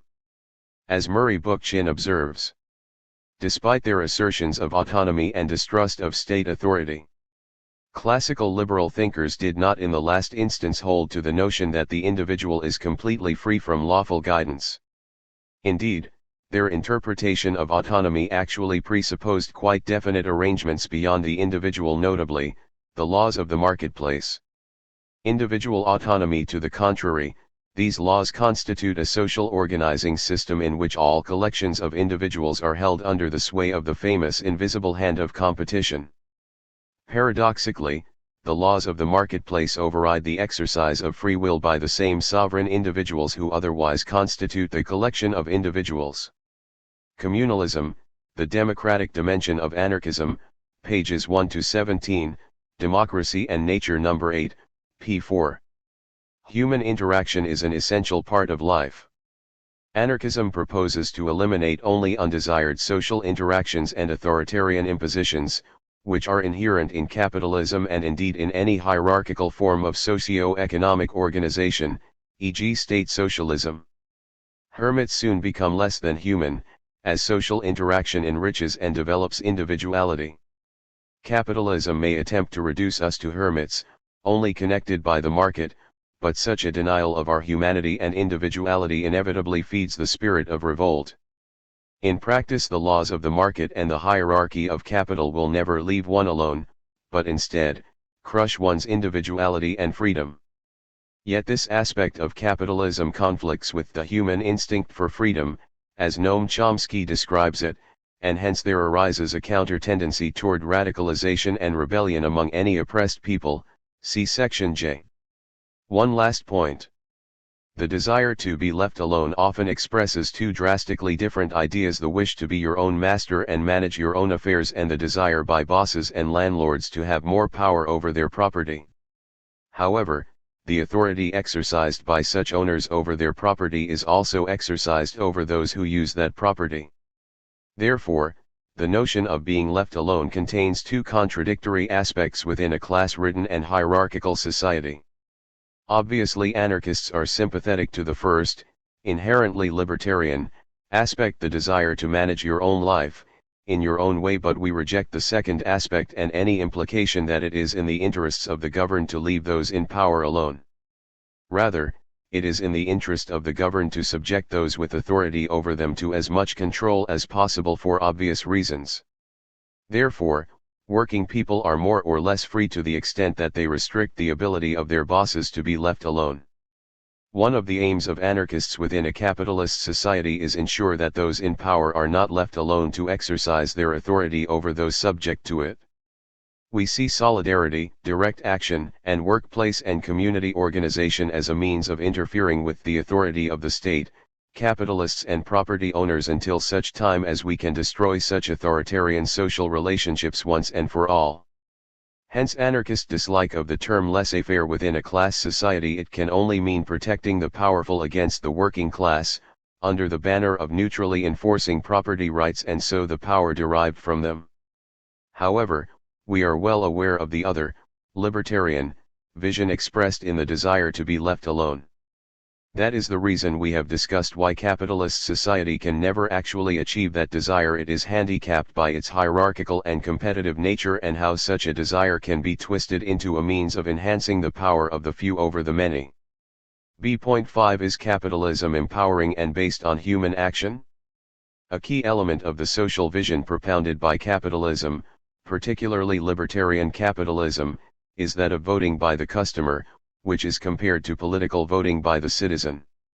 According to Milton Friedman, when you vote in the supermarket, you get precisely what you voted for, and so does everyone else. Such voting with one's pocket is then claimed to be an example of the wonderful freedom people enjoy under capitalism, as opposed to socialism, always equated by right-wingers with state socialism, which will be discussed in Section H. However, in evaluating this claim, the difference between customers and citizens is critical. The customer chooses between products on the shelf that have been designed and built by others for the purpose of profit. The consumer is the end user, essentially a spectator rather than an actor, merely choosing between options created elsewhere by others. Market decision-making is therefore fundamentally passive and reactionary, i.e. based on reacting to developments initiated by others. In contrast, the citizen is actively involved, at least ideally, in all stages of the decision-making process, either directly or through elected delegates. Therefore, given decentralist and participatory democratic organizations, decision-making by citizens can be proactive, based on human action in which one takes the initiative and sets the agenda oneself. Indeed, most supporters of the citizen model support it precisely because it actively involves individuals in participating in social decision-making, so creating an educational aspect to the process and developing the abilities and powers of those involved. In addition, the power of the consumer is not evenly distributed across society. Thus the expression voting when used in a market context expresses a radically different idea than the one usually associated with it. In political voting everyone gets one vote, in the market it is one vote per dollar. What sort of democracy is it that gives one person more votes than tens of thousands of others combined? Therefore the consumer idea fails to take into account the differences in power that exist on the market, as well as assigning an essentially passive role to the individual. At best they can act on the market as isolated individuals through their purchasing power. However, such a position is part of the problem for, as E.F. Schumacher argues, the buyer is essentially a bargain hunter. He is not concerned with the origin of the goods or the conditions under which they have been produced. His sole concern is to obtain the best value for money. He goes on to note that the market therefore respects only the surface of society, and its significance relates to the momentary situation as it exists there and then. There is no probing into the depths of things, into the natural or social facts that lie behind them. Small is beautiful, p. 29. Indeed, the customer model actually works against any attempt to probe the facts of things. Firstly, consumers rarely know the significance or implications of the goods they are offered because the price mechanism withholds such information from them. Secondly, because the atomistic nature of the market makes discussion about the why and how of production difficult, we get to choose between various whats. Instead of critically evaluating the pros and cons of certain economic practices, all we are offered is the option of choosing between things already produced. We can only react when the damage is already done by picking the option which does least damage. Often we do not have even that choice. And to discover a given product's social and ecological impact, we have to take a proactive role by joining groups which provide this sort of information which, while essential for a rational decision, the market does not and cannot provide. Moreover, the consumer model fails to recognize that the decisions we make on the market to satisfy our wants are determined by social and market forces. What we are capable of wanting is relative to the forms of social organization we live in. For example, People choose to buy cars because General Motors bought up and destroyed the tram network in the 1930s, and people buy fast food because they have no time to cook because of increasing working hours. This means that our decisions within the market are often restricted by economic pressures. For example, the market forces firms, on pain of bankruptcy, to do whatever possible to be cost-effective. Firms that pollute, have bad working conditions and so on often gain competitive advantage in so doing, and other firms either have to follow suit or go out of business. A race to the bottom ensures, with individuals making decisions of desperation just to survive. Individual commitments to certain values, in other words, may become irrelevant simply because the countervailing economic pressures are simply too intense. Little wonder Robert Owen argued that the profit motive was a principle entirely unfavorable to individual and public happiness. And, of course, the market also does not, and cannot, come up with goods that we do not want in our capacity as consumers but desire to protect for future generations or because of ecological reasons. By making the protection of the planet, ecosystems and other such goods dependent on the market, capitalism ensures that unless we put our money where our mouth is, we can have no say in the protection of such goods as ecosystems, historical sites, and so on. The need to protect such resources in the long term is ignored in favor of short-termism. Indeed, if we do not consume such products today, they will not be there tomorrow. Placed within a society that the vast majority of people often face difficulties making ends meet, this means that capitalism can never provide us with goods which we would like to see available as people, either for others or for future generations or just to protect the planet, but cannot afford or desire as consumers. It is clearly a sign of the increasing dominance of capitalist ideology that the customer model is being transferred to the political arena. This reflects the fact that the increasing scale of political institutions has reinforced the tendency noted earlier for voters to become passive spectators, placing their support behind one or another product, i.e. party or leader. As Murray Bookchin comments, educated, knowledgeable citizens become reduced to mere taxpayers who exchange money for services. Remaking society, p. 71. In practice, due to state centralism, this turns the political process into an extension of the market, with citizens being reduced to consumers. Or, in Erich Fromm's apt analysis, the functioning of the political machinery in a democratic country is not essentially different from the procedure on the commodity market. The political parties are not too different from big commercial enterprises, and the professional politicians try to sell their wares to the public. The Sane Society, pages 186 to 187. But does it matter? Friedman suggests that being a customer is better than being a citizen, as you get precisely what you, and everyone else, wants. The key questions here are whether people always get what they want when they shop. Do consumers who buy bleached newsprint and toilet paper really want tons of dioxins and other organochlorides in rivers, lakes, and coastal waters?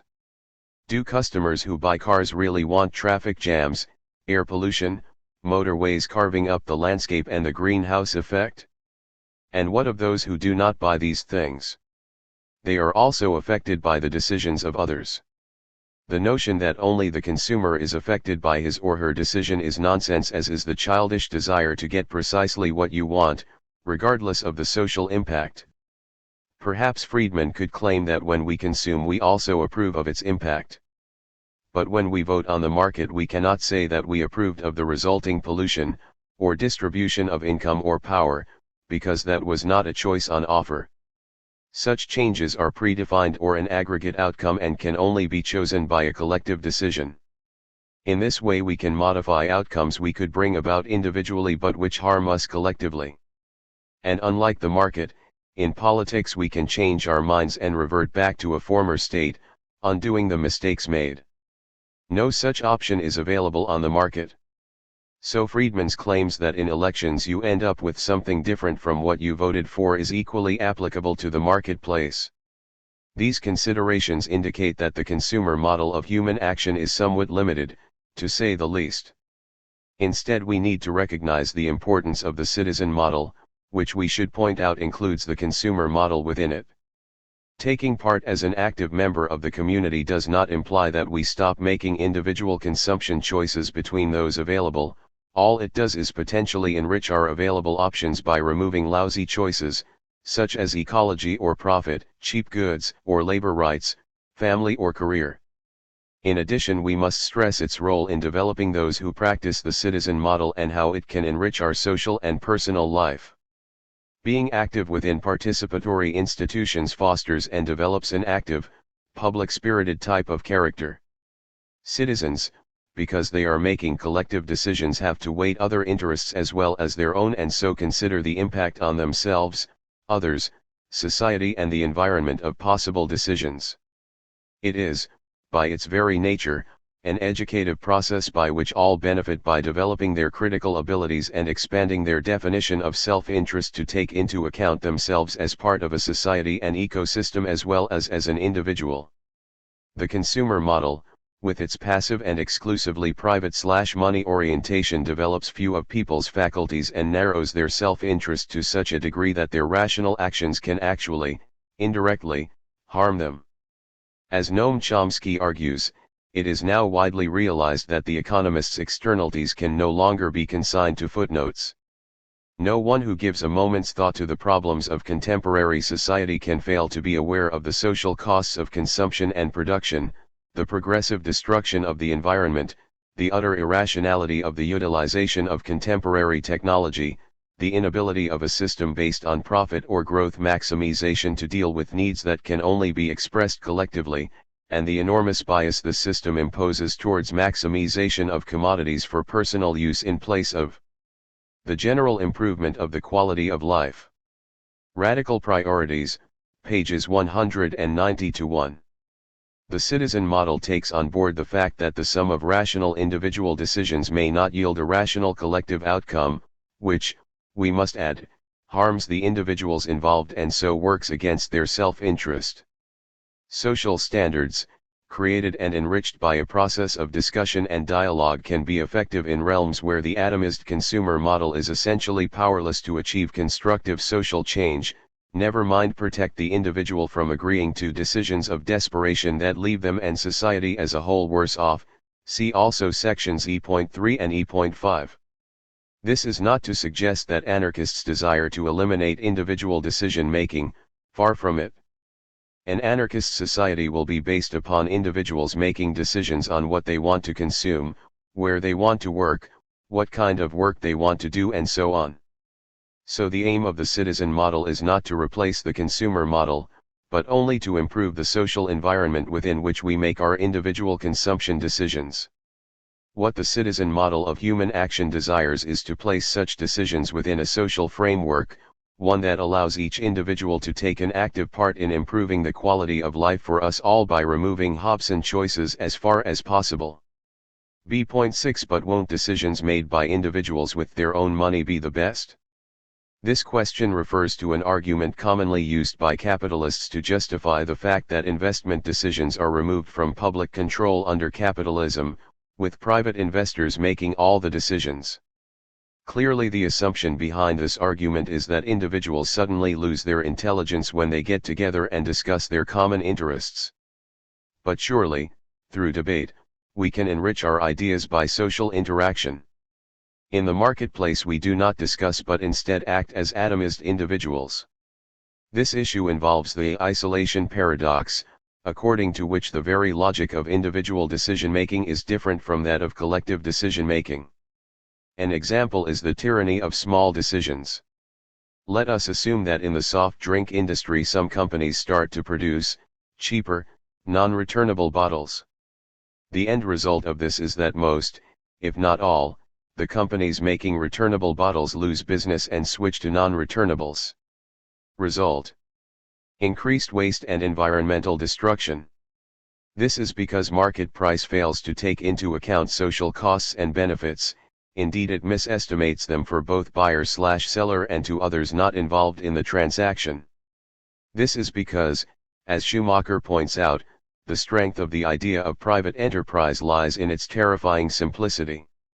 It suggests that the totality of life can be reduced to one aspect: profits. Small is beautiful, p. 215. But life cannot be reduced to one aspect without impoverishing it, and so capitalism knows the price of everything but the value of nothing. Therefore the market promotes the tyranny of small decisions, and this can have negative outcomes for those involved. The capitalist solution to this problem is no solution, namely to act after the event.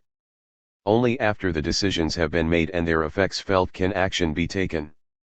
But by then the damage has been done. Can suing a company really replace a fragile ecosystem?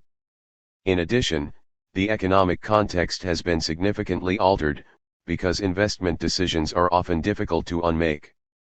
In other words, the operations of the market provide an unending source of examples for the argument that the aggregate results of the pursuit of private interest may well be collectively damaging. And as collectives are made up of individuals, that means damaging to the individuals involved. The remarkable ideological success of free market capitalism is to identify the antisocial choice with self-interest, so that any choice in the favor of the interests which we share collectively is treated as a piece of self-sacrifice. However, by atomizing decision-making, the market often actively works against the self-interest of the individuals that make it up. Game theory is aware that the sum of rational choices do not automatically yield a rational group outcome. Indeed, it terms such situations as collective action problems. By not agreeing common standards, a race to the bottom can ensue in which a given society reaps choices that we as individuals really don't want. The rational pursuit of individual self-interest leaves the group, and so most individuals, worse off. The problem is not bad individual judgment, far from it. The individual is the only person able to know what is best for them in a given situation. It is the absence of social discussion and remedies that compels people to make unbearable choices because the available menu presents no good options. By not discussing the impact of their decisions with everyone who will be affected, the individuals in question have not made a better decision. Of course, under our present highly centralist statist and capitalist system, such a discussion would be impossible to implement, and its closest approximation, the election process, is too vast, bureaucratic, and dominated by wealth to do much beyond passing a few toothless laws which are generally ignored when they hinder profits. However, let's consider what the situation would be like under libertarian socialism, where the local community assemblies discuss the question of returnable bottles along with the workforce. Here the function of specific interest groups, such as consumer cooperatives, ecology groups, workplace research and development action committees and so on, would play a critical role in producing information. Knowledge, as Bakunin, Kropotkin, etc. knew, is widely dispersed throughout society, and the role of interested parties is essential in making it available to others.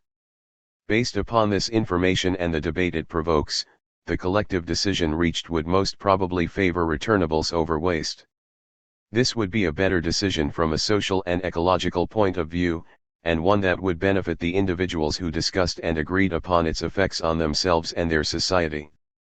In other words, anarchists think we have to take an active part in creating the menu as well as picking options from it which reflect our individual tastes and interests. It needs to be emphasized that such a system does not involve discussing and voting on everything under the sun, which would paralyze all activity. To the contrary, most decisions would be left to those interested, e.g. workers decide on administration and day-to-day decisions within the factory, the community decides upon policy, e.g. returnables over waste. Neither is it a case of electing people to decide for us, as the decentralist nature of the Confederation of Communities ensures that power lies in the hands of local people. This process in no way implies that society decides what an individual is to consume. That, like all decisions affecting the individual only, is left entirely up to the person involved. Communal decision-making is for decisions that impact both the individual and society, allowing those affected by it to discuss it among themselves as equals, thus creating a rich social context within which individuals can act. This is an obvious improvement over the current system, where decisions that often profoundly alter people's lives are left to the discretion of an elite class of managers and owners, who are supposed to know best. There is, of course, the danger of tyranny of the majority in any democratic system, but in a direct libertarian democracy, this danger would be greatly reduced, for reasons discussed in section I.5.6, won't there be a danger of a tyranny of the majority under libertarian socialism? B.7 What classes exist within modern society? For anarchists, class analysis is an important means of understanding the world and what is going on in it. While recognition of the fact that classes actually exist is less prevalent now than it once was, this does not mean that classes have ceased to exist. Quite the contrary. As we'll see, it means only that the ruling class has been more successful than before in obscuring the existence of class. Class can be objectively defined. The relationship between an individual and the sources of power within society determines his or her class. We live in a class society in which a few people possess far more political and economic power than the majority, who usually work for the minority that controls them and the decisions that affect them. This means that class is based both on exploitation and oppression, with some controlling the labor of others for their own gain. The means of oppression have been indicated in earlier parts of Section B, while Section C, What are the myths of capitalist economics, indicates exactly how exploitation occurs within a society apparently based on free and equal exchange. In addition, it also highlights the effects on the economic system itself of this exploitation. The social and political impact of the system and the classes and hierarchies it creates is discussed in depth in Section D, How do statism and capitalism affect society? We must emphasize at the outset that the idea of the working class as composed of nothing but industrial workers is simply false. It is not applicable today, if it ever was. Power, in terms of hire/fire and investment decisions, is the important thing. Ownership of capital as a means of determining a person's class, while still important, does not tell the whole story. An obvious example is that of the higher layers of management within corporations. They have massive power within the company, basically taking over the role held by the actual capitalist in smaller firms. While they may technically be salary slaves, their power and position in the social hierarchy indicate that they are members of the ruling class in practice, and, consequently, their income is best thought of as a share of profits rather than a wage. Much the same can be said of politicians and state bureaucrats whose power and influence does not derive from the ownership of the means of production but rather than control over the means of coercion. Moreover, many large companies are owned by other large companies, through pension funds, multinationals, etc. In 1945, 93% of shares were owned by individuals. By 1997, this had fallen to 43%. Needless to say, if working class people own shares, that does not make them capitalists, as the dividends are not enough to live on, nor do they give them any say in how a company is run. For most anarchists, there are two main classes. Obviously there are gray areas in any society, individuals and groups who do not fit exactly into either the working or ruling class. Such people include those who work but have some control over other people, e.g. power of hire/fire. These are the people who make the minor, day-to-day decisions concerning the running of capital or state. This area includes lower to middle management, professionals, and small capitalists. There is some argument within the anarchist movement whether this gray area constitutes another, middle, class or not. Most anarchists say no, most of this gray area are working class. Others, such as the British Class War Federation, argue it is a different class. One thing is sure, all anarchists agree that most people in this gray area have an interest in getting rid of the current system just as much as the working class. We should point out here that what is usually called middle class in the USA and elsewhere is nothing of the kind, and usually refers to working class people with decent jobs, homes, etc. As class is considered a rude word in polite society in the USA, such mystification is to be expected. So, there will be exceptions to this classification scheme.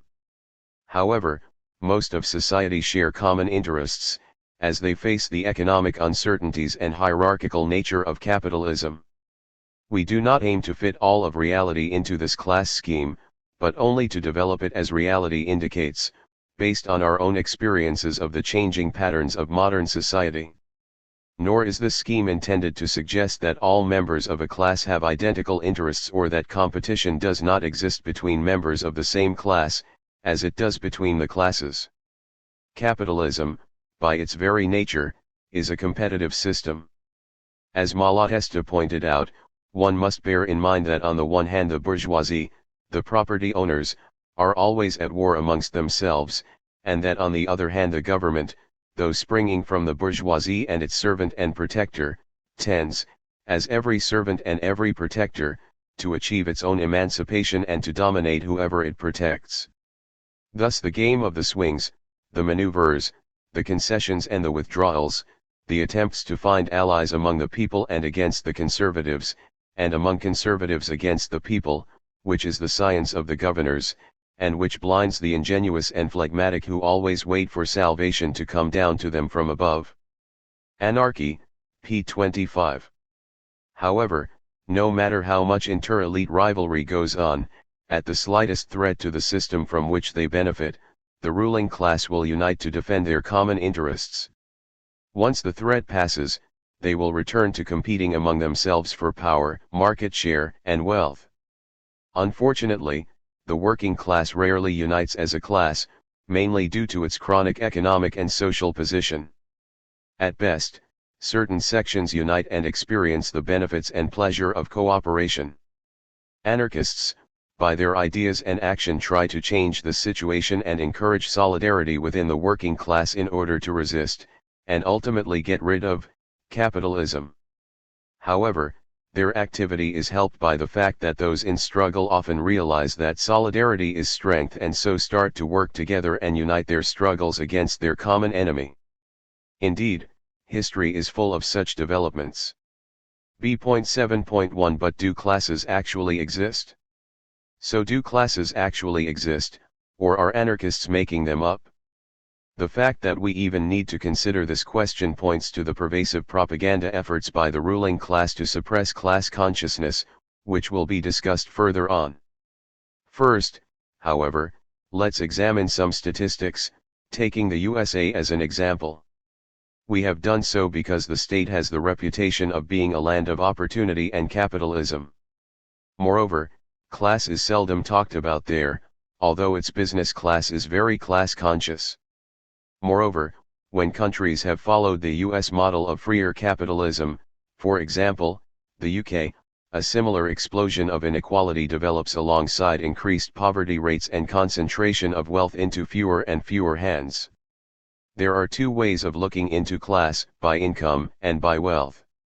Of the two, the distribution of wealth is the most important to understanding the class structure, as this represents your assets, what you own rather than what you earn in a year. Given that wealth is the source of income, this represents the impact and power of private property and the class system it represents. After all, while all employed workers have an income, i.e. a wage, their actual wealth usually amounts to their personal items and their house, if they are lucky. As such, their wealth generates little or no income, unlike the owners of resources like companies, land, and patents.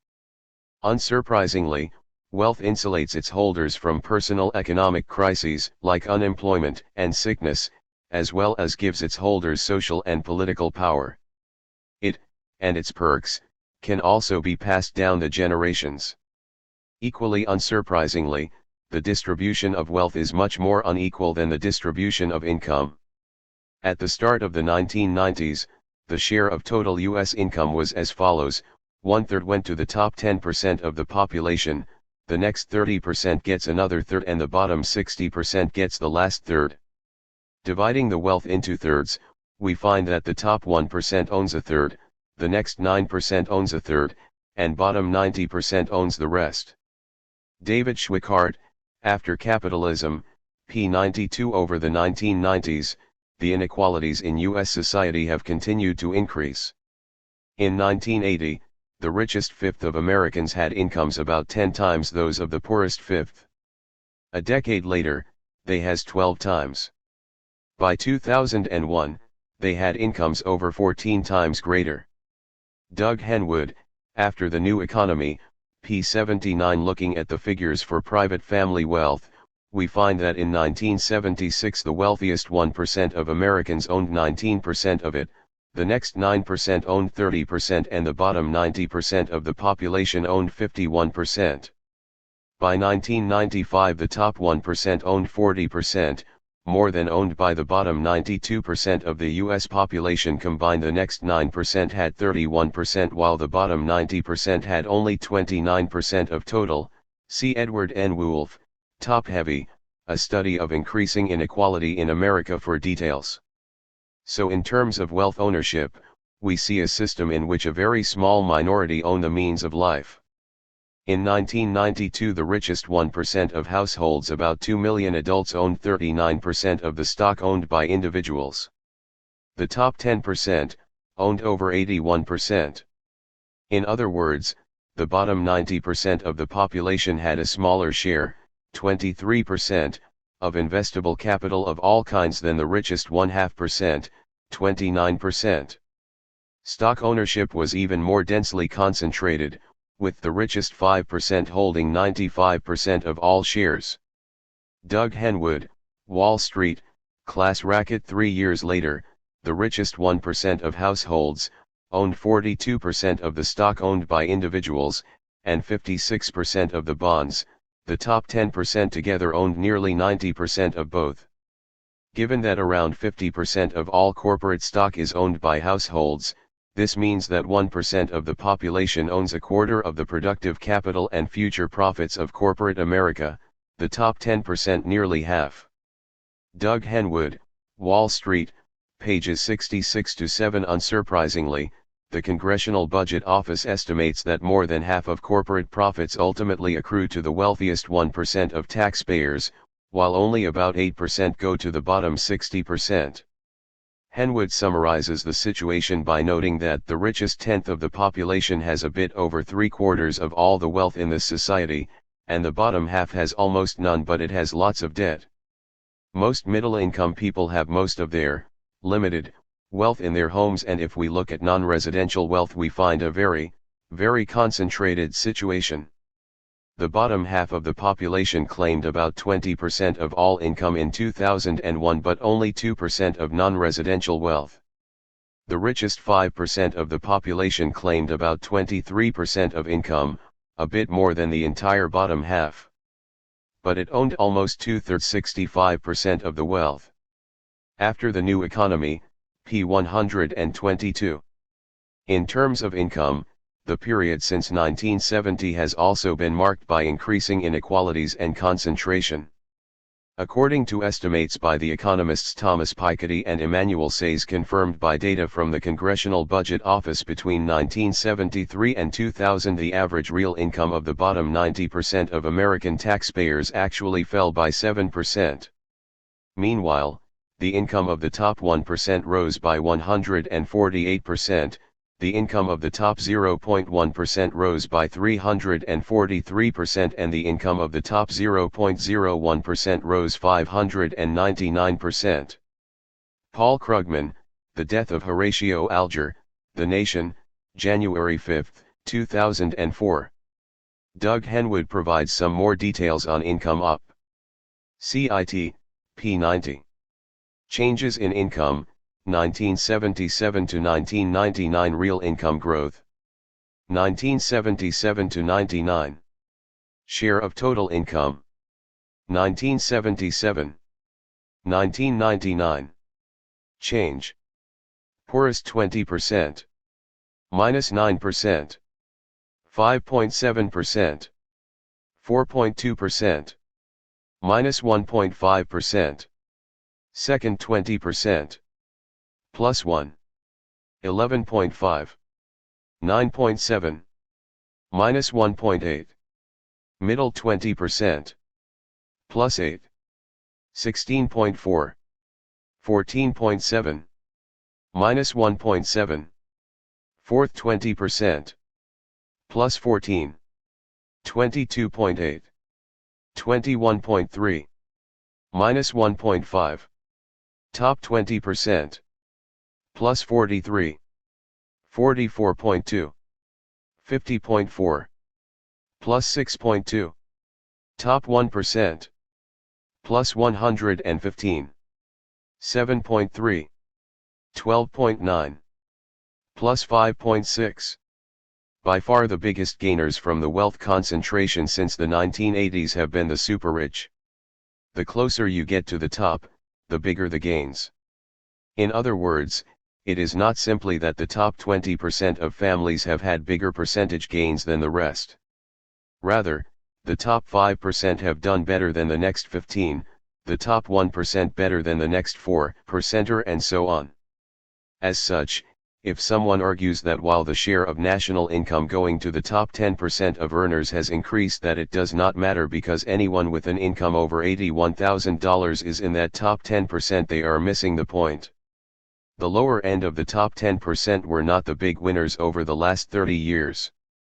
Most of the gains in the share in that top 10% went to the top 1%, who earn at least $230,000. Of these gains, 60% went to the top 0.1%, who earn more than $790,000. And of these gains, almost half went to the top 0.01%, a mere 13,000 people who had an income of at least $3.6 million and an average income of $17 million. Paul Krugman, For Richer, New York Times, 20/10/02. All this proves that classes do in fact exist, with wealth and power concentrating at the top of society, in the hands of the few. To put this inequality of income into some perspective, the average full-time Walmart employee was paid only about $17,000 a year in 2004. Benefits are few, with less than half the company's workers covered by its health care plan. In the same year, Walmart's chief executive, Scott Lee Jr., was paid $17.5 million.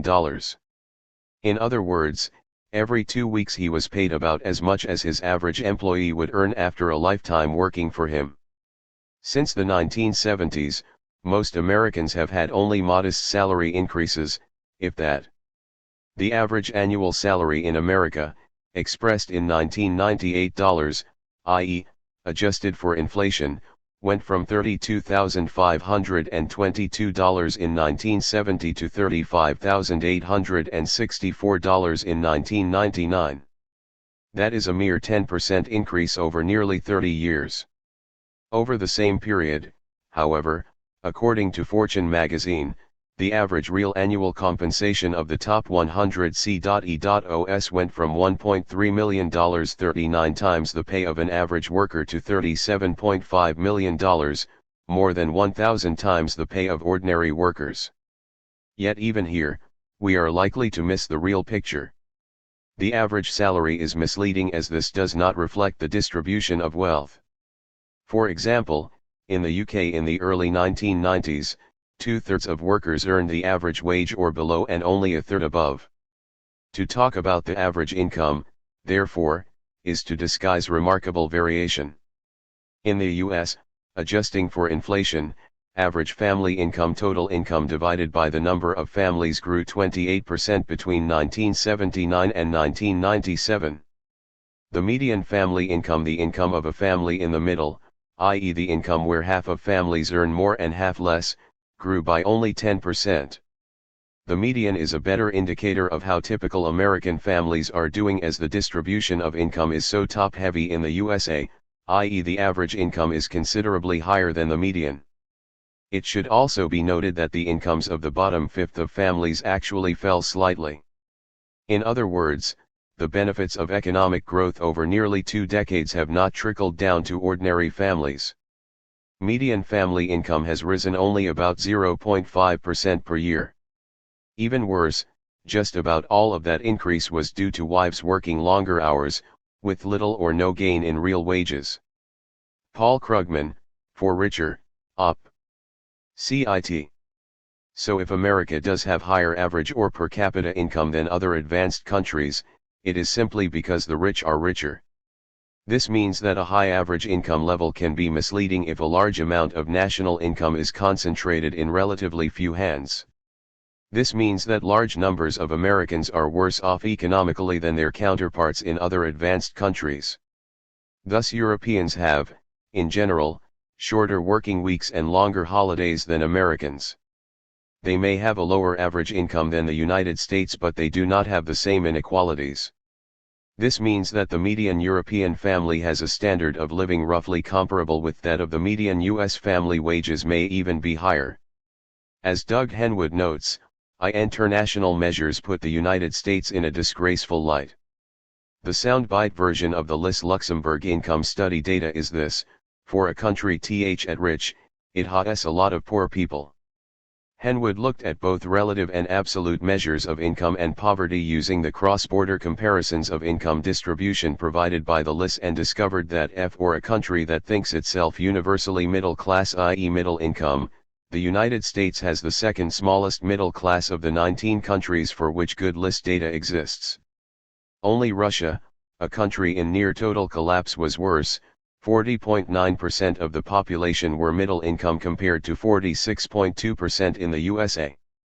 Households were classed as poor if their incomes were under 50% of the national medium, near poor, between 50 and 62.5%, middle, between 62.5 and 150%, and well-to-do, over 150%. The USA rates for poor, 19.1%, near poor, 8.1%, and middle, 46.2%, were worse than European countries like Germany, 11.1%, 6.5%, and 64%, France, 13%, 7.2%, and 60.4%, and Belgium, 5.5%, 8%, and 72.4%, as well as Canada, 11.6%, 8.2%, and 60%, and Australia, 14.8%, 10%, and 52.5%. The reasons for this? Henwood states that the reasons are clear: weak unions and a weak welfare state. The social democratic states, the ones that interfere most with market incomes, have the largest middle classes. The US poverty rate is nearly twice the average of the other 18. Needless to say, middle class as defined by income is a very blunt term, as Henwood states.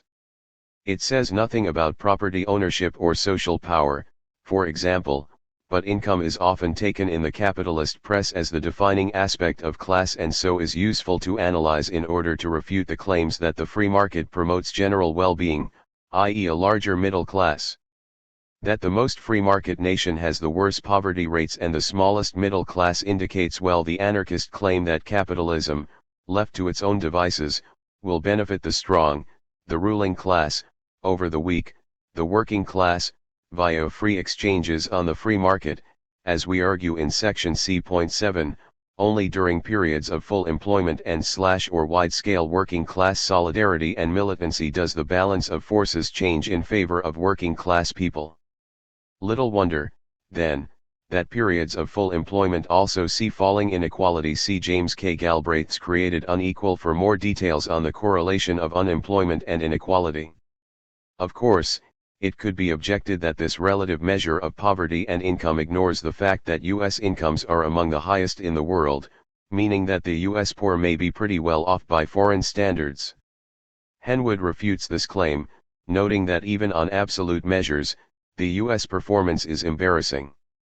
LIS researcher Lane Kenworthy estimated poverty rates for 15 countries using the U.S. poverty line as the benchmark. Though the United States has the highest average income, it's far from having the lowest poverty rate.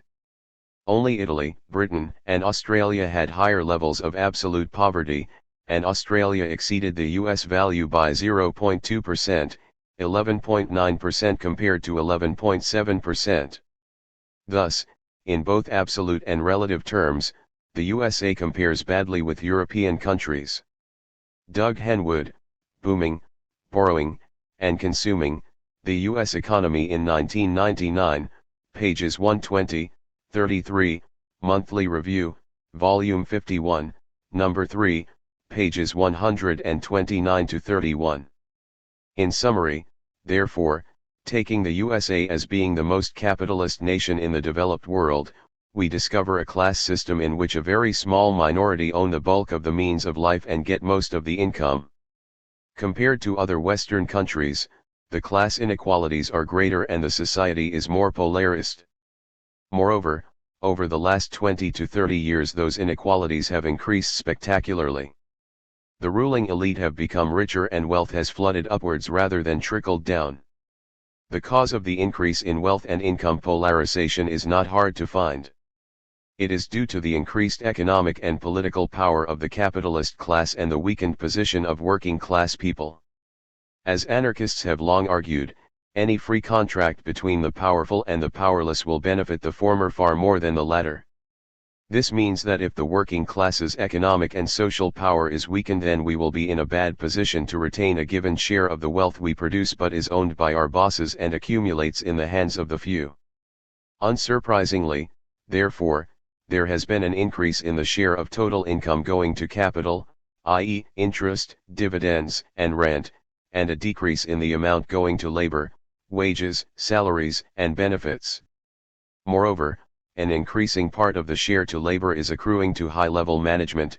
In electronics, for example, top executives used to pay themselves 42 times the average worker in 1991, a mere 5 years later it was 220 times as much.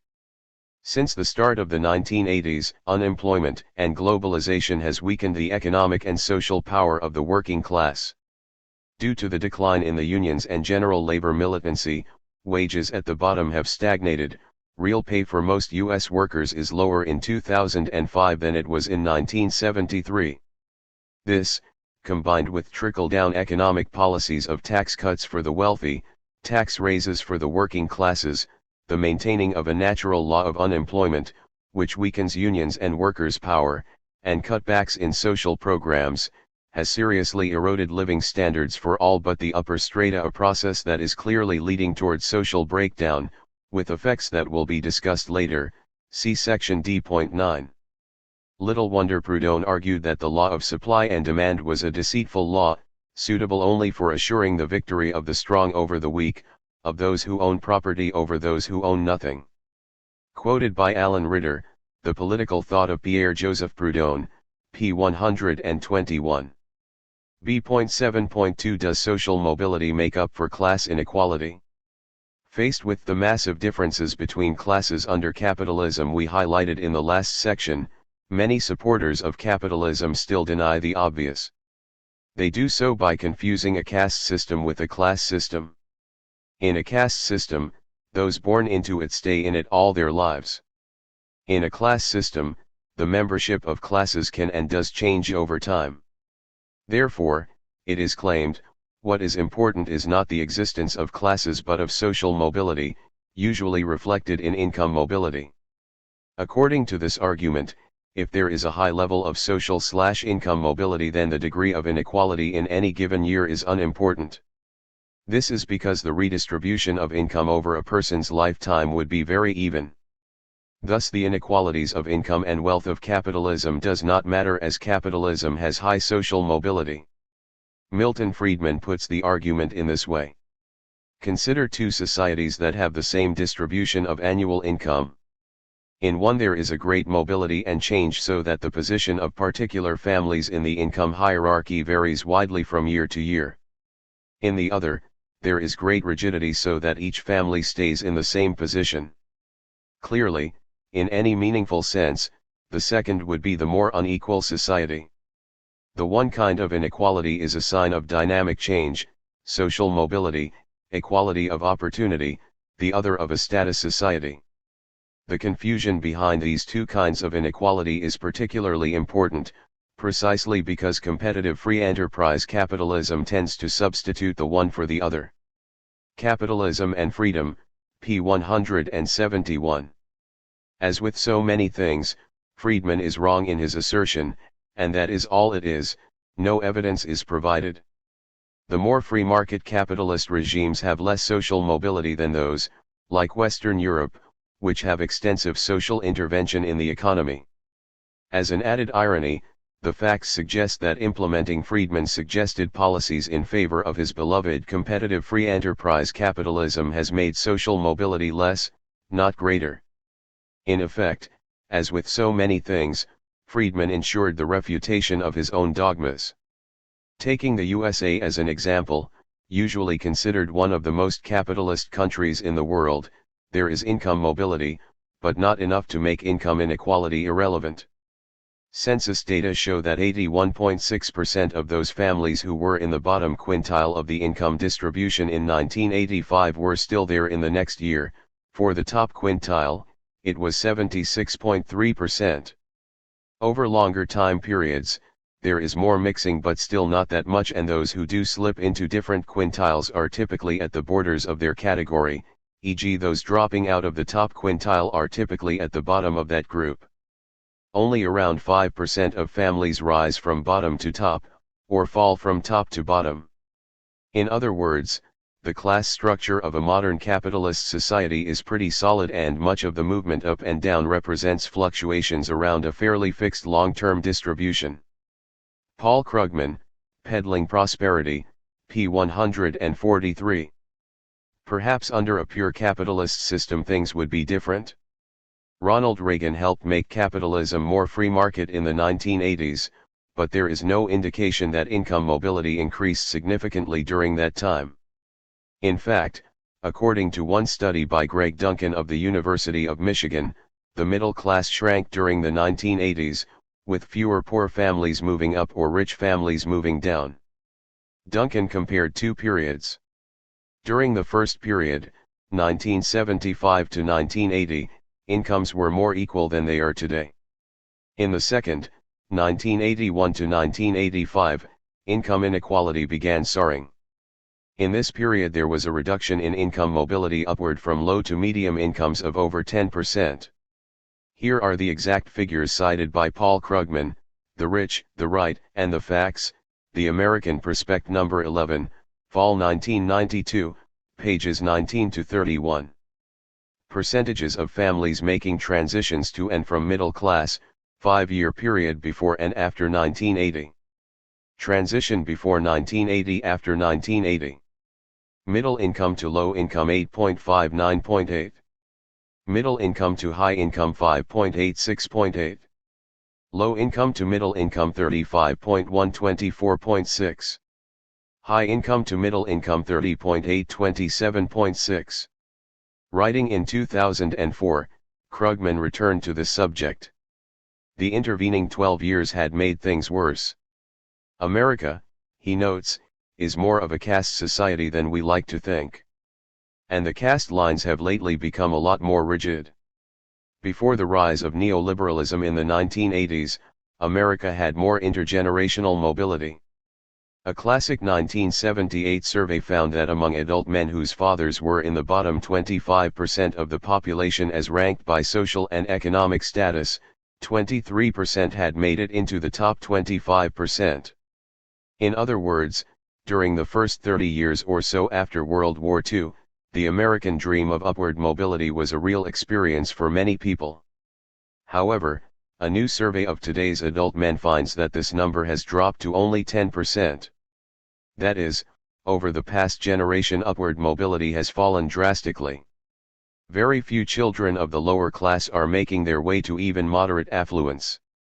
This goes along with other studies indicating that rags to riches stories have become vanishingly rare, and that the correlation between fathers and sons' incomes has risen in recent decades. In modern America, it seems, you're quite likely to stay in the social and economic class into which you were born. Paul Krugman, The Death of Horatio Alger, The Nation, January 5, 2004. British Keynesian economist Will Hutton quotes US data from 2001 which compares the mobility of workers in America with the 4 biggest European economies and 3 Nordic economies. The US has the lowest share of workers moving from the bottom fifth of workers into the second fifth, the lowest share moving into the top 60%, and the highest share unable to sustain full-time employment. He cites an OECD study which confirms the poor rates of relative upward mobility for very low-paid American workers. It also found that full-time workers in Britain, Italy, and Germany enjoy much more rapid growth in their earnings than those in the US. However, downward mobility was more marked in the US, American workers are more likely to suffer a reduction in their real earnings than workers in Europe. Thus even the OECD, the high priest of deregulation, was forced to conclude that countries with more deregulated labor and product markets, preeminently the US, do not appear to have higher relative mobility, nor do low-paid workers in these economies experience more upward mobility. The OECD is pulling its punches. The US experience is worse than Europe's. Numerous studies have shown that either there is no difference in income mobility between the USA and Europe or that there is less mobility in the US. The World We're In, pages 166-7. Little wonder, then, that Doug Henwood argues that the final appeal of apologists of the American way is an appeal to our legendary mobility fails. In fact, people generally don't move far from the income class they are born into, and there is little difference between US and European mobility patterns. In fact, the United States has the largest share of what the OECD called low-wage workers, and the poorest performance on the emergence from the wage cellar of any country it studied. Op. Cit. p. 130. Indeed, both the US and British poor were more likely to stay poor for a long period of time. Almost half of all people who were poor for 1 year stayed poor for 5 or more years, compared with 30% in Canada and 36% in Germany. And, despite claims of great upward mobility in the US, 45% of the poor rose out of poverty in a given year, compared with 45% in the UK, 53% in Germany, and 56% in Canada. And of those who did exit poverty, 15% of Americans were likely to make a round trip back under the poverty line, compared with 16% in Germany, 10% in the UK, and 7% in Canada. Doug Henwood, After the New Economy, pages 136-7. A 2005 study of income mobility by researchers at the London School of Economics, on behalf of the educational charity the Sutton Trust, confirms that the more free market a country, the worse is its levels of social mobility. Joe Blandon, Paul Gregg, and Stephen Mackin, Intergenerational Mobility in Europe and North America, April, 2005. They found that Britain has one of the worst records for social mobility in the developed world, beaten only by the USA out of 8 European and North American countries. Norway was the best, followed by Denmark, Sweden, Finland, Germany, and Canada. This means that children born to poor families in Britain and the USA are less likely to fulfill their full potential than in other countries and are less likely to break free of their backgrounds than in the past. In other words, we find it harder to earn more money and get better jobs than our parents. Moreover, not only is social mobility in Britain much lower than in other advanced countries, it is actually declining and has fallen markedly over time. The findings were based on studies of 2 groups of children, one set born in the 1950s and the other in the 1970s. In the UK, while 17% of the former made it from the bottom quarter income group to the top, only 11% of the latter did so. Mobility in the Nordic countries was twice that of the UK. While only the US did worse than the UK in social mobility. The puzzle of why, given that there is no evidence of American exceptionalism or higher social mobility, the myth persists, has an easy solution. It has utility for the ruling class in maintaining the system. By promoting the myth that people can find the path to the top easy, then the institutions of power will not be questioned, just the moral character of the many who do not. Needless to say, income mobility does not tell the whole story. Increases in income do not automatically reflect changes in class, far from it. A better paid worker is still working class and, consequently, still subject to oppression and exploitation during working hours. As such, income mobility, while important, does not address inequalities in power. Similarly, income mobility does not make up for a class system and its resulting authoritarian social relationships and inequalities in terms of liberty, health, and social influence. And the facts suggest that the capitalist dogma of meritocracy that attempts to justify the system has little basis in reality.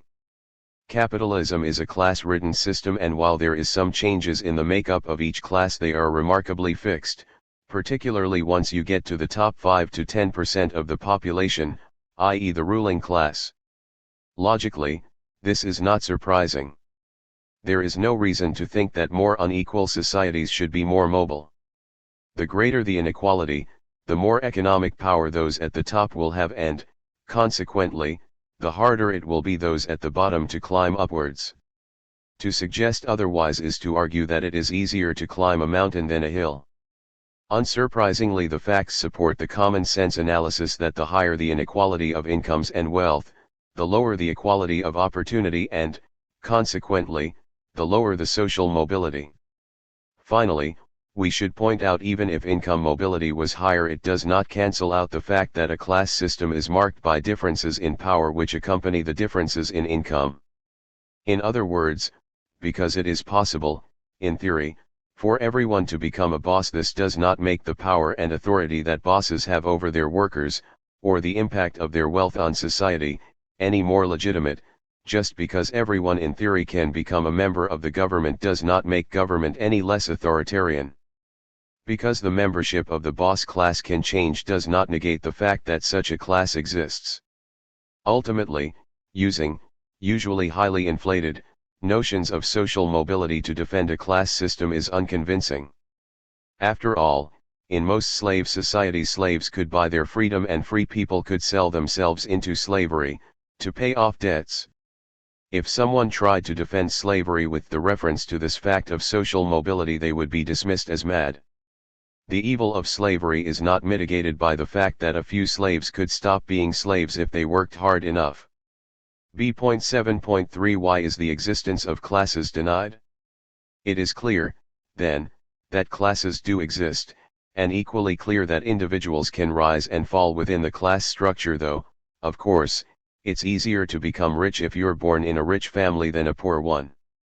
Thus James W. Lowen reports that 95% of the executives and financiers in America around the turn of the century came from upper-class or upper-middle-class backgrounds. Fewer than 3% started as poor immigrants or farm children. Throughout the 19th century, just 2% of American industrialists came from working-class origins. In Lies My Teacher Told Me, citing William Miller, American Historians and the Business Elite, in Men in Business, pages 326 to 28, cf. David Montgomery, Beyond Equality, pg 15, and this was at the height of USA free market capitalism. According to a survey done by C. Wright Mills and reported in his book The Power Elite, about 65% of the highest earning CEOs in American corporations come from wealthy families. Meritocracy, after all, does not imply a classless society, only that some mobility exists between classes. Yet we continually hear that class is an outmoded concept, that classes don't exist anymore, just atomized individuals who all enjoy equal opportunity, equality before the law, and so forth. So what's going on? The fact that the capitalist media are the biggest promoters of the end of class idea should make us wonder exactly why they do it. Whose interest is being served by denying the existence of classes? Clearly it is those who run the class system, who gain the most from it, who want everyone to think we are all equal. Those who control the major media don't want the idea of class to spread because they themselves are members of the ruling class, with all the privileges that implies. Hence they use the media as propaganda organs to mold public opinion and distract the middle and working classes from the crucial issue, i.e., their own subordinate status. This is why the mainstream news sources give us nothing but superficial analyses, biased and selective reporting, outright lies, and an endless barrage of yellow journalism, titillation, and entertainment, rather than talking about the class nature of capitalist society. See section D.3. How does wealth influence the mass media? The universities, think tanks, and private research foundations are also important propaganda tools of the ruling class. This is why it is virtually taboo in mainstream academic circles to suggest that anything like a ruling class even exists in the United States. Students are instead indoctrinated with the myth of a pluralist and democratic society, a never-never land where all laws and public policies supposedly get determined only by the amount of public support they have, certainly not by any small faction wielding power in disproportion to its size. To deny the existence of class is a powerful tool in the hands of the powerful. As Alexander Berkman points out, or social institutions are founded on certain ideas, so long as the latter are generally believed, the institutions built on them are safe. Government remains strong because people think political authority and legal compulsion necessary. Capitalism will continue as long as such an economic system is considered adequate and just. The weakening of the ideas which support the evil and oppressive present-day conditions means the ultimate breakdown of government and capitalism. Author's foreword. What is anarchism? p. 12. Unsurprisingly, to deny the existence of classes is an important means of bolstering capitalism, to undercut social criticism of inequality and oppression. It presents a picture of a system in which only individuals exist, ignoring the differences between one set of people, the ruling class, and the others, the working class, in terms of social position, power, and interests. This obviously helps those in power maintain it by focusing analysis away from that power and its sources, wealth, hierarchy, etc. It also helps maintain the class system by undermining collective struggle. To admit class exists means to admit that working people share common interests due to their common position in the social hierarchy. And common interests can lead to common action to change that position. Isolated consumers, however, are in no position to act for themselves. One individual standing alone is easily defeated, whereas a union of individuals supporting each other is not. Throughout the history of capitalism there have been attempts by the ruling class, often successful, to destroy working class organizations. Why? Because in union there is power which can destroy the class system as well as the state and create a new world.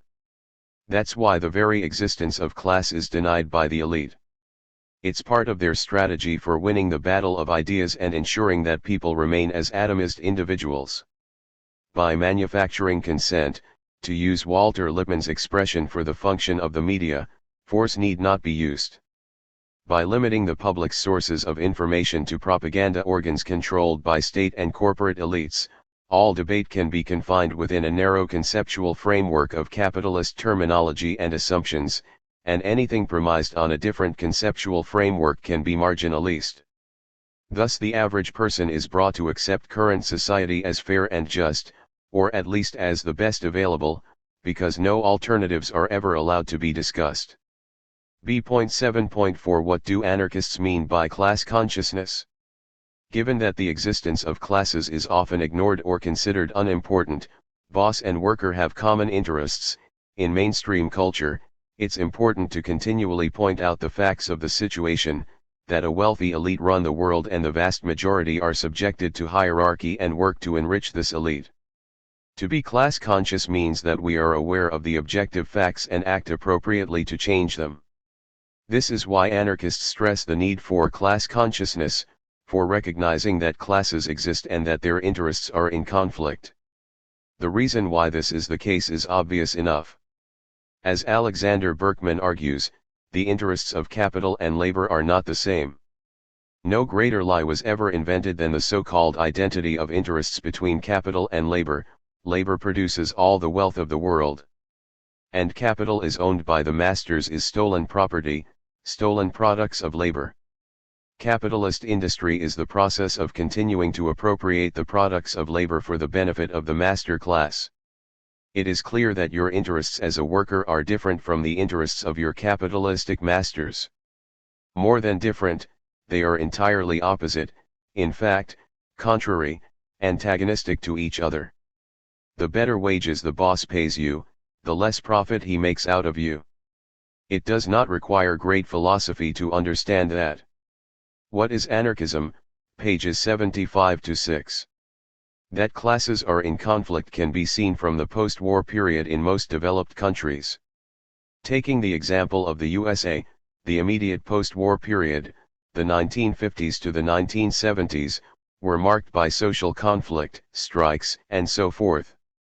From the 1980s onwards, there was a period of relative social peace because the bosses managed to inflict a series of defeats on the working class. Workers became less militant, the trade unions went into a period of decline, and the success of capitalism proclaimed.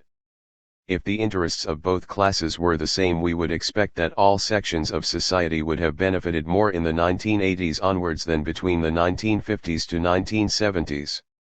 This is not the case.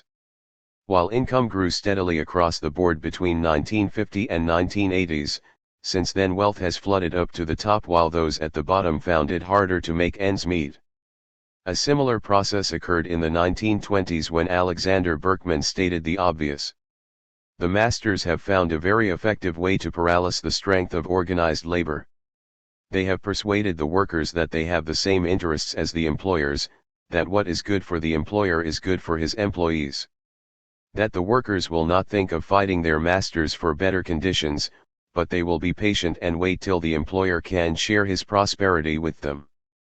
They will also consider the interests of their country, and they will not disturb industry and the orderly life of the community by strikes and stoppage of work. If you listen to your exploiters and their mouthpieces, you will be good and consider only the interests of your masters, of your city and country, but no one cares about your interests and those of your family, the interests of your union and of your fellow workers of the laboring class. Don't be selfish, they admonish you, while the boss is getting rich by your being good and unselfish. And they laugh in their sleeves and thank the Lord that you are such an idiot. Op. Cit. Pages 74-5. So, in a nutshell, class consciousness is to look after your own interest as a member of the working class. To be aware that there is inequality in society and that you cannot expect the wealthy and powerful to be concerned about anyone's interest except their own. That only by struggle can you gain respect and an increased slice of the wealth you produce but do not own. And that there is an irreconcilable antagonism between the ruling class and working class which results inevitably from their respective stations in life. The riches of the former are based on the exploitation and subjugation of the latter's labor, which means war between the two is unavoidable. For the working class desires only equality while the ruling elite exists only through inequality. For the latter, as a separate class, equality is death, while for the former the least inequality is slavery. Bakunin, The Basic Bakunin, p. 97 and pages 91-2. Although class analysis may at first appear to be a novel idea, the conflicting interests of the classes is well recognized on the other side of the class divide. For example, James Madison in the Federalist paper No. 10 states that those who hold and those who are without have ever formed distinct interests in society. For anarchists, class consciousness means to recognize what the bosses already know, the importance of solidarity with others in the same class position as oneself and of acting together as equals to attain common goals. The difference is that the ruling class wants to keep the class system going while anarchists seek to end it once and for all. It could therefore be argued that anarchists actually want an anti-class consciousness to develop, that is, for people to recognize that classes exist, to understand why they exist, and act to abolish the root causes for their continued existence. Class consciousness, argues Vernon Richards, but not in the sense of wanting to perpetuate classes, but the consciousness of their existence, an understanding of why they exist, and a determination, informed by knowledge and militancy, to abolish them. The Impossibilities of Social Democracy, p. 133.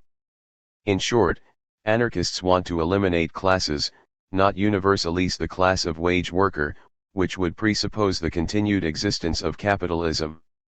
More importantly, class consciousness does not involve worker worship. To the contrary, as Murray Bookchin points out, the worker begins to become a revolutionary when he undoes his or her workerness, when he or she comes to detest his class status here and now, when he begins to shed his work ethic, his character structure derived from industrial discipline, his respect for hierarchy, his obedience to leaders, his consumerism, his vestiges of Puritanism. Post-scarcity anarchism, p. 119-4, in the end, Anarchists cannot build until the working class gets rid of its illusions, its acceptance of bosses and faith in leaders. Marie-Louise Bernieri, Neither East Nor West, p. 19. It may be objected that there are only individuals and anarchists are trying to throw a lot of people in a box and put a label like working class on them. In reply, anarchists agree, yes, there are only individuals, but some of them are bosses, most of them are working class. This is an objective division within society which the ruling class does its best to hide but which comes out during social struggle. And such struggle is part of the process by which more and more oppressed people's subjectivity recognize the objective facts. And by more and more people recognizing the facts of capitalist reality, more and more people will want to change them. Currently there are working class people who want an anarchist society, and there are others who just want to climb up the hierarchy to get to a position where they can impose their will to others. But that does not change the fact that their current position is that they are subjected to the authority of hierarchy and so can come into conflict with it. And by so doing, they must practice self-activity, and this struggle can change their minds, what they think, and so they become radicalized. This, the radicalizing effects of self-activity and social struggle, is a key factor in why anarchists are involved in it. It is an important means of creating more anarchists and getting more and more people aware of anarchism as a viable alternative to capitalism. Ultimately, it does not matter what class you are, it's what you believe in that matters. And what you do. Hence we see anarchists like Bakunin and Kropotkin, former members of the Russian ruling class, or like Malatesta, born into an Italian middle-class family, rejecting their backgrounds and its privileges and becoming supporters of working-class self-liberation. But anarchists base their activity primarily on the working class, including peasants, self-employed artisans, and so on, because the working class is subject to hierarchy and so have a real need to resist to exist. This process of resisting the powers that be can and does have a radicalizing effect on those involved, and so what they believe in and what they do changes. Being subject to hierarchy, oppression, and exploitation means that it is in the working class people's own interest to abolish them. It has been truly said that the emancipation of the workers must be accomplished by the workers themselves, for no social class will do it for them. It is the interest of the proletariat to emancipate itself from bondage. It is only by growing to a true realization of their present position, by visualizing their possibilities and powers, by learning unity and cooperation, and practicing them, that the masses can attain freedom. Alexander Berkman, Op. Cit.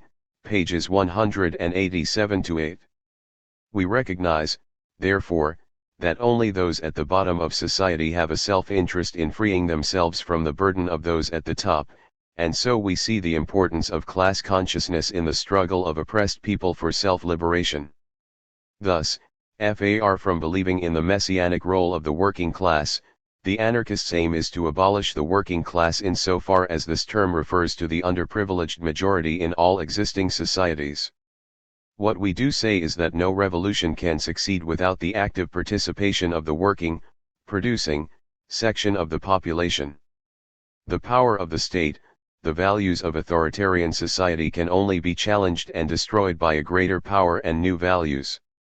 Vernon Richards, The Raven, number 14, pages 183-4. Anarchists also argue that one of the effects of direct action to resist oppression and exploitation of working class people would be the creation of such a power and new values, values based on respect for individual freedom and solidarity.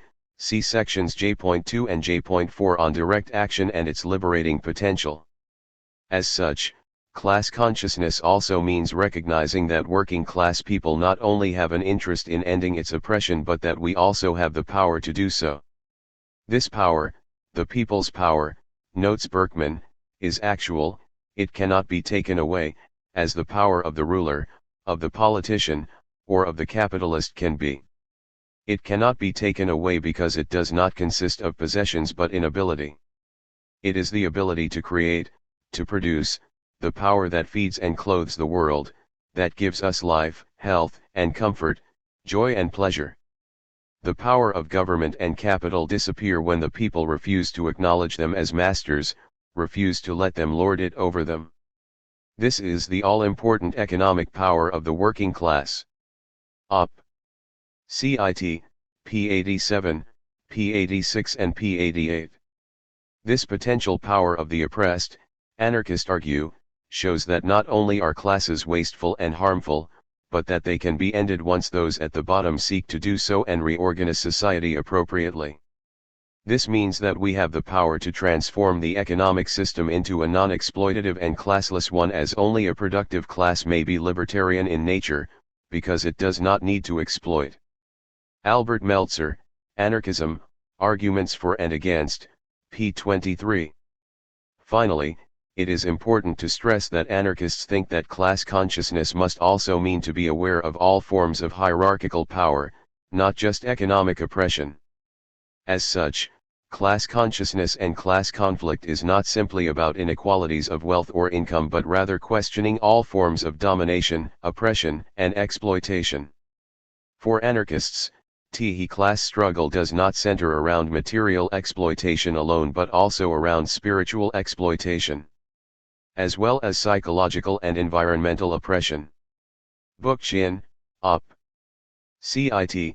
p. 151. This means that we do not consider economic oppression to be the only important thing, ignoring struggles and forms of oppression outside the workplace. To the contrary, workers are human beings, not the economically driven robots of capitalist and Leninist mythology. They are concerned about everything that affects them: their parents, their children, their friends, their neighbors, their planet, and, very often, total strangers. Section C. What are the myths of capitalist economics? Within capitalism, economics plays an important ideological role. Economics has been used to construct a theory from which exploitation and oppression are excluded, by definition. We will attempt here to explain why capitalism is deeply exploitative. Elsewhere, in Section B, we have indicated why capitalism is oppressive and will not repeat ourselves here. In many ways, economics plays the role within capitalism that religion played in the Middle Ages, namely to provide justification for the dominant social system and hierarchies. The priest keeps you docile and subjected, argued Malatesta, telling you everything is God's will. The economists say it's the law of nature. They end up saying that no one is responsible for poverty, so there's no point rebelling against it. Fra Contadini, p. 21. Even worse, they usually argue that collective action by working class people is counterproductive and, like the priest, urge us to tolerate current oppression and exploitation with promises of a better future, in heaven for the priest. For the economist it is an unspecified long run. It would be no generalization to state that if you want to find someone to rationalize and justify an obvious injustice or form of oppression, then you should turn to an economist, preferably a free market one. That is not the only similarity between the science of economics and religion. Like religion, its basis in science is usually lacking and its theories more based upon leaps of faith than empirical fact. Indeed, it is hard to find a science more unconcerned about empirical evidence or building realistic models than economics. Just looking at the assumptions made in perfect competition shows that. See section C.1 for details. This means that economics is immune to such trivialities as evidence and fact, although that does not stop economics being used to rationalize and justify certain of these facts, such as exploitation and inequality. A classic example is the various ways economists have sought to explain what anarchists and other socialists have tended to call surplus value, i.e. profits, interest, and rent. Rather than seek to explain its origin by an empirical study of the society it exists in, capitalism, economists have preferred to invent just so stories, little ahistoric parables about a past which never existed is used to illustrate, and so defend, a present class system and its inequalities and injustices. The lessons of a fairy tale about a society that has never existed are used as a guide for one which does, and, by some strange coincidence, they happen to justify the existing class system and its distribution of income. Hence the love of Robinson Crusoe in economics. Ironically, This favoring of theory, ideology would be a better term, is selective, as their exposure as fundamentally flawed does not stop them being repeated. As we discuss in section C.2, the neoclassical theory of capital was proven to be incorrect by left-wing economists. This was admitted by their opponents. The question that confronts us is not whether the Cambridge criticism is theoretically valid. It is.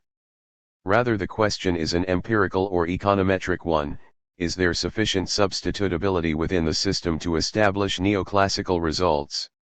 Yet this did not stop this theory being taught to this day and the successful critique forgotten.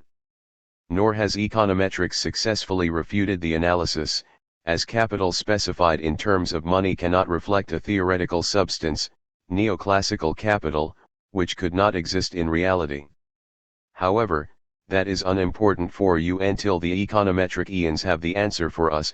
Placing reliance upon neoclassical economic theory is a matter of faith, which, of course, he had. C.E. Ferguson, The Neoclassical Theory of Production and Distribution, p. 266 and p. 17.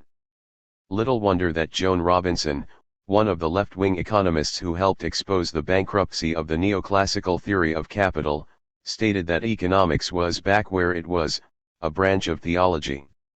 Collected Economic Papers, Volume 4, p. 127. It remains there more than 30 years later. Economics is not a science. Many economists, particularly those who believe that decisions on whether to get married can be reduced to an equation, see the world as a complex organism that can be understood using the right differential calculus. Yet everything we know about economics suggests that it is a branch, and not a particularly advanced one, of witchcraft. Larry Elliott and Dan Atkinson, The Age of Insecurity, p. 226. The weakness of economics is even acknowledged by some within the profession itself. According to Paul Ormerod, orthodox economics is in many ways an empty box. Its understanding of the world is similar to that of the physical sciences in the Middle Ages. A few insights have been obtained which stand the test of time, but they are very few indeed, and the whole basis of conventional economics is deeply flawed. Moreover, he notes the overwhelming empirical evidence against the validity of its theories. It is rare to see an economist be so honest. The majority of economists seem happy to go on with their theories, trying to squeeze life into the Procrustean bed of their models. And, like the priests of old, make it hard for non-academics to question their dogmas, as economics is often intimidating. Its practitioners have erected around the discipline a barrier of jargon and mathematics which makes the subject difficult to penetrate for the non-initiated. The Death of Economics, p. 9, p. 67 and p. 9. So in this section of our FAQ, we will try to get to the heart of modern capitalism, cutting through the ideological myths that supporters of the system have created around it. This will be a difficult task, as the divergence of the reality of capitalism and the economics that is used to explain, justify, more correctly, it is large. For example, the preferred model used in neoclassical economics is that of perfect competition, which is based on a multitude of small firms producing homogeneous products in a market which none of them are big enough to influence, i.e. have no market power. This theory was developed in the late 19th century when the real economy was marked by the rise of big business, a dominance which continues to this day. Nor can it be said that even small firms produce identical products. Product differentiation and brand loyalty are key factors for any business.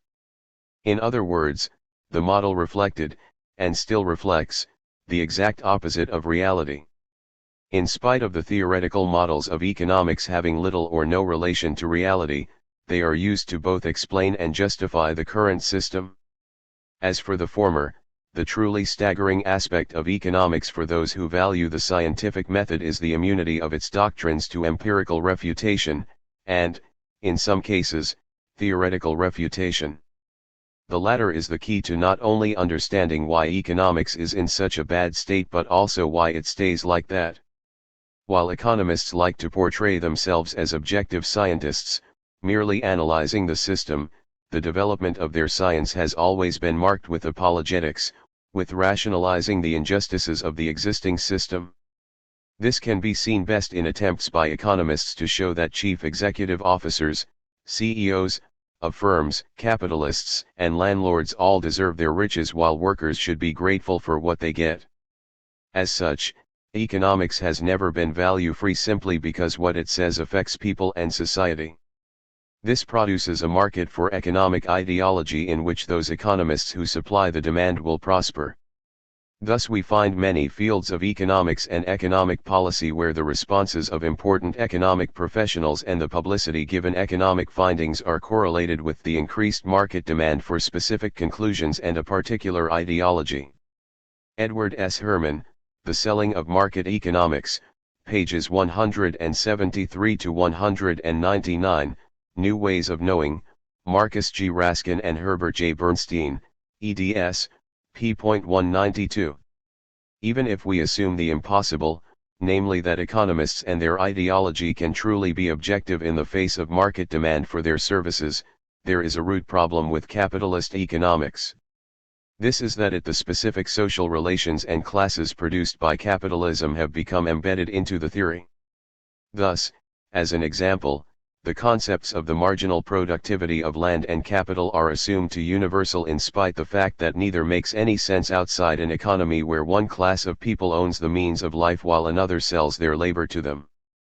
Thus in an artisan/peasant society or one based around cooperatives, there would be no need for such concepts, for in such societies, the distinction between wages and profits has no meaning and, as a result, there is no income to the owners of machinery and land and no need to explain it in terms of the marginal productivity of either. Thus mainstream economics takes the class structure of capitalism as a natural, eternal, fact and builds up from there. Anarchists, like other socialists, stress the opposite, namely that capitalism is a specific historical phase and, consequently, there are no universal economic laws, and if you change the system, the laws of economics change. Unless you are a capitalist economist, of course, when the same laws apply no matter what. In our discussion, it is important to remember that capitalist economics is not the same as the capitalist economy. The latter exists quite independently of the former, and, ironically, usually flourishes best when the policy makers ignore it. Dissident economist Steve Keen provides a telling analogy between economics and meteorology. Just as the climate would exist even if there were no intellectual discipline of meteorology, the economy itself would exist whether or not the intellectual pursuit of economics existed. Both share a fundamental raison d'etre, namely that of attempting to understand a complex system. However, there are differences. Like weather forecasters, economists frequently get their forecasts of the economic future wrong. But in fact, though weather forecasts are sometimes incorrect, overall meteorologists have an enviable record of accurate prediction, whereas the economic record is tragically bad. This means it is impossible to ignore economics, to treat it and its practitioners as we these days treat astrologers, as it is a social discipline, and so what we believe about economics therefore has an impact upon human society and the way we relate to one another. Despite the abysmal predictive record of their discipline, economists are forever recommending ways in which the institutional environment should be altered to make the economy work better. By that they mean make the real economy more like their models, as the hypothetical pure market performs better than the mixed economy in which we live. Debunking economics, pages 6 to 8. Whether this actually makes the world a better place is irrelevant. Indeed, economics has been so developed as to make such questions irrelevant as what happens on the market is, by definition, for the best. Here we expose the apologetics for what they are, expose the ideological role of economics as a means to justify, indeed ignore, exploitation and oppression. In the process of our discussion we will often expose the ideological apologetics that capitalist economics create to defend the status quo and the system of oppression and exploitation it produces. We will also attempt to show the deep flaws in the internal inconsistencies of mainstream economics. In addition, we will show how important reality is when evaluating the claims of economics. That this needs to be done can be seen by comparing the promise of economics with its actual results when applied in reality. Mainstream economics argues that it is based on the idea of utility in consumption, i.e. the subjective pleasure of individuals. Thus production is, it is claimed, aimed at meeting the demands of consumers. Yet for a system supposedly based on maximizing individual happiness, utility, capitalism produces a hell of a lot of unhappy people. Some radical economists have tried to indicate this and have created an all-embracing measure of well-being called the Index of Sustainable Economic Welfare, ISEW. Their conclusions, as summarized by Elliott and Atkinson, are significant. In the 1950s and 1960s the ISEW rose in tandem with per capita GDP. It was a time not just of rising incomes, but of greater social equity, low crime, full employment, and expanding welfare states. But from the mid-1970s onwards the two measures started to move apart. GDP per head continued its inexorable rise, but the ISEW started to decline as a result of lengthening dole queues, social exclusion, the explosion in crime, habitat loss, environmental degradation, and the growth of environment and stress-related illness. By the start of the 1990s, the ISEW was almost back to the levels at which it started in the early 1950s. Larry Elliott and Dan Atkinson, Op. Cit. p. 248. So while capitalism continues to produce more and more goods and, presumably, maximizes more and more individual utility, actual real people are being irrational and not realizing they are, in fact, better off and happier. Ironically, when such unhappiness is pointed out, most defenders of capitalism dismiss people's expressed woes as irrelevant. Apparently some subjective evaluations are considered more important than others. Given that the mid-1970s marked the start of neoliberalism, the promotion of the market and the reduction of government interference in the economy, this is surely significant. After all, the global economy of the early 21st century looks a lot more like the economic textbook ideal that did the world of the 1950s.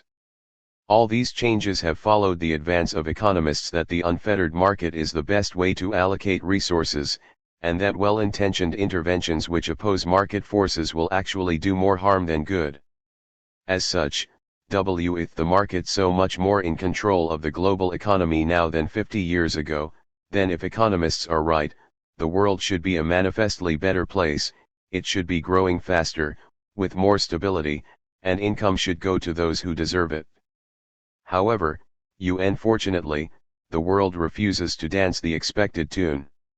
In particularly, the final 10 years of the 20th century were marked, not by tranquil growth, but by crises. Steve Keen, Op.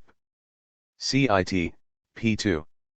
These problems and the general unhappiness with the way society is going is related to various factors, most of which are impossible to reflect in mainstream economic analysis. They flow from the fact that capitalism is a system marked by inequalities of wealth and power, and so how it develops is based on them, not the subjective evaluations of atomized individuals that economics starts with. This in itself is enough to suggest that capitalist economics is deeply flawed and presents a distinctly flawed picture of capitalism and how it actually works.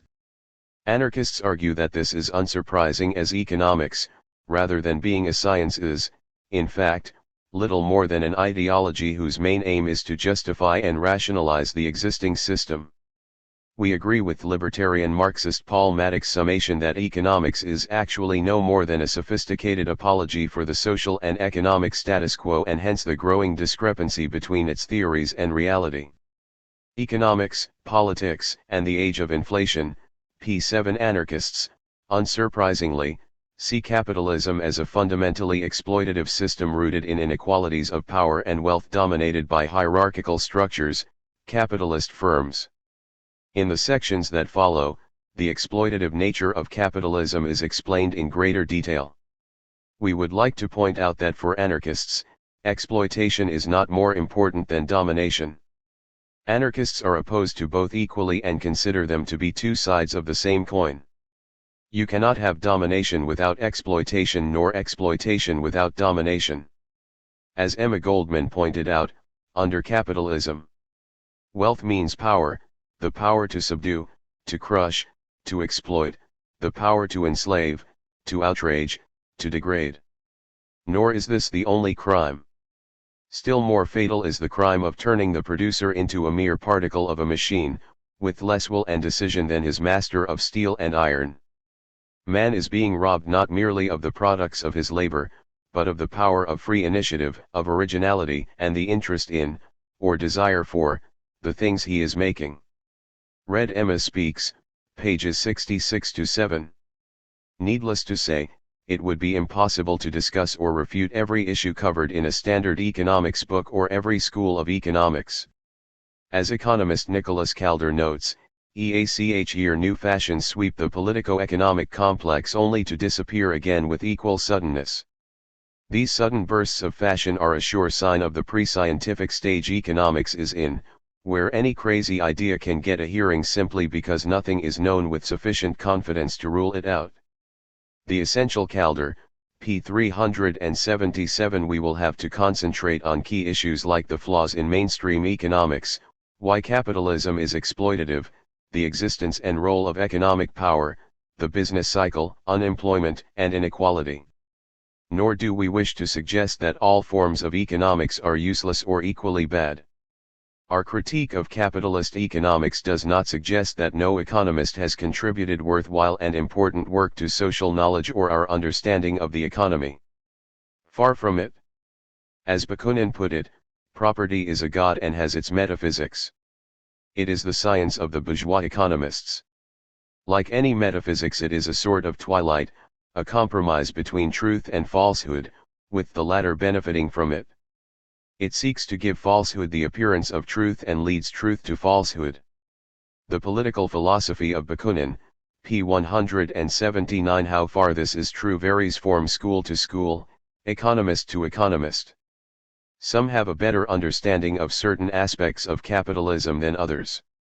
Some are more prone to apologetics than others. Some are aware of the problems of modern economics, and some of the most committed economists have concluded that, if economics is to become less of a religion and more of a science, then the foundations of economics should be torn down and replaced, although, left to their own devices, economists would continue to build an apparently grand edifice upon rotten foundations. Keene, Op. Cit. p. 19. As a rule of thumb, the more free market a particular economist or school of economics is, the more likely they will be prone to apologetics and unrealistic assumptions and models. Nor are we suggesting that if someone has made a positive contribution in one or more areas of economic analysis that their opinions on other subjects are correct or compatible with anarchist ideas. It is possible to present a correct analysis of capitalism or capitalist economics while, at the same time, being blind to the problems of Keynesian economics or the horrors of Stalinism. As such, our quoting of certain critical economists does not imply agreement with their political opinions or policy suggestions. Then there is the issue of what do we mean by the term capitalist economics? Basically, any form of economic theory which seeks to rationalize and defend capitalism. This can go from the extreme of free market capitalist economics, such as the so-called Austrian school and monetarists, to those who advocate state intervention to keep capitalism going, Keynesian economists. We will not be discussing those economists who advocate state capitalism. As a default, we will take capitalist economics to refer to the mainstream neoclassical school, as this is the dominant form of the ideology and many of its key features are accepted by the others. This seems applicable, given that the current version of capitalism being promoted is neoliberalism, where state intervention is minimized and, when it does happen, directed towards benefiting the ruling elite. Lastly, one of the constant refrains of economists is the notion that the public is ignorant of economics. The implicit assumption behind this bemoaning of ignorance by economists is that the world should be run either by economists or on their recommendations. In section C.11 we present a case study of a nation, Chile, unlucky enough to have that fate subjected upon it.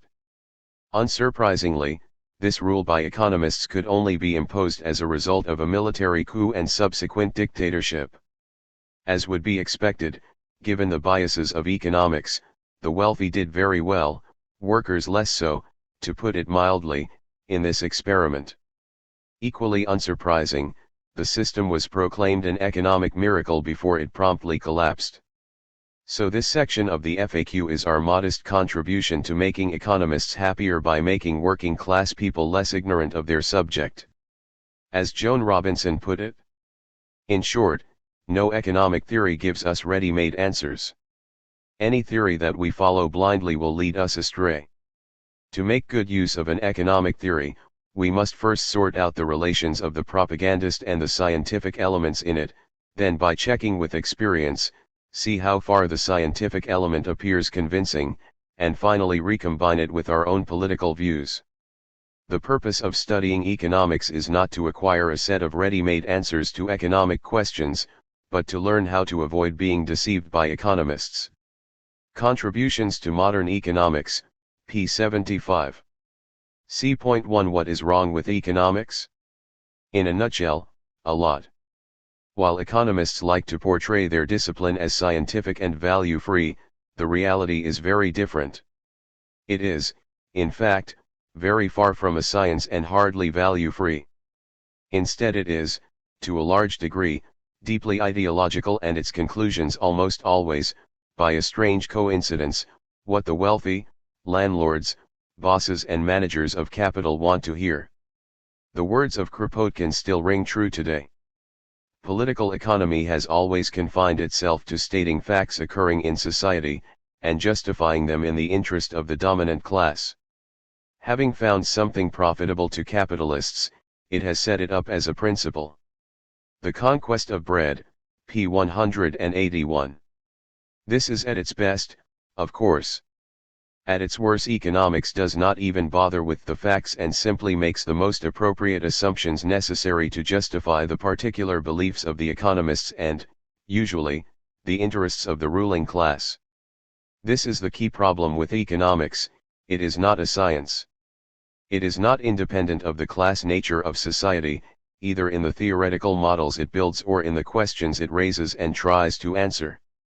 This is due, in part, to the pressures of the market, in part due to the assumptions and methodology of the dominant forms of economics. It is a mishmash of ideology and genuine science, with the former, unfortunately, being the bulk of it. The argument that economics, in the main, is not a science is not one restricted to anarchists or other critics of capitalism. Some economists are well aware of the limitations of their profession. For example, Steve Keen lists many of the flaws of mainstream, neoclassical, economics in his excellent book Debunking Economics, noting that, for example, it is based on a dynamically irrelevant and factually incorrect instantaneous static snapshot of the real capitalist economy.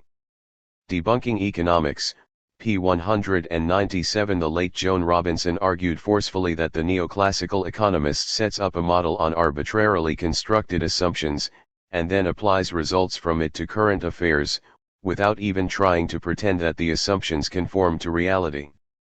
Collected Economic Papers, Volume 4, p. 25. More recently, economist Mark Blagg has summarized many of the problems he sees with the current state of economics.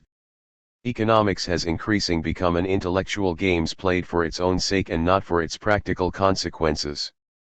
Economists have gradually converted the subject into a sort of social mathematics in which analytical rigor as understood in math departments is everything and empirical relevance, as understood in physics departments, is nothing.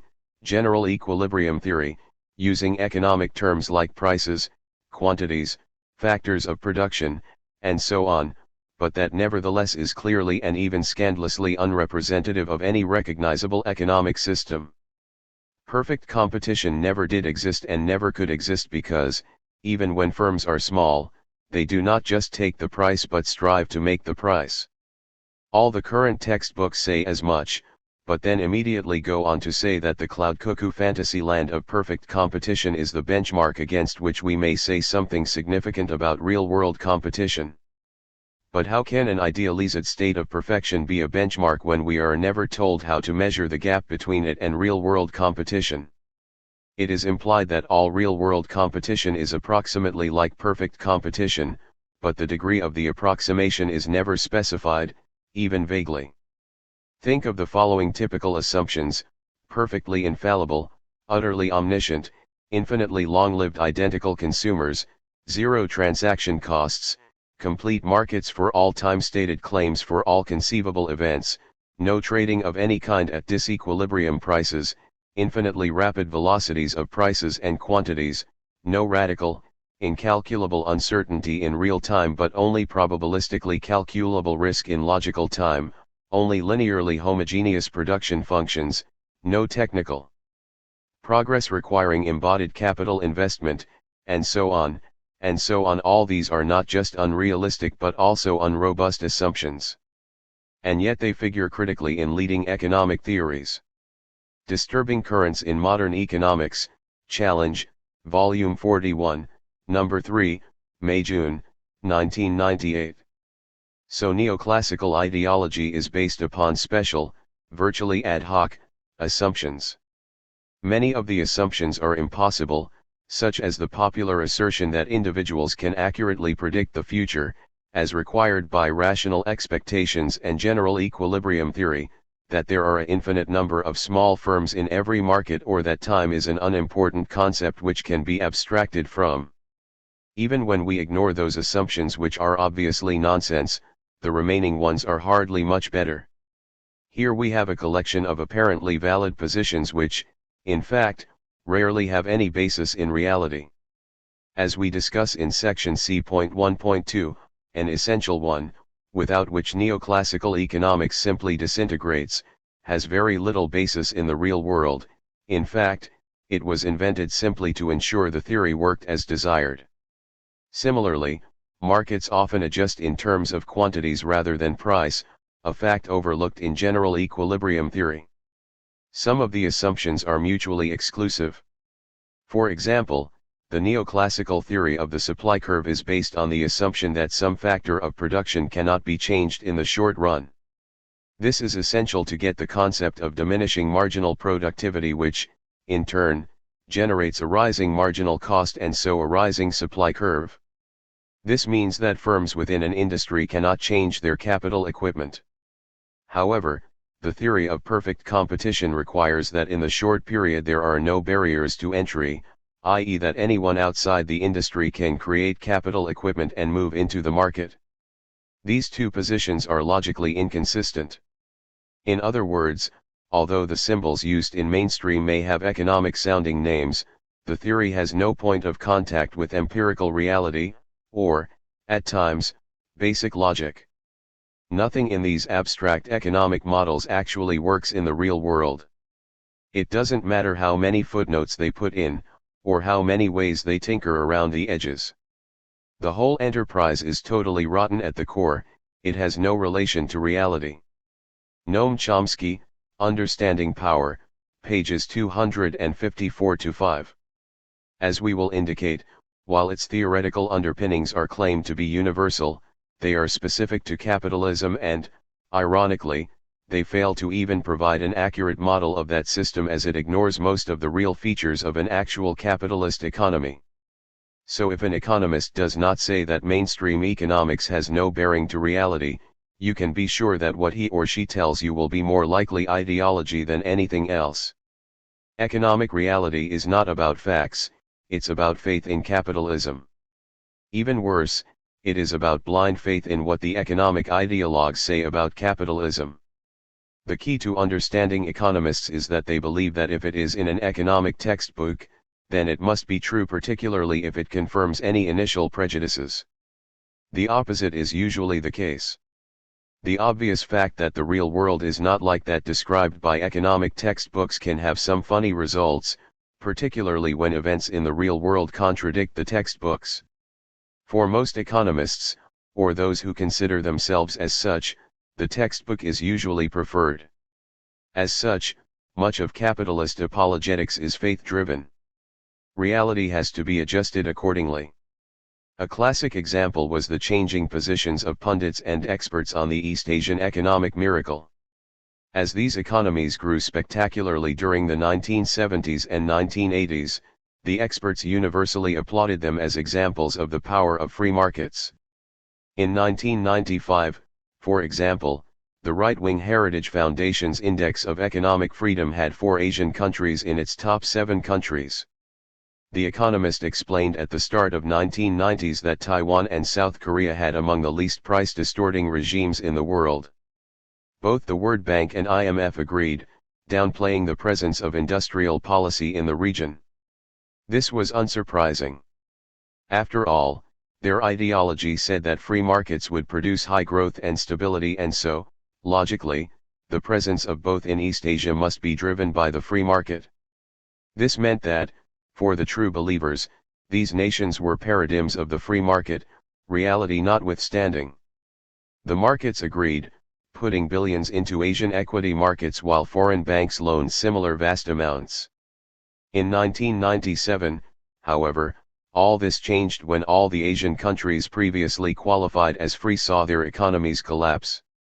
Overnight, the same experts who had praised these economies as paradigms of the free market found the cause of the problem: extensive state intervention. The free market paradise had become transformed into a state-regulated hell. Why? Because of ideology. The free market is stable and produces high growth, and, consequently, it was impossible for any economy facing crisis to be a free market one. Hence the need to disown what was previously praised, without, of course, mentioning the very obvious contradiction. In reality, these economies had always been far from the free market. The role of the state in these free market miracles was extensive and well documented. So while East Asia had not only grown faster and done better at reducing poverty than any other region of the world, it had also been more stable. These countries had been successful not only in spite of the fact that they had not followed most of the dictates of the Washington Consensus, i.e. neoliberalism, but because they had not. The government had played important roles, far from the minimalist ones beloved of neoliberalism. During the 1990s, things had changed as the IMF had urged a excessively rapid financial and capital market liberalization for these countries as sound economic policies. This was probably the single most important cause of the 1997 crisis, which saw these economies suffer meltdown, the greatest economic crisis since the Great Depression, a meltdown worsened by IMF aid and its underlying dogmas. Even worse for the believers in market fundamentalism, those nations, like Malaysia, that refused IMF suggestions and used state intervention has a shorter and shallower downturn than those who did not. Joseph Stiglitz, Globalization and Its Discontents, p. 89, p. 90, p. 91 and p. 93. Even worse, the obvious conclusion from these events is more than just the ideological perspective of economists, it is that the market is not all-knowing, as investors, like the experts, failed to see the statist policies so bemoaned by the ideologues of capitalism after 1997. This is not to say that the models produced by neoclassical economists are not wonders of mathematics or logic. Few people would deny that a lot of very intelligent people have spent a lot of time producing some quite impressive mathematical models in economics. It is a shame that they are utterly irrelevant to reality. Ironically, for a theory claims to be so concerned about allocating scarce resources efficiently, economics has used a lot of time and energy refining the analyses of economies which have not, do not, and will not ever exist. In other words, scarce resources have been inefficiently allocated to produce waste. Why? Perhaps because there is a demand for such nonsense. Some economists are extremely keen to apply their methodology in all sorts of areas outside the economy. No matter how inappropriate, they seek to colonize every aspect of life. One area, however, seems immune to such analysis. This is the market for economic theory. If, as economists stress, every human activity can be analyzed by economics, then why not the demand and supply of economics itself? Perhaps because if that was done, some uncomfortable truths would be discovered. Basic supply and demand theory would indicate that those economic theories which have utility to others would be provided by economists. In a system with inequalities of wealth, effective demand is skewed in favor of the wealthy. Given these basic assumptions, we would predict that only these forms of economists which favor the requirements of the wealthy would gain dominance as these meet the effective demand. By a strange coincidence, this is precisely what has happened. This did and does not stop economists complaining that dissidents and radicals were and are biased. As Edward Herman points out, back in 1849, the British economist Nassau Sr. chided those defending trade unions and minimum wage regulations for expounding an economics of the poor. The idea that he and his establishment confreres were putting forth an economics of the rich never occurred to him. He thought of himself as a scientist and spokesperson of true principles. This self-deception pervaded mainstream economics up to the time of the Keynesian revolution of the 1930s. Keynesian economics, though quickly tamed into an instrument of service to the capitalist state, was disturbing in its stress on the inherent instability of capitalism, the tendency toward chronic unemployment, and the need for substantial government intervention to maintain viability. With the resurgent capitalism of the past 50 years, Keynesian ideas and their implicit call for intervention have been under incessant attack, and, in the intellectual counter-revolution led by the Chicago School, the traditional laissez-faire, let the fur fly, economics of the rich has been re-established as the core of mainstream economics. The economics of the rich. Herman goes on to ask why do the economists serve the rich, and argues that for one thing, the leading economists are among the rich, and others seek advancement to similar heights. Chicago School economist Gary Becker was onto something when he argued that economic motives explain a lot of actions frequently attributed to other forces. He of course never applied this idea to economics as a profession. There are a great many well-paying think tanks, research posts, consultancies, and so on that create an effective demand that should elicit an appropriate supply resource. Elsewhere, Herman notes the class links of these professionals to the business community were strong and the ideological element was realized in the neoclassical competitive model. Spin-off negative effects on the lower classes were part of the price of progress. It was the elite orientation of these questions asked by economics, premises, and the central paradigm of economic theory that caused matters like unemployment, mass poverty, and work hazards to escape the net of mainstream economist interest until well into the 20th century. Moreover, the economics profession in the years 1880 to 1930 was by and large strongly conservative, reflecting in its core paradigm its class links and sympathy with the dominant business community, fundamentally anti-union and suspicious of government, and tending to view competition as the true and durable state of nature. Edward S. Herman, The Selling of Market Economics, pages 173 to 199, New Ways of Knowing, Marcus G. Raskin and Herbert J. Bernstein, eds. p. 179 to 80 and p. 180. Rather than scientific analysis, economics has always been driven by the demands of the wealthy. How did economics get instituted? As a weapon of class warfare. Chomsky, Op. Cit. p. 252. This works on numerous levels. The most obvious is that most economists take the current class system and wealth/income distribution as granted and generate general laws of economics from a specific historical society. As we discuss in the next section, this inevitably skews the science into ideology and apologetics. The analysis is also, almost inevitably, based on individualistic assumptions, ignoring or downplaying the key issues of groups, organizations, class, and the economic and social power they generate. Then there are the assumptions used and questions raised.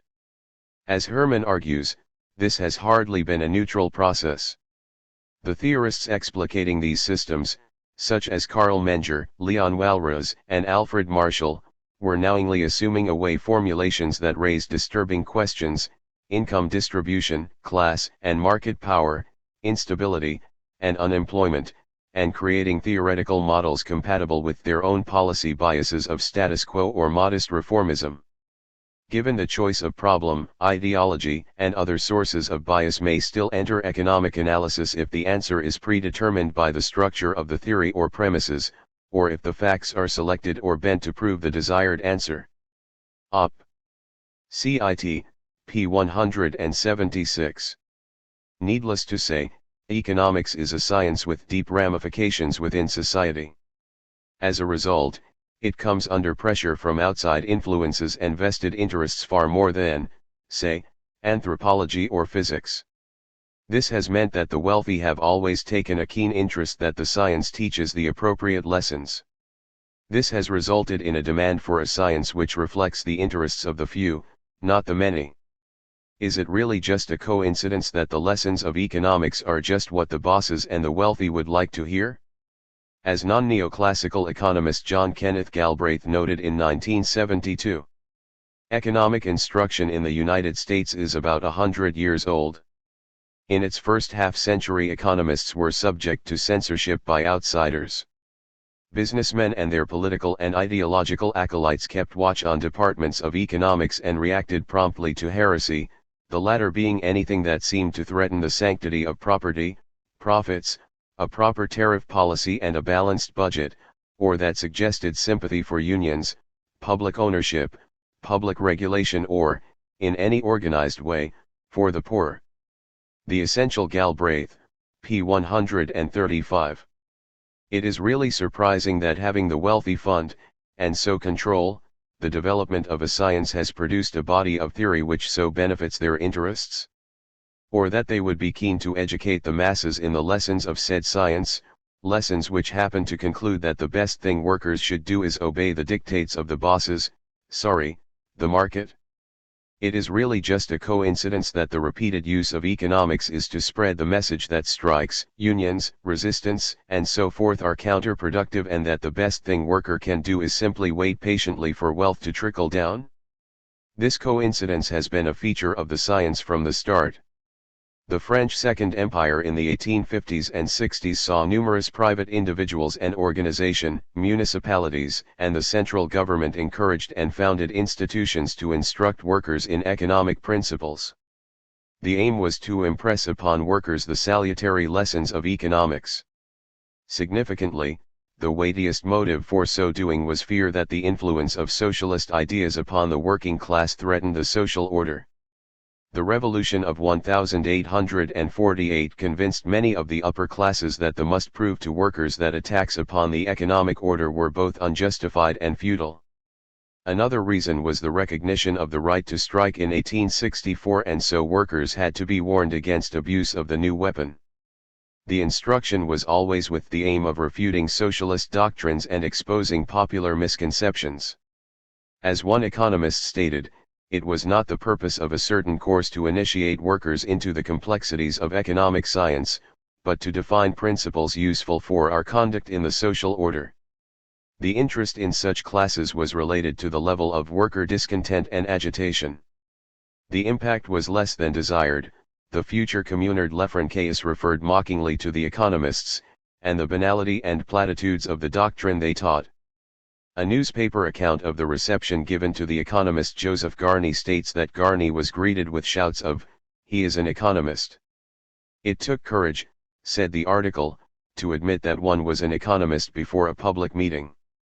David I. Kulstein, Economics Instruction for Workers During the Second Empire, pages 225 to 234, French Historical Studies, Volume 1, Number 2, p. 225, p. 226, p. 227 and p. 233.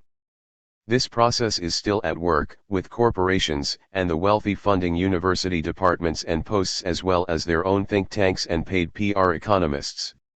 The control of funds for research and teaching plays a part in keeping economics the economics of the rich.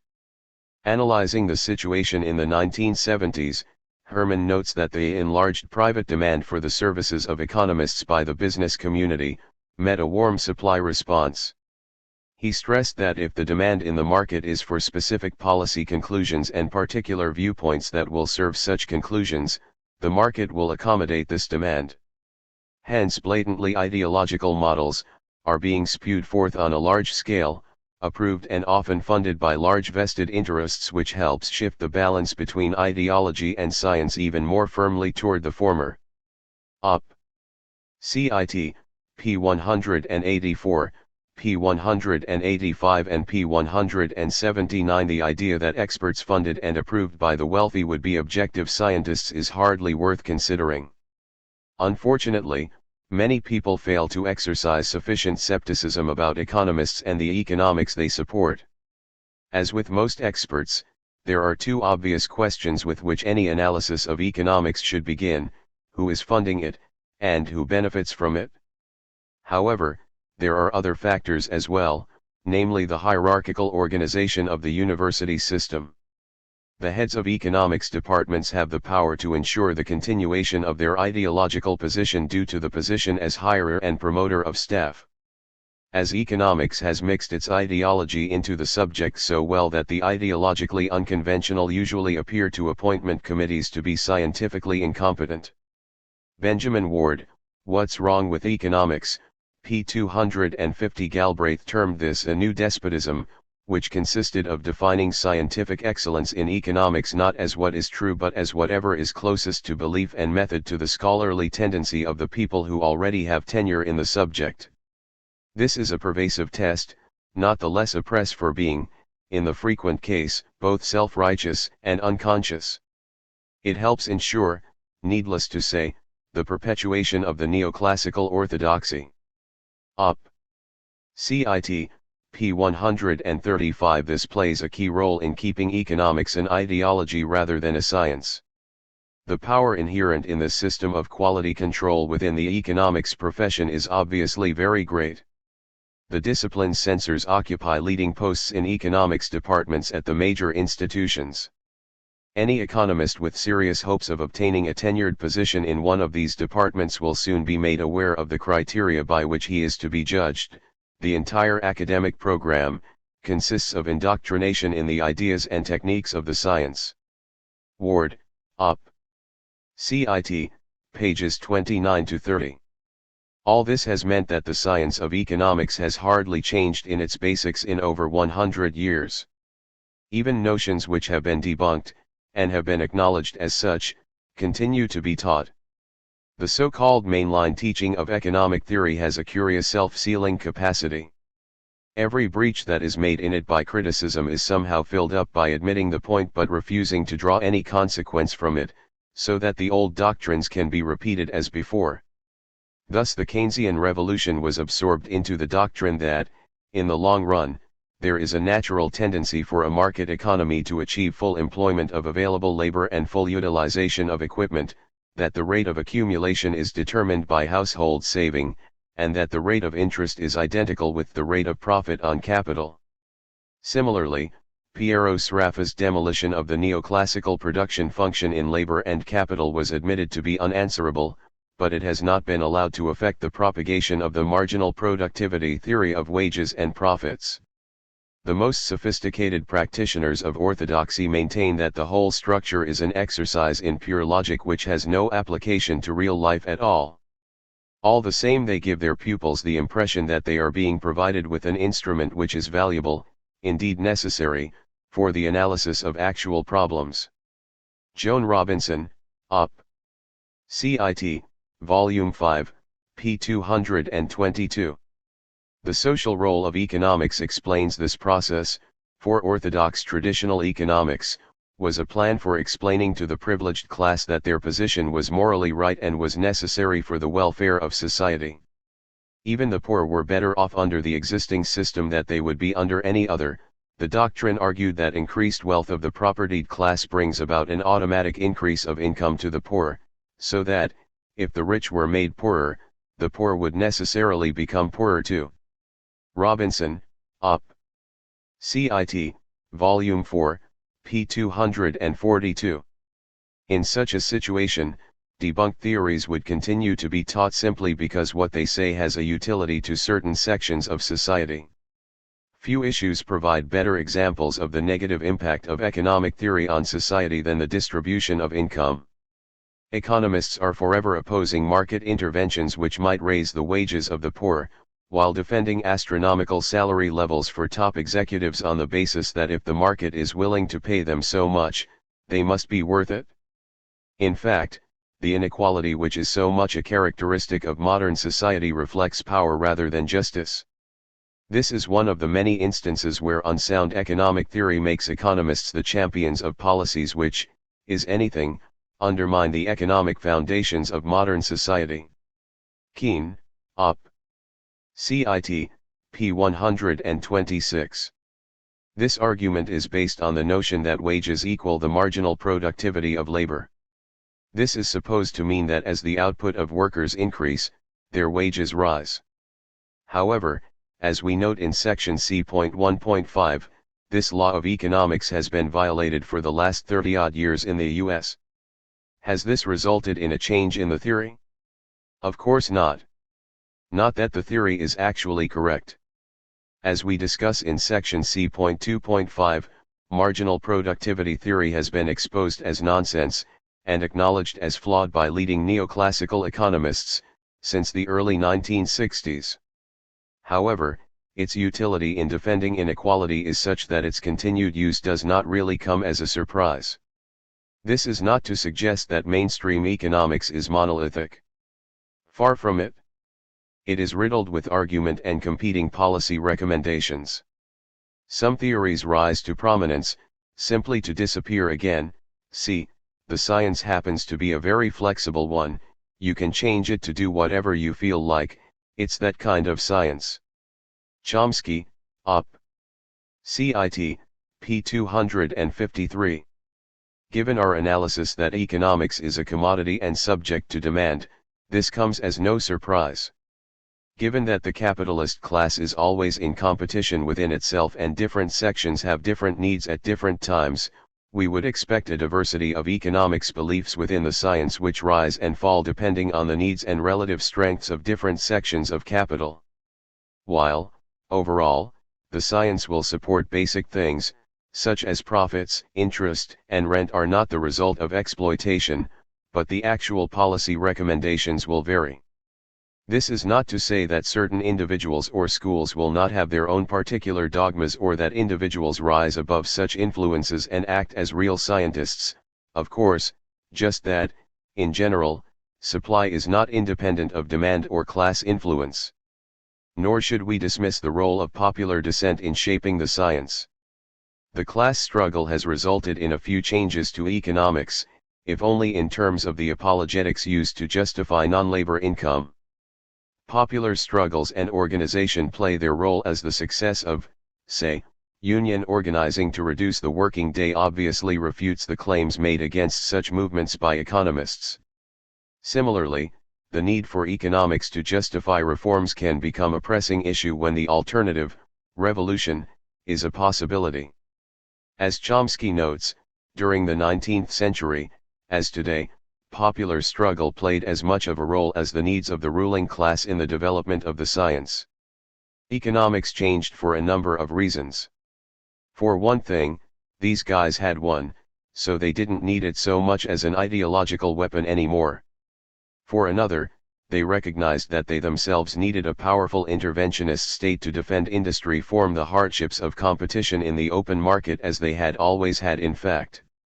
And beyond that, eliminating people's right to live was starting to have some negative side effects. First of all, it was causing riots all over the place. Then something even worse happened, the population started to organize, you got the beginning of an organized labor movement, then a socialist movement developed. And at that point, the elites recognized that the game had to be called off, else they really would be in trouble. It wasn't until recent years that laissez-faire ideology was revived again and again, it was a weapon of class warfare. And it doesn't have any more validity than it had in the early 19th century, in fact it has even less. At least in the early 19th century. The assumptions had some relation to reality. Today those assumptions have not relation to reality. Op. Cit. pages 253-4. Whether the economics of the rich or the economics of the poor win out in academia is driven far more by the state of the class war than by abstract debating about unreal models. Thus the rise of monetarism came about due to its utility to the dominant sections of the ruling class rather than it winning any intellectual battles, it was decisively refuted by leading Keynesians like Nicholas Calder, who saw their predicted fears become true when it was applied. See section C.8. Hopefully, by analyzing the myths of capitalist economics, we will aid those fighting for a better world by giving them the means of counteracting those who claim the mantle of science to foster the economics of the rich onto society. To conclude, neoclassical economics shows the viability of an unreal system, and this is translated into assertions about the world that we live in. Rather than analyze reality, economics evades it and asserts that the economy works as if it matched the unreal assumptions of neoclassical economics. No other science would take such an approach seriously. In biology, for example, the notion that the world can be analyzed as if God created it is called creationism and rightly dismissed. In economics, such people are generally awarded professorships or even the so-called Nobel Prize in Economics. Keene critiques the as-if methodology of economics in Chapter 7 of his Debunking Economics. Moreover, and even worse, policy decisions will be enacted based on a model which has no bearing in reality, with disastrous results, for example, the rise and fall of monetarism. Its net effect to justify the current class system and divert serious attention from critical questions facing working class people, for example, inequality and market power, what goes on in production, how authority relations impact on society and in the workplace. Rather than looking to how things are produced, the conflicts generated in the production process and the generation as well as division of products/surplus, economics takes what was produced as given, as well as the capitalist workplace, the division of labor and authority relations and so on. The individualistic neoclassical analysis by definition ignores such key issues as economic power, the possibility of a structural imbalance in the way economic growth is distributed, organization structure, and so on. Given its social role, it comes as no surprise that economics is not a genuine science. For most economists, the scientific method, the inductive method of natural sciences, is utterly unknown to them. Kropotkin, Anarchism, p. 179. The argument that most economics is not a science is not limited to just anarchists or other critics of capitalism. Many dissident economics recognize this fact as well, arguing that the profession needs to get its act together if it is to be taken seriously. Whether it could retain its position as defender of capitalism if this happens is a moot point, as many of the theorems developed were done so explicitly as part of this role, particularly to defend non-labor income. See section C.2. That economics can become much broader and more relevant is always a possibility, but to do so would mean to take into account an unpleasant reality marked by class, hierarchy, and inequality rather than logic deductions derived from Robinson Crusoe. While the latter can produce mathematical models to reach the conclusions that the market is already doing a good job, or, at best, there are some imperfections which can be counterbalanced by the state, the former cannot. Anarchists, unsurprisingly, take a different approach to economics. As Kropotkin put it, we think that to become a science, political economy has to be built up in a different way. It must be treated as a natural science, and use the methods used in all exact, empirical sciences. Evolution and environment, p. 93. This means that we must start with the world as it is, not as economics would like it to be. It must be placed in historical context and key facts of capitalism, like wage labor, not taken for granted. It must not abstract from such key facts of life as economic and social power. In a word, economics must reject those features which turn it into a sophisticated defense of the status quo. Given its social role within capitalism, and the history and evolution of economic thought, it is doubtful it will ever become a real science, simply because if did it would hardly be used to defend that system. C.1.1 Is economics really value-free? Modern economists try and portray economics as a value-free science. Of course, it rarely dawns on them that they are usually just taking existing social structures for granted and building economic dogmas around them, so justifying them.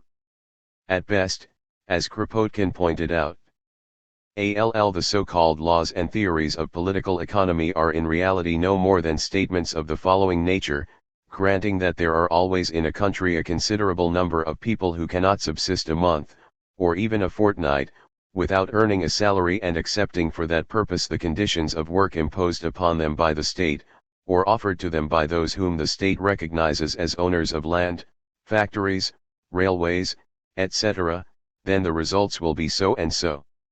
So far, academic political economy has been only an enumeration of what happens under these conditions without distinctly stating the conditions themselves. And then, having described the facts which arise in our society under these conditions, they represent to us these facts as rigid, inevitable economic laws. Anarchism, p. 179. In other words, economists usually take the political and economic aspects of capitalist society, such as property rights, inequality, and so on, as given and construct their theories around it. At best. At worst, economics is simply speculation based on the necessary assumptions required to prove the desired end. By some strange coincidence, these ends usually bolster the power and profits of the few and show that the free market is the best of all possible worlds. Alfred Marshall, one of the founders of neoclassical economics, once noted the usefulness of economics to the elite. From metaphysics I went to ethics, and found that the justification of the existing conditions of society was not easy. A friend, who had read a great deal of what are called the moral sciences, constantly said, if you understood political economy you would not say that quoted by Joan Robinson, Collected Economic Papers, Volume 4, p. 129. Joan Robinson added that nowadays, of course, no one would put it so crudely. Nowadays, the hidden persuaders are concealed behind scientific objectivity, carefully avoiding value judgments. They are persuading all the better so. Up. Cit. p. 129. The way which economic theory systematically says what bosses and the wealthy want to hear is just one of those strange coincidences of life, one which seems to befall economics with alarming regularity. How does economics achieve this strange coincidence? How does the value-free science end up being wedded to producing apologetics for the current system? A key reason is the lack of concern about history, about how the current distribution of income and wealth was created. Instead, the current distribution of wealth and income is taken for granted.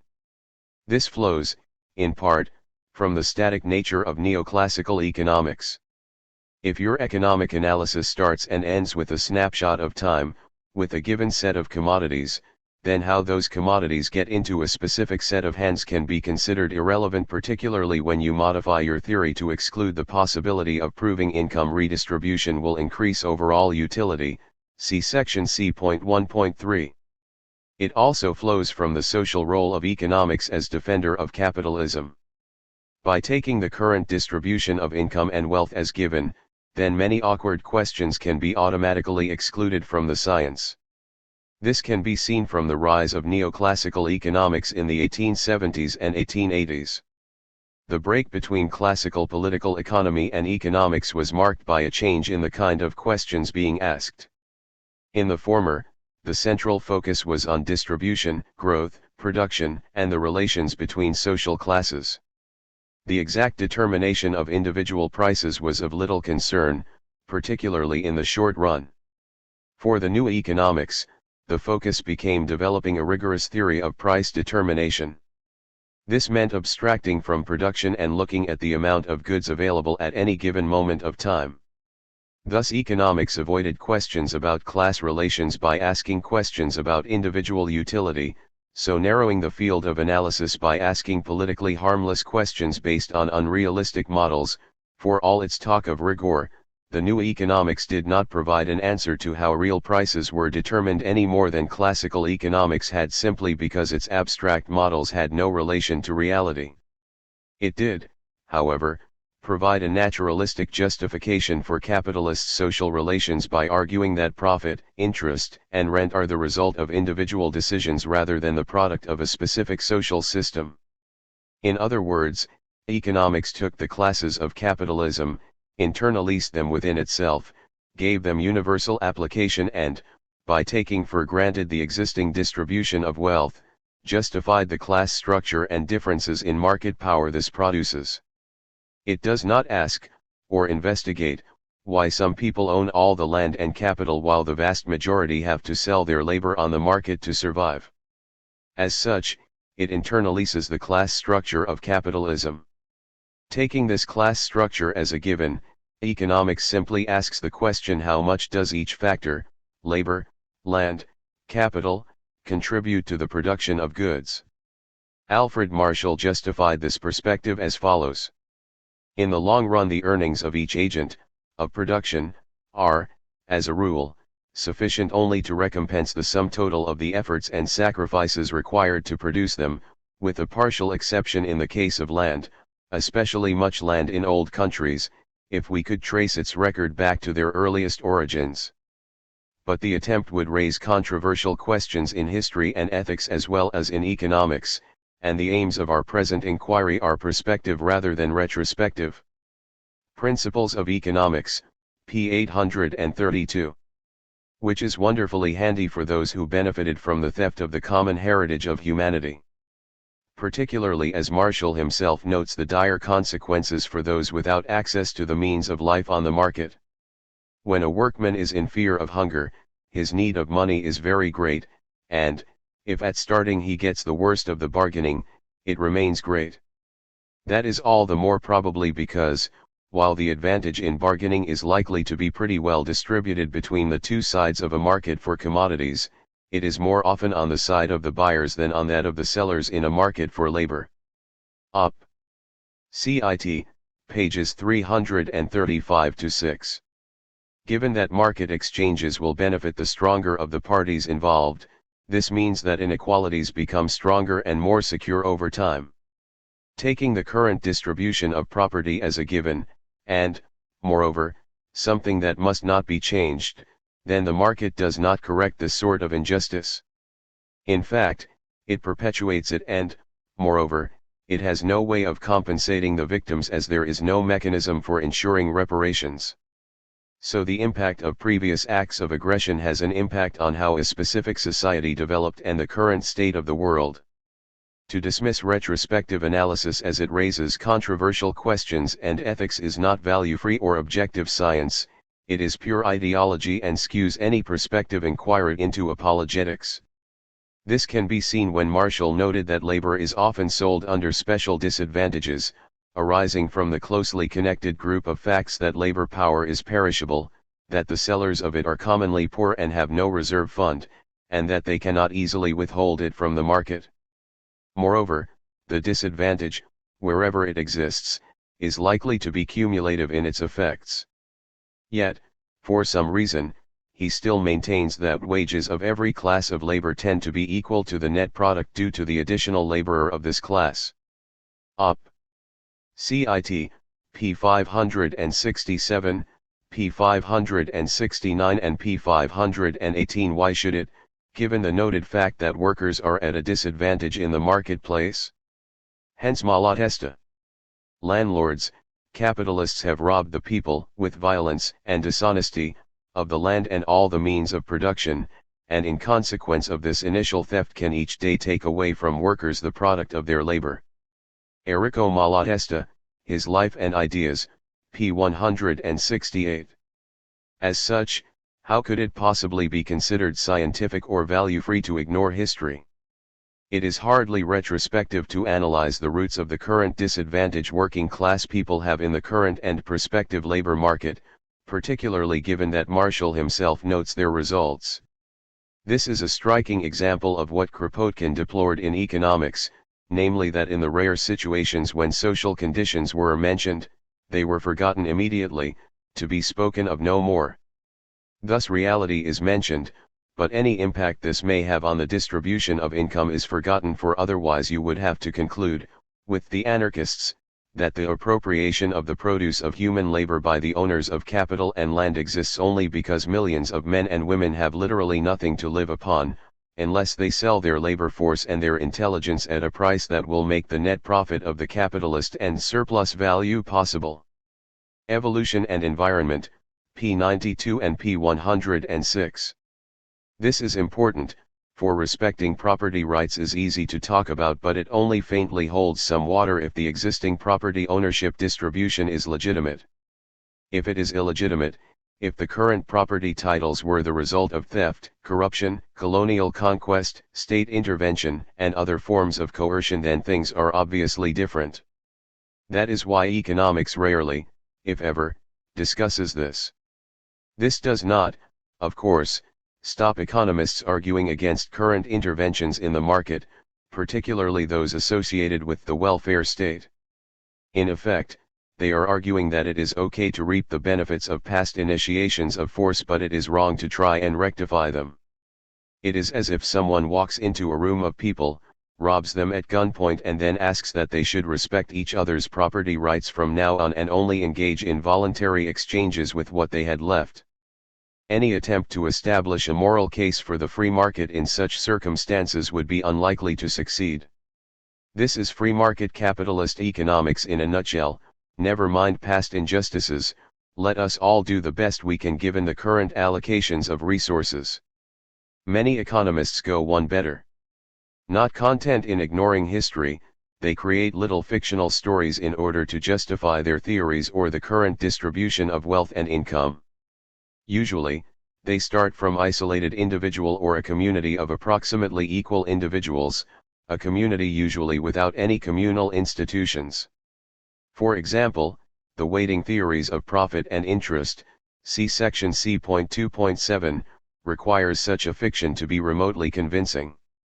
It needs to assume a community marked by basic equality of wealth and income, yet divided into two groups of people, one of which was industrious and far-sighted who abstained from directly consuming the products created by their own labor, while the other was lazy and consumed their income without thought of the future. Over time, the descendants of the diligent came to own the means of life, while the descendants of the lazy and the prodigal have, to quote Marx, nothing to sell but themselves. In that way, modern-day profits and interest can be justified by appealing to such insipid childishness. Capital, Volume 1, p. 873. The real history of the rise of capitalism is, as we discuss in section F.8, grim. Of course, it may be argued that this is just a model and an abstraction and, consequently, valid to illustrate a point. Anarchists disagree. Yes, there is often the need for abstraction in studying an economy or any other complex system, but this is not an abstraction, it is propaganda and a historical invention used not to illustrate an abstract point but rather a specific system of power and class. That these little parables and stories have all the necessary assumptions and abstractions required to reach the desired conclusions is just one of those coincidences which seem to regularly befall economics. The strange thing about these fictional stories is that they are given much more credence than real history within economics. Almost always, fictional history will always top actual history in economics. If the actual history of capitalism is mentioned, then the defenders of capitalism will simply say that we should not penalize current holders of capital for actions in the dim and distant past, that current and future generations of workers are penalized goes unmentioned. However, the fictional history of capitalism suffers from no such dismissal, for invented actions in the dim and distant past justify the current owner's holdings of wealth and the income that generates. In other words, heads I win, tails you lose. Needless to say, this, selective, myopia is not restricted to just history. It is applied to current situations as well. Thus we find economists defending current economic systems as free market regimes in spite of obvious forms of state intervention. As Chomsky notes, when people talk about free market trade forces inevitably kicking all these people out of work and driving the whole world towards a kind of a third world type polarization of wealth, that's true if you take a narrow enough perspective on it. But if you look into the factors that made things the way they are, it doesn't even come close to being true, it's not remotely in touch with reality. But when you're studying economics in the ideological institutions, that's all irrelevant and you're not supposed to ask questions like these. Understanding Power, p. 260. to ignore all that and simply take the current distribution of wealth and income as given and then argue that the free market produces the best allocation of resources is staggering. Particularly as the claim of efficient allocation does not address the obvious question, efficient for whose benefit? For the idealization of freedom in and through the market ignores the fact that this freedom is very limited in scope to great numbers of people as well as the consequences to the individuals concerned by the distribution of purchasing power amongst them that the market throws up, rooted, of course, in the original endowments. Which, of course, explains why, even if these parables of economics were true, anarchists would still oppose capitalism. We extend Thomas Jefferson's comment that the earth belongs always to the living generation to economic institutions as well as political. The past should not dominate the present and the future. Jefferson, can one generation bind another and all others in succession forever? I think not. The Creator has made the earth for the living, not for the dead. Rights and powers can only belong to persons, not to things, not to mere matter unendowed with will. For, as Malatesta argued, people should not have the right, to subject people to their rule and even less of bequeathing to the countless successions of their descendants the right to dominate and exploit future generations. At the Café, p. 48. Then there is the strange coincidence that value-free economics generally ends up blaming all the problems of capitalism on workers. Unemployment. Recession. Low growth. Wages are too high. Proudhon summed up capitalist economic theory well when he stated that political economy, that is, proprietary despotism, can never be in the wrong, it must be the proletariat. System of Economical Contradictions, p. 187. And little has changed since 1846, or 1776, when it comes to economics explaining capitalism's problems, such as the business cycle or unemployment. As such, it is hard to consider economics as value-free when economists regularly attack unions while being silent or supportive of big business. According to neoclassical economic theory, both are meant to be equally bad for the economy, but you would be hard-pressed to find many economists who would urge the breaking up of corporations into a multitude of small firms as their theory demands. The number who will thunder against monopolistic labor is substantially higher. Ironically, as we note in section C.1.4, their own theory shows that they must urge the breakup of corporations or support unions, for, otherwise, unorganized labor is exploited. Apparently arguing that high wages are always bad but high profits are always good is value-free. So while big business is generally ignored, in favor of arguments that the economy works as if it did not exist, unions are rarely given such favors. Unlike, say, transnational corporations, unions are considered monopolistic. Thus we see the strange situation of economists, or economics-influenced ideologies like right-wing libertarians, enthusiastically defending companies that raise their prices in the wake of, say, a natural disaster and making windfall profits while, at the same time, attacking workers who decide to raise their wages by striking for being selfish. It is, of course, unlikely that they would let similar charges against bosses pass without comment. But what can you expect from an ideology which presents unemployment as a good thing, namely, increased leisure, see section C.1.5, and being rich as, essentially, a disutility?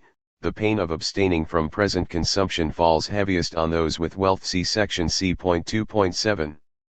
Ultimately, only economists would argue, with a straight face, that the billionaire owner of a transnational corporation is exploited when the workers in his sweatshops successfully form a union, usually in the face of the economic and political power wielded by their boss. Yet that is what many economists argue: the transnational corporation is not a monopoly but the union is, and monopolies exploit others. Of course, they rarely state it as bluntly as that. Instead they suggest that unions get higher wages for their members by forcing other workers to take less pay, i.e. by exploiting them. So when bosses break unions, they are doing this not to defend their profits and power but really to raise the standard of other, less fortunate, workers. Hardly. In reality, of course, the reason why unions are so disliked by economics is that bosses, in general, hate them. Under capitalism, labor is a cost and higher wages means less profits, all things being equal.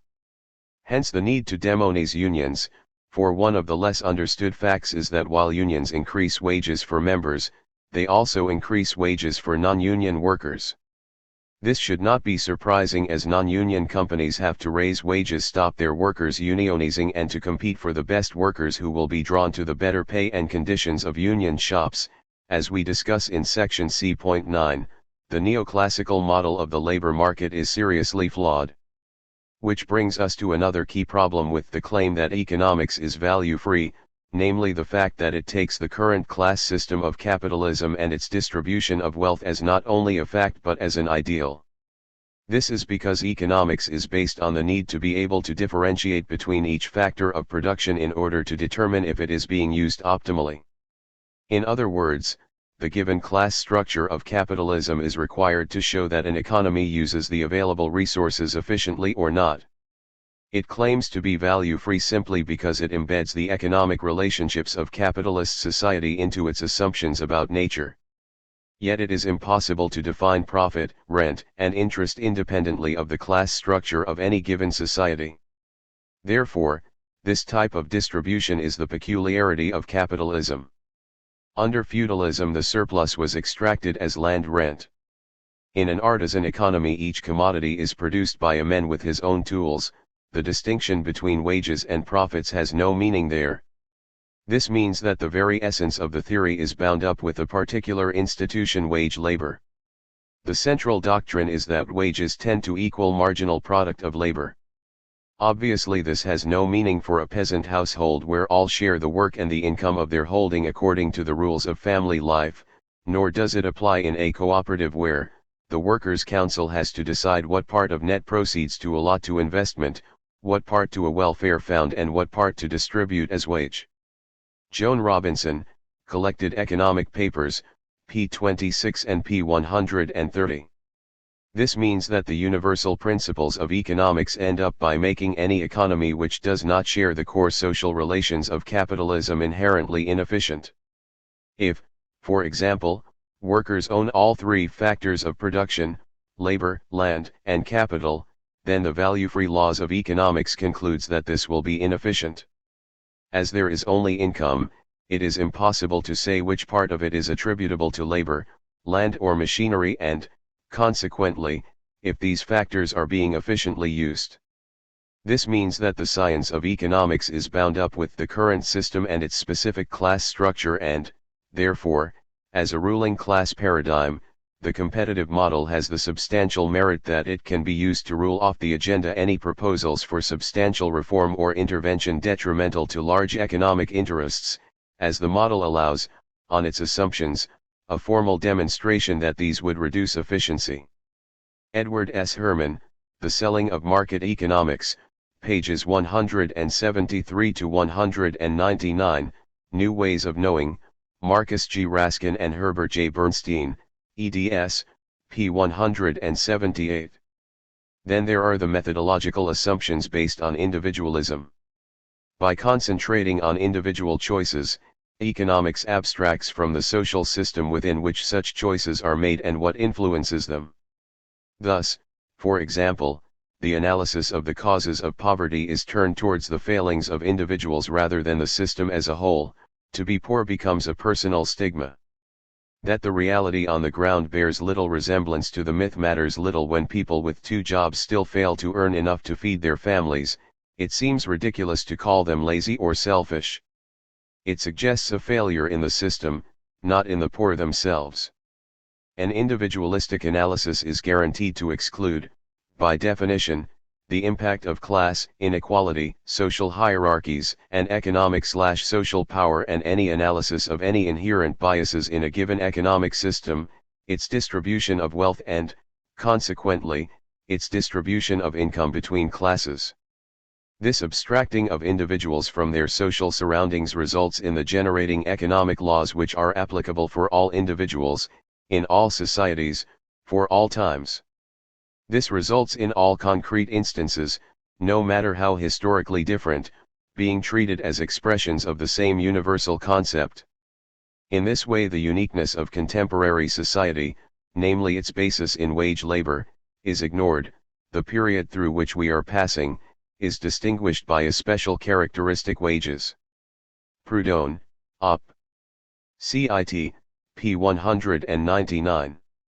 Such a perspective cannot help being ideological rather than scientific. By trying to create a theory applicable for all time, and so, apparently, value-free, they just hide the fact their theory assumes and justifies the inequalities of capitalism.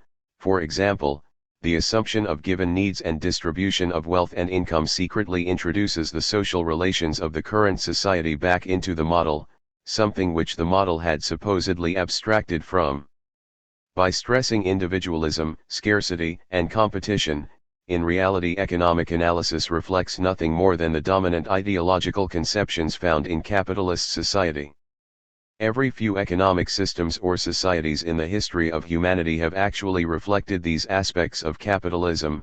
Indeed, a lot of state violence has been used to create these conditions by breaking up traditional forms of society, property rights, and customs in favor of those desired by the current ruling elite.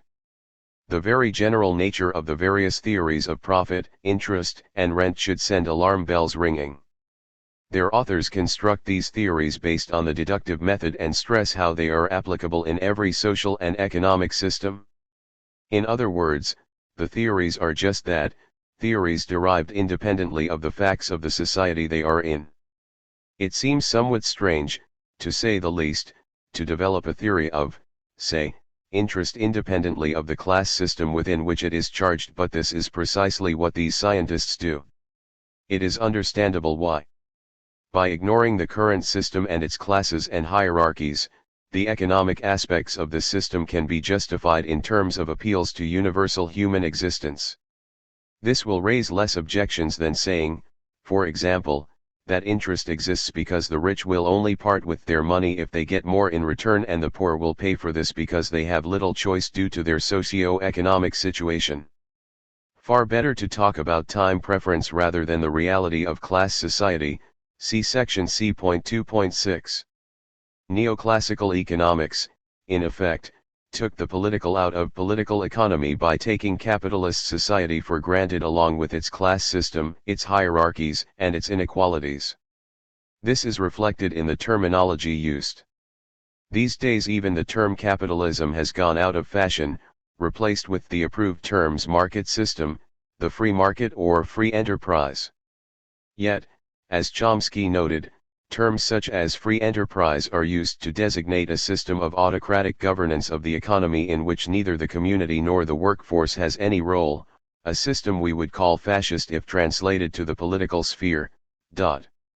Language and Politics, p. 175. As such, it seems hardly value-free to proclaim a system free when, in reality, most people are distinctly not free for most of their waking hours, and whose choices outside production are influenced by the inequality of wealth and power which that system of production create.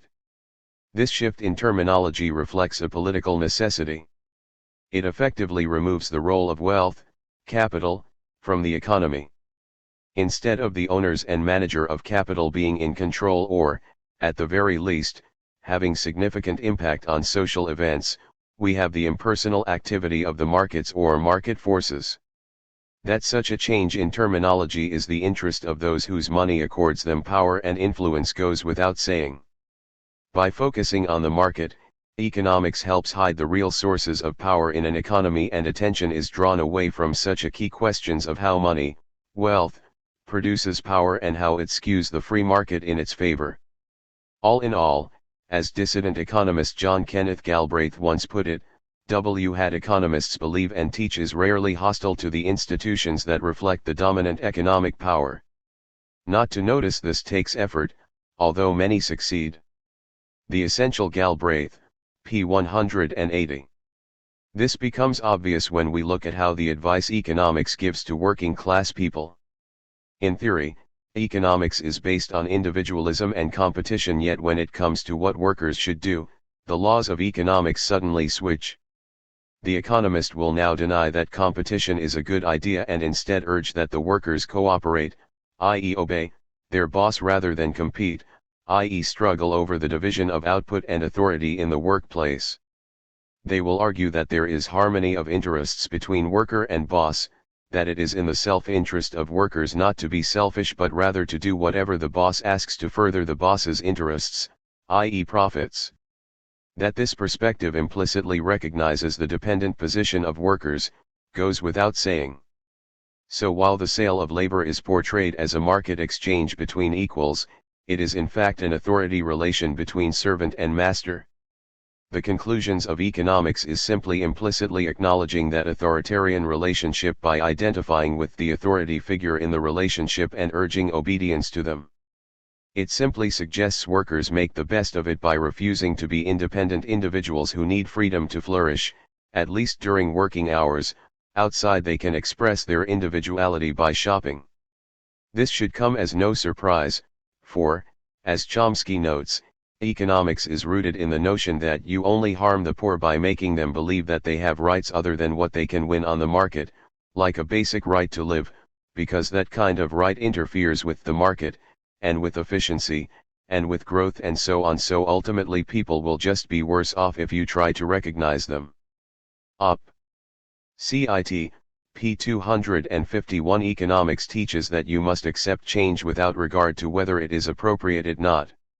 It teaches that you must not struggle, you must not fight. You must simply accept whatever change happens. Worse, it teaches that resisting and fighting back are utterly counterproductive. In other words, it teaches a servile mentality to those subject to authority. For business, economics is ideal for getting their employees to change their attitudes rather than collectively change how their bosses treat them, structure their jobs or how they are paid or, of course, change the system. Of course, the economist who says that they are conducting value-free analysis are indifferent to the kinds of relationships within society is being less than honest. Capitalist economic theory is rooted in very specific assumptions and concepts such as economic man and perfect competition. It claims to be value-free, yet its preferred terminology is riddled with value connotations.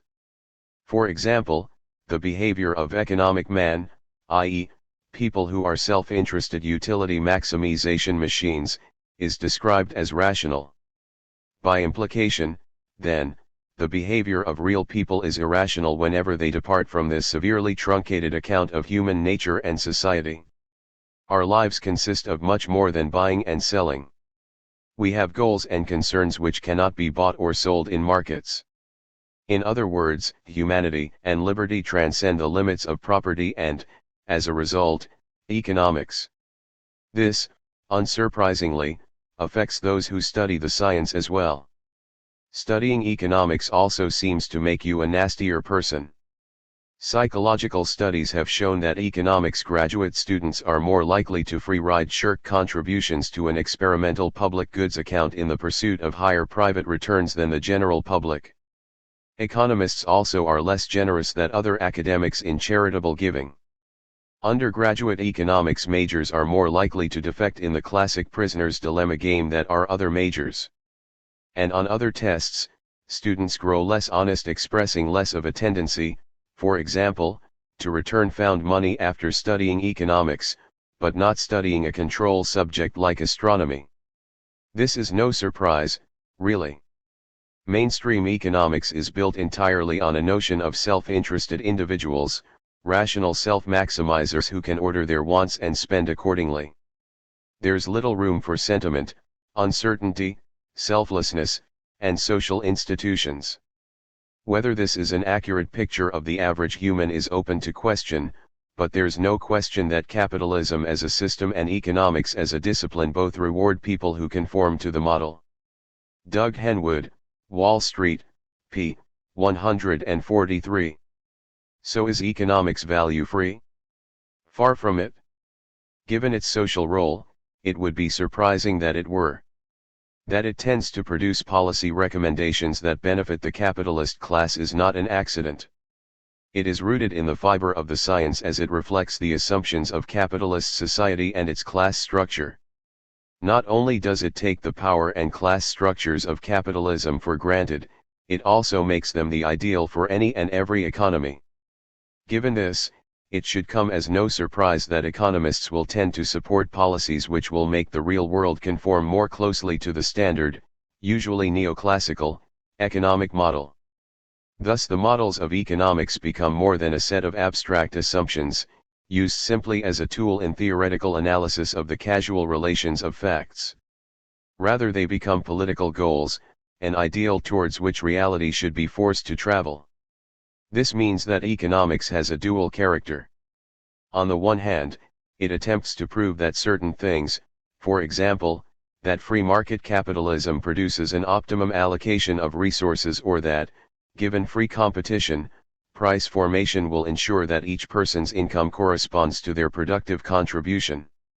On the other, economists stress that economic science has nothing to do with the question of the justice of existing institutions, class structures, or the current economic system. And some people seem surprised that this results in policy recommendations which consistently and systematically favor the ruling class. See point 1.2 Is economics a science? In a word, no. If by scientific it is meant in the usual sense of being based on empirical observation and on developing an analysis that was consistent with and made sense of the data, then most forms of economics are not a science. Rather than base itself on a study of reality and the generalization of theory based on the data gathered, economics has almost always been based on generating theories rooted on whatever assumptions were required to make the theory work. Empirical confirmation, if it happens at all, is usually done decades later, and if the facts contradict the economics, so much the worse for the facts. A classic example of this is the neoclassical theory of production. As noted previously, neoclassical economics is focused on individual evaluations of existing products and, unsurprisingly, economics is indelibly marked by the dominance of a theoretical vision that treats the inner workings of the production process as a black box. This means that the neoclassical theory of the capitalist economy makes no qualitative distinction between the corporate enterprise that employs tens of thousands of people and the small family undertaking that does not employ any wage labor at all. As far as theory is concerned, it is technology and market forces, not structures of social power, that govern the activities of corporate capitalists and petty proprietors alike. William Lazonick, Competitive Advantage on the Shop Floor, p. 34 and pages 33-4. Production in the schema just happens. Inputs go in, outputs go out, and what happens inside is considered irrelevant, a technical issue independent of the social relationships those who do the actual production form between themselves and the conflicts that ensure. The theory does have a few key assumptions associated with it, however. First, there are diminishing returns. This plays a central role. In mainstream, diminishing returns are required to produce a downward sloping demand curve for a given factor. Second, there is a rising supply curve based on rising marginal costs produced by diminishing returns.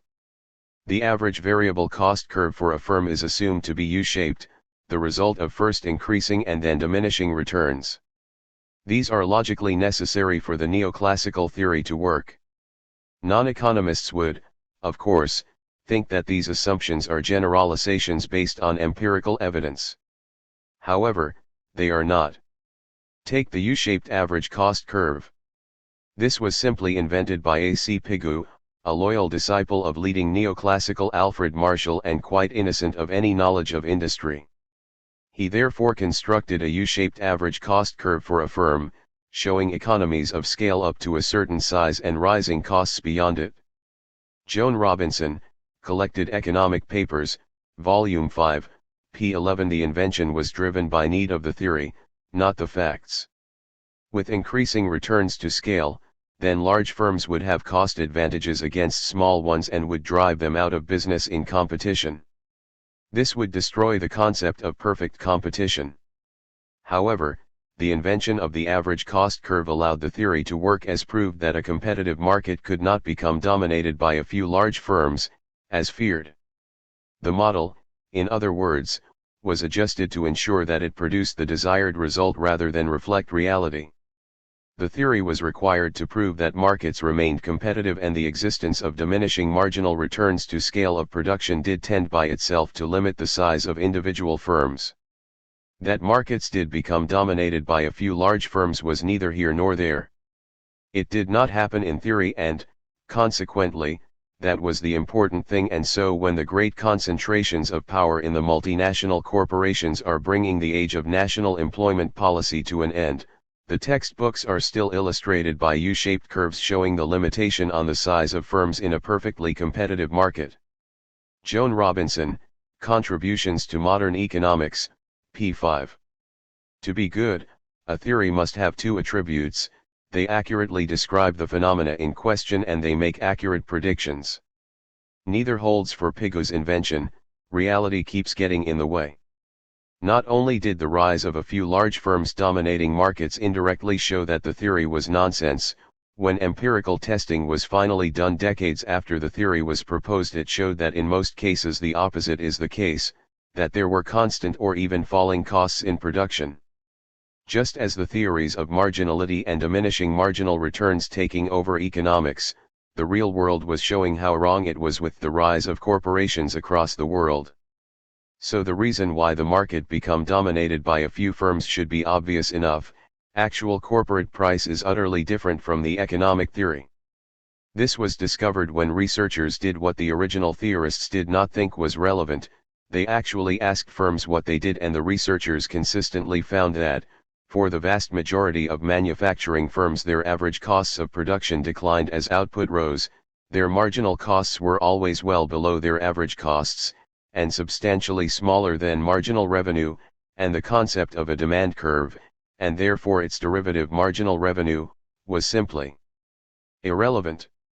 Unsurprisingly, real firms set their prices prior to sales, based on a markup on costs at a target rate of output. In other words, they did not passively react to the market. These prices are an essential feature of capitalism, as prices are set to maintain the long-term viability of the firm. This, and the underlying reality that per unit costs fell as output levels rose, resulted in far more stable prices than were predicted by traditional economic theory.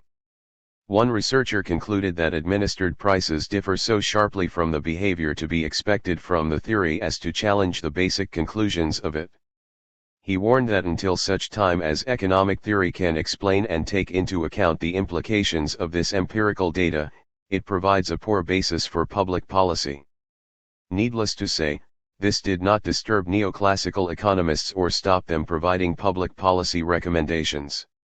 Gardner C. Means, The Administered Price Thesis Reconfirmed, The American Economic Review, pages 292 to 306, Volume 62, Number 3, p. 304. One study in 1952 showed firms a range of hypothetical cost curves, and asked firms which ones most closely approximated their own costs. Over 90% of firms chose a graph with a declining average cost rather than one showing the conventional economic theory of rising marginal costs. These firms faced declining average cost, and their marginal revenues were much greater than marginal cost at all levels of output. Unsurprisingly, the study's authors concluded if the sample was typical, then it was obvious that short-run marginal price theory should be revised in the light of reality. We are still waiting. Itman and Guthrie, The Shape of the Average Cost Curve, The American Economic Review, pages 832 to 8, Volume 42, Number 5, p. 838. A more recent study of the empirical data came to the same conclusions, arguing that it is overwhelming bad news for economic theory. While economists treat rising marginal cost as the rule, 89% of firms in the study reported marginal costs which were either constant or declined with output. As for price elasticity, it is not a vital operational concept for corporations. In other words, the firms that sell 40% of GDP believe their demand is totally insensitive to price, while only about 1/6 of GDP is sold under conditions of elastic demand. A.S. Blinder, E. Cavity, D. Lebo and J. Rudd, Asking About Prices, p. 102 and p. 101. Thus empirical research has concluded that actual price setting has nothing to do with clearing the market by equating market supply to market demand, i.e. what economic theory sees as the role of prices.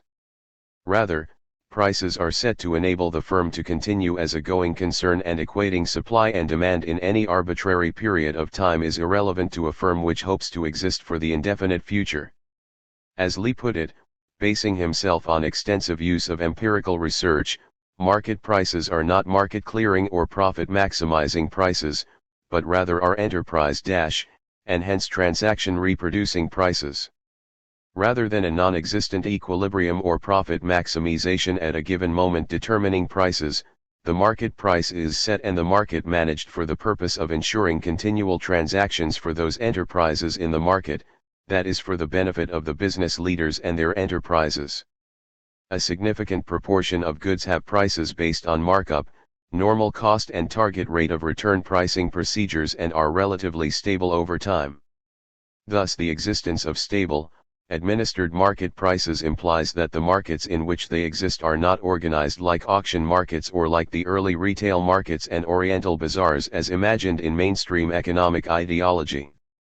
Frederick S. Lee, Post-Keynesian Price Theory, p. 228 and p. 212. Unsurprisingly, most of these researchers were highly critical of the conventional economic theory of markets and price setting.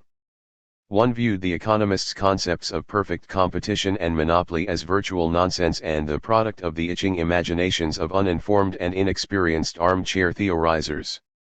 Tucker, quoted by Lee, Op. Cit. p. 73f, which was exactly how it was produced. No other science would think it appropriate to develop theory utterly independently of phenomenon under analysis.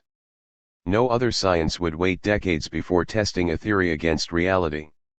No other science would then simply ignore the facts which utterly contradicted the theory and continue to teach that theory as if it were a valid generalization of the facts. But, then, economics is not a science. This strange perspective makes sense once it is realized how key the notion of diminishing costs is to economics. In fact, if the assumption of increasing marginal costs is abandoned, then so is perfect competition, and the basis of which economic laws can be constructed, is shorn away, causing the wreckage of the greater part of general equilibrium theory. This will have a very destructive consequence for economic theory, in the words of one leading neoclassical economist. John Hicks, Value and Capital, pages 83-4. As Steve Keen notes, this is extremely significant. Strange as it may seem, this is a very big deal. If marginal returns are constant rather than falling, then the neoclassical explanation of everything collapses. Not only can economic theory no longer explain how much a firm produces, it can explain nothing else. Take, for example, the economic theory of employment and wage determination. The theory asserts that the real wage is equivalent to the marginal product of labor. An employer will employ an additional worker if the amount the worker adds to output the worker's marginal product exceeds the real wage. This explains the economic predilection for blaming everything on wages being too high. Neoclassical economics can be summed up, as John Kenneth Galbraith once remarked, in the twin propositions that the poor don't work hard enough because they're paid too much, and the rich don't work hard enough because they're not paid enough. If in fact the output to employment relationship is relatively constant, then the neoclassical explanation for employment and output determination collapses. With a flat production function, the marginal product of labor will be constant, and it will never intersect the real wage. The output of the form then can't be explained by the cost of employing labor. This means that neoclassical economics simply cannot explain anything, neither the level of employment, nor output, nor, ultimately, what determines the real wage. The entire edifice of economics collapses. Debunking Economics, pages 76-7. It should be noted that the empirical research simply confirmed an earlier critique of neoclassical economics presented by Piero Sraffa in 1926. He argued that while the neoclassical model of production works in theory only if we accept its assumptions, if those assumptions do not apply in practice, then it is irrelevant. He therefore focused upon the economic assumptions that there were factors of production which were fixed in the short run, and that supply and demand were independent of each other. He argued that these two assumptions could be fulfilled simultaneously. In circumstances where it was valid to say some factor of production was fixed in the short term, supply and demand could not independent, so that every point on the supply curve would be associated with a different demand curve. On the other hand, in circumstances where supply and demand could justifiably be treated as independent, then it would be impossible for any factor of production to be fixed. Hence the marginal costs of production would be constant. He stressed firms would have to be irrational to act otherwise, foregoing the chance to make profits simply to allow economists to build their models of how they should act. Keene, Op. Cit. Pages 66 to 72. Another key problem in economics is that of time. This has been known, and admitted, by economists for some time. Marshall, for example, stated that the element of time was the source of many of the greatest difficulties of economics. Principles of Economics, p. 109. The founder of general equilibrium theory, Walras, recognized that the passage of time wrecked his whole model and stated that we shall resolve the difficulty purely and simply by ignoring the time element at this point. This was due, in part, because production requires a certain lapse of time. Elements of Pure Economics, p. 242. This was generalized by Gerard Debreu, in his Nobel Prize for Economics winning theory of value, who postulated that everyone makes their sales and purchases for all time in one instant. Thus the cutting edge of neoclassical economics, general equilibrium, ignores both time and production. It is based on making time stop, looking at finished goods, getting individuals to bid for them, and, once all goods are at equilibrium, allowing the transactions to take place. For Walras, this was for a certain moment of time and was repeated. For his followers it happened once for all eternity.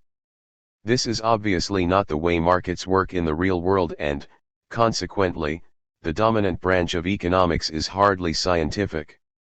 Sadly, the notion of individuals having full knowledge of both now and the future crops up with alarming regularly in the science of economics.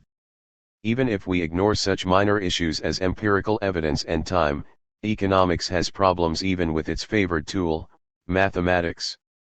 As Steve Keene has indicated, economists have obscured reality using mathematics because they have practiced mathematics badly, and because they have not realized the limits of mathematics. Indeed, there are numerous theorems in economics that rely upon mathematically fallacious propositions. Op. Cit.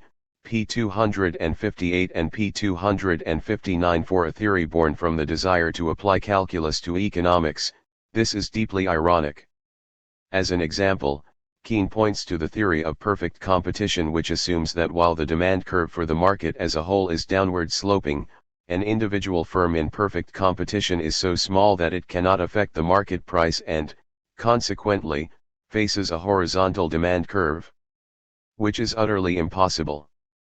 In other words, economics breaks the laws of mathematics. These are just two examples. There are many, many more. However, these two are pretty fundamental to the whole edifice of modern economic theory. Much, if not most, of mainstream economics is based upon theories which have little or no relation to reality. Kropotkin's dismissal of the metaphysical definitions of the academical economists is as applicable today. Evolution and Environment, p. 92. Little wonder dissident economist Nicholas Calder argued that the Walrasian, i.e. general equilibrium theory, is a highly developed intellectual system, much refined and elaborated by mathematical economists since World War II, an intellectual experiment. But it does not constitute a scientific hypothesis, like Einstein's theory of relativity or Newton's law of gravitation, in that its basic assumptions are axiomatic and not empirical, and no specific methods have been put forward by which the validity or relevance of its results could be tested. The assumptions make assertions about reality in their implications, but these are not founded on direct observation, and, in the opinion of practitioners of the theory at any rate, they cannot be contradicted by observation or experiment. The Essential Calder, p. 416. C.1.3 Can you have an economics based on individualism? In a word, no. No economic system is simply the sum of its parts. The idea that capitalism is based on the subjective evaluations of individuals for goods flies in the face of both logic and the way capitalism works. In other words, modern economists is based on a fallacy. While it would be expected for critics of capitalism to conclude this, the ironic thing is that economists themselves have proven this to be the case. Neoclassical theory argues that marginal utility determines demand and price, i.e. the price of a good is dependent on the intensity of demand for the marginal unit consumed. This was in contrast to classic economics, which argued that price, exchange value, was regulated by the cost of production, ultimately the amount of labor used to create it. While realistic, this had the political drawback of implying that profit, rent, and interest were the product of unpaid labor, and so capitalism was exploitative. This conclusion was quickly seized upon by numerous critics of capitalism, including Proudhon and Marx. The rise of marginal utility theory meant that such critiques could be ignored. However, this change was not unproblematic. The most obvious problem with it is that it leads to circular reasoning. Prices are supposed to measure the marginal utility of the commodity, yet consumers need to know the price first in order to evaluate how best to maximize their satisfaction. Hence it obviously rests on circular reasoning. Although it tries to explain prices, prices are necessary to explain marginal utility. Paul Maddock, Economics, Politics, and the Age of Inflation, p. 58. In the end, as Jevons, one of the founders of the New Economics, acknowledged, the price of a commodity is the only test we have of the utility of the commodity to the producer. Given that marginality utility was meant to explain those prices, the failure of the theory could not be more striking. However, this is the least of its problems. At first, the neoclassical economists used cardinal utility as their analysis tool. Cardinal utility meant that it was measurable between individuals, i.e. that the utility of a given good was the same for all. While this allowed prices to be determined, it caused obvious political problems as it obviously justified the taxation of the wealthy. As cardinal utility implied that the utility of an extra dollar to a poor person was clearly greater than the loss of $1 to a rich man, it was appropriated by reformists precisely to justify social reforms and taxation. Capitalist economists had, yet again, created a theory that could be used to attack capitalism and the income and wealth hierarchy it produces. As with classical economics, socialists and other social reformists used the new theories to do precisely that, appropriating it to justify the redistribution of income and wealth downward, i.e. back into the hands of the class who had created it in the first place. Combine this with the high levels of class conflict at the time and it should come as no surprise that the science of economics was suitably revised. There was, of course, a suitable scientific rationale for this revision. It was noted that as individual evaluations are inherently subjective, it is obvious that cardinal utility was impossible in practice. Of course, cardinality was not totally rejected. Neoclassical economics retained the idea that capitalists maximize profits, which is a cardinal quantity. However, for demand utility became ordinal, that is, utility was considered an individual thing and so could not be measured. This resulted in the conclusion that there was no way of making interpersonal comparisons between individuals and, consequently, no basis for saying a pound in the hands of a poor person had more utility than if it had remained in the pocket of a billionaire. The economic case for taxation was now, apparently, closed. While you may think that income redistribution was a good idea, it was now proven by science that this little more than a belief, as all interpersonal comparisons were now impossible. That this was music to the ears of the wealthy was, of course, just one of those strange coincidences which always seems to plague economic science. The next stage of the process was to abandon then ordinal utility in favor of indifference curves. The continued discussion of utility in economics textbooks is primarily heuristic. In this theory, consumers are supposed to maximize their utility by working out which bundle of goods gives them the highest level of satisfaction based on the twin constraints of income and given prices. Let us forget, for the moment, that marginal utility was meant to determine prices in the first place. To do this, it is assumed that incomes and tastes are independent and that consumers have pre-existing preferences for all possible bundles.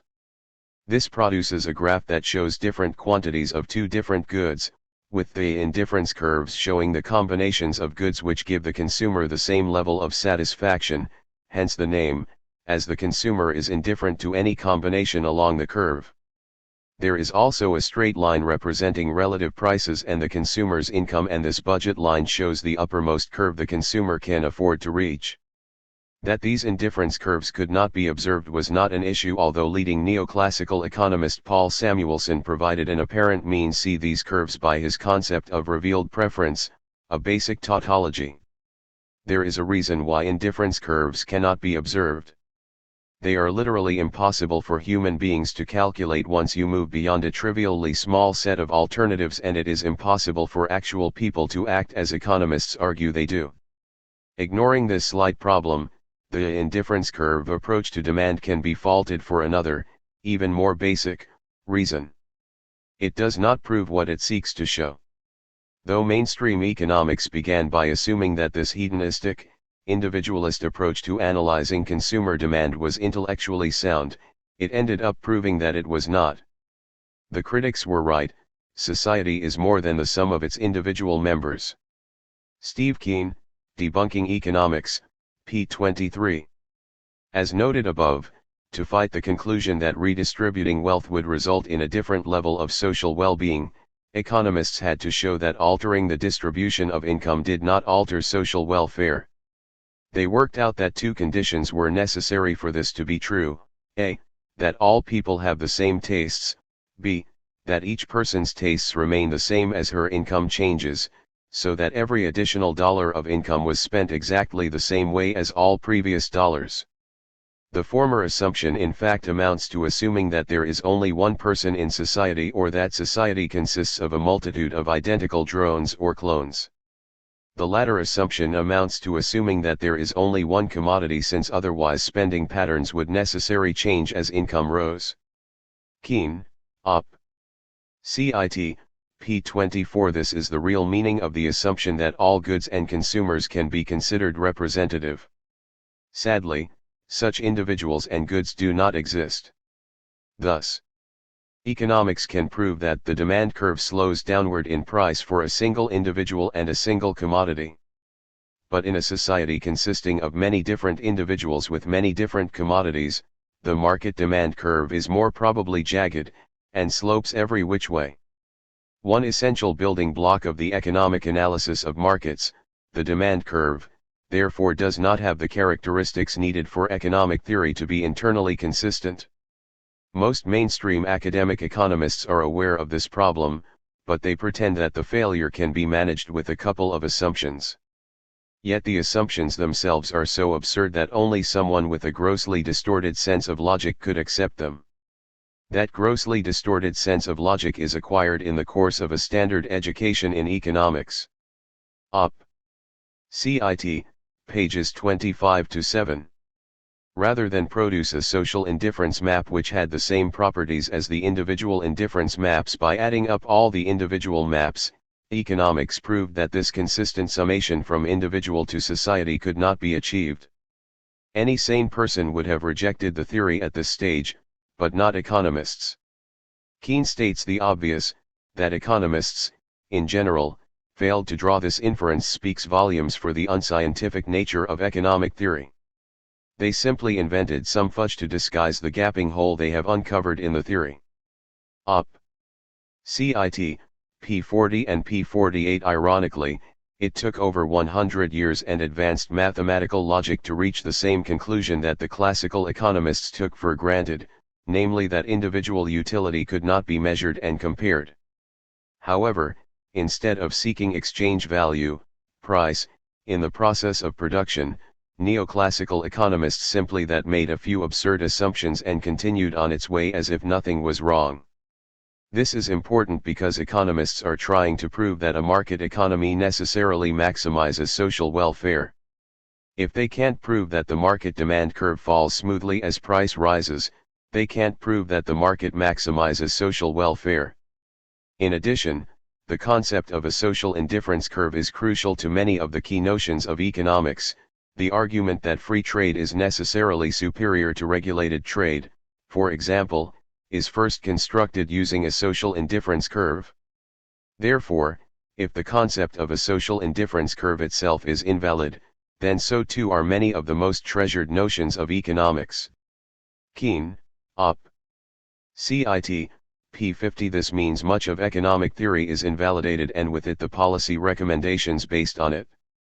This elimination of individual differences in favor of a society of clones by marginalism is not restricted to demand. Take the concept of the representative firm used to explain supply. Rather than a theoretical device to deal with variety, it ignores diversity. It is a heuristic concept which deals with a varied collection of firms by identifying a single set of distinct characteristics which are deemed to represent the essential qualities of the industry as a whole.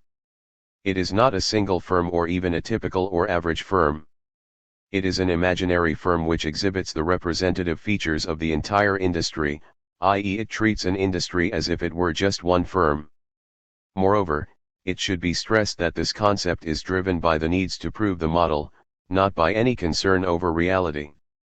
The real weakness of the representative firm in neoclassical economics is that it is no more than a firm which answers the requirements expected from it by the supply curve, and because it is nothing more than a small-scale replica of the industry's supply curve, that it is unsuitable for the purpose it has been called into being. Calder, The Essential Calder, p. 50. Then there is neoclassical analysis of the finance market. According to the efficient market hypothesis, information is disseminated equally among all market participants, they all hold similar interpretations of that information and all can get access to all the credit they need at any time at the same rate.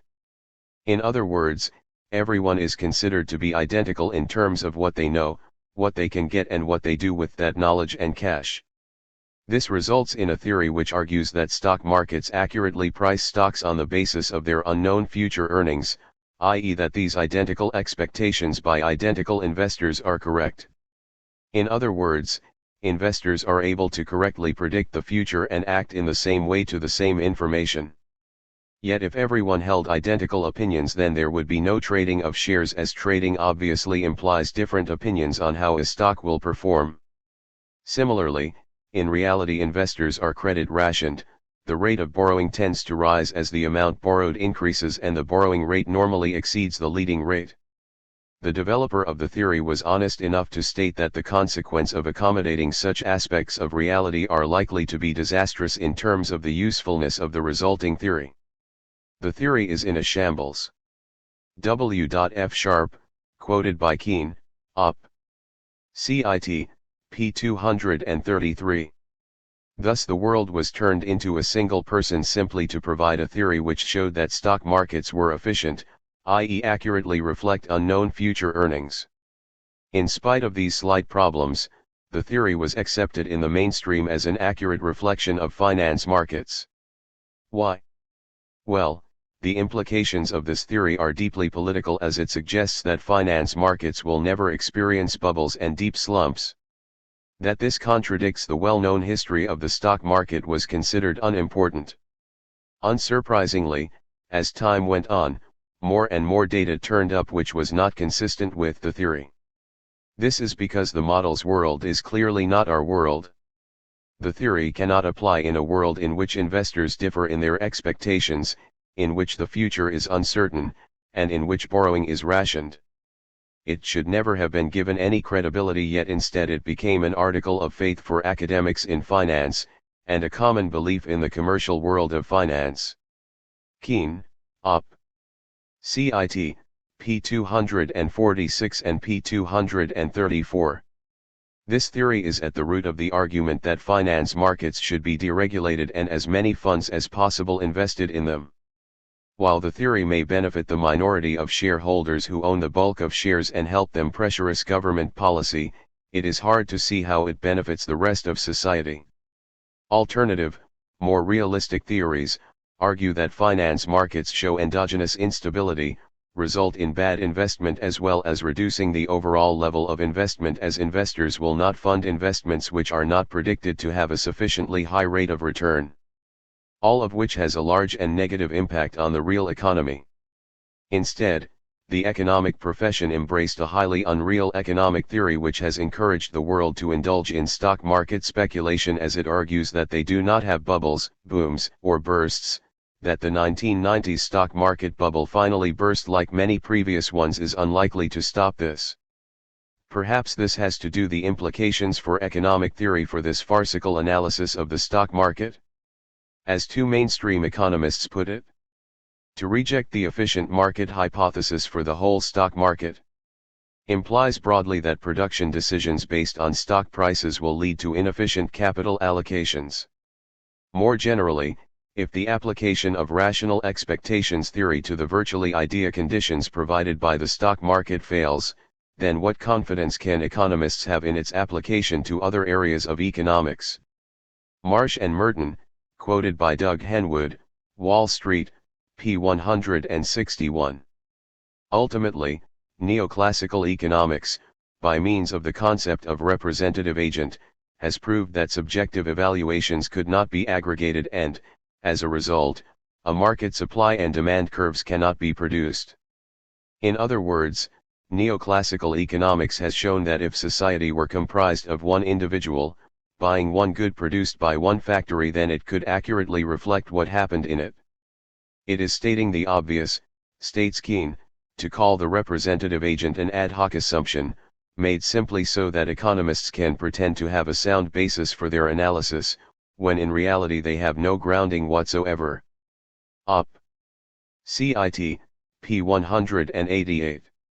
There is a certain irony about the change from cardinal to ordinal utility and finally the rise of the impossible nonsense which are indifference curves. While these changes were driven by the need to deny the advocates of redistributive taxation policies the mantle of economic science to justify their schemes, the fact is by rejecting cardinal utility, it becomes impossible to say whether state action like taxes decreases utility at all. With ordinal utility and its related concepts, you cannot actually show that government intervention actually harms social utility. All you can say is that they are indeterminate. While the rich may lose income and the poor gain, it is impossible to say anything about social utility without making an interpersonal, cardinal, utility comparison. Thus, ironically, ordinal utility-based economics provides a much weaker defense of free market capitalism by removing the economist of the ability to call any act of government inefficient, and they would have to be evaluated in, horror of horrors, non-economic terms. As Keene notes, it is ironic that this ancient defense of inequality ultimately backfires on economics, by making it impossible to construct a market demand curve which is independent on the distribution of income. Economics cannot defend any one distribution of income over any other. A redistribution of income that favors the poor over the rich cannot be formally opposed by economic theory. Op. Cit. p. 51. Neoclassical economics has also confirmed that the classical perspective of analyzing society in terms of classes is also more valid than the individualistic approach it values. As one leading neoclassical economist has noted, if economics is to progress further, we may well be forced to theorize in terms of groups who have collectively coherent behavior. Moreover, the classical economists would not be surprised by the admission that the addition of production can help economic analysis, nor the conclusion that the idea that we should start at the level of the isolated individual is one which we may well have to abandon. If we aggregate over several individuals, such a model is unjustified. Alan Kerman, The Intrinsic Limits of Modern Economy Theory, pages 126 to 139, The Economic Journal, Volume 99, Number 395, p. 138, p. 136 and p. 138. So why all the bother? Why spend over 100 years driving economics into a dead end? Simply because of political reasons. The advantage of the neoclassical approach was that it abstracted away from production, where power relations are clear, and concentrated on exchange, where power works indirectly. As libertarian Marxist Paul Maddock notes, the problems of bourgeois economics seemed to disappear as soon as one ignored production and attended only to the market. Viewed apart from production, the price problem can be dealt with purely in terms of the market. Economic crisis and crisis theory, p. 9. By ignoring production, the obvious inequalities of power produced by the dominant social relations within capitalism could be ignored in favor of looking at abstract individuals as buyers and sellers. That this meant ignoring such key concepts as time by forcing economics into a static, freeze-frame, model of the economy was a price worth paying, as it allowed capitalism to be justified as the best of all possible worlds.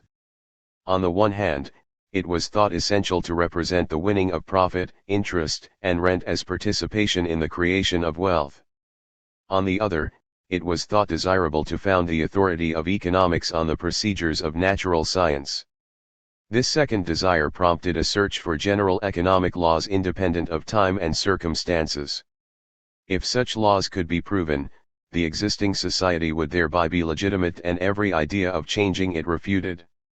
Subjective value theory promised to accomplish both tasks at once.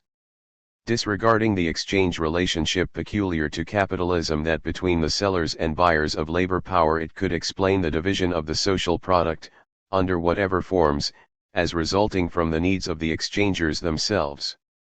Maddock, Op. Cit. p. 11. The attempt to ignore production implied in capitalist economics comes from a desire to hide the exploitative and class nature of capitalism. By concentrating upon the subjective evaluations of individuals, those individuals are abstracted away from real economic activity, i.e. production, so the source of profits and power in the economy can be ignored. Section C.2 indicates why exploitation of labor in production is the source of profit, interest, and rent, and not exchanges in the market. Hence the flight from classical economics to the static, timeless world of individuals exchanging pre-existing goods on the market. The evolution of capitalist economics has always been towards removing any theory which could be used to attack capitalism. Thus classical economics was rejected in favor of utility theory once socialists and anarchists used it to show that capitalism was exploitative. Then this utility theory was modified over time in order to purge it of undesirable political consequences. In so doing, they ended up not only proving that an economics based on individualism was impossible, but also that it cannot be used to oppose redistribution policies after all.